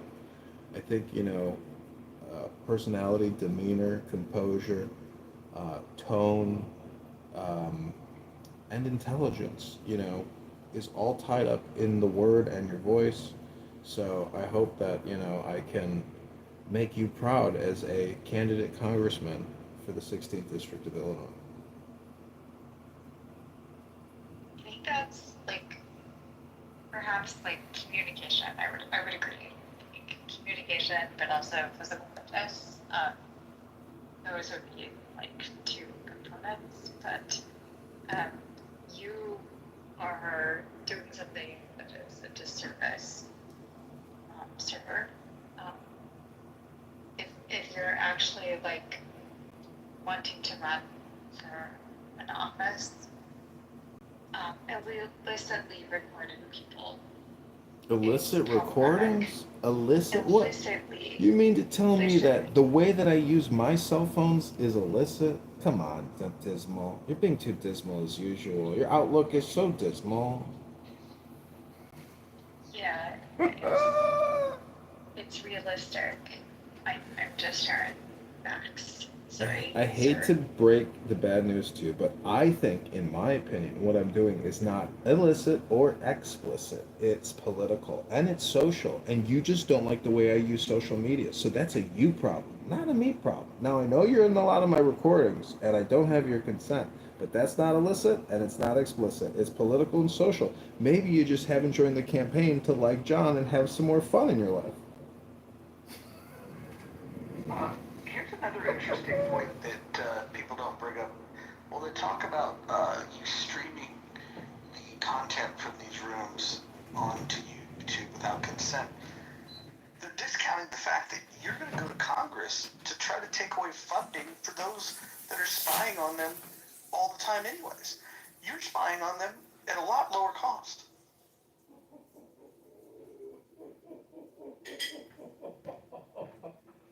Think about it. That is honestly hilarious. Dismal, please. I don't think I actually like understood your point. It's the electronic surveillance. It's the what is it called? The Electronic Surveillance Act. Dismal. The government is spending billions of dollars already recording this conversation, and you think my YouTube conversation it's just a duplicate, and you're a fool, maybe. No, I think it's different. But that's okay though. You and I can disagree, and that's also okay.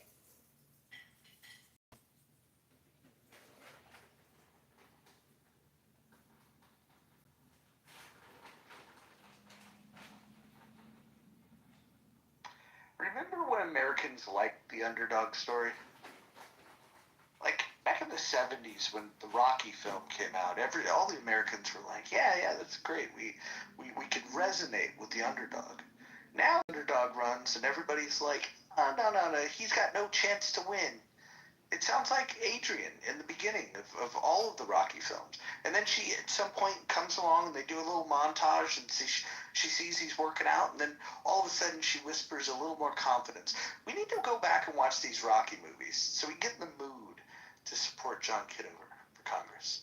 And you can support him with a low denomination of donation money. Simply click on the link above. Give $1. Just one. Dismal, if you gave $1, it might be No. Hold on. I wouldn't Dismal. It would be a very small deal for the Dismal household, but it would be a big step for the Kitover campaign. Yeah, I'm not supporting your kitty. Apologies, but not supporting kitty. Why are you so selfish? I'm not. I support others, but people that are actually like doing good in the world. Dismal. Look at the return on the investment. If he could end the spending, there's $37 trillion that's being spent on your behalf. He wants to stop that. If you gave him $1, this might be the biggest investment, the greatest return that you could possibly get on $1.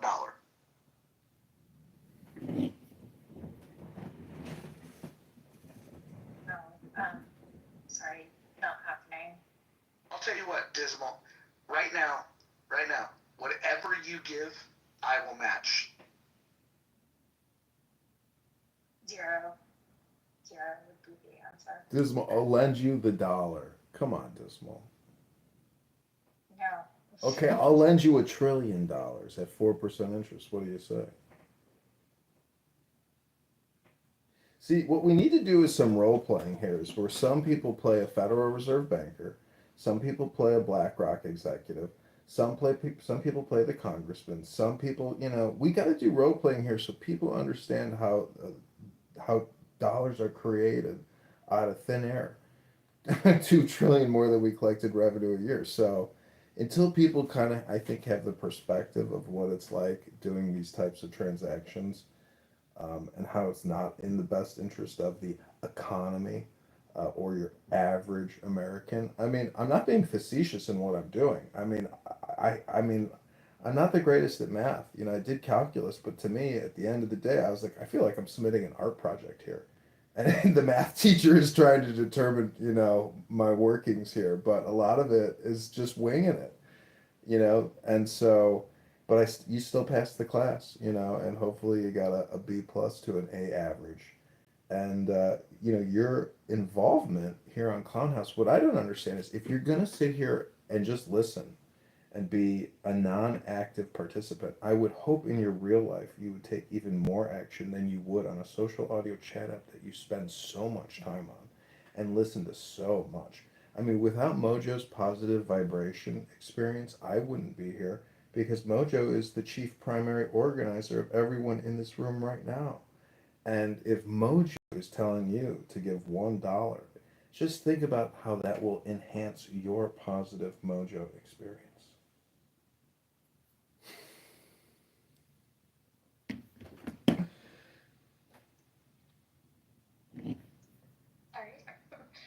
I'm laughing.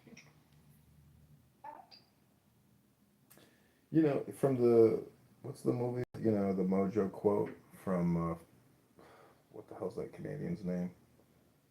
Austin Powers. I mean, that's where the mojo comes from. That type of attitude. That James Bond 007 spy attitude, but patriotic and fun and friendly. And $37 trillion in debt is not patriotic, and that's not fun, and that's not friendly. That's mismanagement. That's incompetency. Let me say it a little louder for you.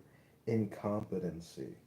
That's how you create $37 trillion in debt. Does anyone here have a debt bubble that, was as a result of incompetency? Anybody here?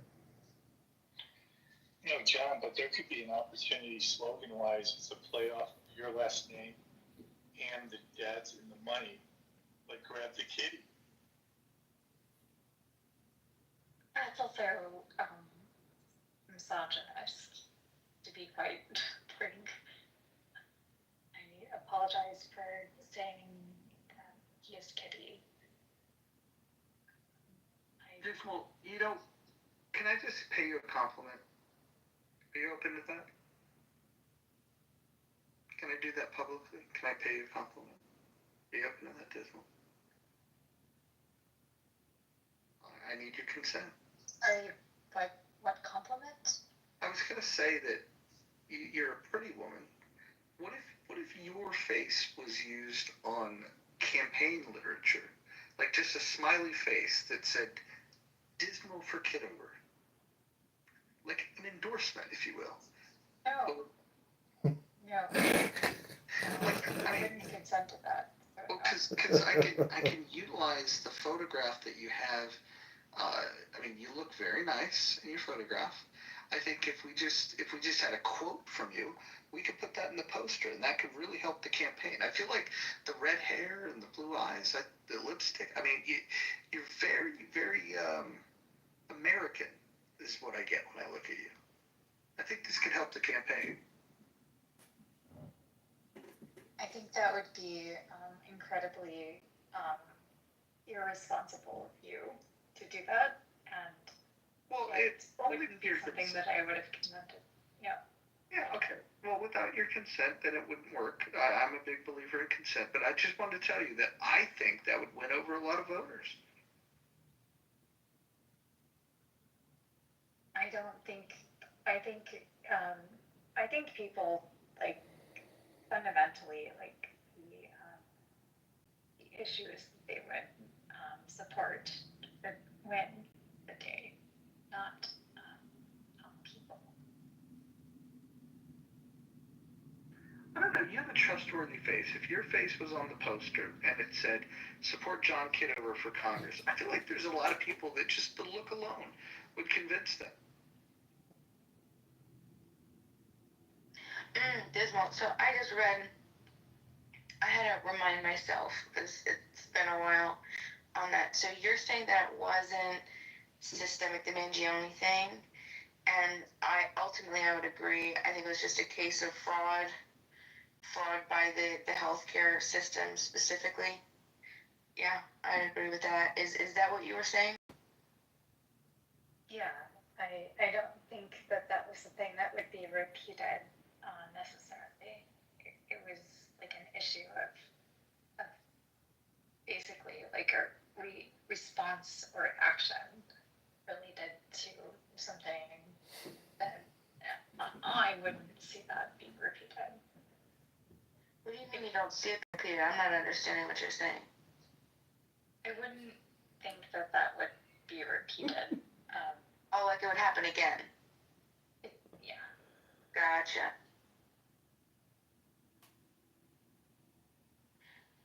Do you think that other company, yeah, I see what you're saying. I think it was just like a fundamental breakdown, and that person sort of rose to publicity because of his stunt. But I don't think that stunt would be repeated. What do you think about these campaign slogans? John Kitover, the people's takeover. Vote Kitover, make Illinois prosper. Kitover for change, no more strange. John in Congress, ending the mess. Kitover's the pick, quick and slick. For Illinois' sake, Kitover's awake. John Kitover, discover real power. Kitover's call, justice for all. Vote John, get it done. Kitover rover, problems over. Kitty. Kitty.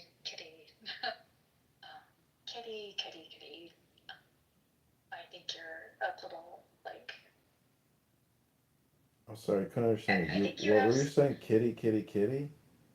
You have good ideas. Giddy, or kitty? Kitty. You have some good ideas, and you're unfortunately just not the right person. Well, should I change bodies, or maybe how do we find the right person, Dismal? Because I want to find the right person too. I assume you do as well. Are you looking for somebody?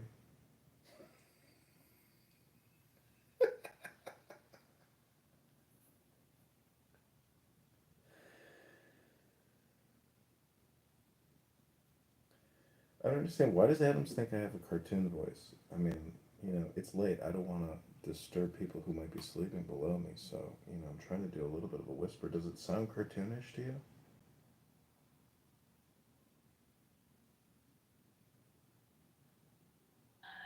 It does sound somewhat performative. Like saying kitty, kitty, kitty, kitty, kitty?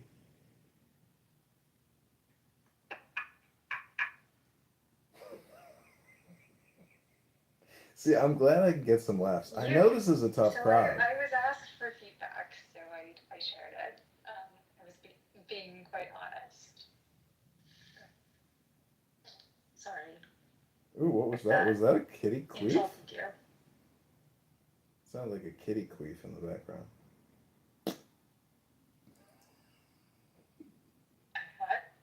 Sorry.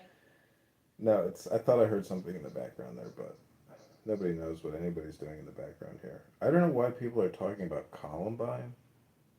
Could never happen again, too. I don't understand why you're talking about that, Mr. Howard Kaufman, but... No, the point was, and I respect Ismo very much, but she believes what happened to United Healthcare CEO was a one-off event and will not happen again. My view is, it's not if, it's when.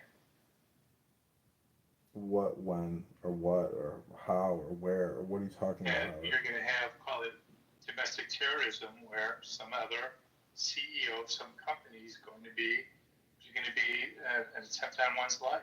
I mean, it's similar to political violence. It's a form of that. That's just my view. It's my opinion. But I think it's a little naive to think it won't happen again. Oh, well, yeah. I mean, Yeah. violence is going to happen again.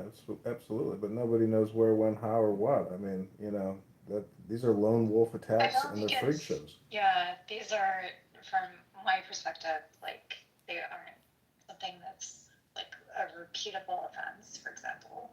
It's not something that we're necessarily going to see, like, on an Right. annual basis. All I was saying is I recall in the beginning, some people said that about Columbine, that would never happen again. Well, people said, World War II would never happen again. But did World War I ever end? Are we still in World War III, 25 years of war, and we're still, funneling tens of billions of dollars, $50 billion worth of weapons here, $300 billion worth of weapons over there? World War III, is it now? Or is it all just an expression? Okay, I'll give you that candidate, but there's a school in Florida called Parkland. I mean, it did happen again. There was Sandy Hook. It did happen again. It's in central Illinois from First Rockford school to shootings Peoria. is a completely different conversation than I'm going to restart this we live. were discussing with regard to the healthcare CEO. Gun violence is gun violence. So you can go ahead and try to. Yeah, I think that sometimes, like, by trying to, like, do that, we end up like in a weird place where we're not able to, like, have the same discussion. Do you know what was frustrating? What was frustrating was after it happened, you had like a split, and this is the only reason why I think, Dismal, that Howard has a point, is that this wasn't like an overwhelmingly, a decision like, okay, yeah, we're all on the same page just with murder. We had like, the country was split with trying to figure out if this guy was a hero or a murderer. That was insane to me. Like, He definitely murdered somebody. Like, that should just be, that is something that should be identified. Like, he murdered somebody. He murdered somebody who had a family. I don't think that, like, there was any heroic nature of this. It was criminal, first and foremost. I mean, like, you and I agree, but my issue is the only, like I said, the only reason why I think that Howard has a point is because, like, half the country, I mean, everywhere, people were split on whether we were going to exalt this guy or condemn him. And I think that that was a point of, hey, look, wake up call, America. There are a lot of people that are unhappy with the state of the world and the state of this country and understanding the injustices that are happening on a systemic level. But the problem is just, we get so upset and we don't really care to look at and identify what the actual problem is. Like, this particular problem, like, you and I, we can say, yeah, this was absolutely murder, because it, at the most, the worst case scenario, what United Healthcare committed was fraud, right? They didn't kill his mom, right? They didn't kill you know what I'm saying? Like, it was a service. I think the answer to, like, the CEO of this company is, like, likely under quite a bit of pressure and has to, like, report on a quarterly basis, like, what the earnings look like, etc. And they aren't somebody that would be the point person for that particular individual who was unhinged and who criminally acted. So I think we wouldn't want to see that behavior, like, repeated opening up the idea of like creating a hero scenario for this person isn't like a good look for the future of society. No, yeah, I definitely agree with you. But the issue is just like that's not what happened. We literally watched the world and, you know, definitely the United States like be split on something that should be so obvious as a murder. Like, how are we so disconnected to even understand? Like, we can't basically to figure out like what actually happened, and then The idea of politicizing murder, like, when you just agree murder, not gun, right? Like, that would just be like basic principle. And unfortunately, like, we're now so divided that we're literally like legitimizing murder. We're saying, oh, well, this was acceptable because we didn't agree with that politically. I don't think that would be a good foundational principle that we would want to inspire in society going forward. yeah, I agree with you. I just don't think that that's, I mean, what, it's just like factual. Like, if we like look back, like, that's just not what, like, why did people, why did society come to the conclusion that you and I came to? That's my question. Why do you think, Dismal, that like half of the country did not come to the same conclusion that you and I are at? His written declaration that no inability exists. He shall resume the powers and duties of his office unless the vice president and the majority of either the principal officers of the executive department or such other body as Congress may by law provide transmit within 4 days to the president according to the Senate.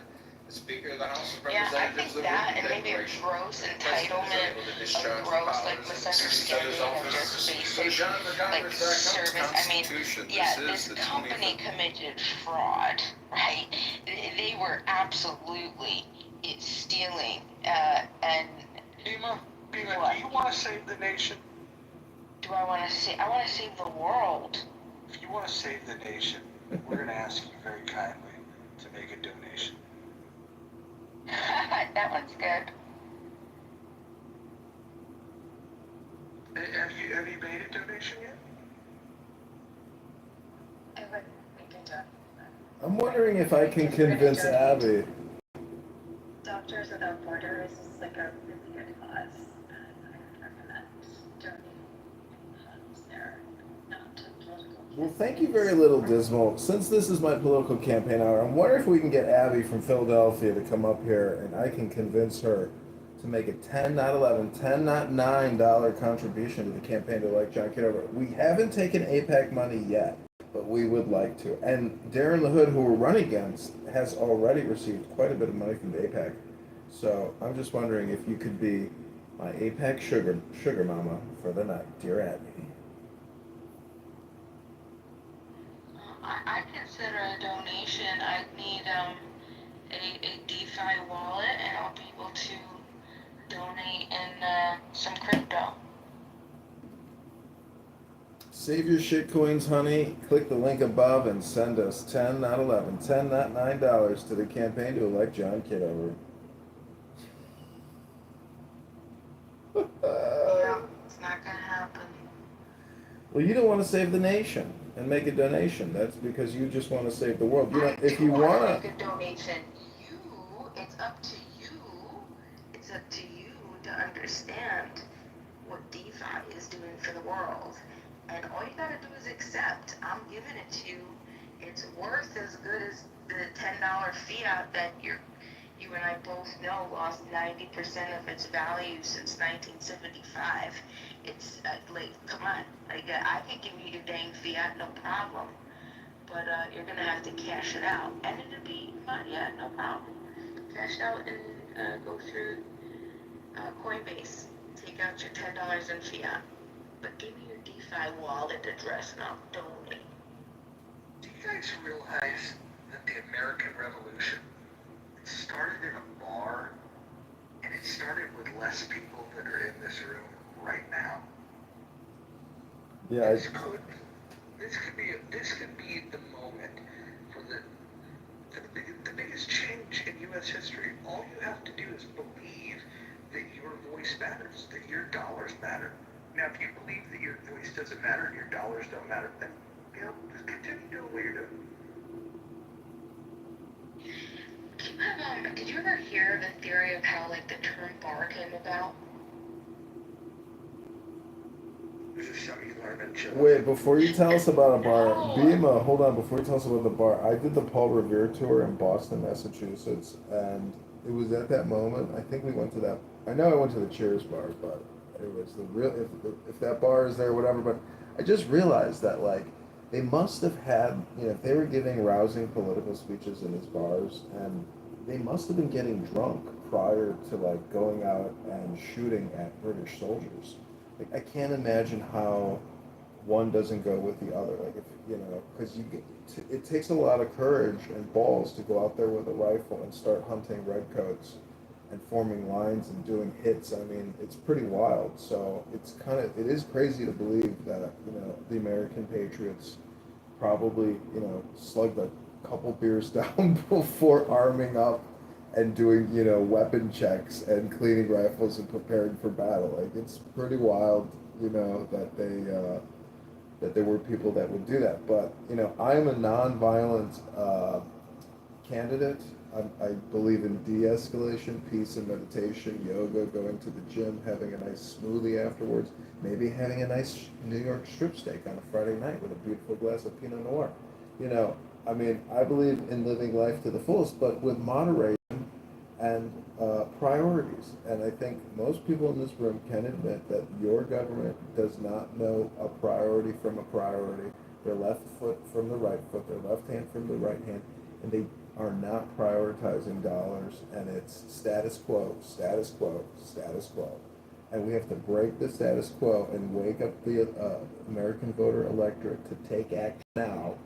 And giving $1 or $10 to this campaign can help future people take action and organize. Because if Barack Hussein Obama, who worked at International Business Corporation, a CIA front group after graduating from Columbia or Harvard, not sure which one, if he is considered a community organizer and you're using this app nonstop, but you're not engaged in actual community organizing, and I am that outlet to this community organization known as Congress, you're missing a big opportunity. And I think everybody who has given to this campaign, we had 2 more donations tonight. I put it in the chat. Thank you, Howard. Thank you, Ann. You angel. I want to thank all the women in the MUF, because I do believe, that women are, the most beautiful, precious, and wonderful thing in this world. And, I like women as much as I like wisdom. So those are my 2 favorite things, women and wisdom, and they both start with W. I think we got a new slogan for the campaign up here. Break with the status quo.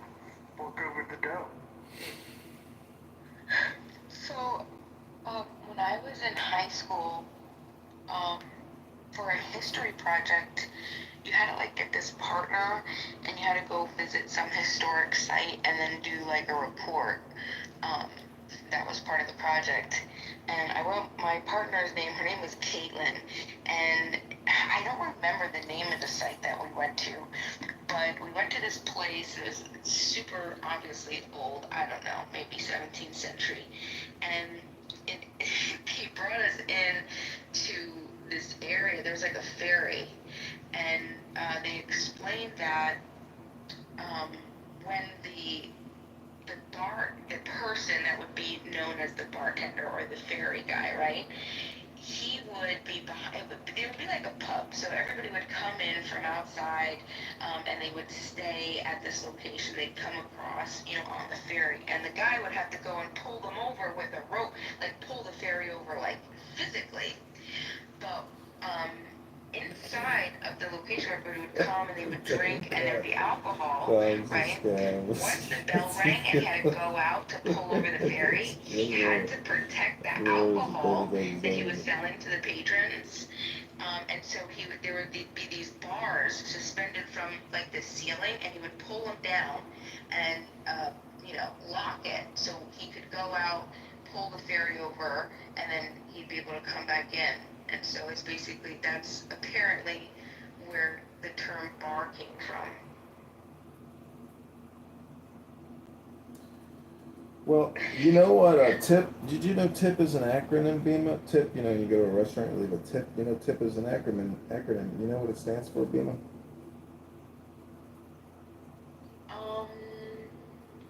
I'm thinking it would have to be 3 words, TIP, right? Or Yeah, is it like, that's right. yeah? Okay, let me think, TIP, some, I don't know what. It stands for to improve performance.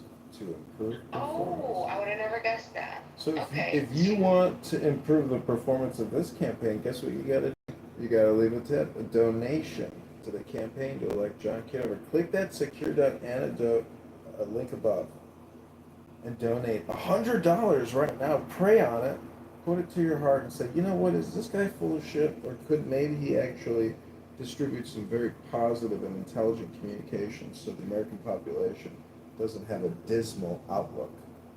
Your turn. Dismal.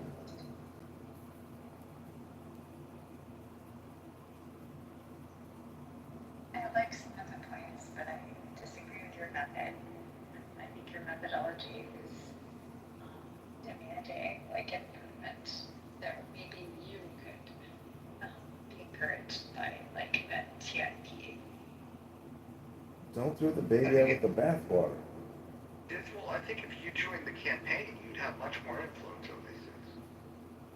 It's true. You've advised presidents in the Situation Room. You'd be a very valuable asset to this campaign, Dismal. Not looking to join a campaign, looking to like rid myself from politics. Well, that's okay. We have a decentralized campaign, so feel free to join here in Clown House anytime to offer suggestions, priorities, ideas, opinions. Your information is valued. I think that is like fundamentally like one of the problems. It's just like civic education in our country. Like people think that if you worked in DC or political, if you weren't. I'm having a little hard time hearing you, Dismal. It sounds to me like education is a priority to you, and it's a priority for the campaign to elect John Kitover. Therefore, I think you should give $10 to this campaign right now. Turn that dismal outlook into a positive mojo vibration. You're here because you're dismal. We are the positivity you're looking for. Give $10 right now to the campaign to elect John Kitover. Does he sound like a, I don't know, like a Smucker's commercial or something? Like weird. Well, honestly, it's getting late, and I have to kind of force project what I'm saying right now because I'm so exhausted with doing this. But look at my PTR. That's me when I was a fresh young second lieutenant, when I got commissioned by the Citadel Military College of South Carolina after completing 4 years of intense ROTC training.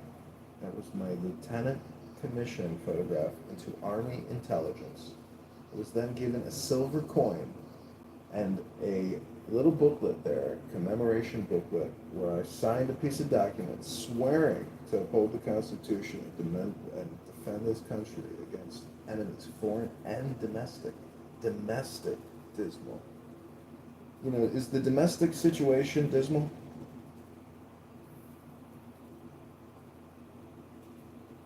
I'd say it is. I'd say 37 trillion is pretty dismal. I would say if I was a real lieutenant in the Army, might be concerned about the debt. Would you have been concerned about January 6th? That would be my question. Was I concerned about January 6th? Of course, chaos, violence. Who's not concerned about chaos and violence? That's anarchy. The actual attack that occurred.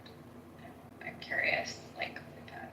The attack, you mean Ashley, poor Ashley Babbitt, who had her head blown off by a piece of shit cop who just wanted to get a shot off? Fucking coward murderer? You mean that piece of shit? That Capitol Guard scumbag who, if I ever get in Congress, oh, can't wait to do anything I can do to get that guy arrested. People that you're in favor of people that were domestic terrorists. Then. Yeah, that Capitol Guard police officer was a real domestic terrorist. Cocksucker blew that poor girl's head off. Ashley Babbitt. Say her name, Dismal. Ashley Babbitt. Okay, so yeah, you and I are pretty raised here. You mean to tell me you didn't see the video? You didn't see the video of that cop blowing her fucking head? I couldn't believe it when I saw the video.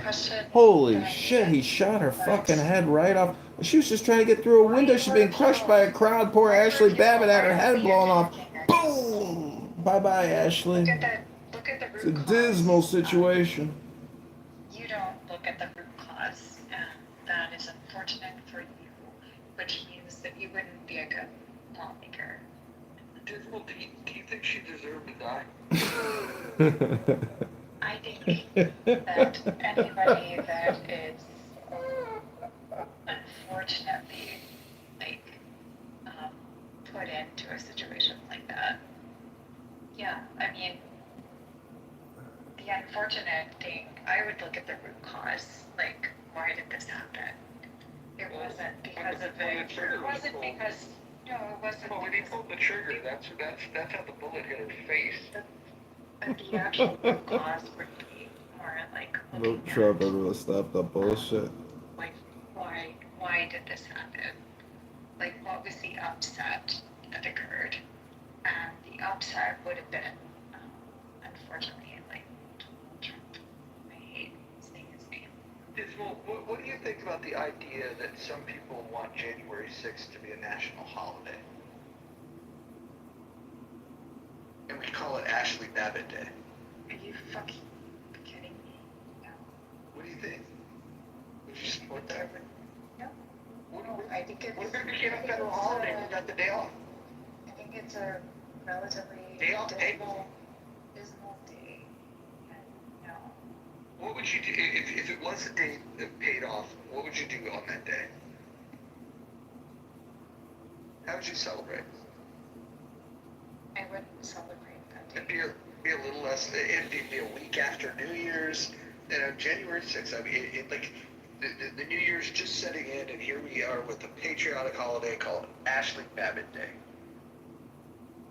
I think that would be ridiculous, and I think we would need to like re-investigate, re-examine, like why did that? What happened at that time? She was murdered. No. There was think she's also still alive? There was also a Capitol Police man that lost his life to sir. Yeah, he was unfit. He had a heart attack. Dismal, I'd like to change topics from January 6th to a more positive mojo vibration. I feel like it's getting late and we should all, go to sleep with great dreams and happy thoughts as opposed to chaos and anarchy that you like to bring up. So, Dismal, I'm just wondering, how do you find peace in your life?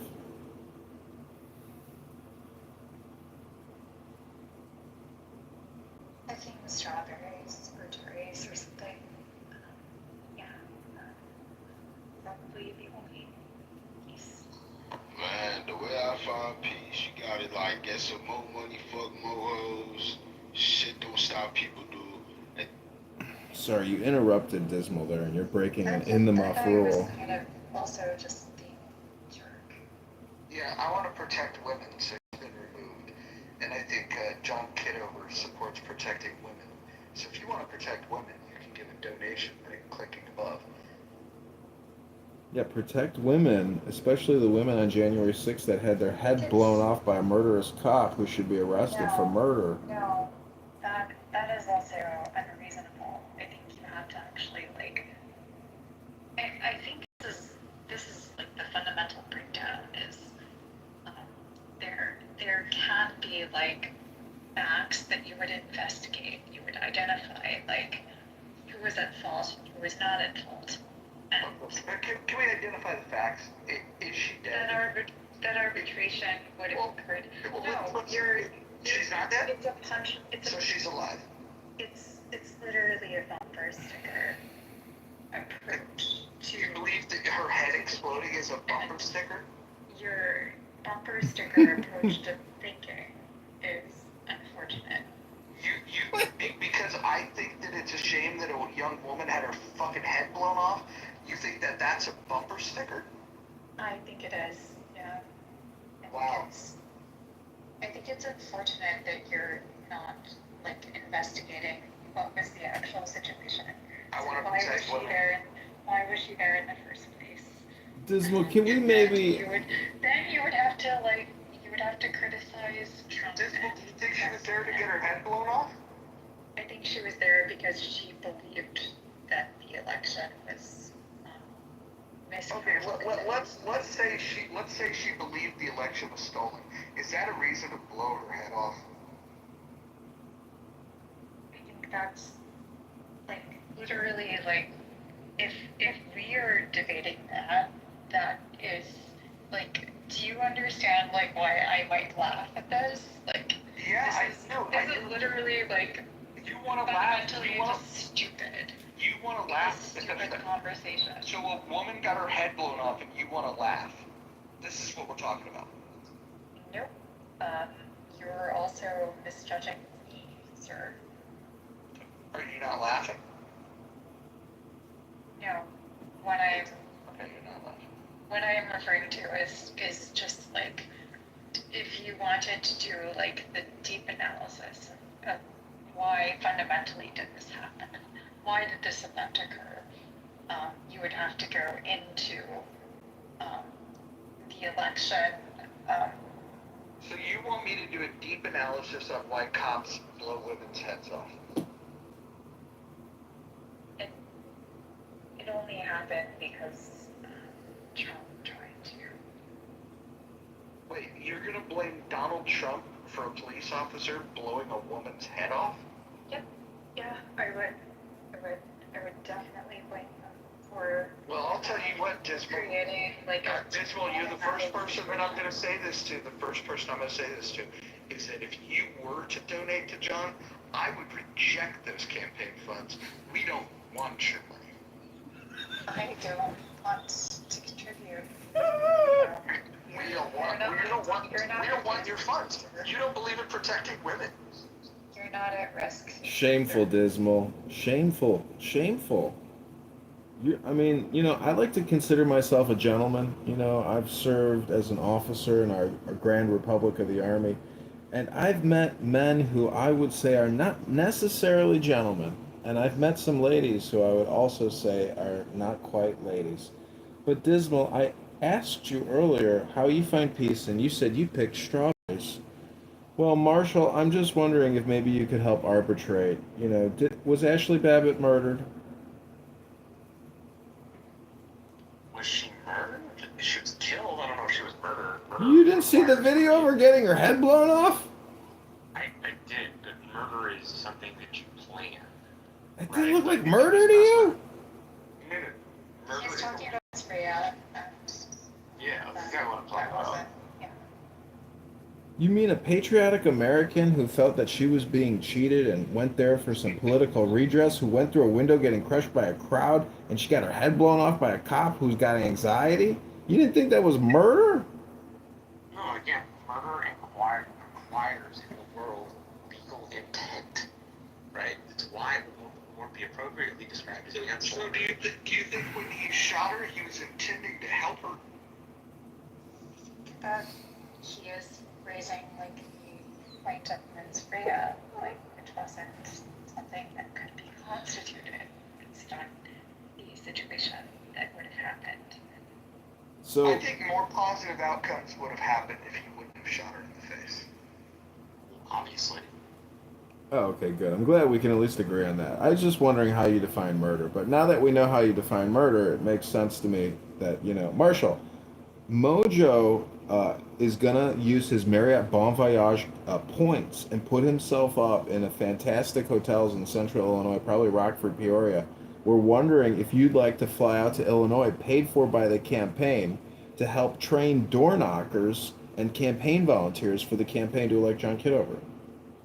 Yeah, dude, if it's paid for, I'll go. Sure. Don't do it. Don't do it. Don't be so dismal. We need Marshall's campaign experience. He's got a wealth of knowledge and experience to share with people. I'm gonna be dismal. Sorry. Dismal. What I'm saying is, young volunteers for this campaign who are unsure of their government and the $37 trillion in debt, when they meet Marshall in that training room, they're going to feel that they're talking to a man who has 20 years of experience talking to thousands of voters and activating large audiences. Maybe you should run in his own district, but I don't agree with like what you're proposing, and I hope he doesn't join you. That's okay, Dismal. Like he just said, if it's all paid for, he's willing to go. He's never been to Chicago before. You know, Mojo is in Washington State, so he isn't. Yeah, but I live next to O'Hare Airport. I can pick up all campaign volunteers, and Mojo and this campaign fund that we are generating here now has over $1,000 in it. That can buy a lot of experience for this campaign and a lot of forward momentum and activity. So Dismal, your dismal outlook is not appreciated, and thank you very little. But I would still love for you to give $10 to this campaign right now. Thank you very little. Interesting quote. You're not even proper English, in a way. Obviously, you don't know the movie Fletch with Chevy Chase, but that's okay. I don't think you know a lot. And I don't think you've ever been in the Situation Room and consulted presidents. But I don't know. It's just my opinion, Dismal. I need more begonias.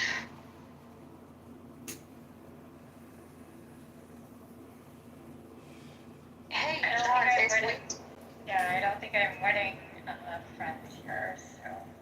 Well, listen. Yes, you are. We love you, and we love your voice. You have such an ASMR voice, Dismal. It's nice. Dismal, listen, I guarantee there's at least one person in the audience that agrees with you that woman deserved to get her head blown off. I'm sure you won over at least one person. I didn't say that. That was not my intention at all. Like, I was literally stating. Well, you gave some pushback when people were saying that she shouldn't have had her head blown off. Investigate the root cause was what I heard, and I will stick by that.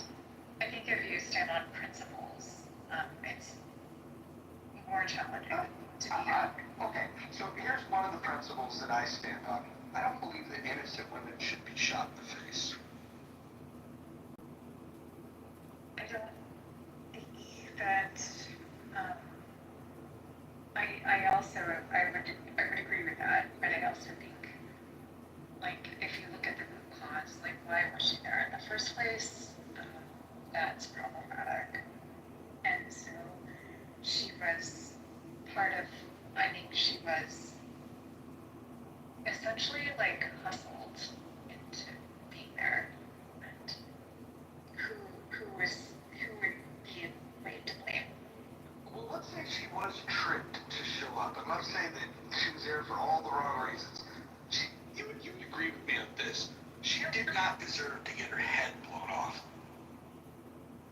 I would agree, but I would also go back to, like, what was happening, what was there at the time, and I think. Well, at the time, there was a head on her shoulders. I think it's important to look at why was she there in the first place, and, like, looking at the core. Maybe because she was interested in civics and she thought that the election was important and she loved her country. Who knows? Yeah, and that's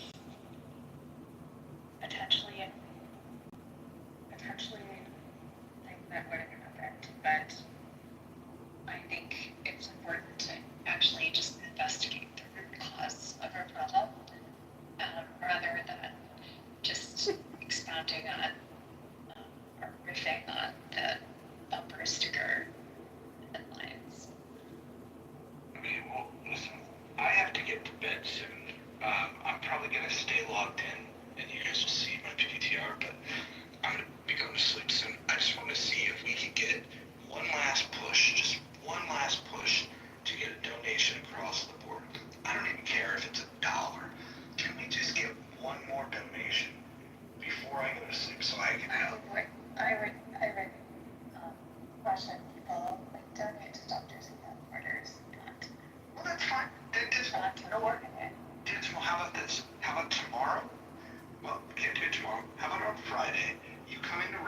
we'll put a title of Doctors Without Borders, and you can make a pitch to why people should donate to Doctors Without Borders. But tonight, in the next couple minutes, can we just ask the people that are in this room, on the stage, that are in the audience, to make, we can't do this? No. Why not? Just don't. Like, I don't even think you would necessarily agree with his antics. Which antics are yours referring to? To be discussed at a future point, right? You're going to bed. Yeah, you've got my attention now. You said something interesting. What antic would I not support? He is recording people with something which is like literally violating the terms and conditions of not only this application, but also YouTube. Did you know that the community leader of Clubhouse was in this room earlier, and he followed me, and I followed him back, and we were talking about live streaming rooms to YouTube, and after learning about this, he decided to follow me. To be show our media? Yeah. Tweaker He and I was broke up for a little while after I did my temper tantrum and went to Chatter, but it looks like he and I are friends again. He's followed me even though I literally signed up a new account, and I don't think that means anything actually. Well, no, but he not impressed by that. But he heard very clearly, and he's the community leader here in Clubhouse, that these rooms are being streamed. In fact, I would argue that the founders of this app have decided that they want people to share these rooms. It's because it might attract more people to the app. What do you think of that theory?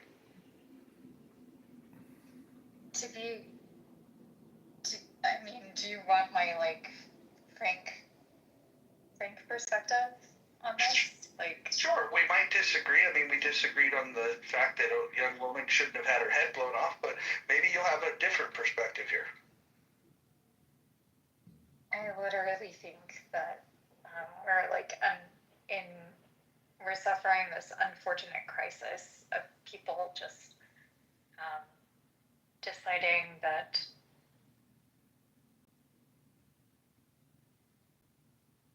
individuals. Sorry, trying to sort of gather thoughts, but I think. Dismo, do you love your country? I do, and I think I love it more than I think I loved what it had been, and I'm seeing it now broken, and that's unfortunate from my perspective. So John Kitover also believes it's broken, and so my question is, do you love it enough to help John save it? I think he, actually, I'm going to be fair. I think he expressed a couple of, really good ideas. And so is that worth $1 or $2? Is it $2 worth of support? No, or not $4? I don't fund campaigns, as a principle. I just don't. Oh, so you don't put your money behind the things you believe in? I do, but I do it in charitable donations, not campaigns. Campaign financing is problematic from my perspective. I think that's where. Well, you're not financing a campaign, Dismal. So how is he supposed to compete with the billions of dollars that the Republican Party funds for these people that'll get into office and take taxpayer dollars, squander them, and then borrow money that adds to a debt that will never get paid off? Well, whose side are you on, Dismal? Whose side? That proposes a binary. Are you on the people's side? Because John's for the people. But I think that proposes a binary option, and I think if you're holistic and you look at and investigate the root cause of some of the turmoil that we face, you would find yourself more in a centrist position, and that's where I am. Okay, but what's the centrist position then, Dismal? To not give money to things they believe in. And not give money to political campaigns that are just going to waste the money for your advertisements, and those are shitty. Like, why would you want to donate that when you can donate to like Doctors Without Borders and somebody can actually like get medical treatment? That would be like a positive donation. See, I just want to let you know, Dismal, that I'm creating a YouTube short right now, and I will run this conversation as an advertisement in the district. And I want to thank you personally for being a part of the campaign to elect John Kitover. Even if you can't give $1 or $10 or $1,000, your voice, your personality, this conversation will be used in the campaign illicitly, according to Dismal, but I say explicitly, according to candidate campaign John Kitover for Congress in the 16th district. And I'm going to use this as an armor to actually attack you, Ben.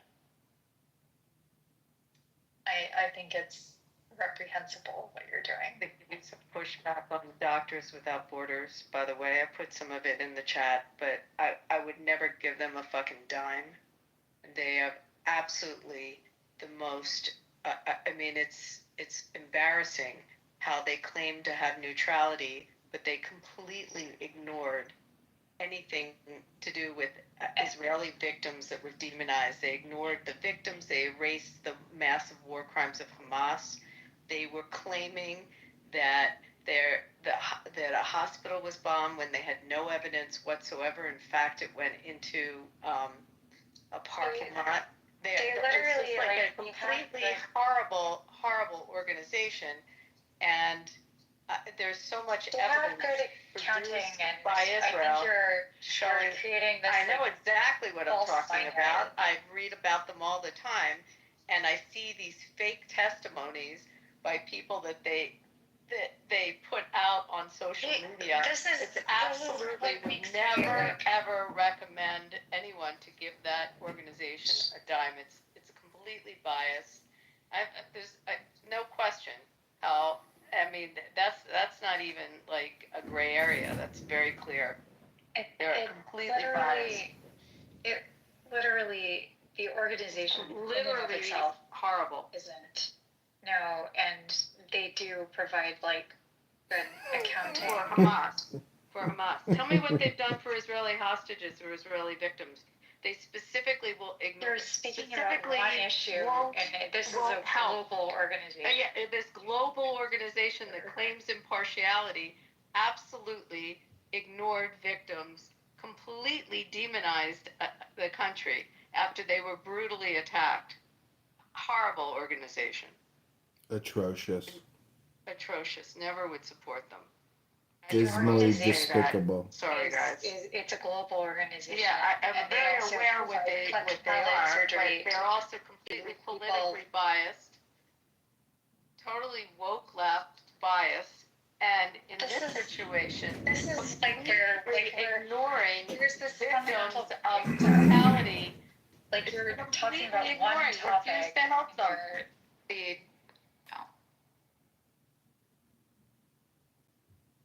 Ladies and gentlemen, it's getting late, and our dear Mojo is praying to the Lord to go to sleep. I just want to do a little positive ASMR experience for our wonderful and positive Mojo vibration.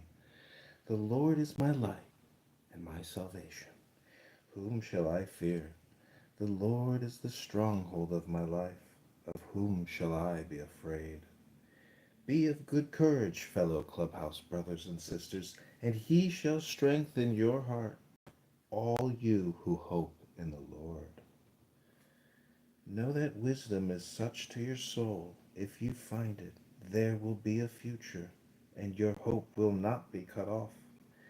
The fruit of the Spirit is love, joy, peace, patience, kindness, goodness, faithfulness, gentleness, and self-control. Against such things there is no law. Do not worry about tomorrow, for tomorrow will worry about itself. My grace is sufficient for you, For my strength is made perfect in weakness. Blessed are the poor in spirit, for theirs is the kingdom of heaven. Be happy, yes, leap for joy, for a great reward awaits you in heaven. Anything is possible if a person believes. Your faith has saved you. Go in peace. My Father's will is that everyone who looks to the Son and believes in him shall have eternal life. It is more blessed to give than to receive. Oh, that's the good one. That's going to be the campaign motto. Acts number 35. It is more blessed to give than to receive.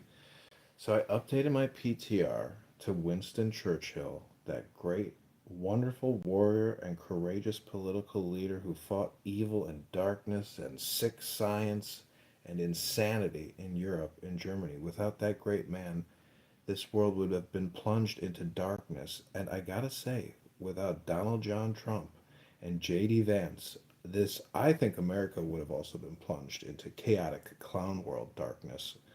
And I say root for the team that you're on, and fork it over for Kitover. Make a $10 donation to the campaign to elect John Kitover right now. Click that link above if you've enjoyed that brief little ASMR reading to help put you sweet little beautiful angels to sleep.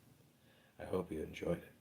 Go to johnforcongress.com or click that link above. Tom Anderson says this guy is insane. Apparently he doesn't like good ASMR.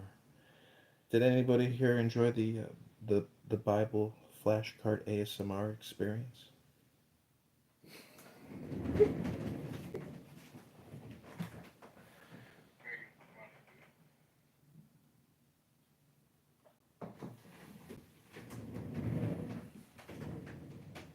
Sorry, what was that next?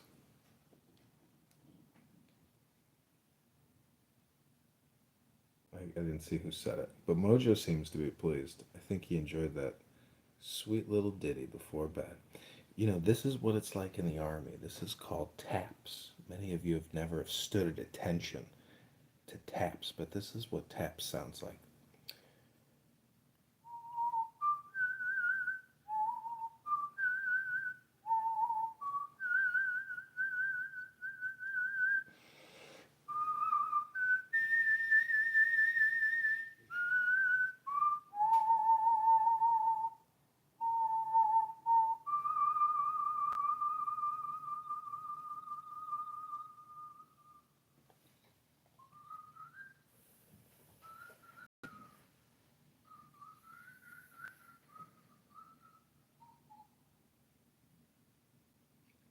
But that is the memorial taps. I think there's a letter penned to it from the Confederate War, but they do that in the military.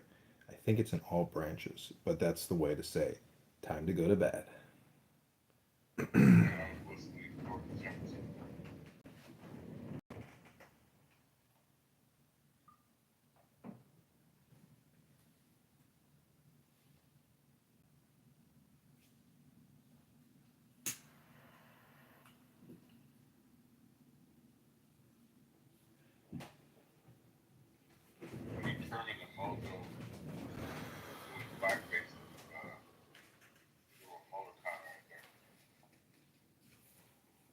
I just want to read one more thing on behalf of the campaign to elect John Kitover before we all go to bed. This is called the Declaration of Independence in Congress, July 4th, 1776. When in the course of human events it becomes necessary for one people to dissolve the political bands which have connected them with another, and to assume among the powers of the earth the separate and equal station to which the laws of nature and of nature's God entitle them. A decent respect to the opinions of mankind requires that they should declare the causes which impel them to the separation, and the decision to vote to the campaign to elect John Kitover. In the positive mojo vibration and much appreciated donations room, your help and support for this ASMR Declaration of Independence experience is much appreciated. Click that link above right now and give $10 or $100 or $1,000 if you're enjoying this historical ASMR experience. All right, I'm down for the $1,000, but We hold these truths to be self evident next, that all men are created equal, that they are endowed by their Creator with certain unalienable rights, that among these are life, liberty, and the pursuit of happiness, that to secure these rights, governments are instituted among men, deriving their just powers from the consent of the governed, that whenever any form of government becomes destructive of these ends, it is the right of the people to alter or abolish it, and to institute new government, laying its foundation on such principles and organizing its powers in such form as to them shall seem most likely to affect their safety and happiness. Prudence indeed will dictate that governments long established should not be changed for light and transient causes, and accordingly all experience hath shown that mankind are more disposed to suffer, while evils are sufferable, than to right themselves by abolishing the forms to which they are accustomed. But when a long train of abuses and usurpations, pursuing invariably the same object, evinces a design to reduce them under absolute despotism, it is their right, it is their duty to throw off such government, and to provide new guards for their future security. Such has been the patient sufferance of these colonies, and such is now the necessity which constrains them to alter their former systems of government. The history of the present King of Great Britain is a history of repeated injuries and usurpations, all having in direct object the establishment of an absolute tyranny over these states. To prove this, let facts be submitted to a candid clubhouse world. He has refused his assent to laws, the most wholesome and necessary for the public good. He has forbidden his governors to pass laws of immediate and pressing importance, unless suspended in their operation till his assent should be obtained, and when so suspended he has utterly neglected to attend to them. He has refused to pass other laws for the accommodation of large districts of people, unless those people would relinquish the right of representation in the legislature, a right inestimable to them, and formidable to tyrants only. He has called together legislative bodies at places unusual, uncomfortable, and distant from the depository of their public records, for the sole purpose of fatiguing them into compliance with his measures. He has dissolved representative houses repeatedly for opposing with manly firmness his invasions on the rights of the people. He has refused for a long time, after such dissolutions, to cause others to be elected, whereby the legislative powers incapable of annihilation have returned to the people at large for their exercise, the state remaining in the meantime exposed to all the dangers of invasion from without and convulsions within. He has endeavored to prevent the population of these states, for that purpose obstructing the laws for naturalization of foreigners, refusing to pass others to encourage their migrations hither, and raising the conditions of new appropriations of lands. He has obstructed the administration of justice by refusing his assent to laws for establishing judiciary powers. He has made judges dependent on his will alone, for the tenure of their offices and the amount and payment of their salaries. He has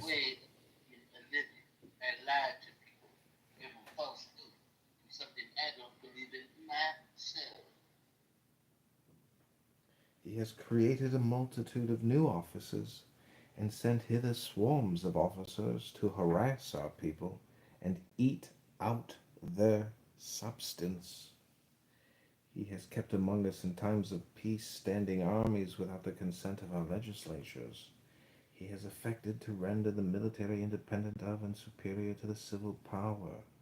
he has combined with others to subject us to a jurisdiction foreign to our Constitution and unacknowledged by our laws, giving his assent to the acts of pretended legislation, for quartering large bodies of armed troops among us, for protecting them by a mock trial from punishment for any murders which they should commit on the inhabitants of these states, for cutting off our trade with all parts of the world, for imposing taxes on us without our consent, for depriving us in many cases of the benefits of trial by jury, for transporting us beyond seas to be tried for pretended offences, for abolishing the free system of English laws in a neighbouring province, establishing therein an arbitrary government, and enlarging its boundaries as to render it once an example and fit instrument for introducing the same absolute rule into these colonies, for taking away our charters, abolishing our most valuable laws, and altering fundamentally the forms of our governments, for suspending our own legislatures, and declaring themselves invested with power to legislate for us in all cases whatsoever. He has abdicated government here by declaring us out of his protection and waging war against us. He has plundered our seas, ravaged our coasts, burnt our towns, and destroyed the lives of our people. He is at this time transporting large armies of foreign mercenaries to complete the works of death, desolation, and tyranny, already begun with circumstances of cruelty and perfidy scarcely paralleled in the most barbarous ages, and totally unworthy the head of a civilized nation. He has constrained our fellow citizens taken captive on the high seas to bear arms against their country, to become the executioners of their friends and brethren, or to fail themselves by their hands.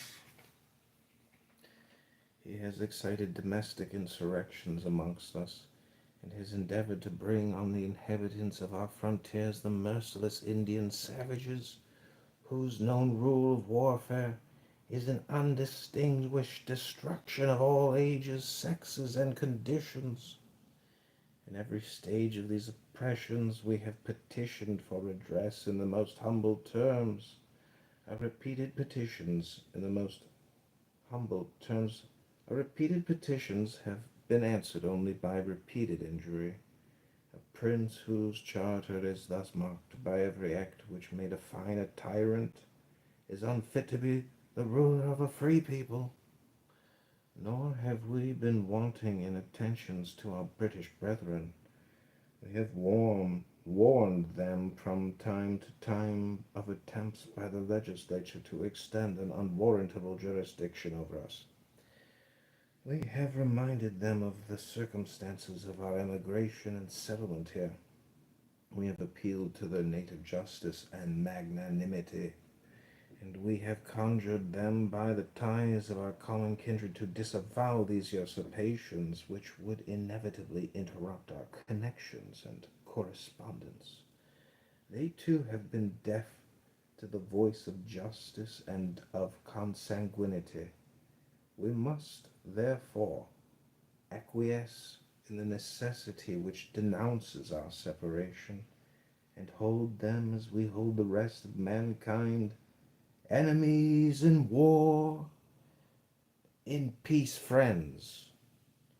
We, therefore, the representatives of the United States of Congress and General Congress, assembled appealing to the Supreme Judge of the world for the rectitude of our intentions, do in the name and by authority of the good people of these colonies solemnly publish and declare that these united colonies are, and of right ought to be free and independent states, that they are absolved from all allegiance to the British Crown, and that all political connection between them and the state of Great Britain is and ought to be totally dissolved, and that as free and independent states they have full power to levy war, conclude peace, contract alliances, establish commerce, and to do all other acts and things which independent states may of right do,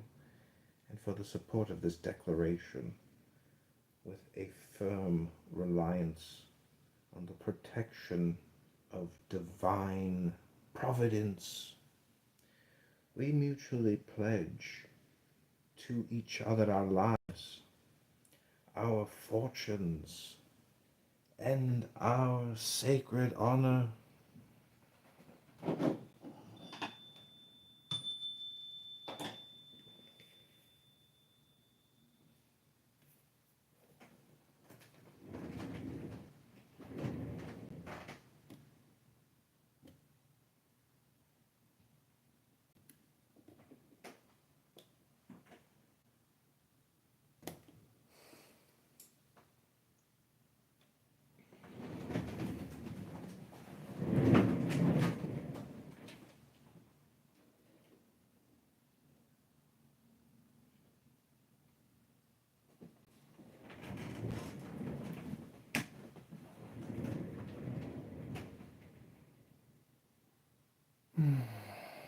Okay, I hope you enjoyed that reading of the Declaration of Independence.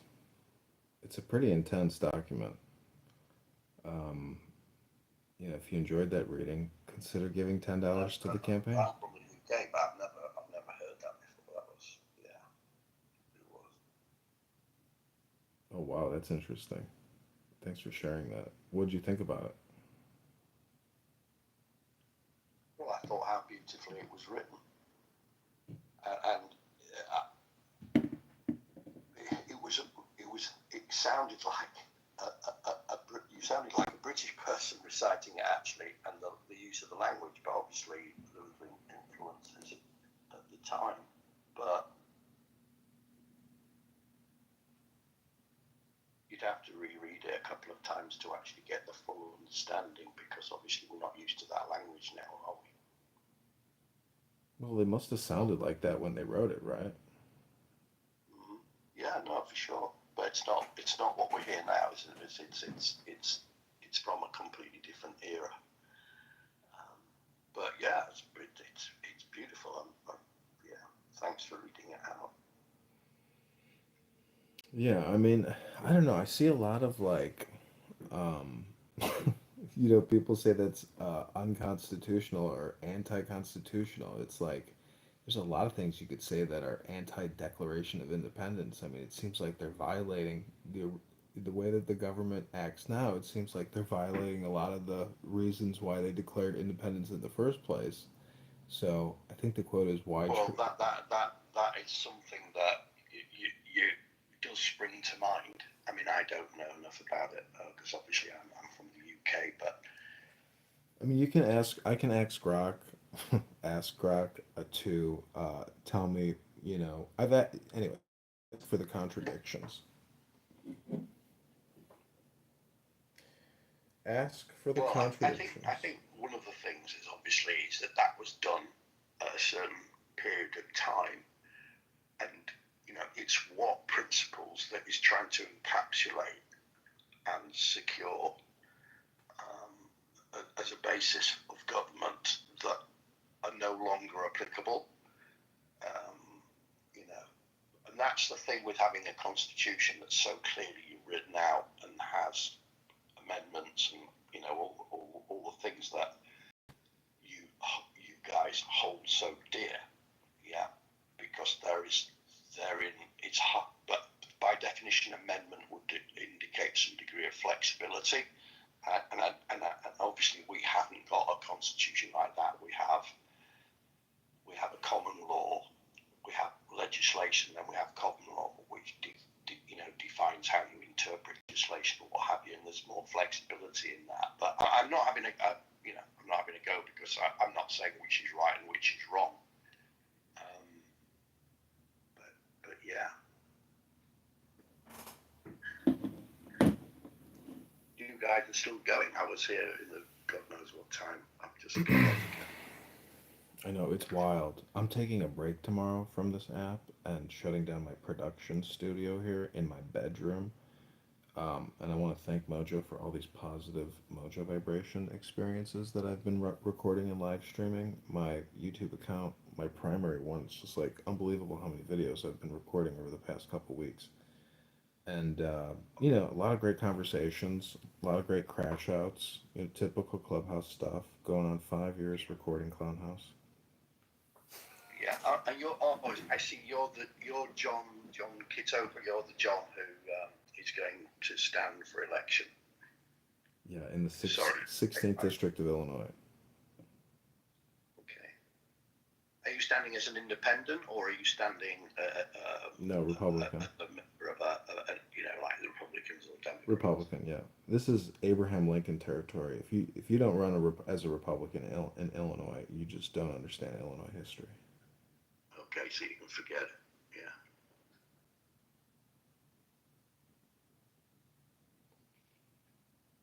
Forgive my ignorance. Are you standing for like the House of Representatives or the Senate or? Yeah, representatives, congressman, federal congressman, 16th district.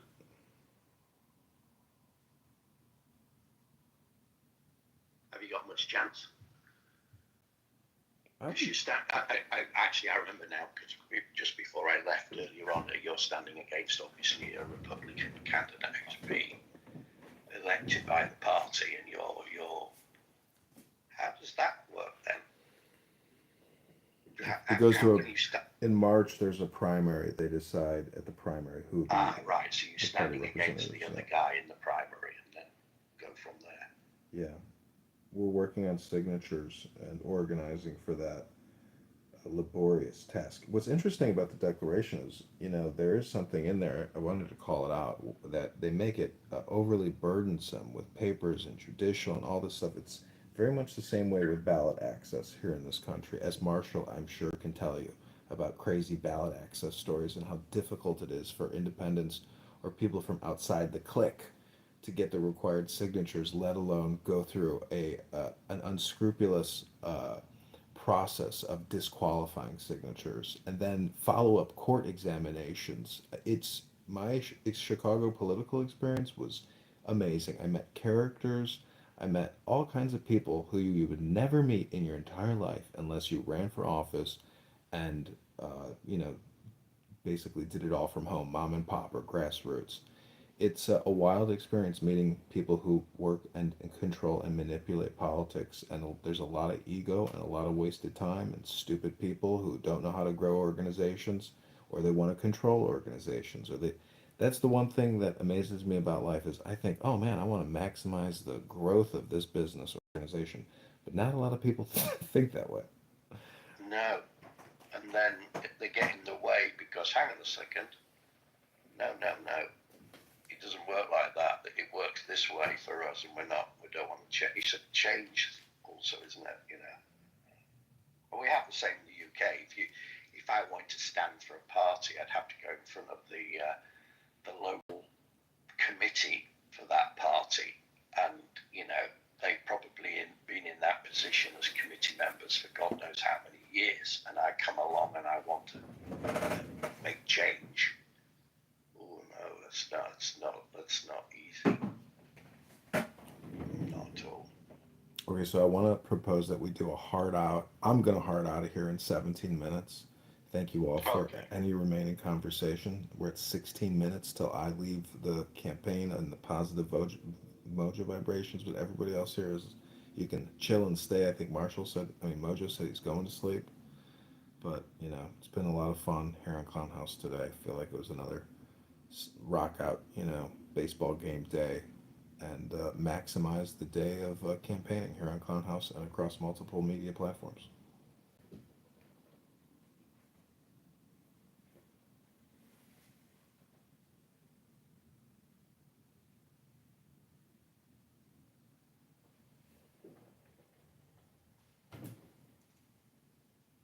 Okay, Simon, I wanted to share with you a campaign poem inspired by this great man in my photo. Okay, Winston. This is called Vote John Kitover and click the link above. There are 7 keys to the great gate, being 8 and 1 and 1 and 8.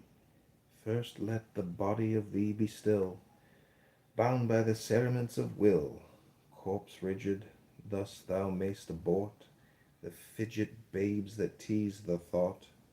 Next, let the breath rhythm be low, easy, regular, and slow, so that thy being be in tune with the great sea's pacific swoon.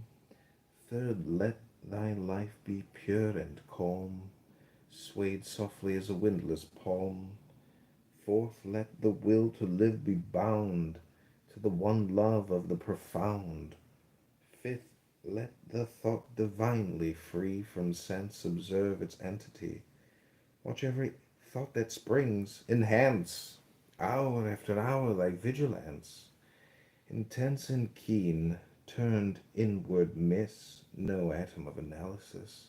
Sixth, on one thought securely pinned, still every whisper of the wind. So like a flame, straight and unstirred, burn up thy being in one word. Next, still that ecstasy prolong, thy meditation steep and strong, slaying even God, should he distract thy attention from the chosen act. Last, all these things in one overpowered time that the midnight blossom flowered. The oneness is, yet even in this, my son, thou shalt not do amiss. If thou restrain the expression, shoot thy glance to rapture's darkling root, discarding name, form, sight, and stress, even of this high consciousness. Pierce to the heart, I leave thee here. Thou art the master I revere. Thy radiance that rolls afar, O brothers of the clubhouse star.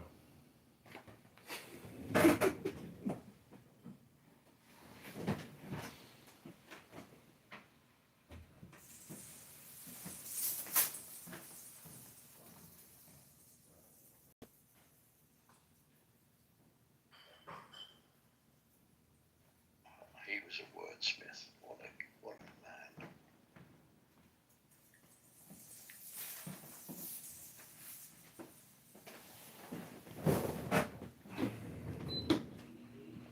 Sorry, what'd you say, Simon?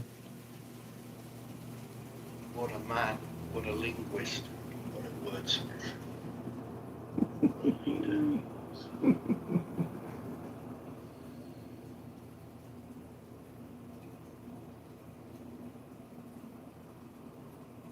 It's kind of funny if you think about his name, wins ton, wins a ton of times.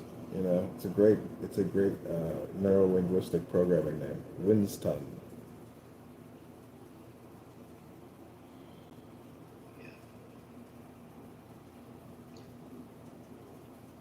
What made you read that out?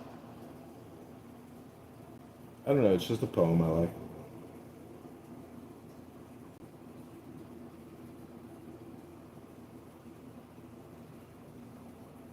If you like that poem, consider sending 10.11, $10.9 to the campaign to elect John Kitover and enhance your positive mojo experience.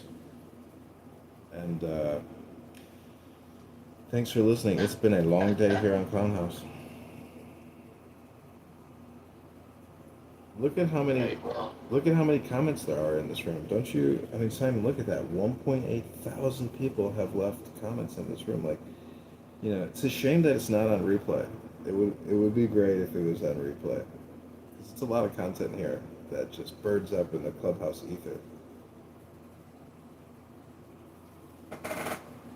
How do you see how many comments have been made? I can't go to the room chat or what.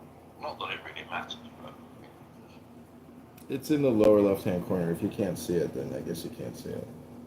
yeah, I don't think I can see it because I've got an old phone. Because I couldn't update my app because my phone's too old.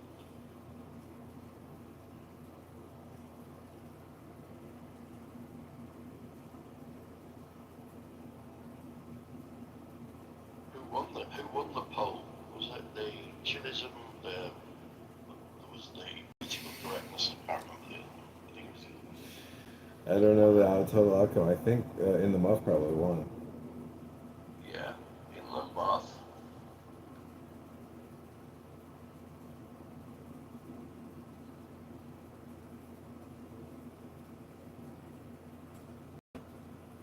Anyway, good luck, my friend. I hope you, yeah. How much have you raised so far? You know. $550 now, and I'm gonna match that 550, so we're at about 1,100. Hey, cool.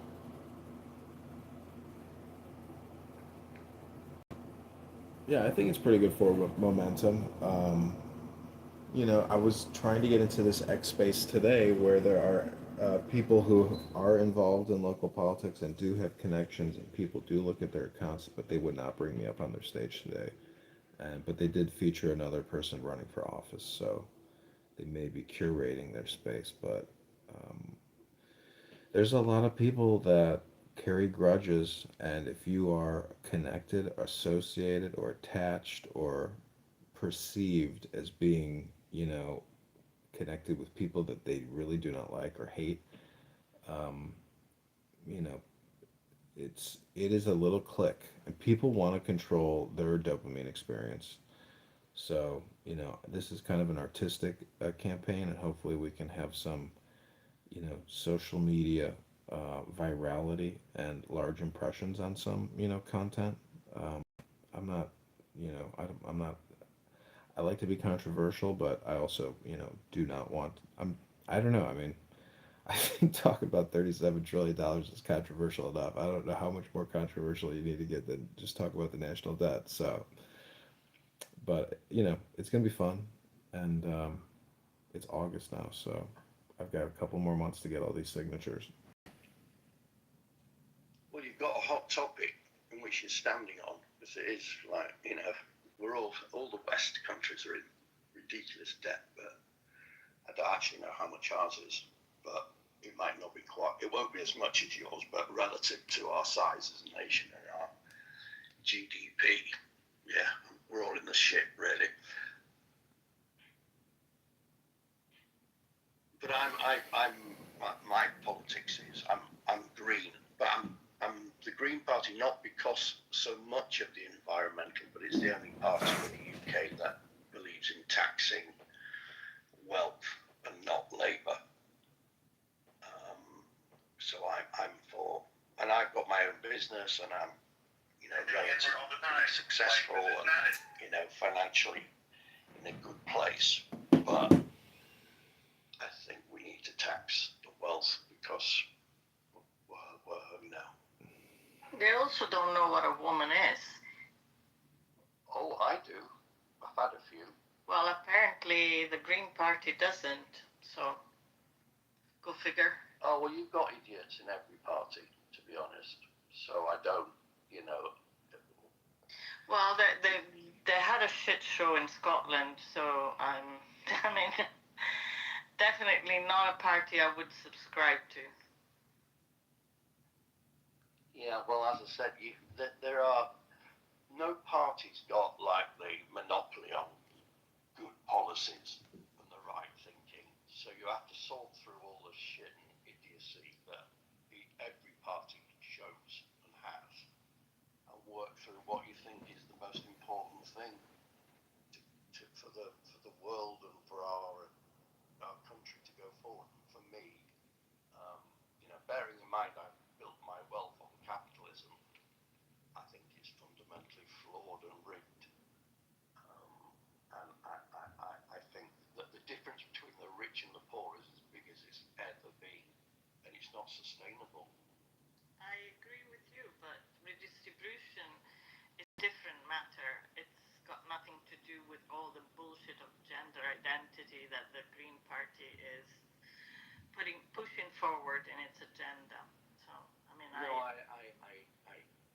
agree, and that's why but I think all parties shoot themselves in the foot, because they get too uptight. So that gender identity. I mean, I'm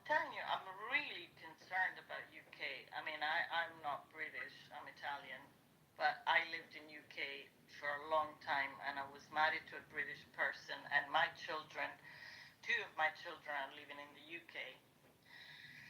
And I'm seriously concerned about UK at the moment. It seems like it's going down the drain, and it's a shame. It really is a shame. And British politics is. I thought Italian politics was bad until I saw what's going on in the UK at the moment. What about it, do you think? Because I'm not so pessimistic. Because we have. For a start, okay, the government, Keir Starmer seems to not to know how to govern the country. I mean, his politics are erratic, to say the least, and contradictory. You have now I personally, I've always been a left-leaning person, but right just now, I mean, the Labour Party definitely wouldn't represent me, and Jeremy Corbyn's new party is a joke. Come on, let's face it, is a joke.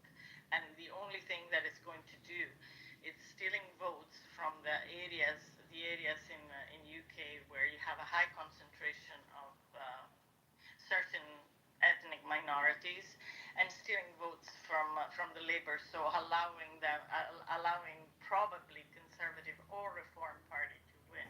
And I think that it's like shooting your foot, basically. Yeah, well, I look, at this stage, I don't take Jeremy Corbyn into. I think he's a fabulous parliamentarian. So he obviously was excluded from the Labour Party, but still won his seat in Islington, and that's because he has a lot of people who believe in him as their member of Parliament, not about what party represents. So obviously he's gone on now to create a party, but I don't take that seriously.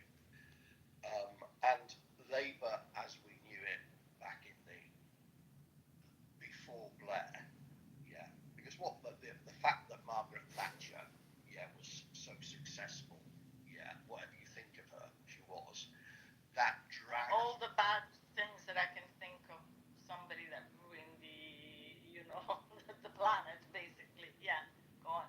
Well, yeah, but as I said, you can think what you want about her, but the reality was, because she was so successful in elections, she dragged Labour from a left wing with like Michael Foot and Neil Kinnock, dragged them to a central position, which was Tony Blair and Gordon Brown. So Labour as the left wing party, yeah, really, that doesn't exist anymore. Yeah, I mean, I remember, I'm an old lady, I remember that time, and I remember that the world changed during that time. It was the fall of the Berlin Wall and the end of the Cold War, so that the entire planet shifted position. I mean, all the left parties, including the left in my country, that was heavily financed by Russia, they just had to either change or disappear. They changed and they became more Blairite, if you want to call it. But they forgot to be, the party that was representing a certain categories of people. They focused on all the left throughout the world, even in the United States. They focused on things that didn't concern normal workers. They started to concentrate on civil rights, which of course we're all for civil rights. We're all anti-homophobic, we're all anti-racist, and so on and so forth. But who's going to take care of the people that are actually working at minimum wage and cannot sustain a lifestyle in any of the big major cities in the world? I mean, nobody is caring about them. And this is my personal fight, at least in Italy. My party has done exactly the same that Labour Party has done. My party, I'm saying the party that I used to vote. And I don't think I will vote them anymore, by the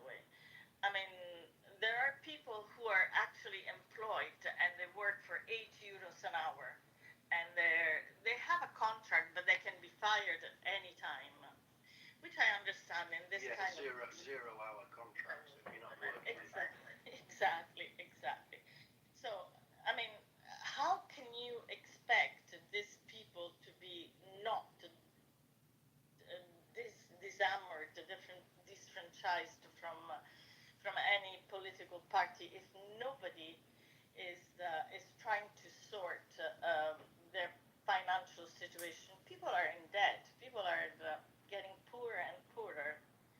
So, I mean, it's obvious that people are not interested in politics if they're not, if nobody is willing to take on, this task to promote a more equal, a more better distributed society. I mean, No, I took that well. Everything you say, I absolutely 100% agree with. Yeah, and I could sit back and what do I care? I'm wealthy and my life's okay, blah blah blah. But it doesn't work like that because I have one daughter who's a teacher. Yeah, and I look at what she has to deal with. When I say that is that parents have stopped parenting. That's another thing that happens. So she not only has to be a teacher, but she almost has to be a parent as well. Look, I am a teacher as well, so I know exactly what you're talking about. It's got to do with this society that is basically destroying the basics of families. I mean, yes, it's most of the time it's the parents.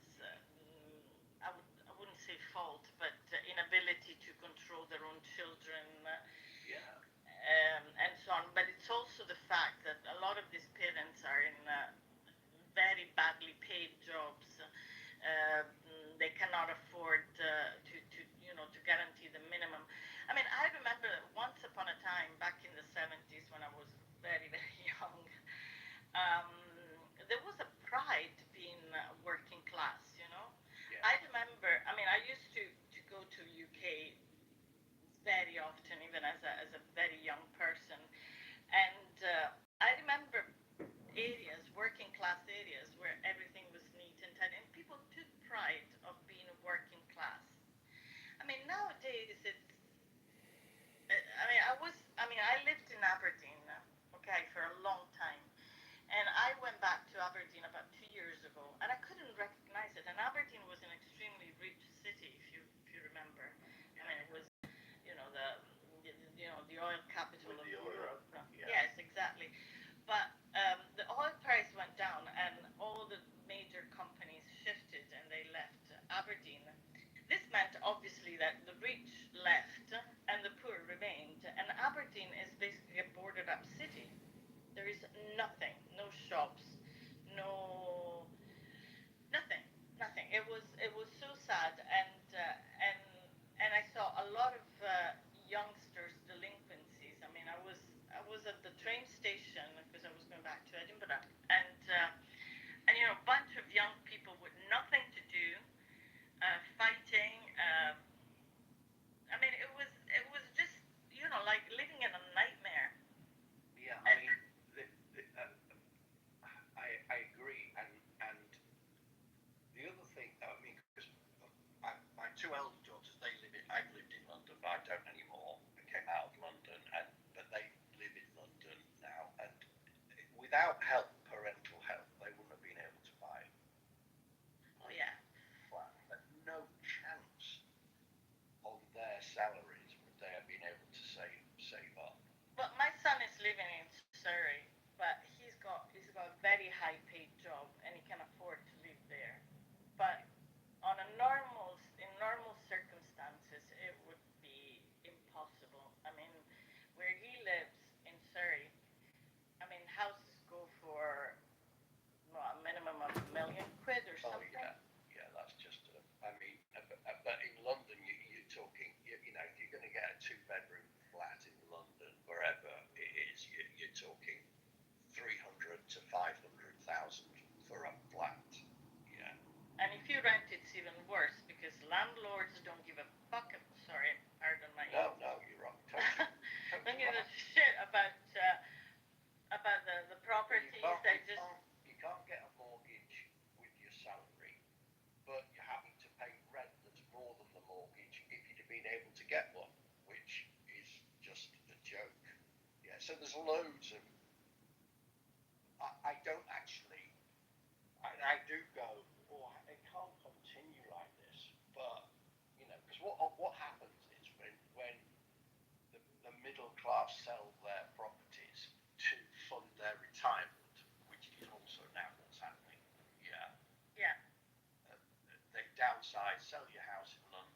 gets move out of London and you've got some money that you can live off because we haven't got a big enough pension.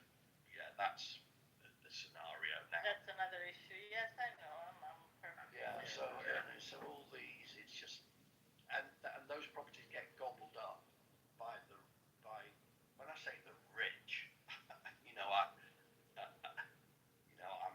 well aware of the fact I'm not going to be a hypocrite, but they buy the economics of it is they buy up the properties and they turn into landlords charging extortionate rent. So the concept of middle class and working class just is now, it's not the same. It just isn't. No, I know. Because even, I mean, you get segregated in areas. I mean, if you cannot afford a decent accommodation in the UK, you're segregated in areas with high violence, drug smuggling, and so on and so forth. You don't want to raise a family there, you know. But the funny thing is, you could, and this is another thing about the UK, the imbalance between north and south. So I'm from Leeds, which is in the north. That was my home city. I could tell your accent. Can you? Okay. Yeah. So yeah, and so I went down like everybody does after university, graduate, you go to London to get your job. I'm an house lawyer. That was my qualification training. But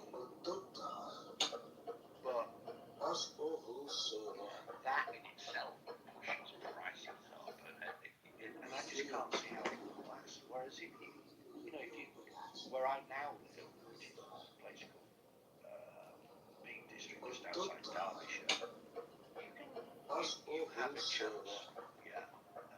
So at some point, I can't see how London will continue as it is. But there's a massive immigration issue in London as well. Yes, and this is another thing that I blame the left for. I mean, I do understand that people want to emigrate. I consider myself an immigrant, you know, but I came to UK as a married person, but I was an immigrant. I was.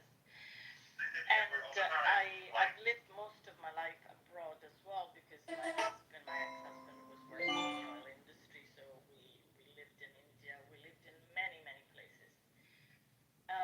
And not wanting to consider illegal immigration as a problem is stupid, to say the least. You know, it's irresponsible.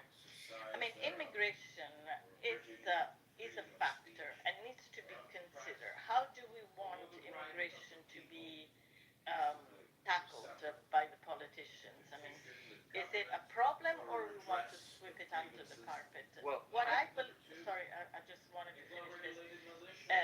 If we want to consider it as a non-problem and sweeping it under the carpet, you will see the rise of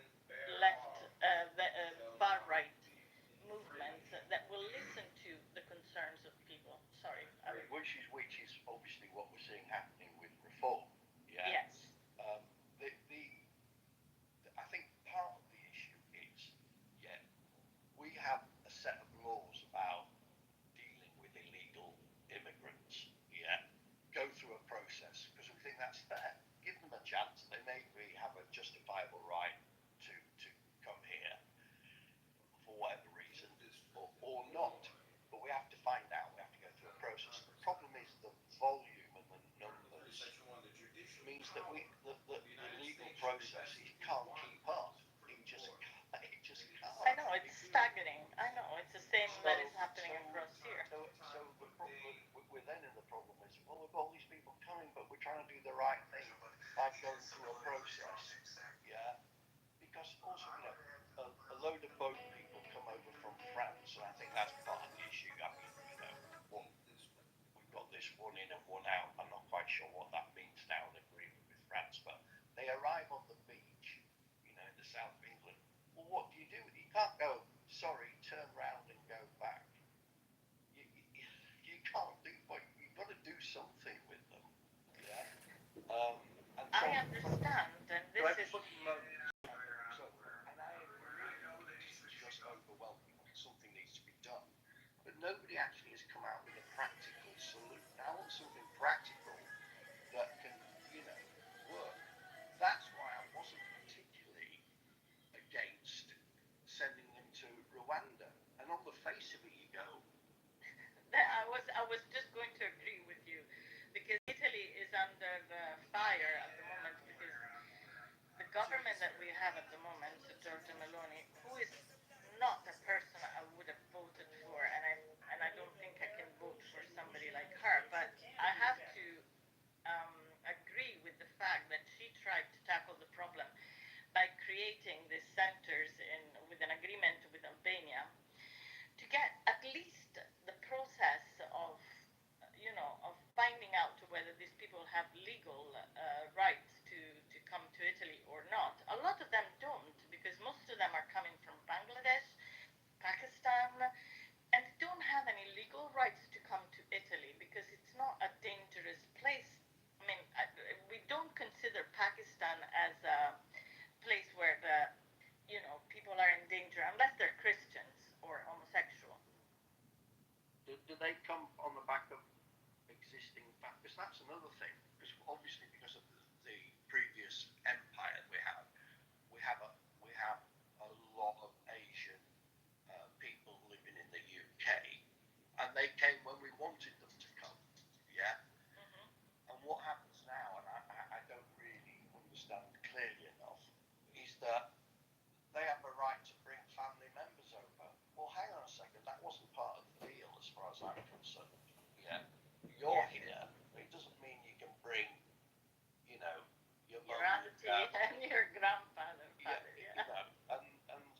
But then it's complicated because then on the other side of it, our NHS, the care system, that is where most of the legal migrants go, and that's like 300,000. It's not a small amount of people because that they're lowly paid jobs, and the British person doesn't seem, they doesn't want to do that. So so when people say we don't need them, well, it's a bit like in the States. There is quite a high percentage of illegal immigrants that are in work. They're getting paid. The employer's just turning a blind eye, and he needs some cheap. Yeah, but I mean, as a left person, and I think you are as well, if you pay more, people don't have any problems doing any of these jobs. I mean, I don't know anybody, at least in my environment in Italy, that wouldn't do, a cleaner's job if they were paid a decent wage.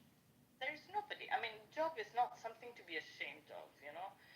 I personally wouldn't mind either if I had the need to and I was paid a decent salary. I wouldn't have any problems waiting tables. It's a job. The problem comes when you trade these jobs for somebody who's an illegal and pay them under the minimum wage. I mean, if you pay somebody €2 an hour to pick tomatoes, come on. I mean, at the end of the day, you got your job done and you paid the person like what, €400 a month. This is ridiculous. This is not acceptable by any human standard. But what makes it worse is that person will live in a house with people like them who come over here, got a job, earning what they send the money back, but they're not living a life here. They're just using it as a means to earn money, and they are compromising on a life that because the reason I know is because I had a friend who ran a company that found staff for car wash, car washes. So yeah, it's the same across here, yeah. Yeah, and so he used to get 8 guys to work at car wash. You find them a house to rent, put them all in the same house, and so financially it stacked up because of the way that they were. Yeah, but this is unacceptable but for any standard. Well, it's not real, is it? Because a British person, no. They might do that for a year, get money, and then send it back, whatever, and then they go back home. And there was one guy who told me that managed to get enough money together, worked there for a couple of years, and bought a house in it was Romania, where he'd come from. So it was a means to an end. Whereas a British person that's just not going to happen, is it? So you're completely right. So the salaries. Yeah, because it's pushing the salaries down. I mean, there is no incentive to an employer to raise the salaries in order to encourage people to come and work for them if they can get cheap labor. I mean, we're going back to the 18th centuries, when the first the industrial revolution started, and people could get fired from a factory if they were protesting for low salaries because the industrialists knew that they could fire anybody because they could find somebody else doing the cheap labor. We're back to square one. I mean, all of the fights, all of the blood and in unions and stuff like that, it's gone down the drain. One of the things that pisses me off. So if you're like an Amazon or a Meta or an organisation like that, what you do is you park yourself offshore, right, to avoid tax. You're making loads of money in the UK, but you're not paying tax on it. Certainly not sufficiently. They've done some kind of deals with these companies, but their head office and for tax purposes, their domicile is the word in Jersey or wherever it may be. That really, you should pay tax where you earn it, not where you're fucking. Sorry. Yeah, but look what happens to the Italian car company Fiat. They closed basically everything in Italy. There's almost nothing. It's still considered an Italian company. Still gets money from the Italian government, but they transfer their legal what is it called? Yeah, the entity. The entity in Holland. And why Holland as part of the European Union, because unfortunately Italy is still part of the European Union, doesn't have, it's become a tax haven for companies around Europe. That's not acceptable. I mean, if we are a unity, so-called, we should have more or less the same taxation. And the same happens with Ireland. Ireland is another tax haven. Oh, yeah, no, it pisses me off royally because I do business here and I pay tax here. Yeah, whether it's the company paying tax or whether it's my personal tax, and then these large organisations, go and park themselves in Ireland, or that is just not acceptable to me. So that's part of it, and the other part is, look, the wealthier too, and because the argument is, you don't disincentivize the entrepreneur because he's the person who creates the jobs and the wealth of the nation. So don't disincentivize him by taxing him too much. Well, there's too much and there is not enough. And where is that point? Yeah, I because disincentivize. I build a business because I'm motivated by that idea, and I know that if I do well, I'll earn more and have more freedom than if I was in a and I've been in a paid job as a director, and no, I wanted to do so, but I never put it down to an amount of money that I needed to earn in order to be motivated. So I think that's, but for me, that's not true, and that's bullshit. But that is. I completely agree. I completely agree with you. I think exactly like you. I mean, I think that private enterprise should be encouraged, and the more we see in the Western world, the better we will be all. The better off we will all be. But again, it's a problem of distribution, and this huge mega company that have no incentive on, regular salaries. They're obviously encouraged to take any loophole they can to avoid paying taxes. I mean, Amazon, as you took as an example, they don't pay taxes. I think in Italy, or at least they pay minimum amount of taxes across here. But the workers for Amazon are paid less than any normal worker because they're, first of all, they're encouraged to be self-employed, which is bullshit. I mean, there are people working on a regular job. They should be paid by the company. No, they're supposed to have their own companies, paying their own taxes, and Amazon pays peanuts. I mean, what is what is going on here, you know?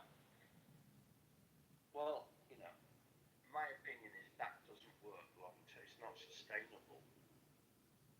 I mean, I'm not a dramatic person, but if you think about it, the situations like this that I've read, and I think this may have been a dramatic overstatement, but it was like, we haven't seen situations like this. The difference between the rich and the poor is sort of like it was in the French Revolution back in, when that is, was it the 1700s?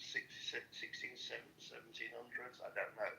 And so it becomes potentially a revolutionary issue. Well, I can tell you something even more enlightening. I like to read about economy. I'm not an economist, but I studied economy. Situations like that arose in the 20s during the Golden Age. I mean, before the Black October, and this opened the door to the First World War.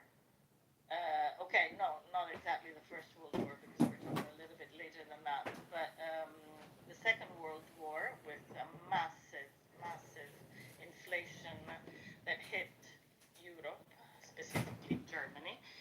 I mean, I'm not considering also the treaties that were extremely was an extreme burden on the German economy, the treaties of the First World War. But, I mean, any situation where you have an economic crisis.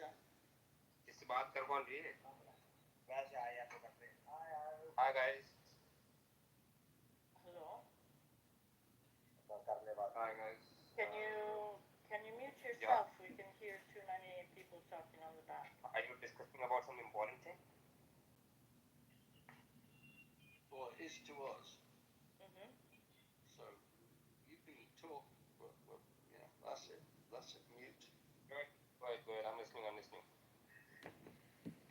Well, mute first. There we go. So, economic situation where they can determine the stability of a society. This is an historical fact, and so this is quite a tricky moment for all of us, considering that also we have two wars. Although we're not personally involved, directly involved, we're still involved, and this is causing a lot of economic problems within our countries. I don't know. I mean, I'm not so optimistic as you are, Simon. I'm sorry. Yeah, well, that's probably more a reflection of my nature than reality. But hey, yeah, I don't know. I will ask asylum to Well, do you know what Australia. It is?